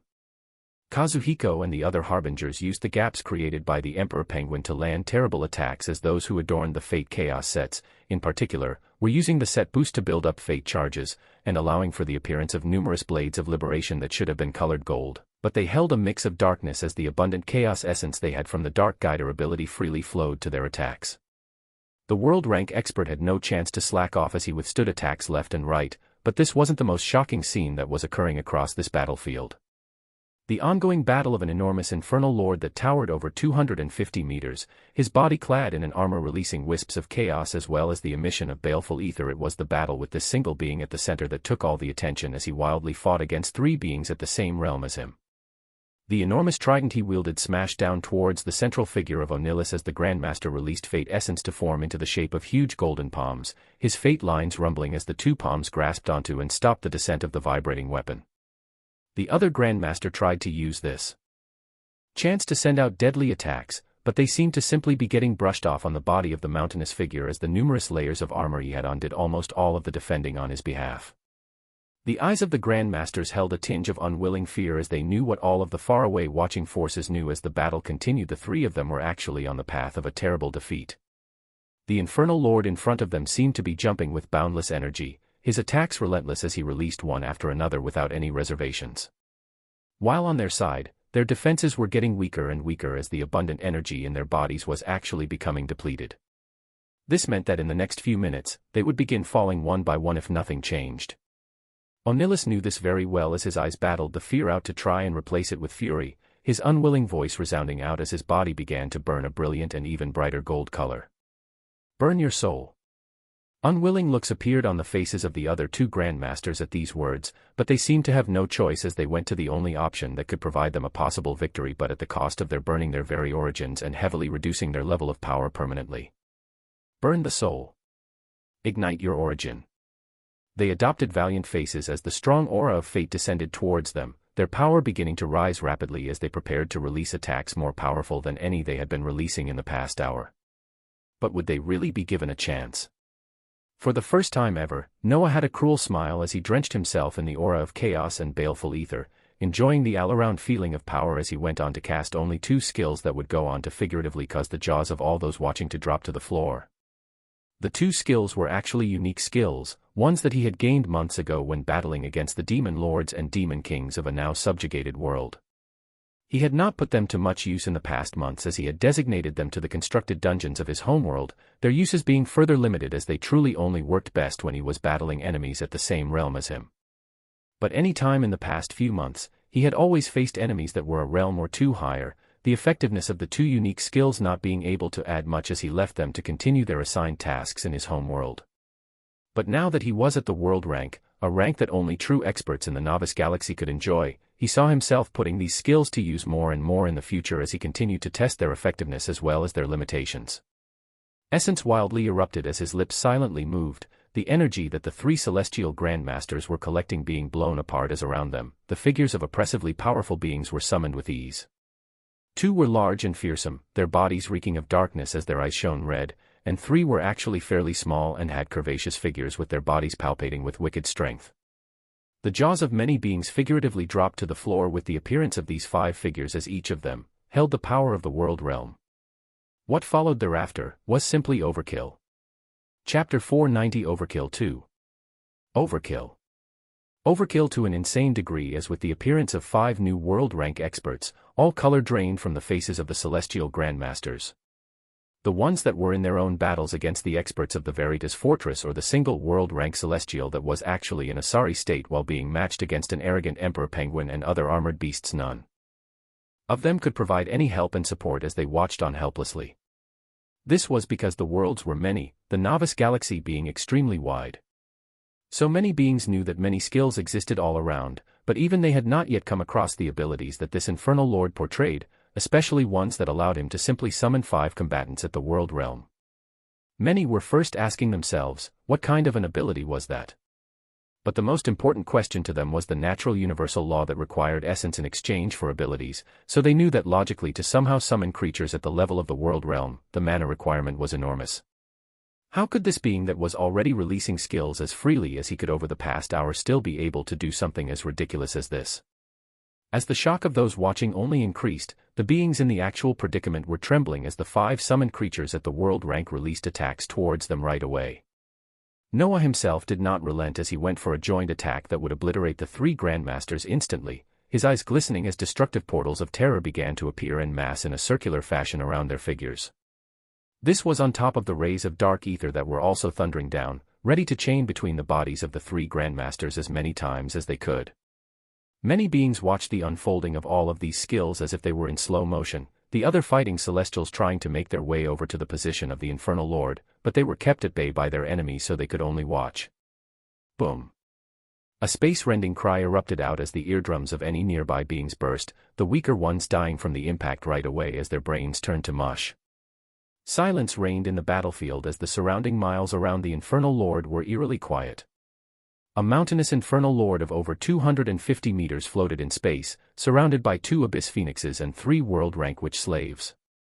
In the mile around them, only the bloodied and lifeless bodies of numerous beings floated in the void of space. The silence continued as the destructive energies around them cleared, the scene of where the 3 world Grandmaster used to be opening itself to the eyes of many as a horrendous sight played out. Portions of dismembered body parts could be seen in a gory show of blood and bones, the only thing remotely recognizable remaining being the disfigured body of Grandmaster Onillis. He had lost half of his body as one could notice distinct golden lines of fate trying to recreate the other half unsuccessfully, his bloody mouth where a few teeth remained moving in an incoherent fashion as only the nearest being, Noah, could hear what he was saying. My name was going to spread across the novice galaxy. Noah's eyes coldly glanced at the world-rank Grandmaster that had appeared in the skies of the celestial realm not even 2 weeks ago. He was a whole realm higher than him then, with his strength seeming oppressive and out of reach. Yet this same being was lying disfigured in the void of space just a few days later, the time of his death nearing, and by his hands at that. I read the flow of fate, it is not supposed to go this way. The words seemed to be coming from a being that had his soul taken away, seeming devoid of any feeling and emotion as they just felt like ramblings. Noah looked forth as his eyes turned bright red, casting the wondrous ability of domination on this heavily injured being as he spoke out. Your name will not be remembered, and things rarely go the way we plan. You can die knowing you achieved nothing. The light of domination erupted out as it reflected on Onillis's dead eyes, his muscles spasming as they calmed down completely thereafter, his soul completely being dominated. Noah's eyes then shone once more as he gave a command, the body of the world-rank celestial Grandmaster exploding in a shower of blood that soon flowed towards him enticingly. Celestials and those from the dark expanse alike watched in shock and horror as in a matter of minutes, 3 world-rank experts were completely decimated, all that remained of them being bits of blood and bones. Chapter 491 A Grand Symphony of Chaos I. The death of 3 world-rank experts all at once carried a heavy toll for the Celestial Legion, the eerie silence continuing for a few seconds before they all saw the body of the Infernal Lord, actually vibrating as it began to release an even more fearsome aura of power. Incredulous looks appeared on Commanding Mage Turner and on the expressions of many of the beings of the battlefield, their faces simply carrying sheer disbelief and confusion at this point. What they didn't know was that the burst of power from Noah was coming from the fact that he was at this moment gaining hundreds of thousands of fate lines all at once from the deaths of the 3 world-rank celestial grandmasters. This immense flow of strength that was given as comprehension of a supreme law made his already fearsome power feel even more oppressive, as the number he was gaining all at once was simply too much. From Onillis alone, he was a being that held 3,505,800 fate lines. 12% of this was 420,696. 420,696 fate lines from Onillis alone. The other 2 grandmasters had fate lines ranging slightly above 2 million, each of them giving Noah around 300,000 fate lines. This was an addition of more than 1 million fate lines instantly, increasing the percentage next to the law of fate by another 10% as it now stood at 28%. And this was only mentioning the benefits in the law of fate. There were also the invisible streams of light that was the loot from the bodies of the 3 world-rank beings that shot forth into Noah's expansive space, right away, granting him numerous world-rank cores and techniques of the same realm.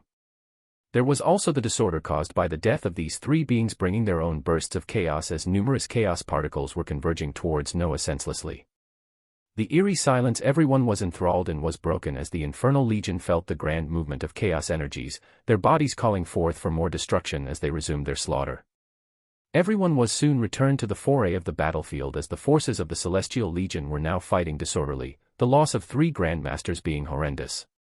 The Emperor Penguin moved with even more vigor when he saw his master had taken down 3 world-rank experts, his only thoughts at the moment being, "Am I so weak that I cannot kill even one?" His attacks became more relentless as the other harbingers piled on with even more vigor, the 4 remaining Celestial Grandmasters finding themselves in tight battles as their hearts were now filled with terror.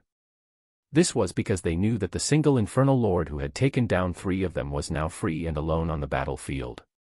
This meant he would be moving to choose his next target soon, and this act would hit the nail in the coffin for this battle. It was even more horrendous as ridiculously, there were 5 figures at the world rank standing protectively around the Infernal Lord who at this moment raised his head as his eyes shone a splendor of deep red. His body felt vigorous and coursing with strength, the feeling of nearing the 50% mark of a supreme law, even if 22% remained to get there, made him tremble with excitement as his eyes scanned the battlefield. He saw the figures of fighting harbingers, the dark wizard Shinora, commanding Mage Turner, and even the royal vampire Raku. All of them were fighting their own battles as Noah had already finished his. His eyes then turned to the scrambling remaining forces of Celestials that were near their prime warships, some of them already rushing towards them as fear had overcome them and they wanted to run.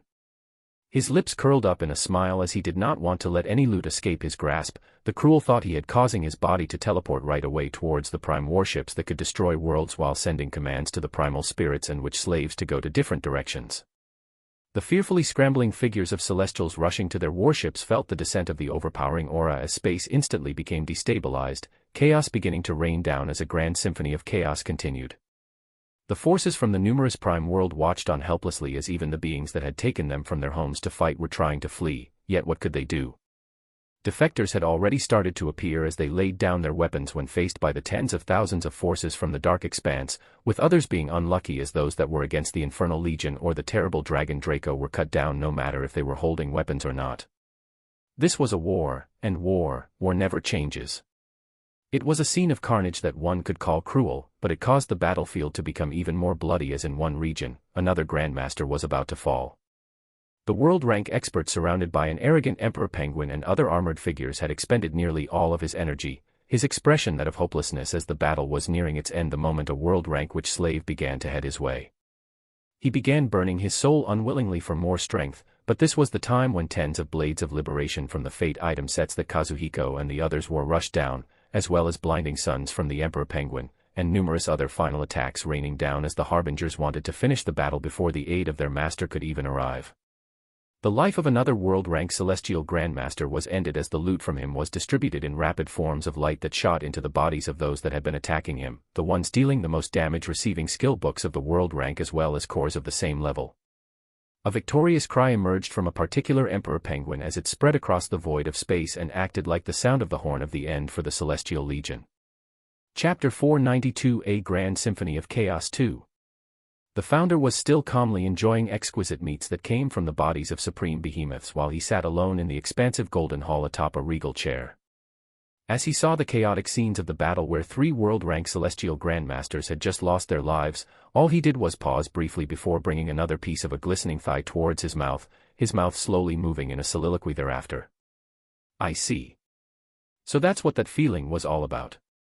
His gaze was as apathetic as ever as he nodded, his eyes shining gold as they focused on the figure of the Infernal Lord that was now going around destroying the prime warships and any of those that wanted to board them, the eyes of the founder also focusing on the figures of world rank being summoned by the Infernal Lord as the golden light only became brighter. The coming of this so-called 9th Infernal Lord was touted as such a big thing by fate, that his appearance meant the beginning of the last war and blah blah blah. But isn't this just subpar? Shocking words of extreme disdain released from him easily as his eyes observed the movements of the Infernal Lord and uncovered numerous secrets. Proficient in multiple laws, sure. Transformation abilities to boost his power output, and he's even dabbling in the law of fate as well. All made possible by your intrusion, I'm sure, but the final attack he used to take out those 3 weaklings is just a failure, don't you think? It felt like he was talking to himself, yet he also wasn't at the same time as his eyes shone with splendor, analyzing things in a manner that very few would be able to in their entire lifetimes. A final skill that summons 5 beings at the same rank as himself. Seems scary enough, but if you peel through all the bravado and falsehoods, You can see that these beings are simply husks with no souls nor any accomplishments in the universal laws. If this creature you've made ever comes near me with such failure of abilities, he'll die right away, you know. Although the abilities stemming from the law of chaos seem proficient enough, but this really is a waste of my forces to test what exactly you would throw at me as I begin this last war. Words that would cause the sent celestials to despair released from him, his thoughts revealing this initial legion sent forth into the dark expanse being only a test to observe exactly what was in store for the coming war. I must say, it was thoroughly disappointing. At this point, I think your best bet would have been to strengthen the old infernal lords and bring a few more of them up to the nebula realm. Maybe then they could match me in a worthy final battle before I break out of this cage. But this little present you've prepared? Ha! Contempt was vibrant on his face as mysteries unknown to many unfolded from him, a slight smile appearing on his apathetic face as he enjoyed his sumptuous meal while watching a battle where thousands of beings from the light expanse and hundreds of his celestials were dying every second. Yet as all of this continued, indistinct fate line after fate lines were descending from the skies and coming to tightly wrap around him, his gaze not leaving the feed showing what was occurring at the Veritas fortress as the decimation of his forces continued. Your earlier moves were very cunning. Using love to turn one of my brothers against me and making the other lose all hope as he senselessly wanders along the Litalis expanse. But this ninth infernal lord that fate is being all bubbly about, let's just watch and see, maybe there is still something I haven't seen him. The apathetic founder continued on with his monologues in the celestial realm as in a completely different location, in one of the most hellish infernal realms where the powerful infernal lords resided. A singular figure clad in a white robe was floating peacefully in the blazing red skies, their gaze happily watching a similar scene as the founder as they observed with great interest. The figure was dressed in a white robe that was an extremely stark contrast with the hellish and chaotic atmosphere of the infernal realm, but it seemed to be very fitting as it matched the flowing white hair and blue eyes of this being, the happy smile being one that would cause the hearts of many to flutter. Not too shabby, but still a long way to go.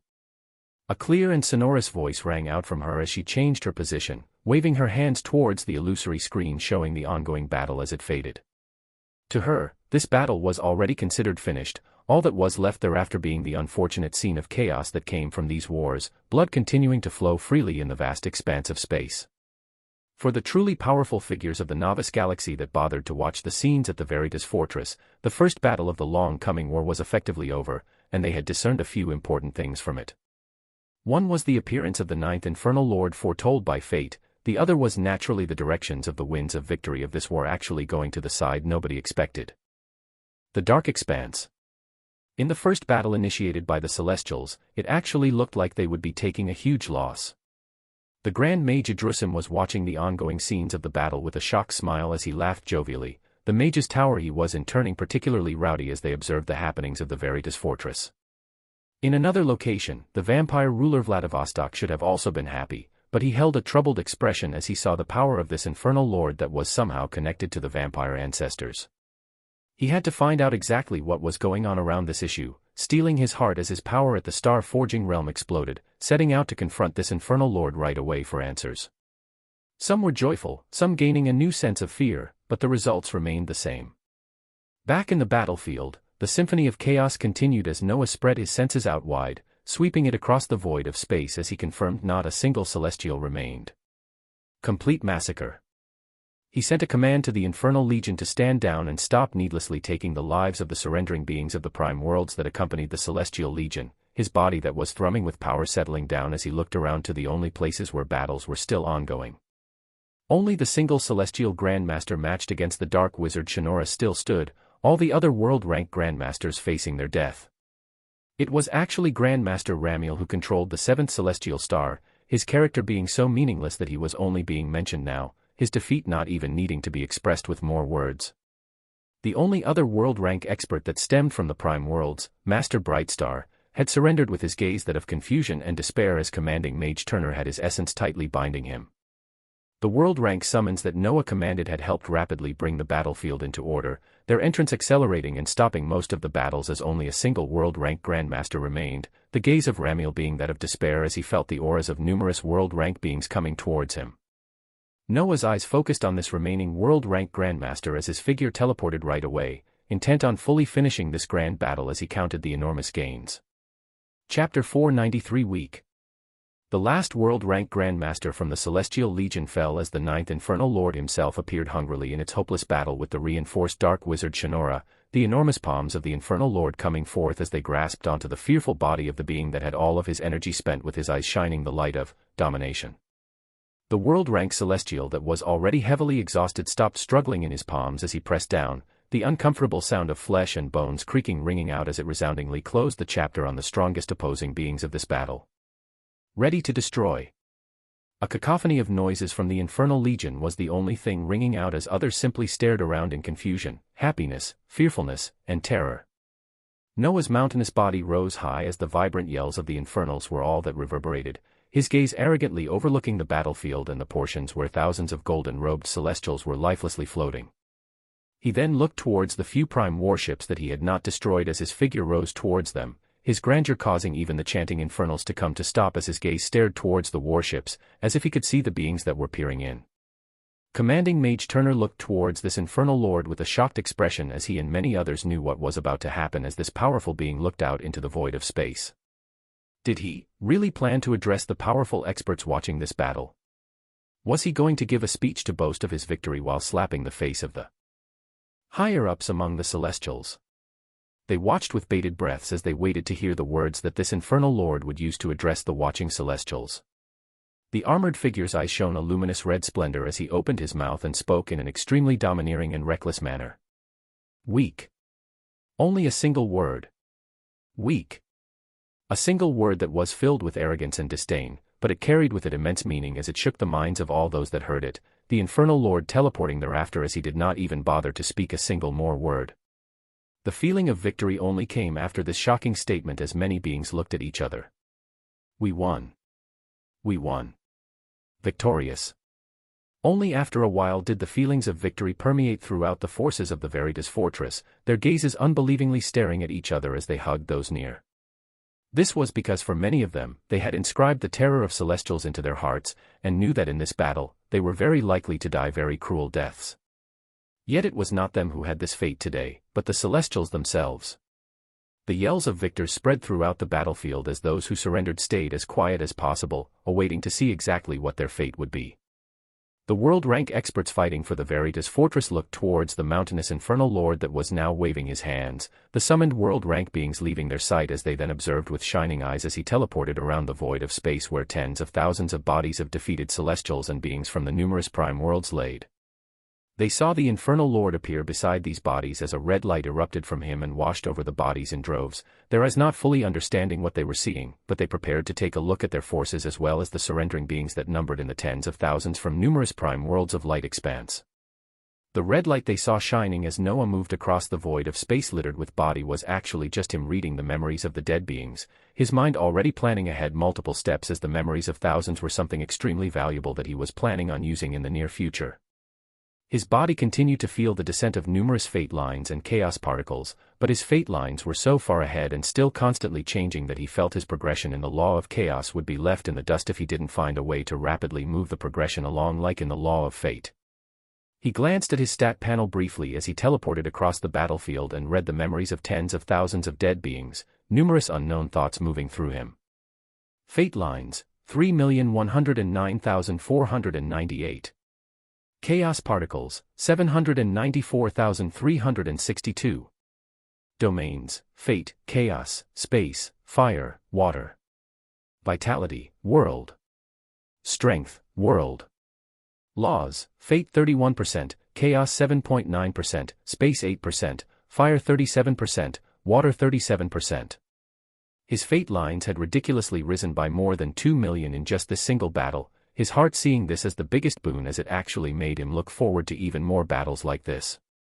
The number of chaos particles had stably rocketed to close to 800,000, their number also rising rapidly from the chaos and destruction that was carried out in this battle. The Emperor Penguin was arrogantly rising in the void of space victoriously as he was followed by the other harbingers and a mountainous Draco, their eyes set on their master as he moved across the void of space collecting the memories of thousands. They weren't the only ones watching closely. The world-rank royal vampire Raku along with his forces were also looking towards him with a difficult expression. This was because they saw too many things that pointed to secrets of ancient vampires from this infernal lord, but they couldn't bring themselves to go forward and ask, as the oppressive air this infernal lord released was heavy. They also had a sense of intuition that told them something big would change the moment they wanted this mystery to be addressed. But the current forces of vampires at the Veritas fortress did not have to fear, because the vampire ruler himself, the being that oversaw the many vampire clans in the dark expanse, was rushing over here at this instant to solve this mystery himself. Chapter 494. At least it will be fun. In the unknown location in the celestial realm, the founder wiped his mouth with a sigh of contentment reminiscent of someone that had a really good meal, his eyes watching the fading figure of the infernal lord as the battle at the Veritas fortress wrapped up. To him, this event actually did not seem to hold much significance, the biggest emotion he released out of all it actually stemming from the lustrous meats of the supreme behemoths he was enjoying while watching the battle. Weak, huh? He held a smiling expression that looked extremely eerie with his eyes that never released an ounce of emotion themselves, numerous thoughts crossing his mind as he thought about his life. Weakness was actually not a familiar feeling for him, his heart not having felt it for quite some time. Even now he only curiously thought about it, as it was not even in his mind that he would ever feel such an emotion again. This was because he knew too many things. He had achieved too much. Lastly, he had a very clear goal that was very much within his reach. Thus, fear was not something that he ever thought about, this recent loss at the Veritas fortress only further giving him more information that would go towards building the future he wanted to create. With such a character of an infernal lord joining in, at least it will be fun. He left behind such words as his figure turned into particles of light, moving from this location to another as he went to lead his people that were currently reeling from the shock of a loss right now. The Celestials across the numerous celestial stars were receiving the news or had watched it with their own eyes in anger and horror, watching the complete obliteration of their forces as not a single one of them managed to return. The Celestials in the seventh celestial star were left without a leader momentarily, Grandmaster Ramiel's life being taken as easily as all the other Grandmasters. This student that had left a golden prison deep beneath this celestial star, would never get to return as he faced eternal darkness. In the hidden underground prison on the seventh celestial star, the pierced figure who had revealed himself as the karmic sect leader to Noah, also the being that was known as one of the founders of the Celestials, was actually sighing with a sad smile as he sensed the passing of his disciple. Which one of us ever knows what fate has in store? He posed a question to nobody as on this particular day, his face was brighter than normal. This was because what little calculations he could do right now told him that with the beginning of the last war, fate was moving rapidly once more as the shackles that bound him would soon be no more. The person responsible for releasing him had taken his time, but one could never rush the workings of fate, as things would always occur when they were meant to. He was reminiscing in his golden prison when at the next moment, he heard bustling movements beginning to spread out all around the seventh celestial star, the beings dwelling within moving with vigor as his ears perked up. What the chained being found was the forces of this celestial star being riled up, having received commands that came directly from the founder for them to prepare. His eyes shone with a bright light as he continued to observe the happenings of this celestial star, trying to foresee the future as this incident was not just occurring on the seventh celestial star. All across the light expanse and in the celestial realm, the millions of Celestials had received a single command from the founder in response to the colossal first loss at the Veritas fortress. That command was for all of them to prepare and be ready. For the sake of bringing order and balance in the universe, the loss of a single celestial legion could be overlooked. What they needed to do now was prepare to not just send out a single legion, but form hundreds of celestial legions that would be placed under the command of worthy generals. In the mind of the founder, the inconsequential loss at the Veritas fortress was nothing, and the full war would begin soon as movements were underway to move billions of forces from the light expanse, place them into hundreds of legions under the command of Celestials, and then use this terrifying force to head towards the dark expanse.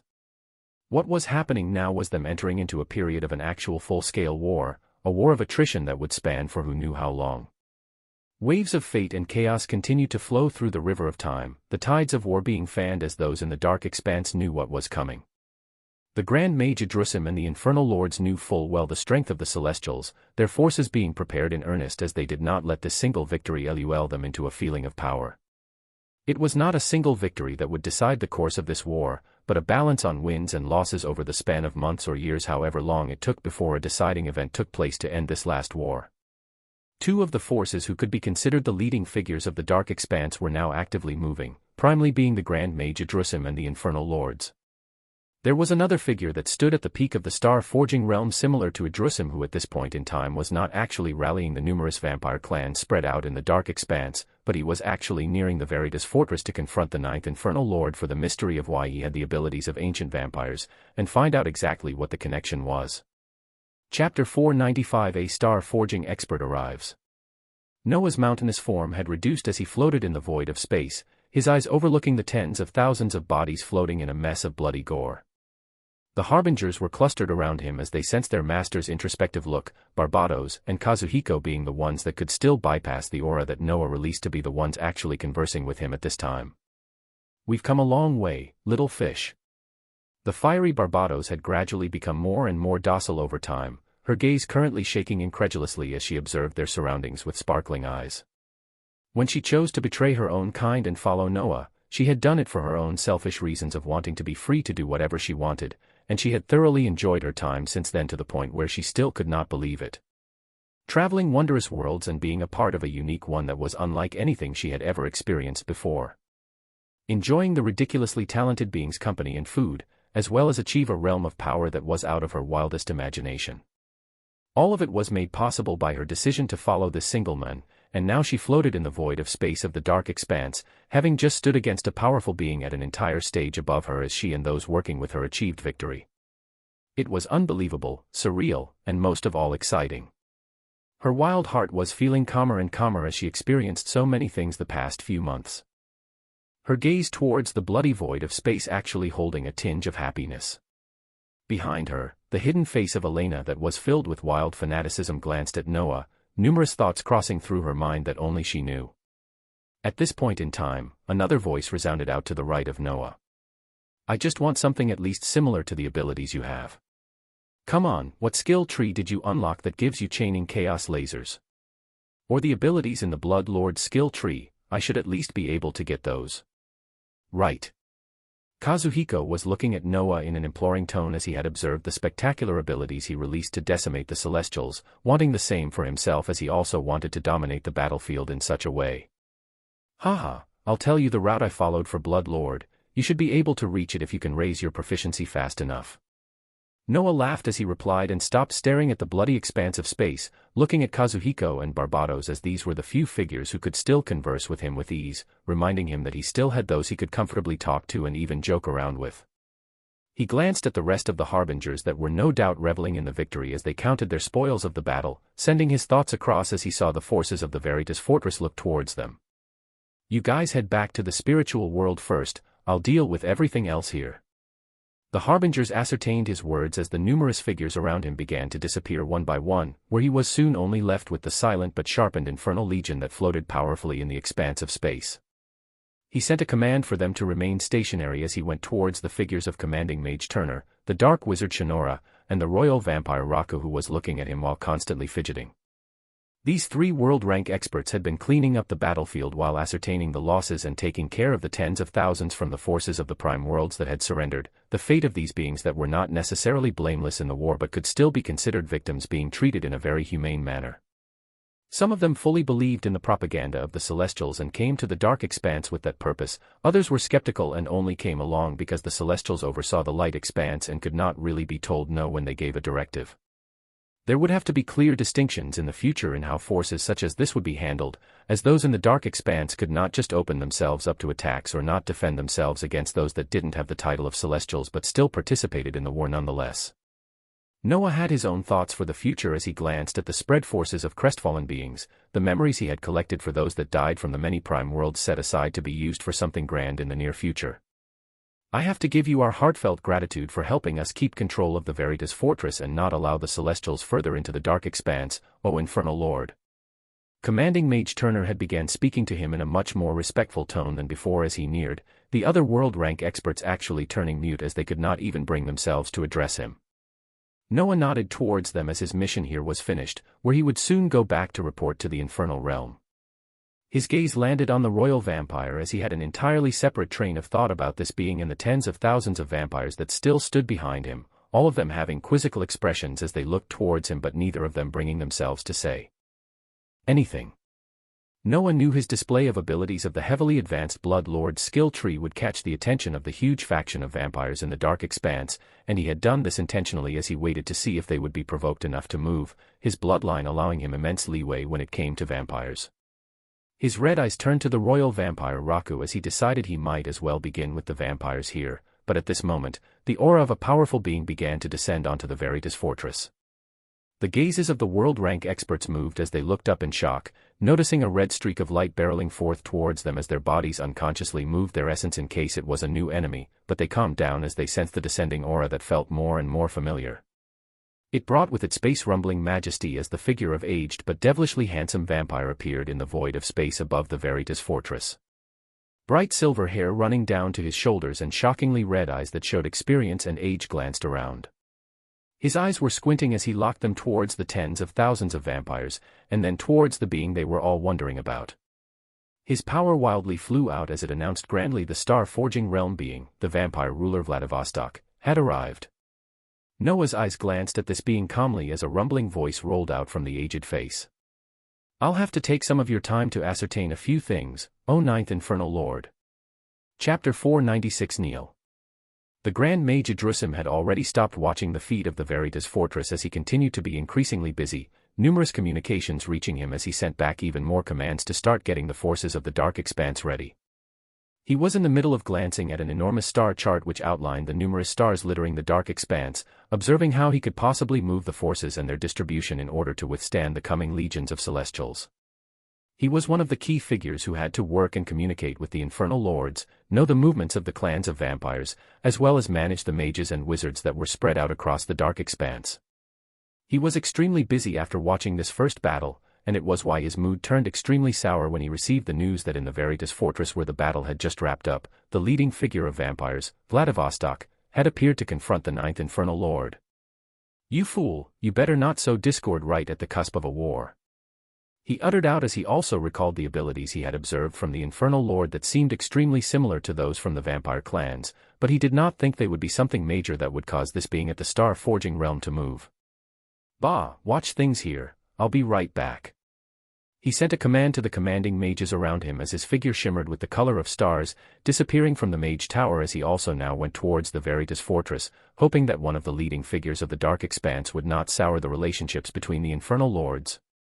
The three world-rank experts from the Veritas fortress looked towards the appearing vampire ruler, Vladivostok, as their eyes opened wide in shock. The peak star-forging realm being at the cusp of entering the ultimate realm in the novice galaxy had actually made himself appear in front of them, with his attention directed towards the brightly shining Infernal Lord. They recalled the numerous skills that this fearsome being had displayed on the battlefield as they made some connections, watching to see exactly what hidden mysteries were about to unfold. But they would not get a chance to, as they tensed while observing the Infernal Lord not send a single word of reply, his expression calm as if nothing had happened while he glanced at Vladivostok. A trace of anger seemed to appear on the star-forging being's face, but he tried not to show it as he had to first get to the bottom of why this Infernal Lord had the abilities of ancient vampires.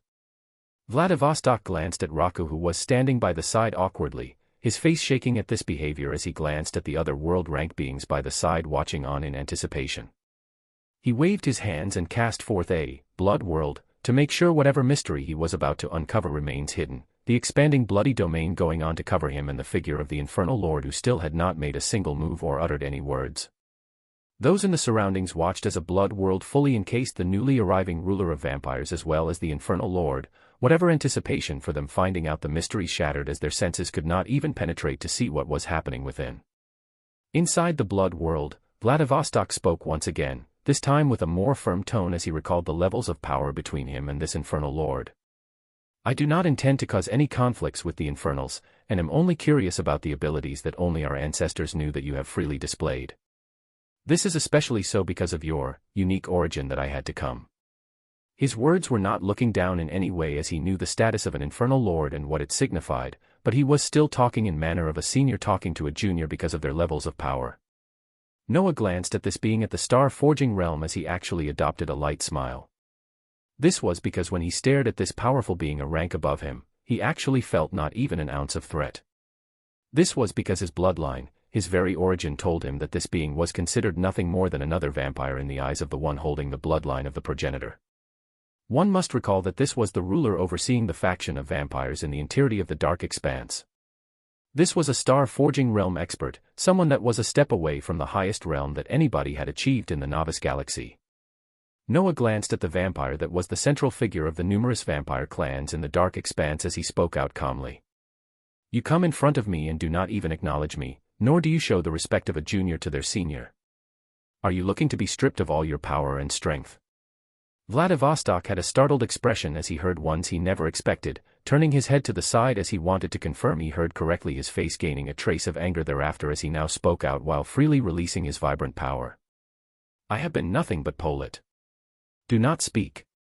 In the middle of his sentence, Vladivostok was cut off as he heard the words of the Ninth Infernal Lord once more, but this time around, they actually held a tinge of authority that actually caused his mouth to unconsciously close. His heart shook as at this moment as he wanted to speak, but he found he was unable to.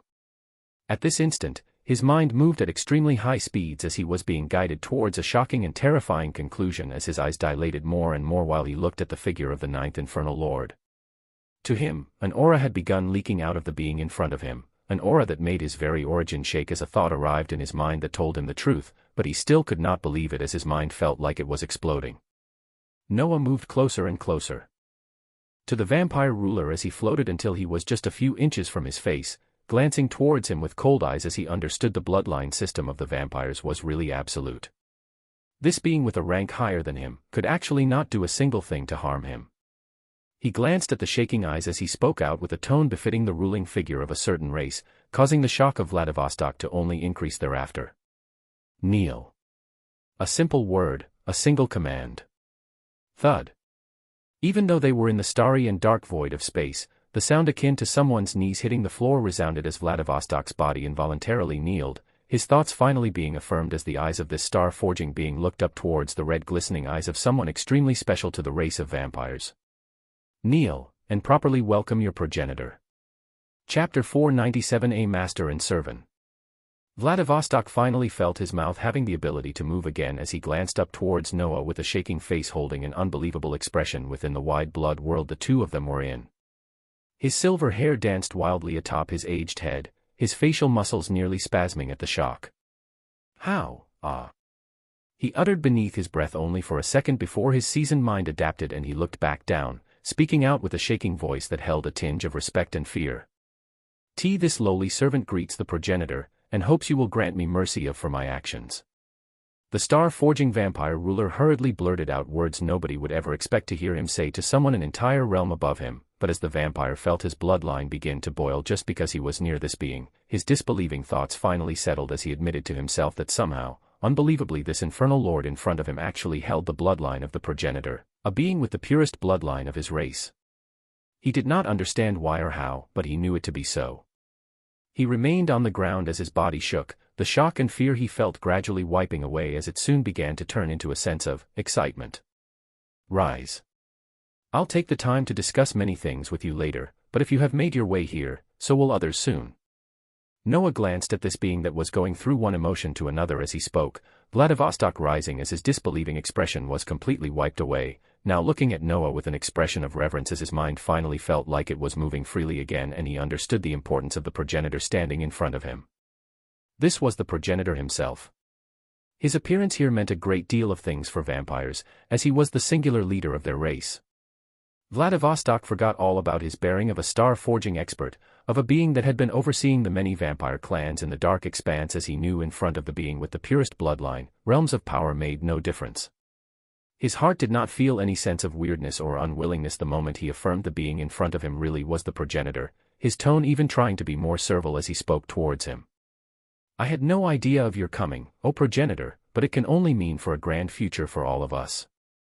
My rash coming here will most likely cause someone like Idrusim to come by. What are your commands? A voice akin to that of a servant asking their master rang out, Noah glancing at this being as he felt the vibrant power of the blood progenitor grant him utter control of a being an entire realm above him. He had many plans in mind on how he should move forward before the full-scale war broke out, and he had a great deal of things to get done before then, but now he also had the vampires of the Dark Expanse on his plate. He thought of the skill trees to advance, the planets to connect to, and the numerous fantastic things like the upgrade of a world or worlds into a realm, his mind moving as he chose a certain point in time to fit the vampires as well. Gather the vampire clans of the Dark Expanse, their leading figures, and their most powerful forces in a week, and then send me the coordinates. At that time, I will descend to properly take a look at the powerful beings of my race that have only become a mere faction of the Dark Expanse. The more he spoke, the more respectful and servile the star-forging being in front of him became, his next words causing a reaction that confirmed Noah's choice to add the vampires of the Dark Expanse on his to-do list even with all the things he had to do. Yes, Master. From Noah's body, glimmering gold and dark essence were released as they went to wash over the now excited Vladivostok, who had heard a command to gather the vampires together to acknowledge their progenitor. This would be a momentous event of their race, something that had not happened in more than 1,000 years. His excitement only rose higher as just from being near the progenitor, he could feel his body gaining more and more strength, this being not realizing that he was now considered a subordinate of Noah and fit the specifications of the guider-type abilities that Noah always had active. His body felt the unique energy of chaos as he understood that, but he was even more shocked to sense the freely flowing aura of fate as he gave the progenitor an even more incredulous look, but did not raise a single question as he stood up, sensing the aura of a being he knew to well come from a distance. Seeing the demeanor of the progenitor, Vladivostok understood his wishes to remain in secrecy for now as he spoke out. I will clear my mistake here first with no issues, O progenitor, and let you know as soon as I complete your command. His voice was strong as he spoke out like someone that would do whatever it took to accomplish the goal given. There was not an ounce of pride or arrogance for his mighty status of a star-forging expert, nor any status of a ruler that had been overseeing billions of beings over the past 100 years. In front of the bloodline power that was the purest, all of these distinctions were wiped away. Noah nodded towards this powerful being as the blood world around them began to fade. Seeing the aura of fate and chaos descend into the body of Vladivostok, Noah confirmed that the future event with the vampires would have their own abundant rewards, where he only imagined the millions of powerful vampires who could actually fight in the war fitting the conditions to be his subordinates and gaining the boosts of the guider-type abilities. This would be something that would heavily influence the Dark Expanse, as well as the direction of the war that involved the lives of trillions. To him, all this translated to was, more fate lines and chaos particles, and especially abundant ones at that, as it would steer the direction of numerous powerful beings, unlike the weak ones on the numerous planets he was currently connected to. The blood world fully disappeared as those outside of it looked in, seeing Noah floating in the void of space calmly as Vladivostok was near him, his face seemingly trying to be serious, but one could distinctly see the trace of happiness and excitement in his red eyes. Vladivostok glanced at the surrounding figures as he saw the materialization of the Grand Mage Adrusim in the distance with a dark face, his figure going towards this leading figure of the Dark Expanse as he telepathically bid farewell to the progenitor. Noah glanced at the Grand Mage he had yet to interact with, Vladivostok's figure shooting towards this mage instantly as he began speaking out, and the face of the Grand Mage gradually calmed down. Commanding Mage Turner, the Dark Wizard Shinora, and the incredulous royal vampire Raku were still on the side with a gape expression as even now they did not understand what had just happened. Noah glanced at Raku and the tens of thousands of vampires behind him, his eyes shining as he looked forward to seeing a scene of millions of vampires as he sent a telepathic message to Commanding Mage Turner bidding his farewell for now, and sending another command for the Infernal Legion to head back to the infernal gate that led to the second realm of hell. Ready to serve.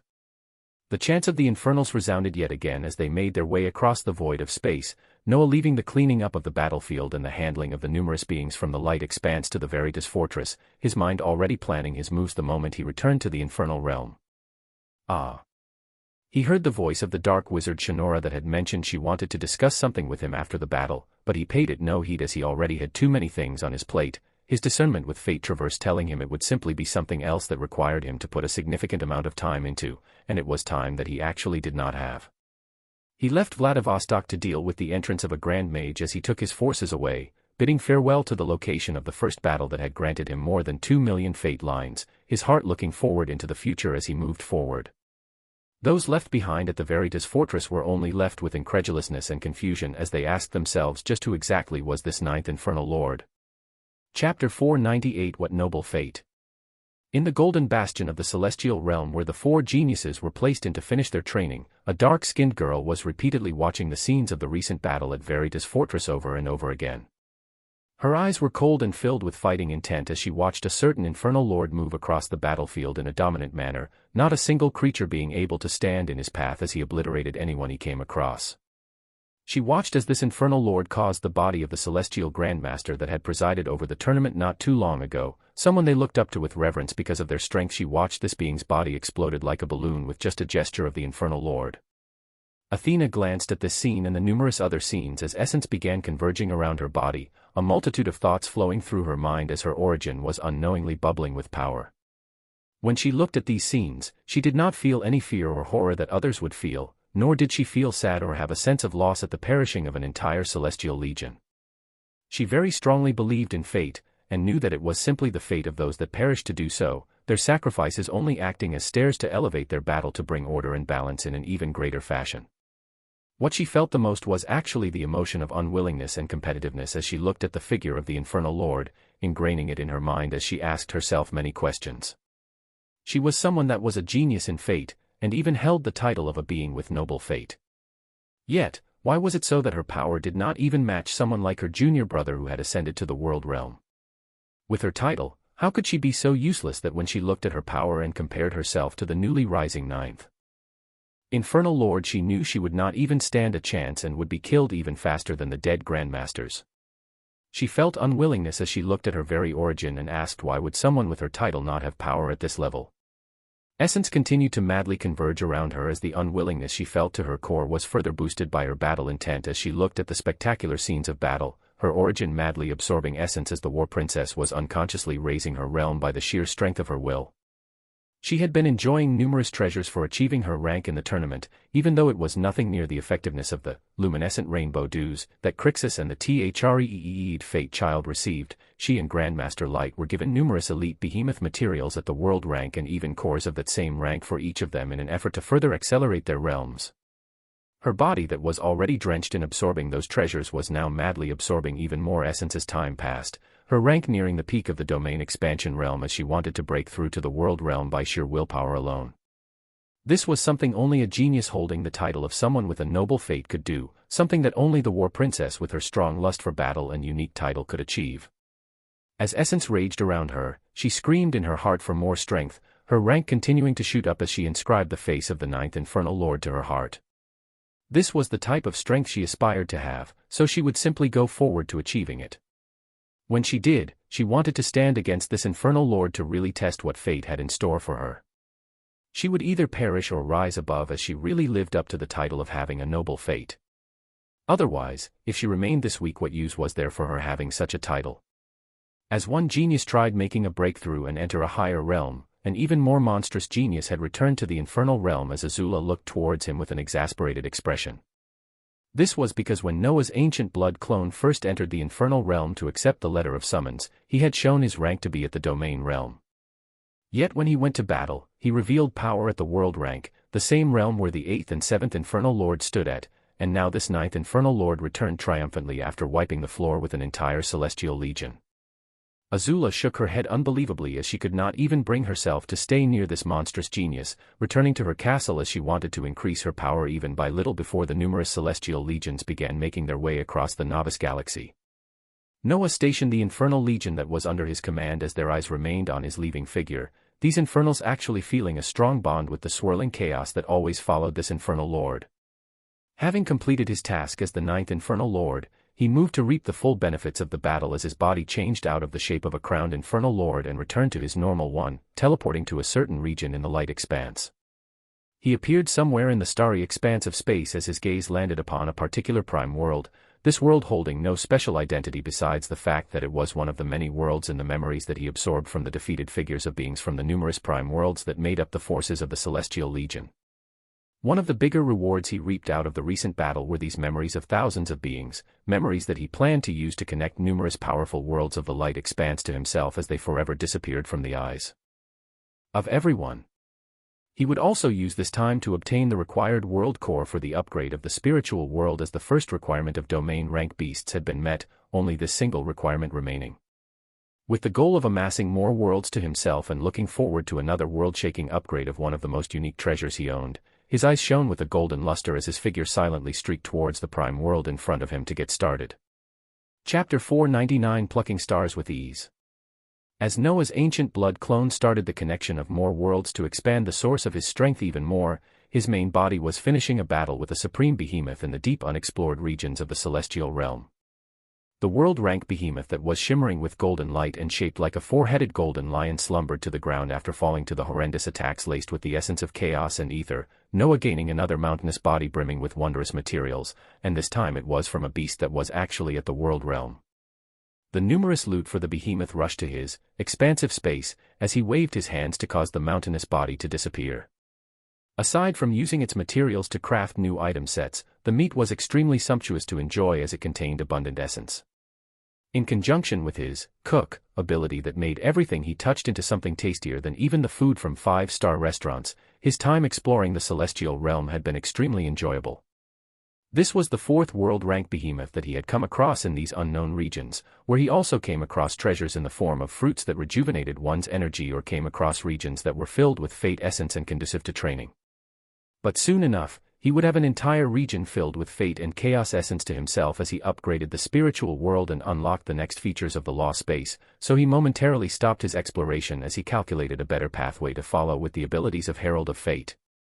In front of his eyes, a being with his original body teleported in as he waved his hands forward, a sparkling miniaturized spiritual world flowing towards him as the clone that was currently connecting numerous worlds came to hand him the unique treasure and disappeared thereafter to continue his tasks. This handoff of the spiritual world to the main body while the clone continued the world connections was for Noah to use this time to steer fate towards the best direction that fate told him to follow. From the use of the skills under Herald of Fate, he saw once more that to increase his power the fastest while swallowing up the many things throwing themselves at him, he had to focus on a particular skill tree first, followed by the upgrade of the spiritual world, and then he had to finally get to freeing the being that was being held in the seventh celestial star. Waves of essence silently stretched out as the miniaturized spiritual world was placed on the glimmering grass of the celestial realm, Noah's figure disappearing within it as he entered the time-space to begin right away. The skill tree he had to focus on was actually not the Fate's Guardian or Archlicharazon skill trees that were still at soul rank, but the Blood Lord skill tree that he just recently brought to the domain tier with the addition of fledgling Blood Ancient. His focus was actually directed to this right away, and he had the capability to bring it to the world rank since he just obtained numerous sacrificial skills of that rank to use, all that was left being their requirement of proficiency as he began spamming the abilities to bring them up right away.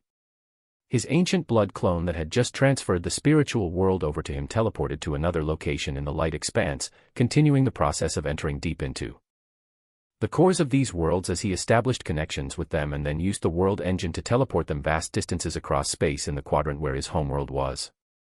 Many stars were being added to this expansive corner of light expanse as all of them were veiled deeply, never to be found unless someone powerful was actively passing around and looking. He was plucking stars left and right as his movements would soon cause commotion in the already tense light expanse as the disappearance of numerous prime worlds began to gain notice.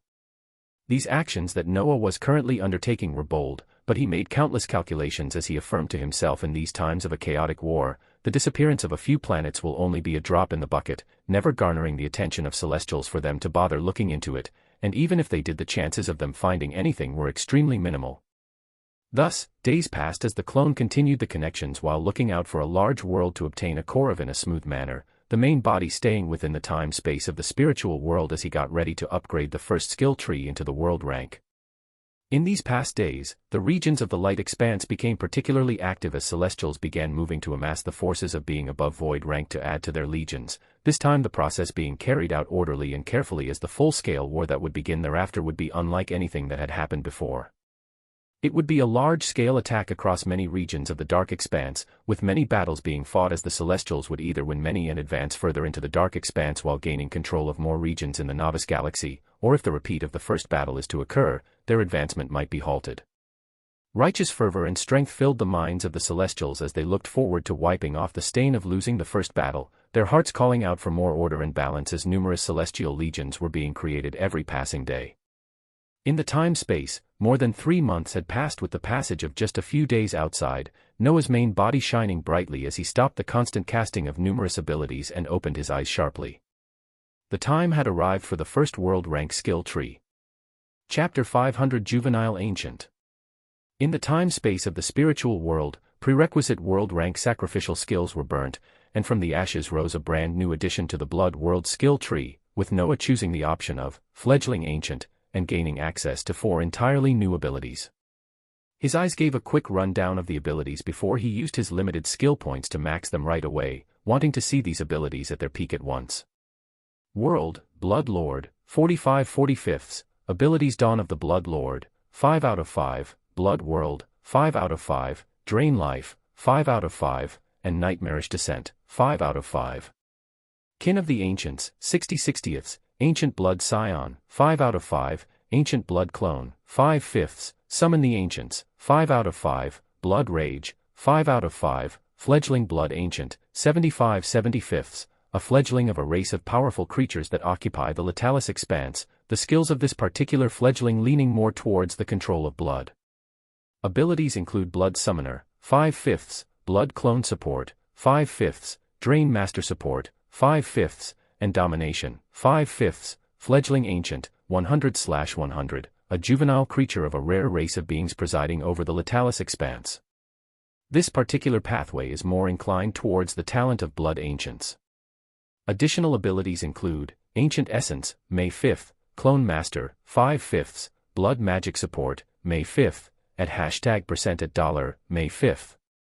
Ancient Essence, 5/5, Passive, a unique penetrative energy wraps around the attacks of the fledgling ancient. Grants the ignore 30% of all defenses effect. Clone Master, 5/5, Passive, the usage of Ancient Blood Clone is further enhanced, granting the user a second clone that can utilize 100% of the power of the main body. Blood Magic Support, May 5th, PASSIVE all abilities that the juvenile ancient casts are granted the Drain Life effect. Life steal increased from 10% to 20%. At #% at $, 5/5, passive as a creature favored by at #% at email protected, you have the passive increased comprehension of all universal laws by 50%. Well damn. Noah stared wide at the list of skills that were all actually passive, his eyes going over to the last one that had ununderstandable words for the first time in quite a while. His eyes shone as he asked the planetary system. What's going on? We haven't come across something you could not decipher for a while. There is something that is actively preventing the discernment of some parts of this ability, though I don't know for what reason. Something. Noah's thoughts rapidly churned as the system replied plainly, his eyes going over the skill that ridiculously granted 50% increased comprehension of all universal laws. The clue that one could discern was as a creature favored by at #% at email protected, where his thoughts went towards the beings known as ancients that resided in the Limitless expanse without entering any conflicts with the light or dark expanse, wondering why this something favored them so. His mind already had multiple ideas on what the system termed as something was, even though he had yet to confirm anything. So he was just slightly curious why there was still a need for secrecy and blocking the discernment of the system, but he would place this issue behind him for now. There were many more things on his plate to currently worry about, and he would delve into other mysteries later. Pulling his mind away from the veils of the Limitless expanse and ancients, he went over the other 3 passive abilities as there were numerous shocking ones this time around. The next one that caused his heart to shake was Clone Master, an ability that granted him another ancient blood clone entirely. This was exactly why Fate Traverser had led him towards upgrading the Blood Lord skill tree to the highest tier once more, as it granted him another hand for him to move even more freely. His power was already rising ridiculously fast and breaking all known norms because of what he and his clone were constantly dividing tasks. As he rose to higher levels, one would expect his rate of growth to plateau or slow down, right? No. With the abilities he was opening up, the norm of taking even longer to advance through higher realms or taking more time to upgrade higher-ranking skill trees, would be entirely cleared as he advanced forward even faster. If it took him 2 or 3 weeks to jump from domain and into the world rank, then at this moment, the expected longer duration of a month or more required for him to break through to the star-forging realm was completely destroyed. With the addition of another clone, what stopped him from advancing forward in power at the same time period of even less? His eyes shone with a regal light of understanding as he let out a light laugh, his head shaking at the ridiculousness of his own abilities.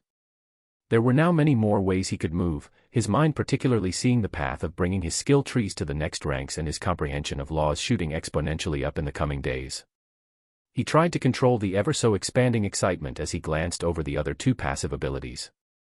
Ancient Essence was another thing unique to the Ancients, granting him that same type of energy he observed when he summoned the Ancients from another ability in the Blood Lord skill tree, an ability that granted a unique energy that ignored 30% of all of the enemy's defenses.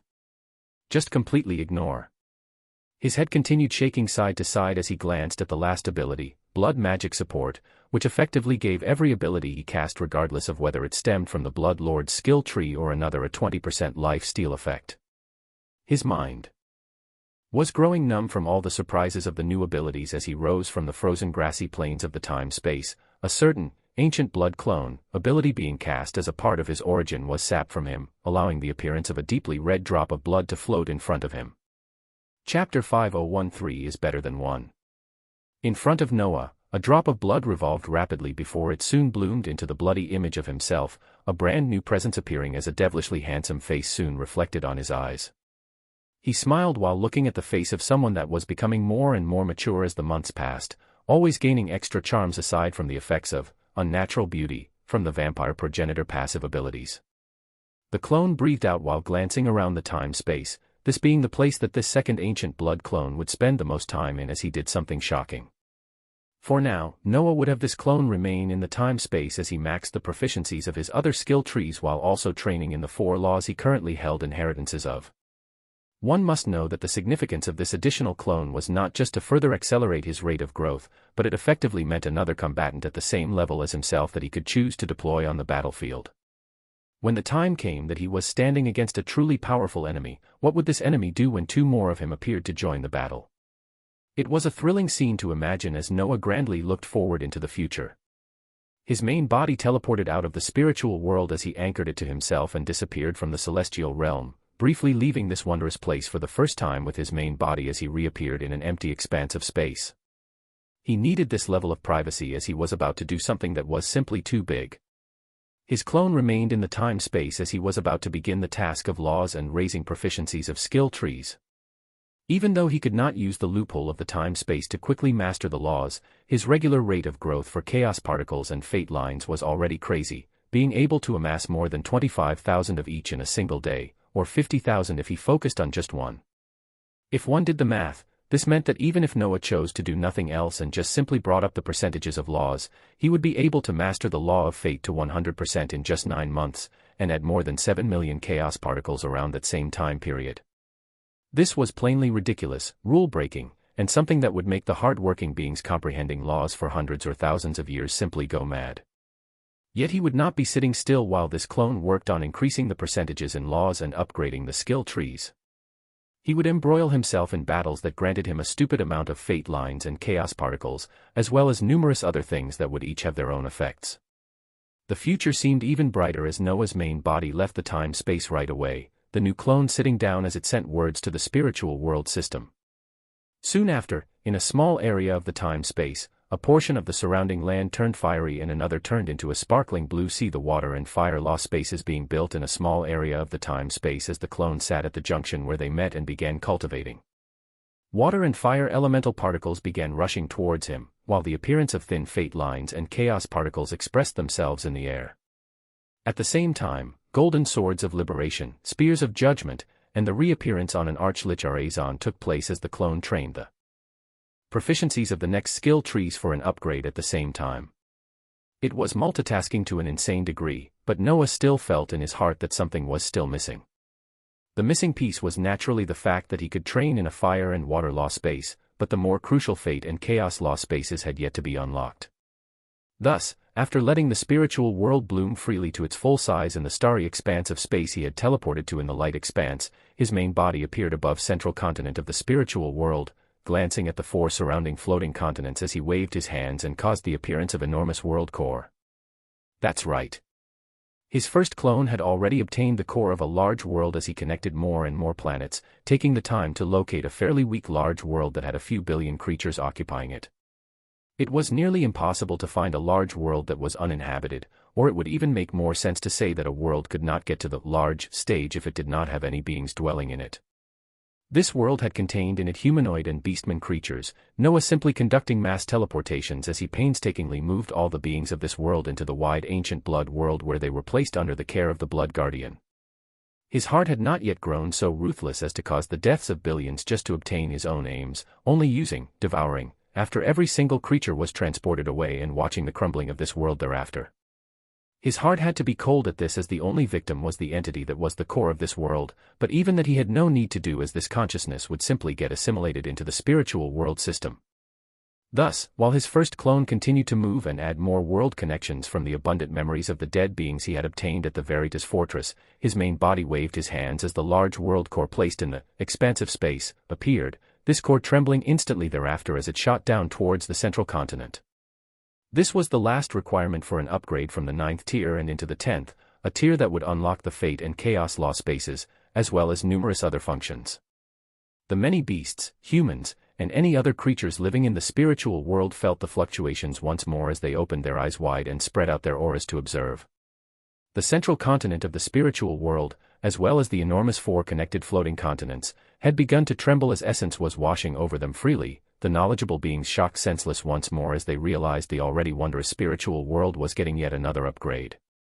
Chapter 502 The Tier Right Before a Realm. With his second clone stably training in the time-space and his first clone continuing the immense project of more world connections, Noah's main body was overseeing the advancing of the spiritual world from the 9th tier and into the 10th.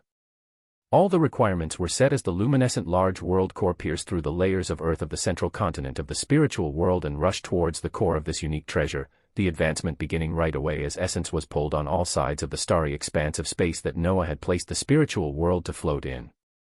Most of this pulling sensation of essence was towards the core of the spiritual world, with the remainder of the colorful and vibrant essence washing over the lands of all the continents as the atmospheric levels of mana rose crazily once more. The requirement of mana from the spiritual world master was met with ease as essence leaked from Noah without reservation, the congregation of all of these sources of essence causing a layer of glimmering colors to permanently lay over the lands of the expansive world and its connected continents as a beautiful scene played out in front of Noah's eyes. He observed the many occurring changes as he saw the maximum size of the spiritual world expanding once more, the central continent and the 4 connected floating continents vibrating as they absorbed large amounts of essence and enlarged.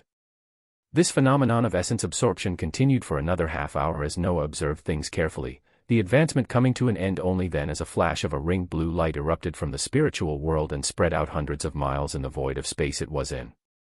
The wild mana and essence calmed thereafter as a more massive spiritual world showed itself in front of his eyes, the atmospheric mana rising to extreme levels again as one could almost physically discern it. The upgrade to the 10th tier was completed without any issues, Noah placing his eyes on the spiritual world management ability to observe the detailed changes. Frozen Plateau 10. Beasts, FXXX, EXXX, DXXX, CXXX, BXXX, AXXX, SXXX, Epic 55, 492, Legendary 18, 572, Mythical 9, 327, Phantasmal 2, 857, Transcendent 985, Saint 210, Void 76, Soul 44, Domain 13.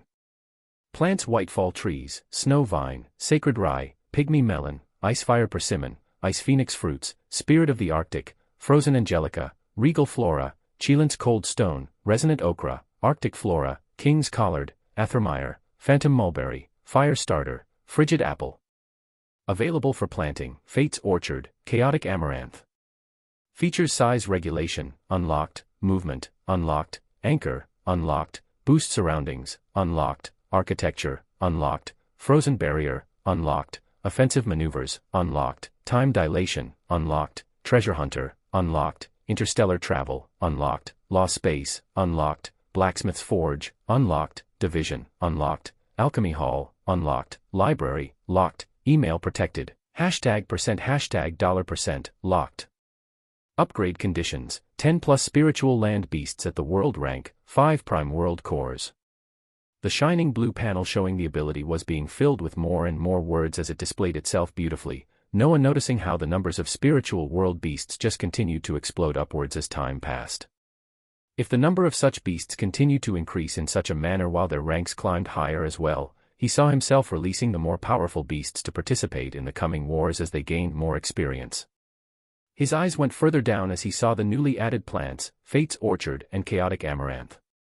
The names of these plants brought a smile to his face as with their appearance, the introduction of plants abundant in the Fate and Chaos essence were born.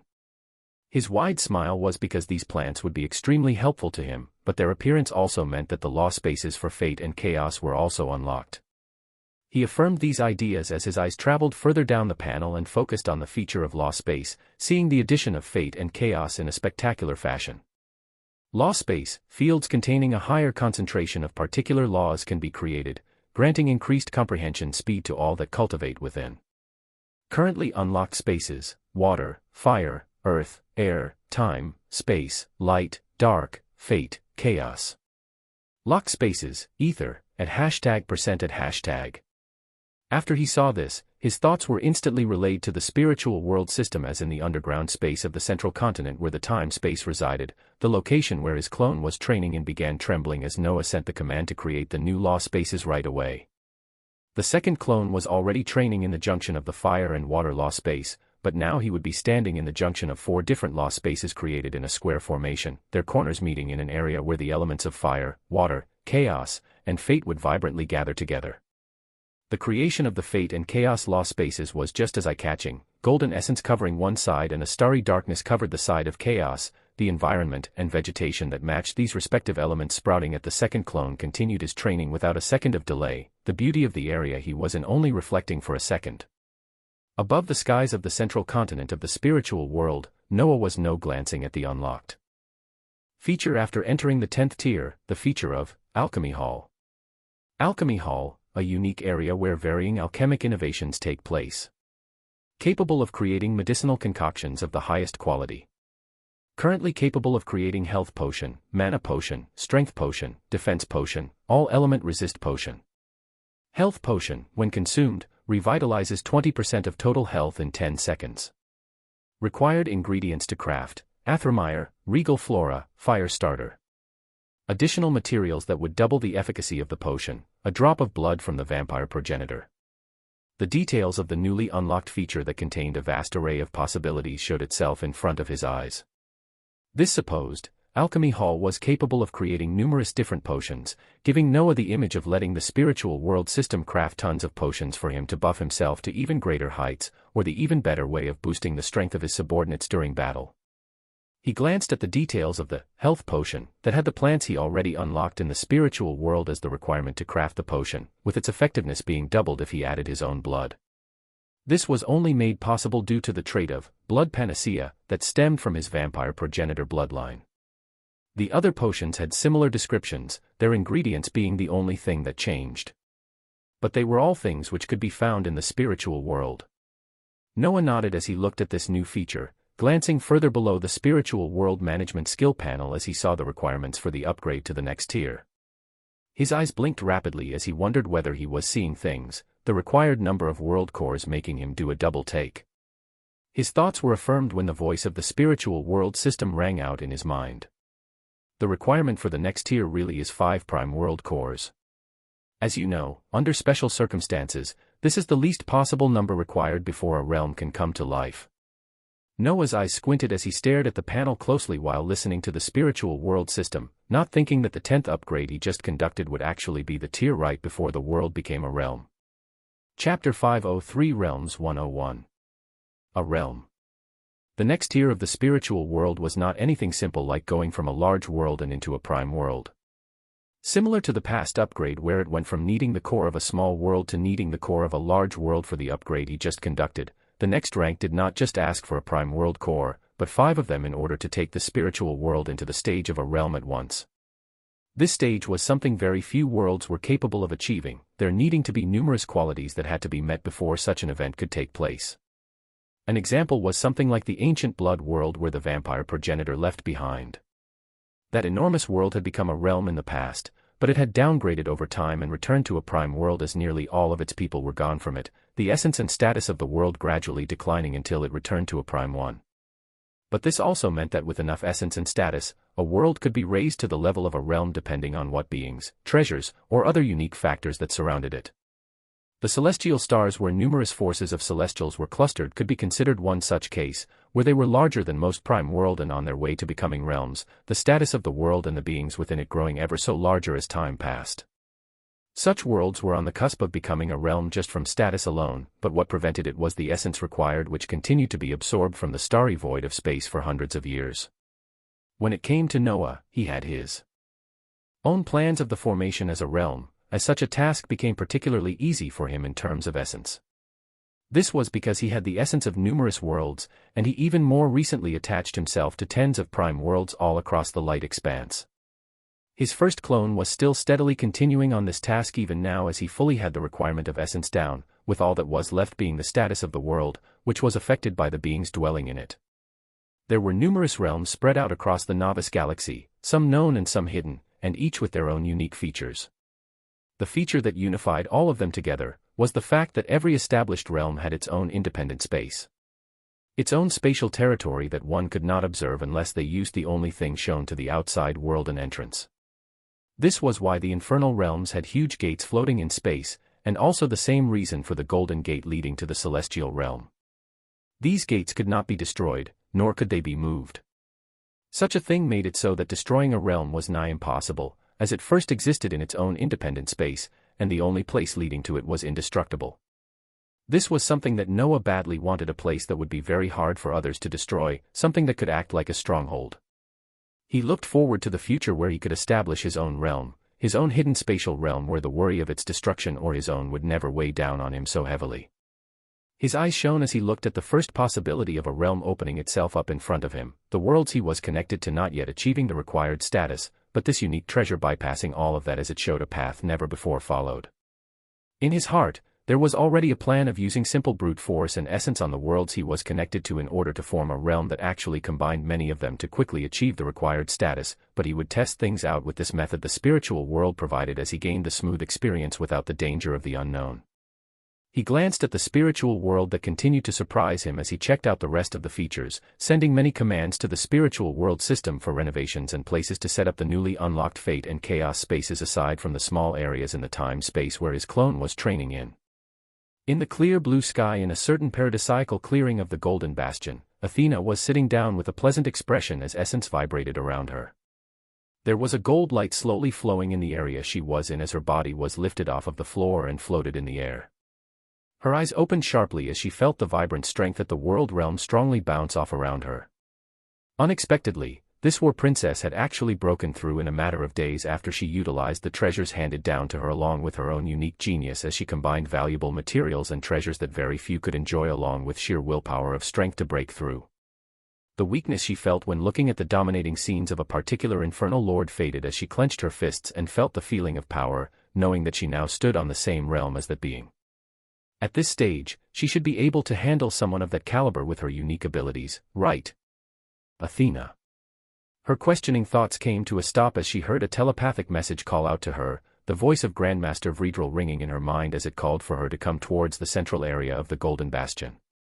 She was not the only one receiving such a message, as Noah who was floating in the spiritual world and marveling at the new upgrades and features received the same message, calling him back to the Golden Bastion as something grand was about to occur. Chapter 504 Radiant Protector, A Call to be a Commander. Noah heard the message of Grandmaster Vredrel ring out in his mind as he finished relaying his commands to the spiritual world system. Many of his commands were for designs of the enormous continents of the spiritual world, making the addition of fate and chaos law spaces in wide regions on the 4 floating continents surrounding the central one. He wanted to create this wide array of spaces that were filled with fate and chaos essence as beasts of those elements would be born in the places thereafter, granting an increased quality of powerful beasts rising in the spiritual world. Aside from that, the production of numerous potions from the alchemy hall were underway as the vibrant medicinal herbs and plants needed were plucked from the many fields and began being processed, Noah himself producing a few gallons of his blood that was a panacea, healing himself thereafter as his main body turned into particles and disappeared from the spiritual world thereafter.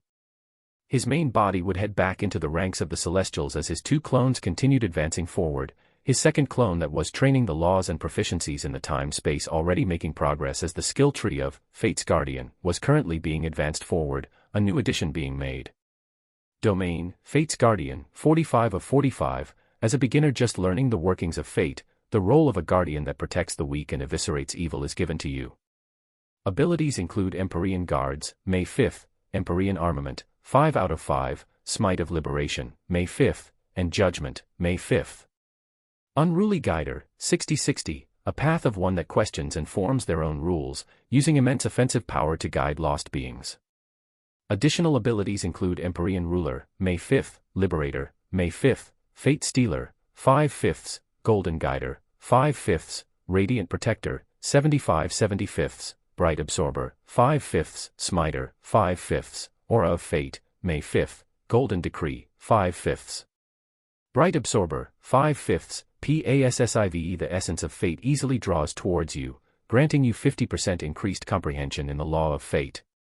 Smiter, 5/5, PASSIVE. Any cast blades of liberation are enhanced, their power quadrupled as their size becomes no less than 25 meters. Aura of Fate, 5 out of 5, PASSIVE. The distinct aura of fate wraps around the body of the Radiant Protector and allows for all cast abilities and skills to be layered with the essence of fate. Plus 100% fate damage to all utilized abilities. Golden Decree, May 5th, Activia Decree erupts out from the Radiant Protector, affecting the surrounding miles as a golden star that releases a resplendent light shines over the user and their allies. Grants the enhanced all-element resistance, rapid healing, bolster defense, sharpened attack, clear mind, and light feat skill effects.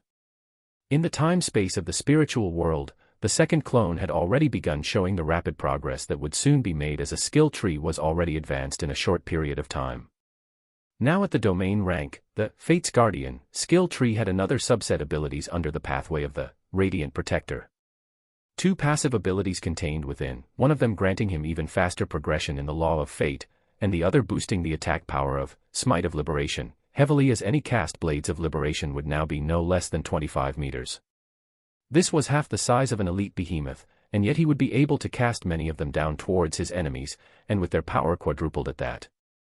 Putting aside the ridiculousness of this ability, the passive, Aura of Fate, ability simply layered fate essence into any and all attacks he cast, while Golden Decree was an area of effect ability that would immensely boost himself and his subordinates whenever they faced large amounts of enemies.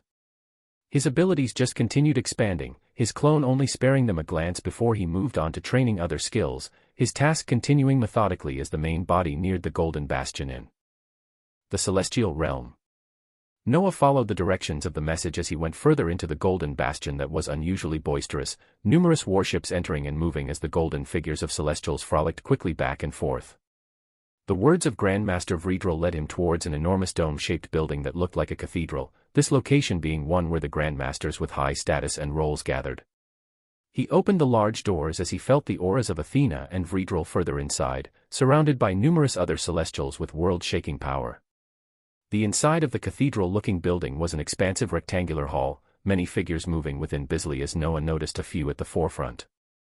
The Threed Fate Child, Light, and Athena were standing next to Grandmaster Vredrel, Noah noticing the auras of Athena and the Threed Fate Child actually fluctuating strongly at the world realm, Grandmaster Light being the only one that remained in the domain rank. His eyes squinted as he expected the Threed Fate Child to break through into the next rank as he received the same treasure as him, but Athena was unexpected as even with lesser quality treasures, she had somehow used them to effectively break through into the world rank. Noah's entrance brought a few looks as he nodded, smiling towards Athena who had a valiant look as the voice of Grandmaster Vredrel rang out. "The last of you are here, so I will begin." The voice of the aged Grandmaster was excited as he glanced at the 4 of them, the surrounding Celestials taking a pause as they looked forth as well.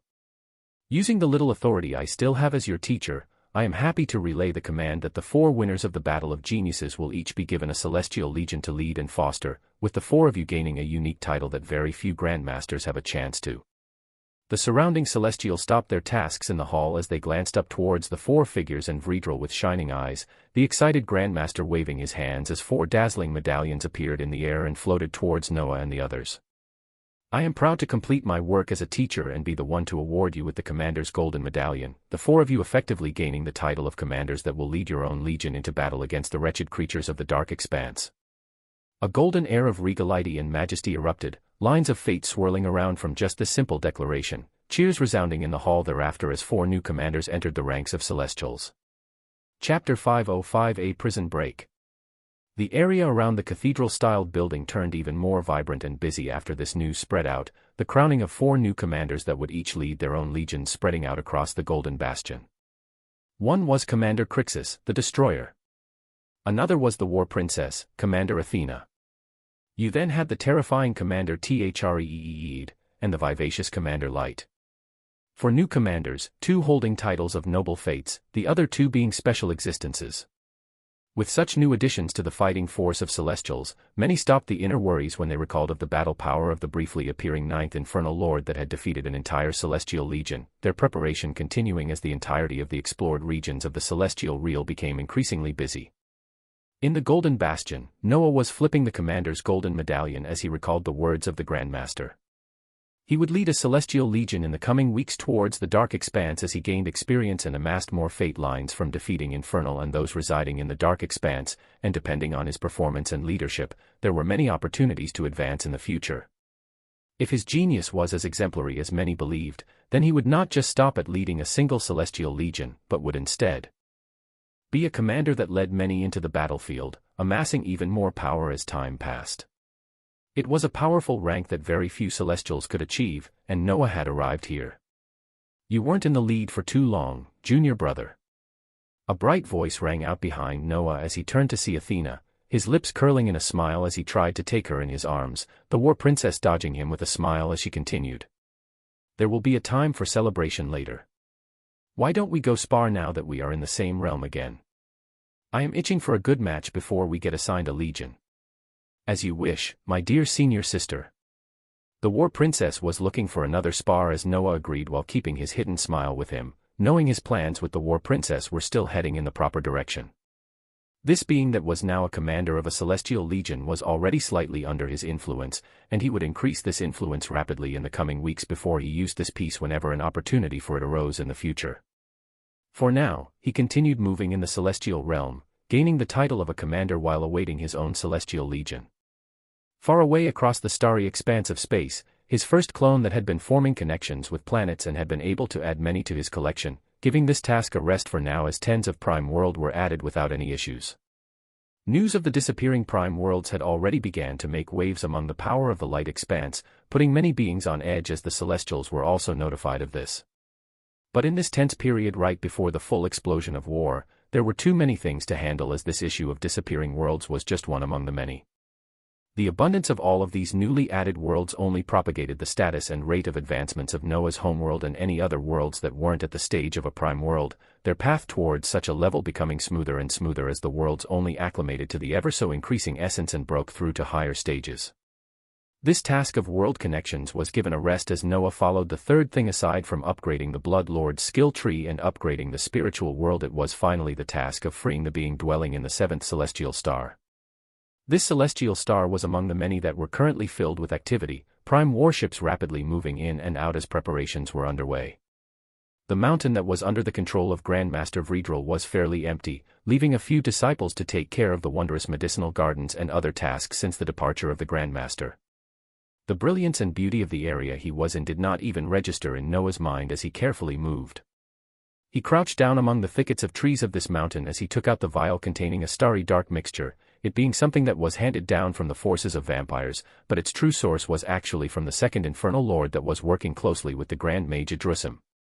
When Noah first got it, he could not discern its identity, but it was clear as day to him now as he glanced at its description.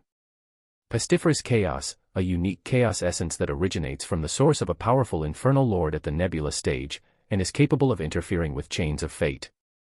This particular essence has a designated target on the 7th celestial star. A vial containing a liquid deeply entrenched in chaos essence, something that was actually specifically manufactured under the wishes of the Grand Mage Idrusim from the 2nd Infernal Lord that stood at the peak of the levels reached in the Novice Galaxy. This vial was then passed to the vampires until it reached Noah's hands, where he now took it out and actually popped the stopper. Weak waves fluctuated as Noah quickly reined them in, the liquid from the vial flying out as if possessed and beginning to drill down towards the earth below his feet.